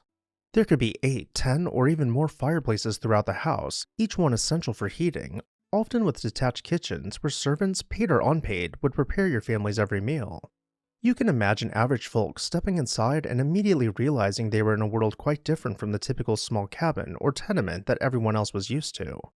Even so, if you were among the top tier, life was still rough by our modern standards. There were no flushing toilets or electric lights, just chamber pots, candles, and oil lamps. Diseases and infections would strike without warning, driving the wealthiest families to rely on whatever expensive remedies were around, including having physicians make house calls, physicians who still relied on questionable treatments like bloodletting. If you reached your 50s or 60s back then, that was considered a pretty decent lifespan, even in the wealthiest circles. You might find imported tea, fine sugar, and fancy china in their cupboards, tiny luxuries that set them apart from everyone else. But the day-to-day was still lit by flickering flame and set at a pace based on how fast a horse could trot. Fast forward a bit to the early 1800s, and you'll see the wealthiest Americans in the budding United States living in homes that start to reflect fresh architectural styles like the graceful lines of Federal or Greek Revival design. Maybe you'd find them in Charleston, South Carolina, hosting lavish garden parties on a well-manicured estate, or in Boston's expanding neighborhoods, commissioning brick row houses with refined interiors. While most Americans still squeeze large families into cramped cabins, the upper crust was often busy creating separate bedrooms and formal dining rooms, installing early versions of cast-iron stoves, and showing off fancy tableware and wallpaper imported from Europe.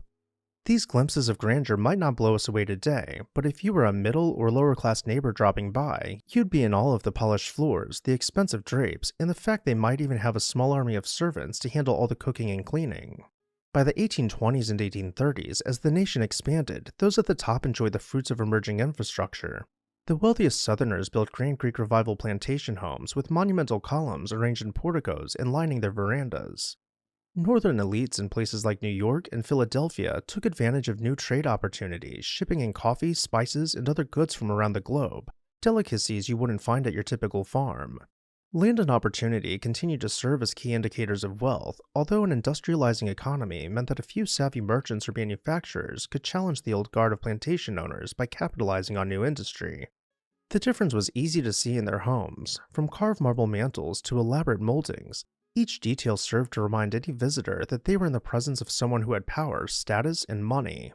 Roll into the mid-1800s, and you can practically hear the hum of factories in the north and the steady beat of cotton production in the south. But for the wealthy, life often revolved around refined social gatherings, complete with multi-horse dinners served in candlelit dining rooms decked out with the latest wallpapers. They welcomed guests with oysters, imported cheeses, and brandy, even while most Americans got by on salted pork and seasonal vegetables. Gaslighting started to appear in some urban mansions by the 1840s, illuminating rooms in a way that must have dazzled onlookers who were used to the dim glow of candles. When the Civil War erupted in the 1860s, everything changed. Some well-heeled families in the South saw their fortunes demolished, and if their estates survived, they often had to rebuild in a drastically altered economy. Meanwhile, northern industrialists who had invested in railroads, steel, or manufacturing found opportunities to expand their empires. It might seem odd to talk about fortunes growing during wartime, but that's exactly what happened for a select few. If you were in that top tier, your home might include early plumbing, private rooms for every family member, dedicated dressing rooms, and perhaps the newest thing called central heating. Imagine that, instead of having your staff chopping wood for dozens of fireplaces, you might have a coal-fired boiler in the basement and a network of ducts pushing warm air into different parts of the house, freeing up staff for more luxurious jobs. Then comes the period Mark Twain famously dubbed the Gilded Age, roughly from the 1870s through the 1890s. This is when wealth went from comfortable to outright outrageous. Think of those colossal mansions on Fifth Avenue in New York, the cottages in Newport, Rhode Island that were effectively small European palaces, or the lavish summer estates dotting the Hudson River. These industrial titans, people like John D. Rockefeller or Cornelius Vanderbilt, weren't content to merely build a home that impressed the neighbors. They built estates that practically screamed, "I have more money than entire countries." Marble staircases, gold-plated chandeliers, imported European art, and enormous ballrooms that could host hundreds of guests all became the norm for the upper echelons. They threw parties that lasted till dawn with endless courses of French cuisine, and they had staff to handle every imaginable task, from turning down the beds at night to ensuring that fresh flowers adorned each room daily and guaranteed the family of the house never had to lift a finger for anything. Ordinary Americans reading about these affairs in the newspaper might never have seen electric lighting, but by the 1880s, these mansions were being outfitted with the newest technology Edison or Tesla could dream up. Approaching the turn of the 20th century, life expectancy for the wealthiest inched higher thanks to better nutrition and improved medical knowledge. Though not everyone fully trusted doctors, after all, medical science was still figuring out germs and surgeries. The huge influx of immigrant labor in the late 1800s and early 1900s also meant that domestic staff became more available. A grand home for one of the wealthiest families could easily employ hundreds of staff, including a butler, several maids, cooks, gardeners, and maybe a nanny or governess for the children. If you visited one of these places, you'd be struck by the scale: multiple floors, separate wings for entertaining and for family life, grand libraries filled with leather-bound books, and brand new conveniences like telephones or private bathrooms with hot and cold running water. When the 1900s arrived, you might even see more extravagance, but also a little pushback. Progressive era movements tried to tackle corruption and curb monopolies. Still, wealth continued to pile up for some. Homes got fancy new touches like central electricity, advanced heating systems, and complicated decor often inspired by European palaces. Think Beaux-Arts or neoclassical city mansions. Meanwhile, the invention of automobiles made it possible for a wealthy family to own a personal car, a sight that definitely turned heads wherever they went. It was a time when those at the top could harness not just labor of thousands in their factories, but also the latest gadgets in their personal residences. Even so, the 1910s ended up overshadowed by World War I, prompting these families to tone down more ostentatious parties in favor of supporting war bonds and occasionally volunteering their parlors for patriotic causes, particularly for fundraising efforts to support the most fashionable charity of the time, the Red Cross. Then the 1920s strutted in, roaring 20s, jazz, flappers, speakeasies, and an unstoppable stock market, until 1929 that is. For most of the decade, the wealthiest Americans reveled in Art Deco penthouses, fancy suburban mansions, and day-long parties fueled by imported liquor despite prohibition. Ladies of the house might wear the latest designs from Paris, and the men hopped into sleek new automobiles or even private yachts to entertain friends along the coastline. Cocktail parties became a social staple, letting the wealthy show off their brand new radios and electric refrigerators to astound guests. You can picture them turning into jazz stations while mixing gin fizzies in their meticulously decorated living rooms. But of course, by the decade's close, the stock market crashed, setting off the Great Depression and sending even some of the highest rollers into sudden ruin. Though plenty of old money families managed to keep their heads above water, holed up in their well-appointed homes with at least a skeleton crew of servants and some carefully managed investments. Before we head into the 1930s, a quick word about the sponsor of today's video, Victorian Society in America. Are you captivated by historic architecture? Want to explore, learn, and dive even deeper into the past? With the Victorian Society in America, you'll have the chance to travel to American cities and tour stunning 19th century buildings, pursue learning through internationally acclaimed summer programs in American cities and abroad, including Chicago, Newport, and London to name a few. Additionally, members will enjoy a free subscription to 19th Century, the semi-annual publication packed with articles on art, architecture, preservation awards, and book reviews. Visit the website below in the video description and become part of the Victorian Society in America today. Thank you, Victorian Society in America, for sponsoring today's video. Now back to our journey through time. The 1930s were a humbling time in many ways, but World War II came along and shifted the economy yet again. For those who had resources, there were plenty of wartime contracts and growth industries, meaning it was possible to get richer by producing weapons, vehicles, or steel. Still, people tended to keep extravagant parties behind closed doors. Nobody wanted to seem unpatriotic while sons, brothers, and fathers were off fighting. After the war, in the late 1940s and certainly through the 1950s, a consumerist boom took hold. We think of this time as the birth of the broad middle class, when average families moved to suburbs and could afford to live in a single-family house, leaving the crowded cities behind. Yet at the top, bigger suburban estates with multiple cars, newly designed open-concept kitchens, and televisions in multiple rooms showcased the next level of living. Central air conditioning became a big deal, letting the wealthy lounge indoors in total comfort despite any summer heat wave. Cruise on into the 1960s and 1970s, and you'll see the wealthy embracing a wide range of lifestyles. Some remained traditional, grand, older mansions with ornate rooms and formal dining. Others went hyper-modern, constructing sleek, angular homes with massive windows to let in light, or even custom-built designer homes by famed architects.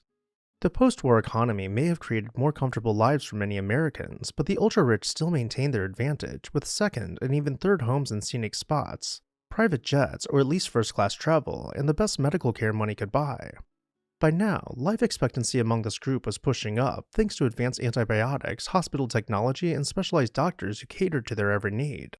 As the 1980s and 1990s rolled around, we saw the rise of yuppies, young urban professionals raking in money from finance, corporate takeovers, and later tech ventures. Suburban mansions got bigger, with garages big enough for a car in every color, massive kitchens, and entire rooms devoted to home entertainment. Some families installed the earliest form of home computers, commodities that cost a small fortune at the time, as well as massive VHS collections to watch on big, wood-panel TV sets. Cell phones were huge and clunky at first, but owning one was a major status symbol, as was driving a European luxury car or wearing the latest designer suits. By the mid to late 90s, the internet was turning the gears of the tech boom, minting new millionaires and billionaires overnight in places like Silicon Valley. Suddenly, you didn't need to be from old money or own a factory. If you coded the right software, built the right startup, or invested early in the right IPO, you could join the ranks of the wealthy. Then came a new millennium and a housing bubble. The early 2000s saw some of the wealthiest folks snapping up massive homes, sometimes referred to as McMansions. But the super rich didn't stop at that. They installed top-of-the-line home theaters, gyms, and fully stocked wine cellars. If you were rich in the 2000s, your family most likely had a main house, a beach house, a lake house, maybe a mountain retreat, and a pied-à-terre in town. Even the 2008 financial crisis, which caused widespread chaos, was navigated by the ultra-wealthy with less disruption than what most families faced, with a good handful seeing record income. By the 2010s, smartphones, social media, and online everything took over. Tech moguls skyrocketed to billion-dollar fortunes in record time. The wealthy built or bought smart homes, properties with sophisticated security systems, automated lighting, voice-activated thermostats, and fridges that could practically do your grocery shopping for you. And that brings us to the present day, where you might see a billionaire constructing a mega mansion with 20 bedrooms, an infinity pool perched on a cliff, and an underground garage filled with electric supercars. Or perhaps they opt for a lavish penthouse in a futuristic skyscraper that has its own private elevator to whisk them directly inside. With modern medicine, top-quality foods, personal chefs, and personal trainers, these individuals can easily push life expectancy into the 80s and beyond. Some have speculated that we're now entering a second Gilded Age, pointing to how the wealth gap has widened dramatically, and the lifestyles of the richest Americans can look like something from a different planet compared to the average household. Personally, I can't help but marvel at how we went from candlelit estates in the 1700s, where even the wealthiest had to rely on horse-drawn travel, to fully automated mega mansions where a single voice command can change the lighting, start dinner, and fire up a movie in the home theater, all while your electric vehicle charges in the subterranean garage. It's been quite a journey, and it raises a lot of questions about how wealth shapes our society and our future. And with that, I'll turn it over to you. Which era's elite lifestyle intrigues you the most? Are you dazzled by the grand ballrooms of the first Gilded Age, or would you prefer the sleek gadgets and ultramodern lifestyles of the wealthy today? Let me know down below in the comments section. I'd also like to say a huge thank you to Victorian Society in America for sponsoring this video. Head over to their website, which is linked down below in the video description, and find out how you can become a member today. As always, thank you all for watching, and I'll see you next time on This House.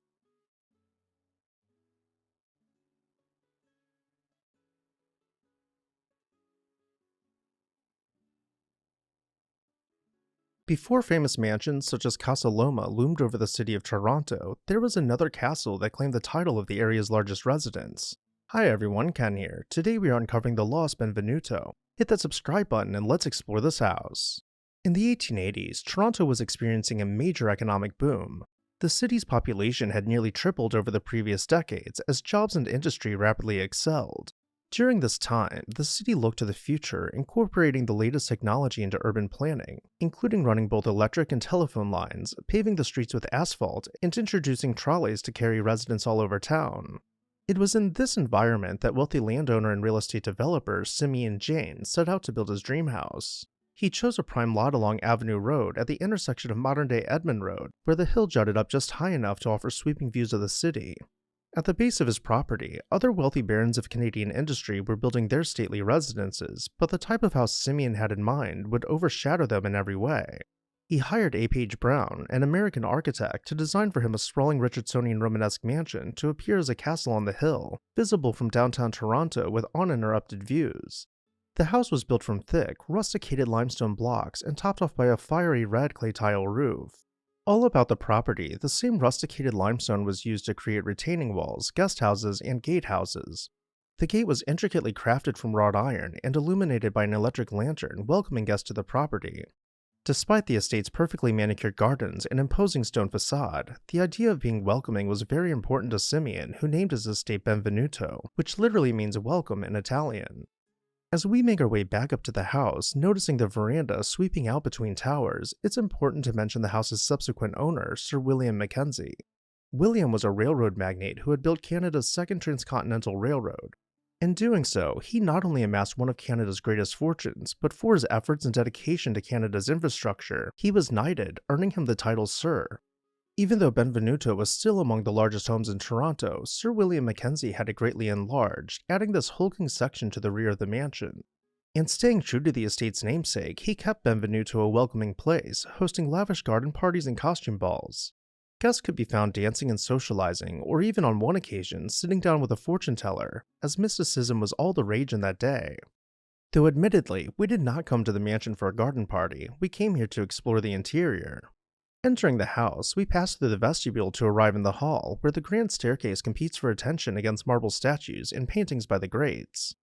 The fireplace mantel, carved from a single piece of limestone, welcomes guests with warmth, almost overshadowing Persian rugs and a lion's skin. For the most part, the hall will feed us into each public room, starting with the music room, where we can imagine Toronto's foremost musicians performing live for parties each weekend. This leads us into the drawing room, where silk damask covers the walls and gilded plasterwork glistens on the ceiling. Just beyond the passageway, we see the fireplace in the hall where we first entered, and now that we have our bearings, we'll turn around to discover the dining room, which is clad in rich wood paneling and has been covered over by centuries-old tapestries. Though more impressive yet was the collection of ancient entablatures and architectural salvage proudly displayed on the walls of the conservatory, a warm and humid room where the fountain misted tropical plants year-round. And though the collections were nice, each owner of the house could usually be found in the billiards room, entertaining in the true spirit of the home. When Benvenuto was built back in the 1880s, it was arguably the largest house ever built in the Toronto area. But as the 1900s progressed, the city saw homes of unimaginable scale constructed, including both Casa Loma and Chorley Park, which I'll have linked at the end of this video. That being said, by the time of Sir Mackenzie's passing in 1923, the house, still large by comparison to most, was viewed mostly as outdated. It sat empty for the better part of a decade, with maintenance being ignored until it was demolished in 1932. In its place, Edmund Street was planned to run through the former estate, and a hotel, which was later converted into condos, was built on another section of the property. This particular spot in Toronto bore witness to the age of the city's rapid industrialization from a vantage point perched high up on a hill whose only reminder of that time is the rusticated limestone retaining wall of Benvenuto. And with that, I'll turn it over to you. What did you think about this estate? Did you have a favorite room or architectural feature? Let me know down below in the comments section. And while you're there, make sure you're subscribed so you never miss an exciting episode of This House.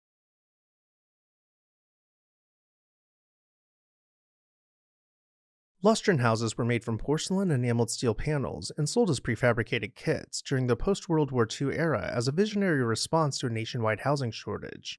Yet their window of popularity was surprisingly brief, roughly from the late 1940s into the early 1950s. A passerby today might find them intriguing, or perhaps mistake them for a simple ranch house at first glance, but behind this unusual exterior is a story of one ambitious enterprise that sought to revolutionize American construction. Hi everyone, Ken here. Hit that subscribe button and let's explore this house. Although industrialized building methods date back to the 19th century, and prefabrication have been used for everything from kit bungalows to Sears modern homes, it's enough to recognize that Lustron was different. Rather than employing wood framing or even typical metal studs, Lustron houses featured an entirely steel chassis, walls, roof, and even interior built-ins coated with a durable porcelain enamel.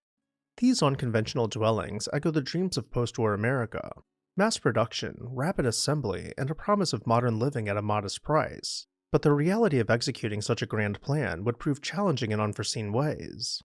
The mastermind behind the Lustron concept was Carl G. Strandland, a Swedish-born inventor and entrepreneur. He was not an architect by trade, though he did collaborate with design professionals of the era. Strandland's true expertise lay in metal fabrication, particularly the process of bonding porcelain enamel to steel. During the war, he had worked on pressing steel panels for aircraft and military equipment. After 1945, recognizing the severe housing shortage afflicting returning GIs and their families, Strandland seized upon the idea of producing homes in a factory-like setting, then shipping them nationwide for rapid assembly on site. He believed the process could be faster, cheaper, and more durable than standard wood frame construction. In 1947, Strandland secured funding from the Reconstruction Finance Corporation, a government entity set up to spur business in the aftermath of the Depression and wartime austerity. The Lustron Corporation took over a massive former aircraft factory in Columbus, Ohio. By harnessing assembly line efficiencies, Strandland envisioned churning out up to 100 houses per day.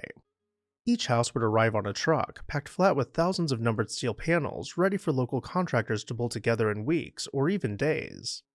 The slogan was that a Lustron house could be quote-unquote built like an automobile, and since new cars symbolize post-war prosperity, the analogy certainly caught the public's imagination. But marketing aside, the practicalities of living in an all-steel house were novel. Inside, ceilings, walls, and built-in cabinetry all featured the same baked-on enamel finish, typically in soft pastels: surf blue, dove gray, desert tan, maize yellow, evoking the popular choices of 1950s kitchens and appliances. The roof was also steel, designed to shed water efficiently and last for decades. Interiors were pretty modern for their time, often including radiant heat in the ceiling panels, a space-saving combination clothes and dishwasher, and sleek built-in shelves and closets. Lustron's marketing materials boasted that homeowners could simply wipe down the metal panels, alleviating the need for painting or wallpapering. One basic claim, the porcelain enamel was nearly indestructible, resistant to fading, rust, or even hail. Lustron executives argued that maintenance costs would be minimal as there was no wood siding to rot nor shingles to replace. Plus, a well-insulated steel panel system could, in theory, keep heating and cooling costs competitive with traditional homes, although real-world performance varied. While the idea of a mass-produced steel house felt futuristic, Lustron still faced significant hurdles. There were the complexities of financing. Banks were hesitant to offer mortgages for a type of construction that didn't fit conventional categories. Zoning codes in many towns were written around wood frame or masonry standards, leaving Lustron's metal approach in a gray area. Additionally, building inspectors unfamiliar with steel kit homes often required special approvals or modifications. And though Strandland dreamed of simplifying assembly, the houses comprised thousands of parts that had to be painstakingly fit together on site by contractors who were at first unaccustomed to working with enamel steel panels instead of 2x4s. Nevertheless, enthusiasm for Lustron houses soared in the late 1940s. Hundreds of franchise dealers sprang up in suburban areas, hoping to catch the wave of post-war prosperity. Veterans could often put little or no money down, and the glossy marketing brochures pictured happy nuclear families enjoying the newest and modern convenience. Several models were offered, with the two-bedroom Westchester Deluxe being the most famous. There was also the Newport and the Meadowbrook, each sporting variations in floor plans, though all shared the signature metal construction and interior design details. Signs of trouble, however, began to surface almost as soon as production ramped up. Achieving the ambitious goal of 100 houses a day proved elusive, as manufacturing steel panels required precision tooling, and supply chain interruptions caused delays. Government funding came with strings attached, forcing Lustron to meet targets that proved unrealistic. Cost overruns mounted. Meanwhile, the housing market itself was evolving. Competition from more conventional builders accelerated, with Levin & Sons, for instance, pioneering large-scale tract developments using wood frames at competitive pricing. Lustron's futuristic approach may have captured headlines, but in practice, a typical Lustron cost as much, if not more, than a comparable wood frame home. By 1950, the Lustron Corporation was insolvent. The Reconstruction Finance Corporation, tired of cost overruns and missed production quotas, called in its loans. Strandland's grand dreams ended in receivership, the Columbus plant shuttered, and only about 2,500 Lustron homes were ever produced, far fewer than the tens of thousands originally envisioned. It was a spectacular rise and fall for what had been hailed in glossy magazines as the house of the future. All told, surviving Lustron houses often exude a certain quiet charm. At first glance, one might confuse them for any mid-century ranch, but on closer inspection, the rigid metal roof and distinctive rectangular wall panels stand out. The interior, with crisp corners and built-ins that seem more like furniture than walls, suggests a carefully orchestrated design meant to blend functionality with aesthetic neatness. Then we come to the question, why didn't Lustron houses become a lasting mainstream style? The answer, as with many architectural experiments, involves a tangle of economics, politics, and plain old practicality. While Strandland insisted that factory production would lead to lower cost, the reality of shipping, financing, and on-site labor eroded much of the potential savings. Furthermore, not all buyers were enthralled with the idea of an all-steel dwelling. Wood was familiar, warm, and backed by centuries of building tradition. Early 1950s America was also discovering more flexible suburban designs, replete with colonial revival touches, attached garages, and open yards. The steel boxiness of a Lustron, while undeniably modern, didn't mesh with the mainstream suburban aesthetics or local building codes. Beyond the financial meltdown of the company, there were cultural factors at play. In the late 1940s and early 1950s, Americans craved normalcy after the disruptions of war. While certain avant-garde architects championed experimental materials and minimalist lines, the mass market gravitated toward more traditional comforts. Prefabrication soon found other avenues, such as mobile homes and modular units, which were cheaper and easier to transport. Lustron's elegantly enameled steel panels, ironically, proved too sophisticated and costly for widespread adoption. As with many architectural what-ifs, the Lustron legacy remains a fascinating study in innovation that almost took hold. Enthusiasts still drive out of their way to glimpse a pristine example, marveling at the glossy surfaces and the notion that a simple wipe down with a cloth might be all the maintenance it needs. Preservation movements have singled out Lustern homes as important cultural artifacts, symbolic of a rare era in which optimism about mass production and new materials coincided with a desperate need for affordable housing. Looking back, one wonders how suburban landscapes might look if the Lustern experiment had succeeded. Would rows of enameled steel houses line our streets, offering a consistent, virtually maintenance-free exterior? Would we have advanced further into modular construction decades earlier, or would the homes still look out of place alongside the more traditional ranches, Cape Cods, and split levels that now define post-war America? The fact that only 2,500 or so units were completed leaves plenty of room for speculation. And with that, I'll turn it over to you. Let me know your thoughts on Lustern houses down below in the comments section. And while you're there, make sure you're subscribed so you never miss an exciting episode of This House.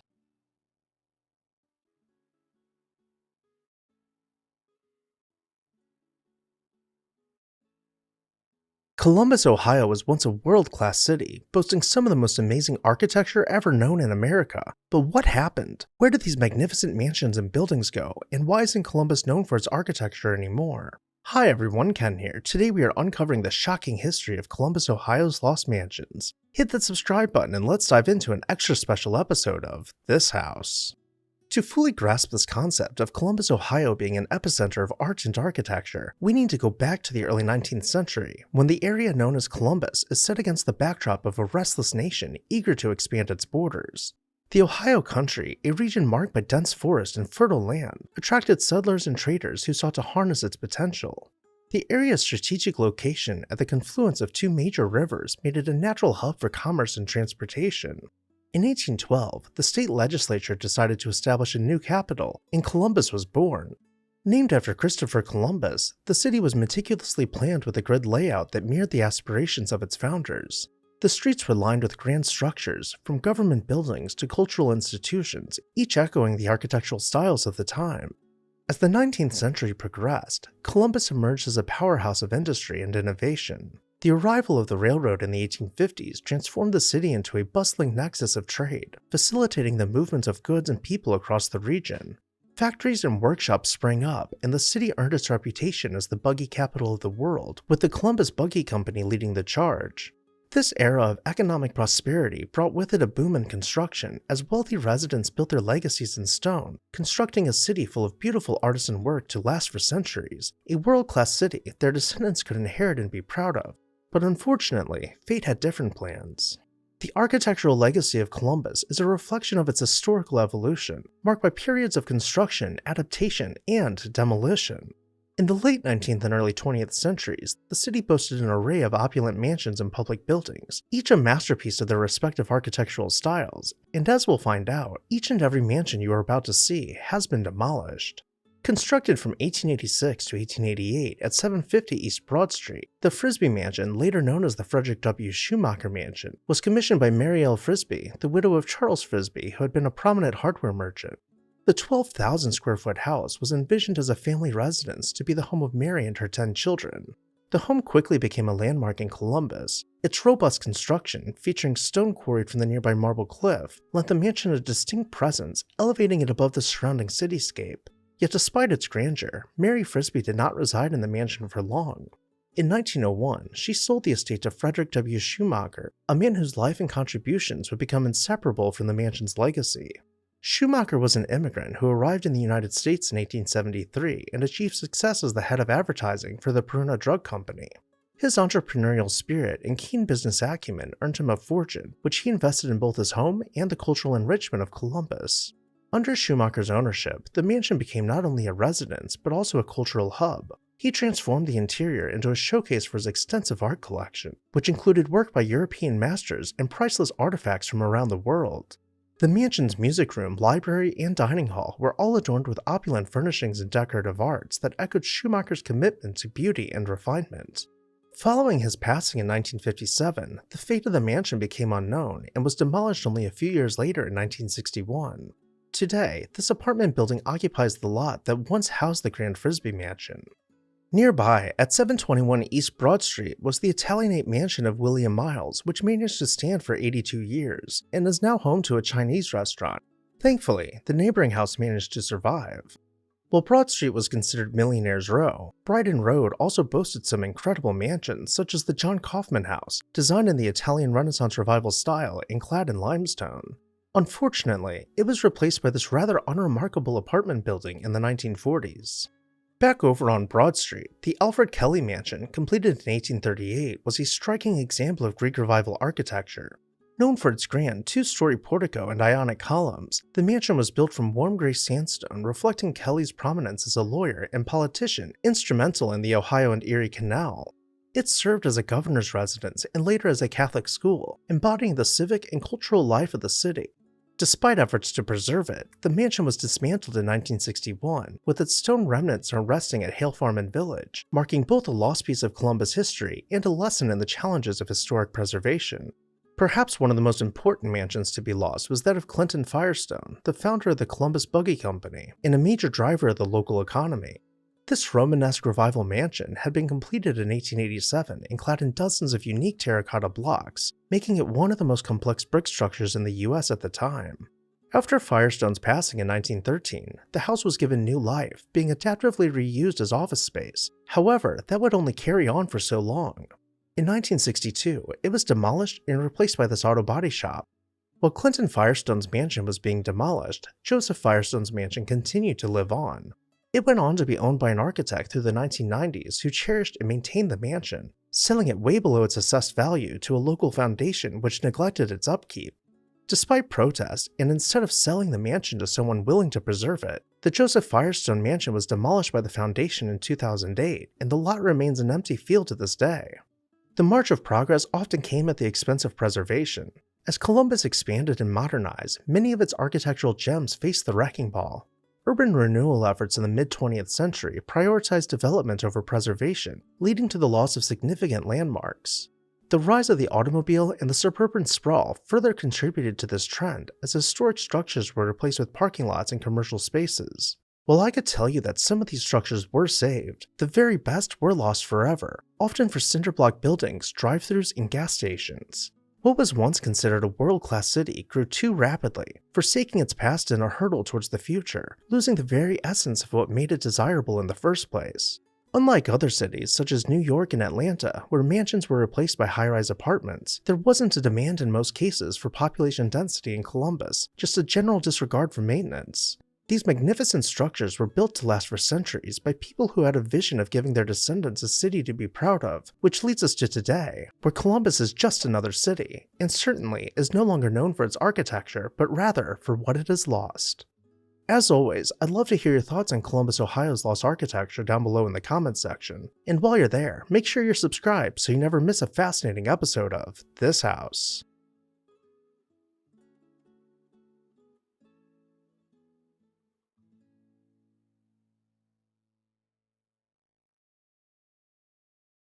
While the United States is without royalty and nobility, the Dukes of America built some of the most palatial homes ever known in the country. From Manhattan mansions to lavish country estates to a seaside villa in Hawaii, today we are exploring 3 generations of the Duke's opulent estates. Hi everyone, Ken here. Hit that subscribe button and let's explore some magnificent homes in a special episode of This House. This video is brought to you in part by Victorian Society in America. More on them later. In 1820, Washington Duke was born in the rural landscape of East Orange County, North Carolina, in what is now Durham County. The 8th of 10 children, Duke's early years were marked by the hard labor of a tenant farmer. In 1842, he married Mary Caroline Clinton, and with their union came a gift of 72 acres of land from her father.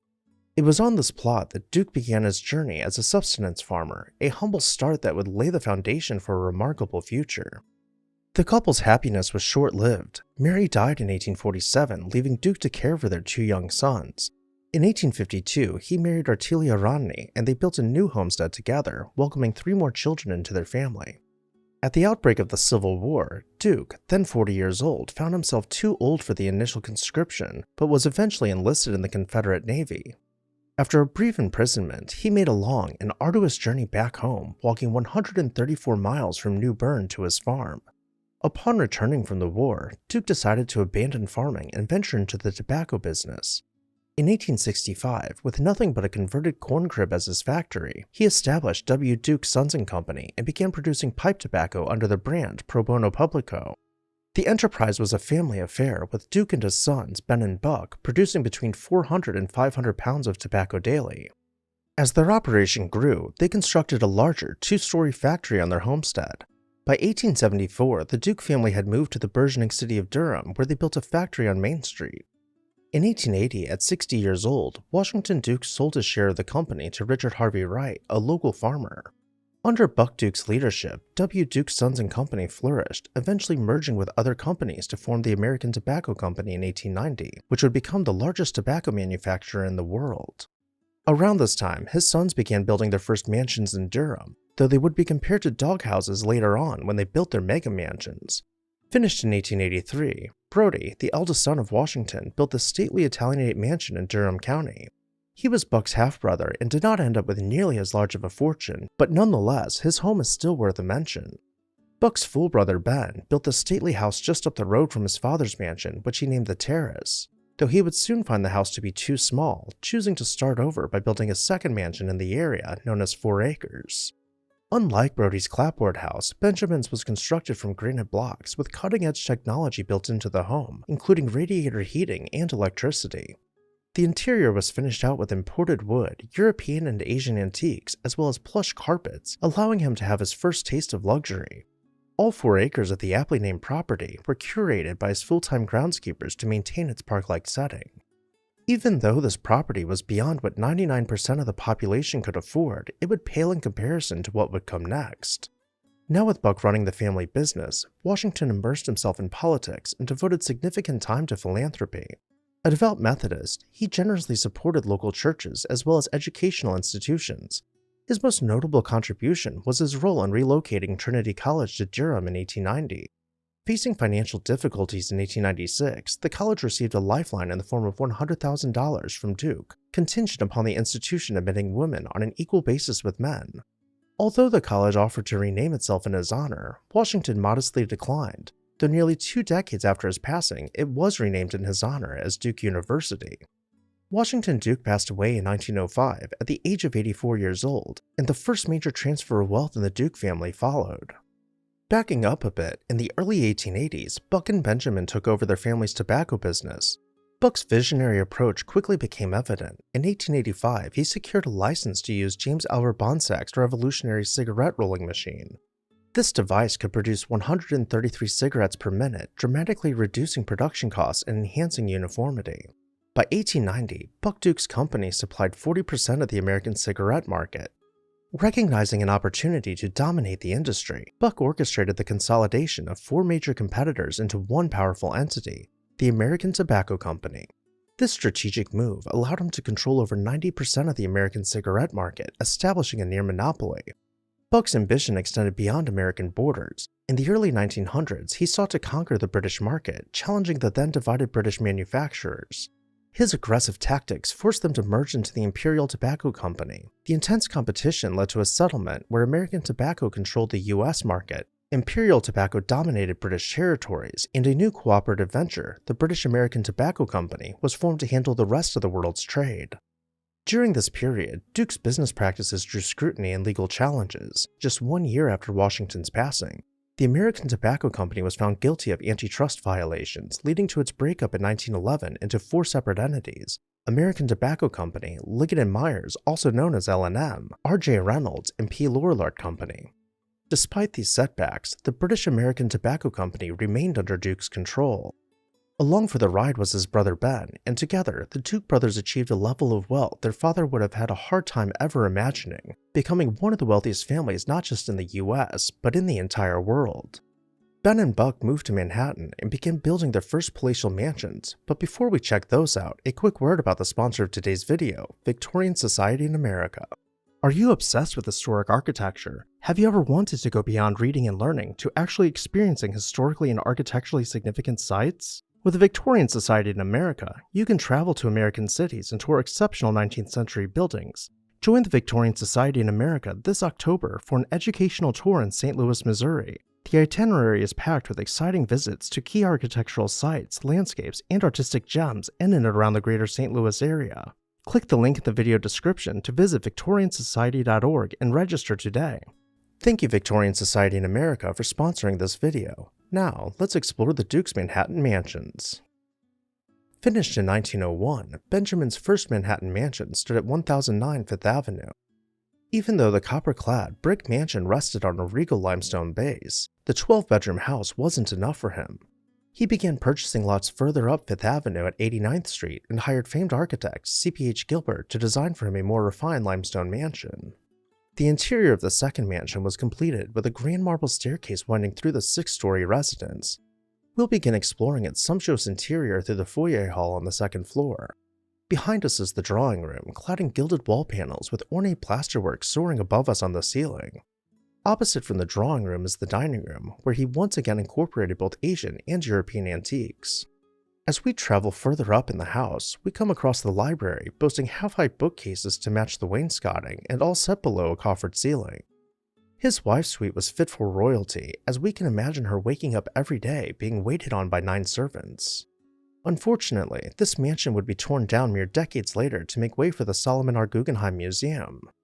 Meanwhile, Buck had been busy building his own mansion at the corner of 5th Avenue and 78th Street. By this time, the area around Central Park was fully developed, leading Buck to demolish the former Henry Cook mansion to make space for his own. Finished in 1912, Buck and his wife moved into their 40,000 square foot mansion, ready to start their new lives together with their daughter Doris. The interior was every bit as sumptuous and refined as you might imagine, with a grand marble stair hall teeming with tropical plants reaching towards the skylight overhead. Each room was given the utmost care and planning, while introducing period styles ranging from Louis XV to Louis XVI. The Dukes enjoyed their palatial Manhattan mansion together, as well as their various country estates, including the 2,700-acre Duke Farms in New Jersey. In 1925, Buck passed away, leaving a legal nightmare for his daughter and wife to sort out. All the properties were to be sold and the funds divided amongst 14-year-old Doris and Buck's widow, but he had also provided a provision that gave his widow lifelong tenancy in his properties. When all was said and done, Doris, still a child, inherited the bulk of Buck's estate, including all of his real estate holdings, earning her the title the richest girl in the world. It is estimated that she inherited as much as $100 million, worth the modern-day equivalent of nearly $1.8 billion. Doris Duke's life was a blend of extraordinary wealth, diverse interest, and significant philanthropic efforts. At 18, she was presented to society as a debutante at Rough Point, the family residence in Newport, Rhode Island, which she had inherited. Rough Point had originally been built for Frederick Vanderbilt in 1892 along Newport's cliff walk. Her father had famed Gilded Age architect Horace Trumbauer completely renovate the mansion before his passing, setting the scene for her entrance into high society. Over the years, her vast inheritance allowed her to explore various passions. Doris's interests ranged from arts to athletics. She studied singing in New York City and briefly worked as a foreign correspondent during World War II. Her adventurous spirit led her to become the first non-Hawaiian woman to engage in competitive surfing. While in Hawaii, she commissioned her Honolulu estate, known as Shangri-La. The construction of Shangri-La began in 1936, following Doris Duke's honeymoon through the Islamic world. Inspired by her travels, Doris spent nearly 6 decades collecting over 4,000 objects to adorn her Hawaiian retreat. Designed by architect Marion Smith Wyeth, Shangri-La reflects the diverse artistic traditions of countries such as Iran, Morocco, Turkey, Spain, Syria, Egypt, and India. Shangri-La's vibrant collection of Islamic art features gilt and painted ceilings from Morocco, intricate ceramics from Iran, painted wooden interiors from Syria, and textiles spanning from Spain to India. The outdoor landscape of Shangri-La is equally captivating, with terraced water features, a Hawaiian fish pond, tropical gardens, and stunning views of the Pacific Ocean. Her love for horticulture expanded to the creation of Duke Gardens at Duke Farms, an elaborate public display inspired by her travels and the grandeur of DuPont's Longwood Gardens. This project, which began in 1958, featured 11 interconnected gardens, each with a distinct theme, reflecting her dedication to botanical beauty. Doris Duke's properties were as diverse as her interest. Besides Duke Farms, she spent summers at Rough Point and winters at Shangri-La. She also owned Falcon Lair in Los Angeles, once home to Rudolph Valentino, and maintained luxurious apartments in Manhattan. Doris Duke's personal life was marked by notable marriages and relationships. Her first marriage to James H.R. Cromwell in 1935 ended in divorce. She later married a Dominican diplomat, but the marriage was dissolved within a year. Doris had several high-profile romances, including with film stars Errol Flynn and General George S. Patton. Her relationships combined with her immense wealth and luxurious lifestyle kept her in the public eye. Doris Duke's philanthropic endeavors were vast and impactful. She established Independent Aid at 21 years old to manage her charitable contributions and later funded the Newport Restoration Foundation, preserving over 80 historic buildings. Her foundation, Independent Aid, eventually became the Doris Duke Charitable Foundation, supporting diverse causes such as medical research, child welfare, and the performing arts. The foundation also oversees her residences, ensuring her legacy endures. Doris Duke died on October 28 of 1993 at her Los Angeles home, Falcon Lair. Her fortune, estimated at over $1 billion, was largely left to charity, with her will designating substantial funds to various foundations. Despite legal challenges and accusations of misconduct by her trustees, Duke's charitable legacy continues to support numerous causes, reflecting her lifelong dedication to philanthropy. Unfortunately, many of the Duke family's mansions have been lost to time, with the only ones remaining being the first Benjamin Duke mansion in Manhattan, along with his brother Buck's Manhattan mansion. Duke Farms was torn down somewhat recently, though the gardens remain, and Rough Point and Shangri-La continue to welcome visitors as per Doris Duke's wishes. Thank you again, Victorian Society in America, for sponsoring today's extra-long video. Make sure to check out the link in the video description to learn more about their upcoming tours. What did you think about the Dukes of America and their palatial mansions? Let me know down below in the comments section, and while you're there, make sure you're subscribed so you never miss an exciting episode of This House.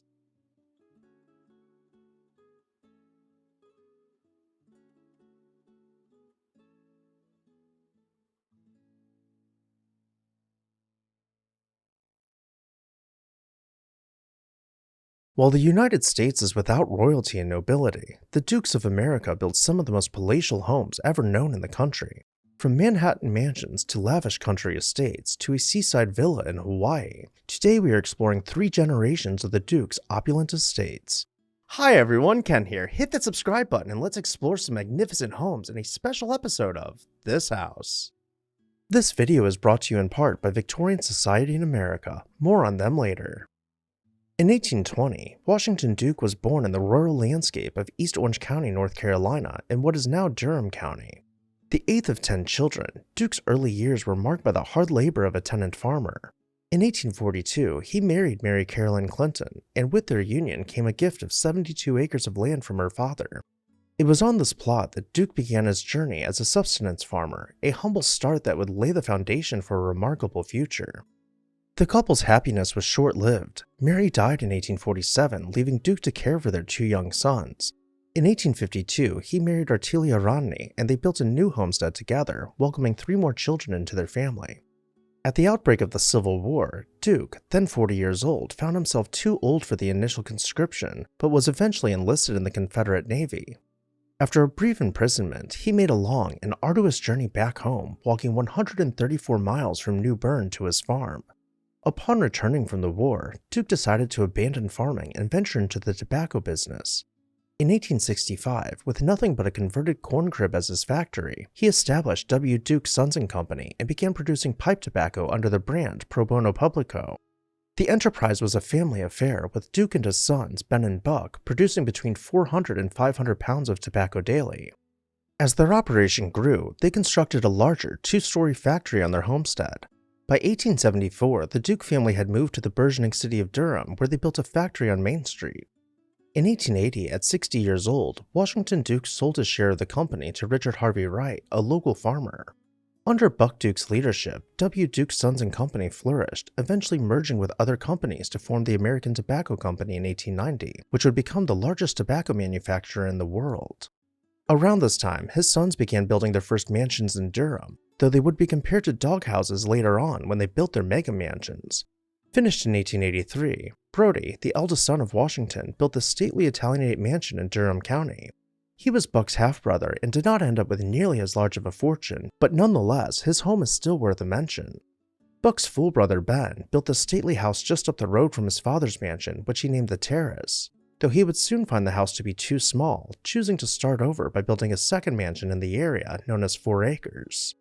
Unlike Brody's clapboard house, Benjamin's was constructed from granite blocks with cutting-edge technology built into the home, including radiator heating and electricity. The interior was finished out with imported wood, European and Asian antiques, as well as plush carpets, allowing him to have his first taste of luxury. All 4 acres of the aptly named property were curated by his full-time groundskeepers to maintain its park-like setting. Even though this property was beyond what 99% of the population could afford, it would pale in comparison to what would come next. Now with Buck running the family business, Washington immersed himself in politics and devoted significant time to philanthropy. A devout Methodist, he generously supported local churches as well as educational institutions. His most notable contribution was his role in relocating Trinity College to Durham in 1890. Facing financial difficulties in 1896, the college received a lifeline in the form of $100,000 from Duke, contingent upon the institution admitting women on an equal basis with men. Although the college offered to rename itself in his honor, Washington modestly declined, though nearly 2 decades after his passing, it was renamed in his honor as Duke University. Washington Duke passed away in 1905 at the age of 84 years old, and the first major transfer of wealth in the Duke family followed. Backing up a bit, in the early 1880s, Buck and Benjamin took over their family's tobacco business. Buck's visionary approach quickly became evident. In 1885, he secured a license to use James Albert Bonsack's revolutionary cigarette rolling machine. This device could produce 133 cigarettes per minute, dramatically reducing production costs and enhancing uniformity. By 1890, Buck Duke's company supplied 40% of the American cigarette market. Recognizing an opportunity to dominate the industry, Buck orchestrated the consolidation of 4 major competitors into one powerful entity, the American Tobacco Company. This strategic move allowed him to control over 90% of the American cigarette market, establishing a near monopoly. Buck's ambition extended beyond American borders. In the early 1900s, he sought to conquer the British market, challenging the then divided British manufacturers.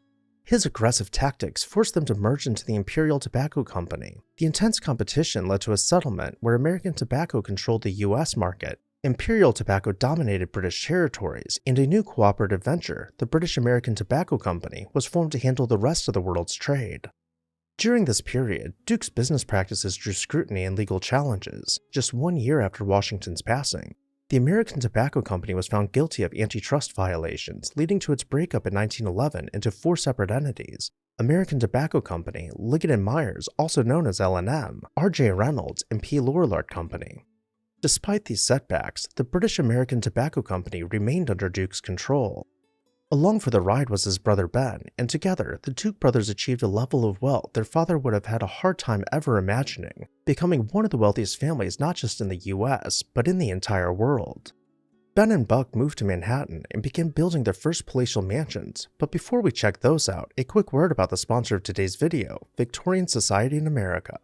Are you obsessed with historic architecture? Have you ever wanted to go beyond reading and learning to actually experiencing historically and architecturally significant sites? With the Victorian Society in America, you can travel to American cities and tour exceptional 19th century buildings. Join the Victorian Society in America this October for an educational tour in St. Louis, Missouri. The itinerary is packed with exciting visits to key architectural sites, landscapes, and artistic gems in and around the greater St. Louis area. Click the link in the video description to visit victoriansociety.org and register today. Thank you, Victorian Society in America, for sponsoring this video. Now, let's explore the Duke's Manhattan mansions. Finished in 1901, Benjamin's first Manhattan mansion stood at 1009 Fifth Avenue. Even though the copper-clad brick mansion rested on a regal limestone base, the 12-bedroom house wasn't enough for him. He began purchasing lots further up Fifth Avenue at 89th Street and hired famed architect C.P.H. Gilbert to design for him a more refined limestone mansion. The interior of the second mansion was completed with a grand marble staircase winding through the 6-story residence. We'll begin exploring its sumptuous interior through the foyer hall on the second floor. Behind us is the drawing room, clad in gilded wall panels with ornate plasterwork soaring above us on the ceiling. Opposite from the drawing room is the dining room, where he once again incorporated both Asian and European antiques.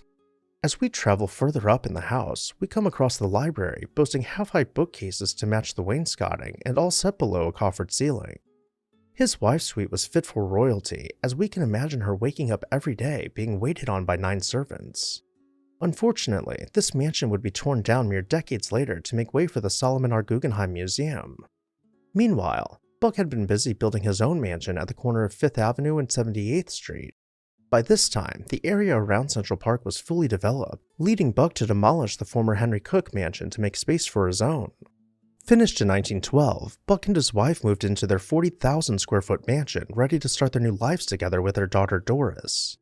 The interior was every bit as sumptuous and refined as you might imagine, with a grand marble stair hall teeming with tropical plants reaching towards the skylight overhead. Each room was given the utmost care and planning, while introducing period styles ranging from Louis XV to Louis XVI. The Dukes enjoyed their palatial Manhattan mansion together, as well as their various country estates, including the 2,700-acre Duke Farms in New Jersey. In 1925, Buck passed away, leaving a legal nightmare for his daughter and wife to sort out. All the properties were to be sold and the funds divided amongst 14-year-old Doris and Buck's widow, but he had also provided a provision that gave his widow lifelong tenancy in his properties. When all was said and done, Doris, still a child, inherited the bulk of Buck's estate, including all of his real estate holdings, earning her the title the richest girl in the world. It is estimated that she inherited as much as $100 million, worth the modern-day equivalent of nearly $1.8 billion. Doris Duke's life was a blend of extraordinary wealth, diverse interest, and significant philanthropic efforts. At 18, she was presented to society as a debutante at Rough Point, the family residence in Newport, Rhode Island, which she had inherited. Rough Point had originally been built for Frederick Vanderbilt in 1892 along Newport's cliff walk. Her father had famed Gilded Age architect Horace Trumbauer completely renovate the mansion before his passing, setting the scene for her entrance into high society. Over the years, her vast inheritance allowed her to explore various passions. Doris's interests ranged from arts to athletics. She studied singing in New York City and briefly worked as a foreign correspondent during World War II. Her adventurous spirit led her to become the first non-Hawaiian woman to engage in competitive surfing. While in Hawaii, she commissioned her Honolulu estate known as Shangri-La. The construction of Shangri-La began in 1936, following Doris Duke's honeymoon through the Islamic world. Inspired by her travels, Doris spent nearly 6 decades collecting over 4,000 objects to adorn her Hawaiian retreat. Designed by architect Marion Smith Wyeth, Shangri-La reflects the diverse artistic traditions of countries such as Iran, Morocco, Turkey, Spain, Syria, Egypt, and India. Shangri-La's vibrant collection of Islamic art features gilt and painted ceilings from Morocco, intricate ceramics from Iran, painted wooden interiors from Syria, and textiles spanning from Spain to India. The outdoor landscape of Shangri-La is equally captivating, with terraced water features, a Hawaiian fish pond, tropical gardens, and stunning views of the Pacific Ocean. Her love for horticulture expanded to the creation of Duke Gardens at Duke Farms, an elaborate public display inspired by her travels and the grandeur of DuPont's Longwood Gardens. This project, which began in 1958, featured 11 interconnected gardens, each with a distinct theme, reflecting her dedication to botanical beauty.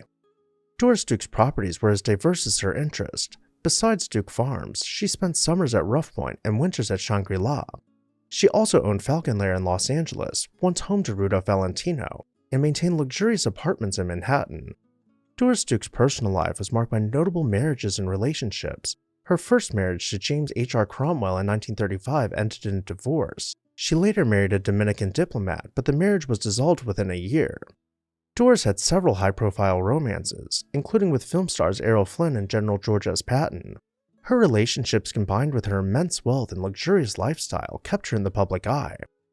Doris Duke's philanthropic endeavors were vast and impactful. She established Independent Aid at 21 years old to manage her charitable contributions and later funded the Newport Restoration Foundation, preserving over 80 historic buildings. Her foundation, Independent Aid, eventually became the Doris Duke Charitable Foundation, supporting diverse causes such as medical research, child welfare, and the performing arts. The foundation also oversees her residences, ensuring her legacy endures. Doris Duke died on October 28 of 1993 at her Los Angeles home, Falcon Lair. Her fortune, estimated at over $1 billion, was largely left to charity, with her will designating substantial funds to various foundations. Despite legal challenges and accusations of misconduct by her trustees, Duke's charitable legacy continues to support numerous causes, reflecting her lifelong dedication to philanthropy. Unfortunately, many of the Duke family's mansions have been lost to time, with the only ones remaining being the first Benjamin Duke mansion in Manhattan, along with his brother Buck's Manhattan mansion. Duke Farms was torn down somewhat recently, though the gardens remain. and Rough Point and Shangri-La continue to welcome visitors as per Doris Duke's wishes. Thank you again, Victorian Society in America, for sponsoring today's extra-long video. Make sure to check out the link in the video description to learn more about their upcoming tours. What did you think about the Dukes of America and their palatial mansions? Let me know down below in the comments section, and while you're there, make sure you're subscribed so you never miss an exciting episode of This House.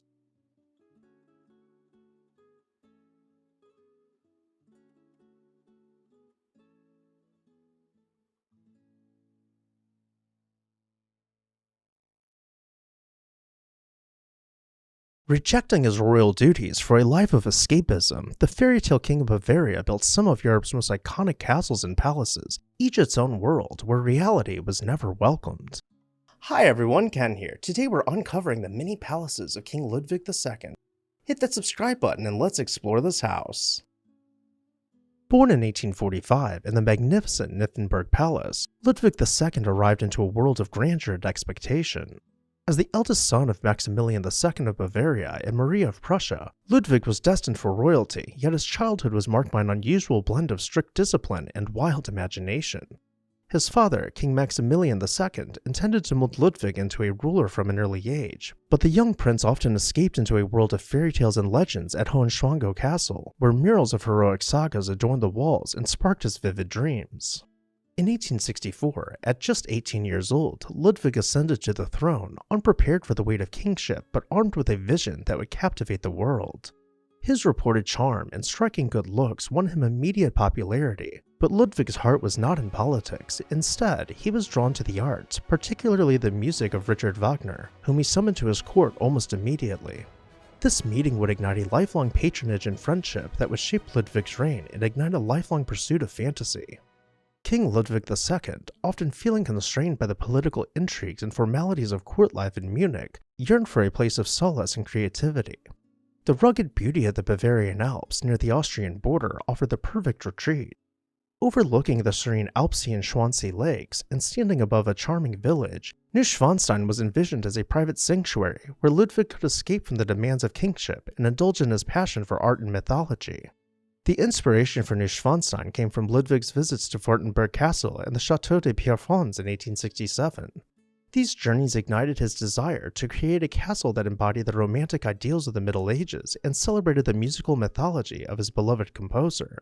His vision was grandiose, a medieval knight's castle brought to life with modern technology and an artistic flair. Ludwig personally oversaw every detail of the design, which was drafted by the stage designer Christian Jank and realized by the architect Eduard Riedel. The king's influence was so pervasive that Neuschwanstein is often seen as his personal creation. The castle was meant to be a theatrical setting, reflecting themes from Wagner's operas and offering a stage for Ludwig's own fantasies. Construction of Neuschwanstein began in 1869, with the foundation stone being laid on September 5th. Despite initial plans for a modest structure, Ludwig's ambitions grew and the castle's design evolved into an elaborate Romanesque revival masterpiece. The construction site was bustling with activity, employing hundreds of craftsmen and laborers. Ludwig's meticulous demands and frequent changes led to delays and escalating cost. The castle's exterior, built from white limestone, and the interior, adorned with frescoes, intricate woodwork, and rich tapestries, reflected Ludwig's romantic vision and his dedication to creating a perfect medieval fantasy. Neuschwanstein's architecture is a blend of Romanesque, Gothic, and Byzantine styles, with each element meticulously designed to create a harmonious whole. The gatehouse, with its red brick exterior and yellow limestone accents, serves as the entrance to the lower courtyard.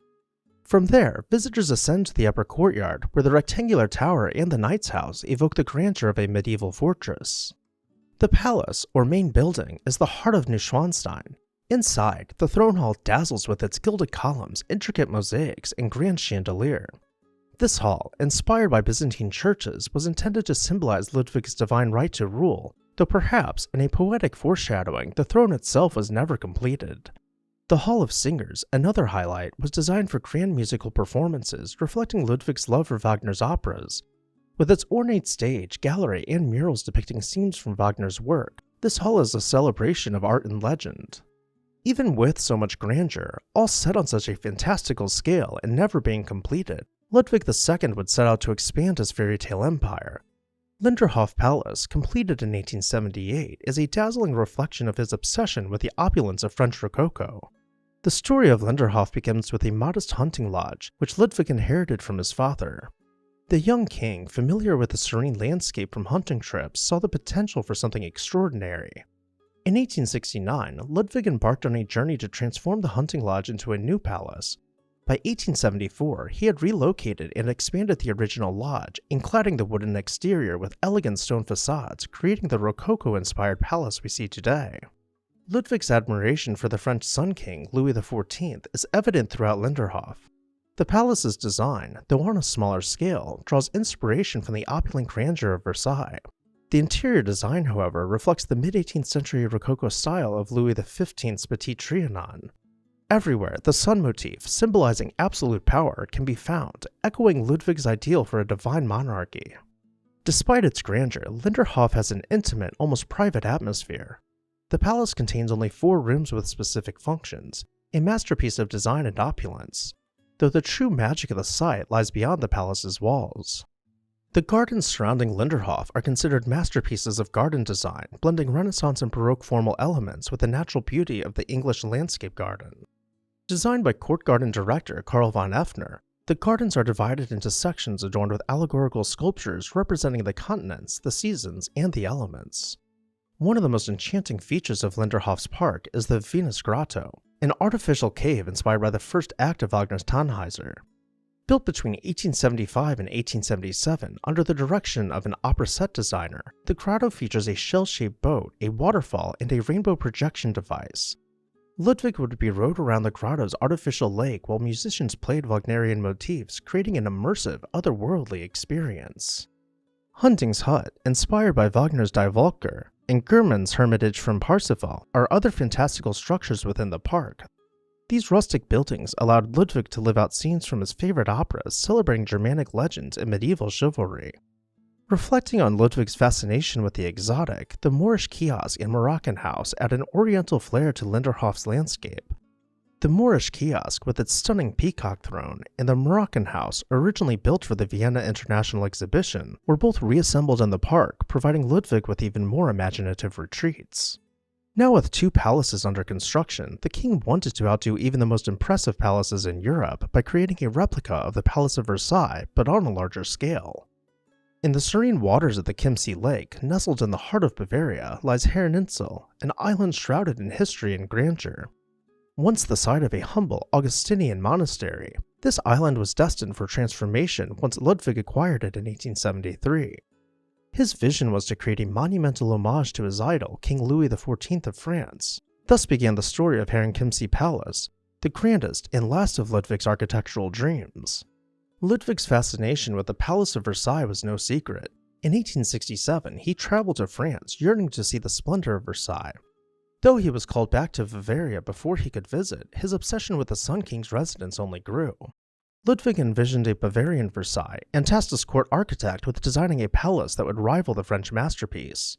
Construction began in 1878, and Ludwig personally supervised the progress.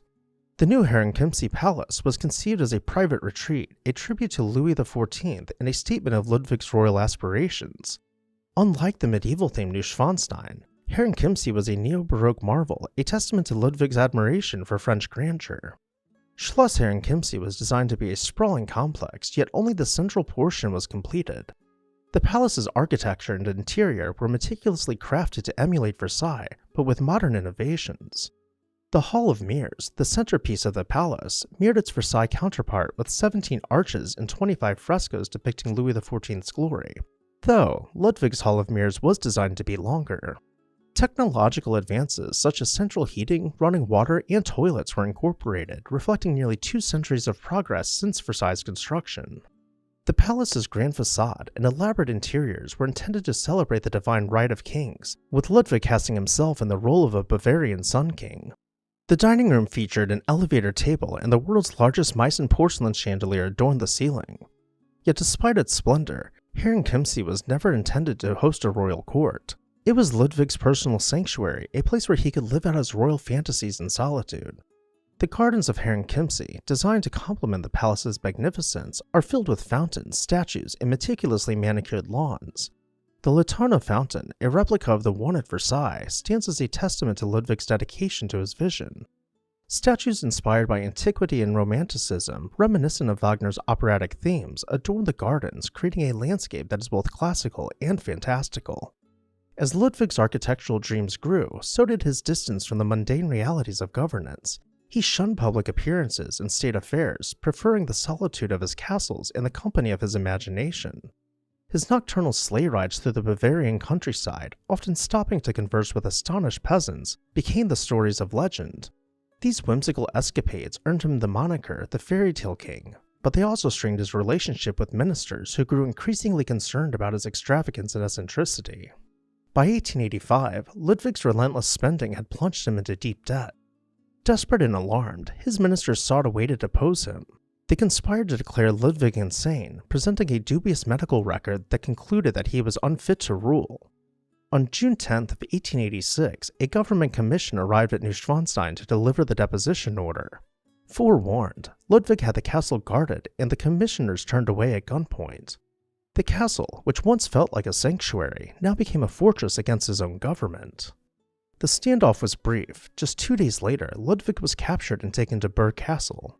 The following evening, he and his doctor, Bernhard von Guden, went for a walk along Lake Starnberg, and just a few hours later, their bodies were found in shallow water. The official cause of death was ruled as self-inflicted by drowning, but the lack of water in Ludwig's lungs and marks on Guden's body sparked endless speculation about the true circumstances of their demise. Construction immediately ceased on both Neuschwanstein and Schloss Herrenchiemsee, with Linderhof being the only palace to have been completed before the king's mysterious death. Ludwig left behind more than just magnificent castles, he left a legacy of enchantment and mystery. His creations, once seen as symbols of madness and financial recklessness, are now celebrated as architectural marvels that attract millions of visitors each year. Neuschwanstein in particular stands as a testament to Ludwig's dream, inspiring everything from Disney's Sleeping Beauty Castle to the imaginations of countless admirers worldwide. Today, Ludwig is remembered not as the Mad King, but as a visionary whose fantastical dreams continue to captivate and inspire. His life, filled with beauty, mystery, and tragedy, remains one of history's most intriguing stories, a true fairy tale brought to life by the Fairy Tale King of Bavaria. What did you think about King Ludwig's palaces? Did you have a favorite? Let me know down below in the comments section, and while you're there, make sure you're subscribed so you never miss an exciting episode of This House.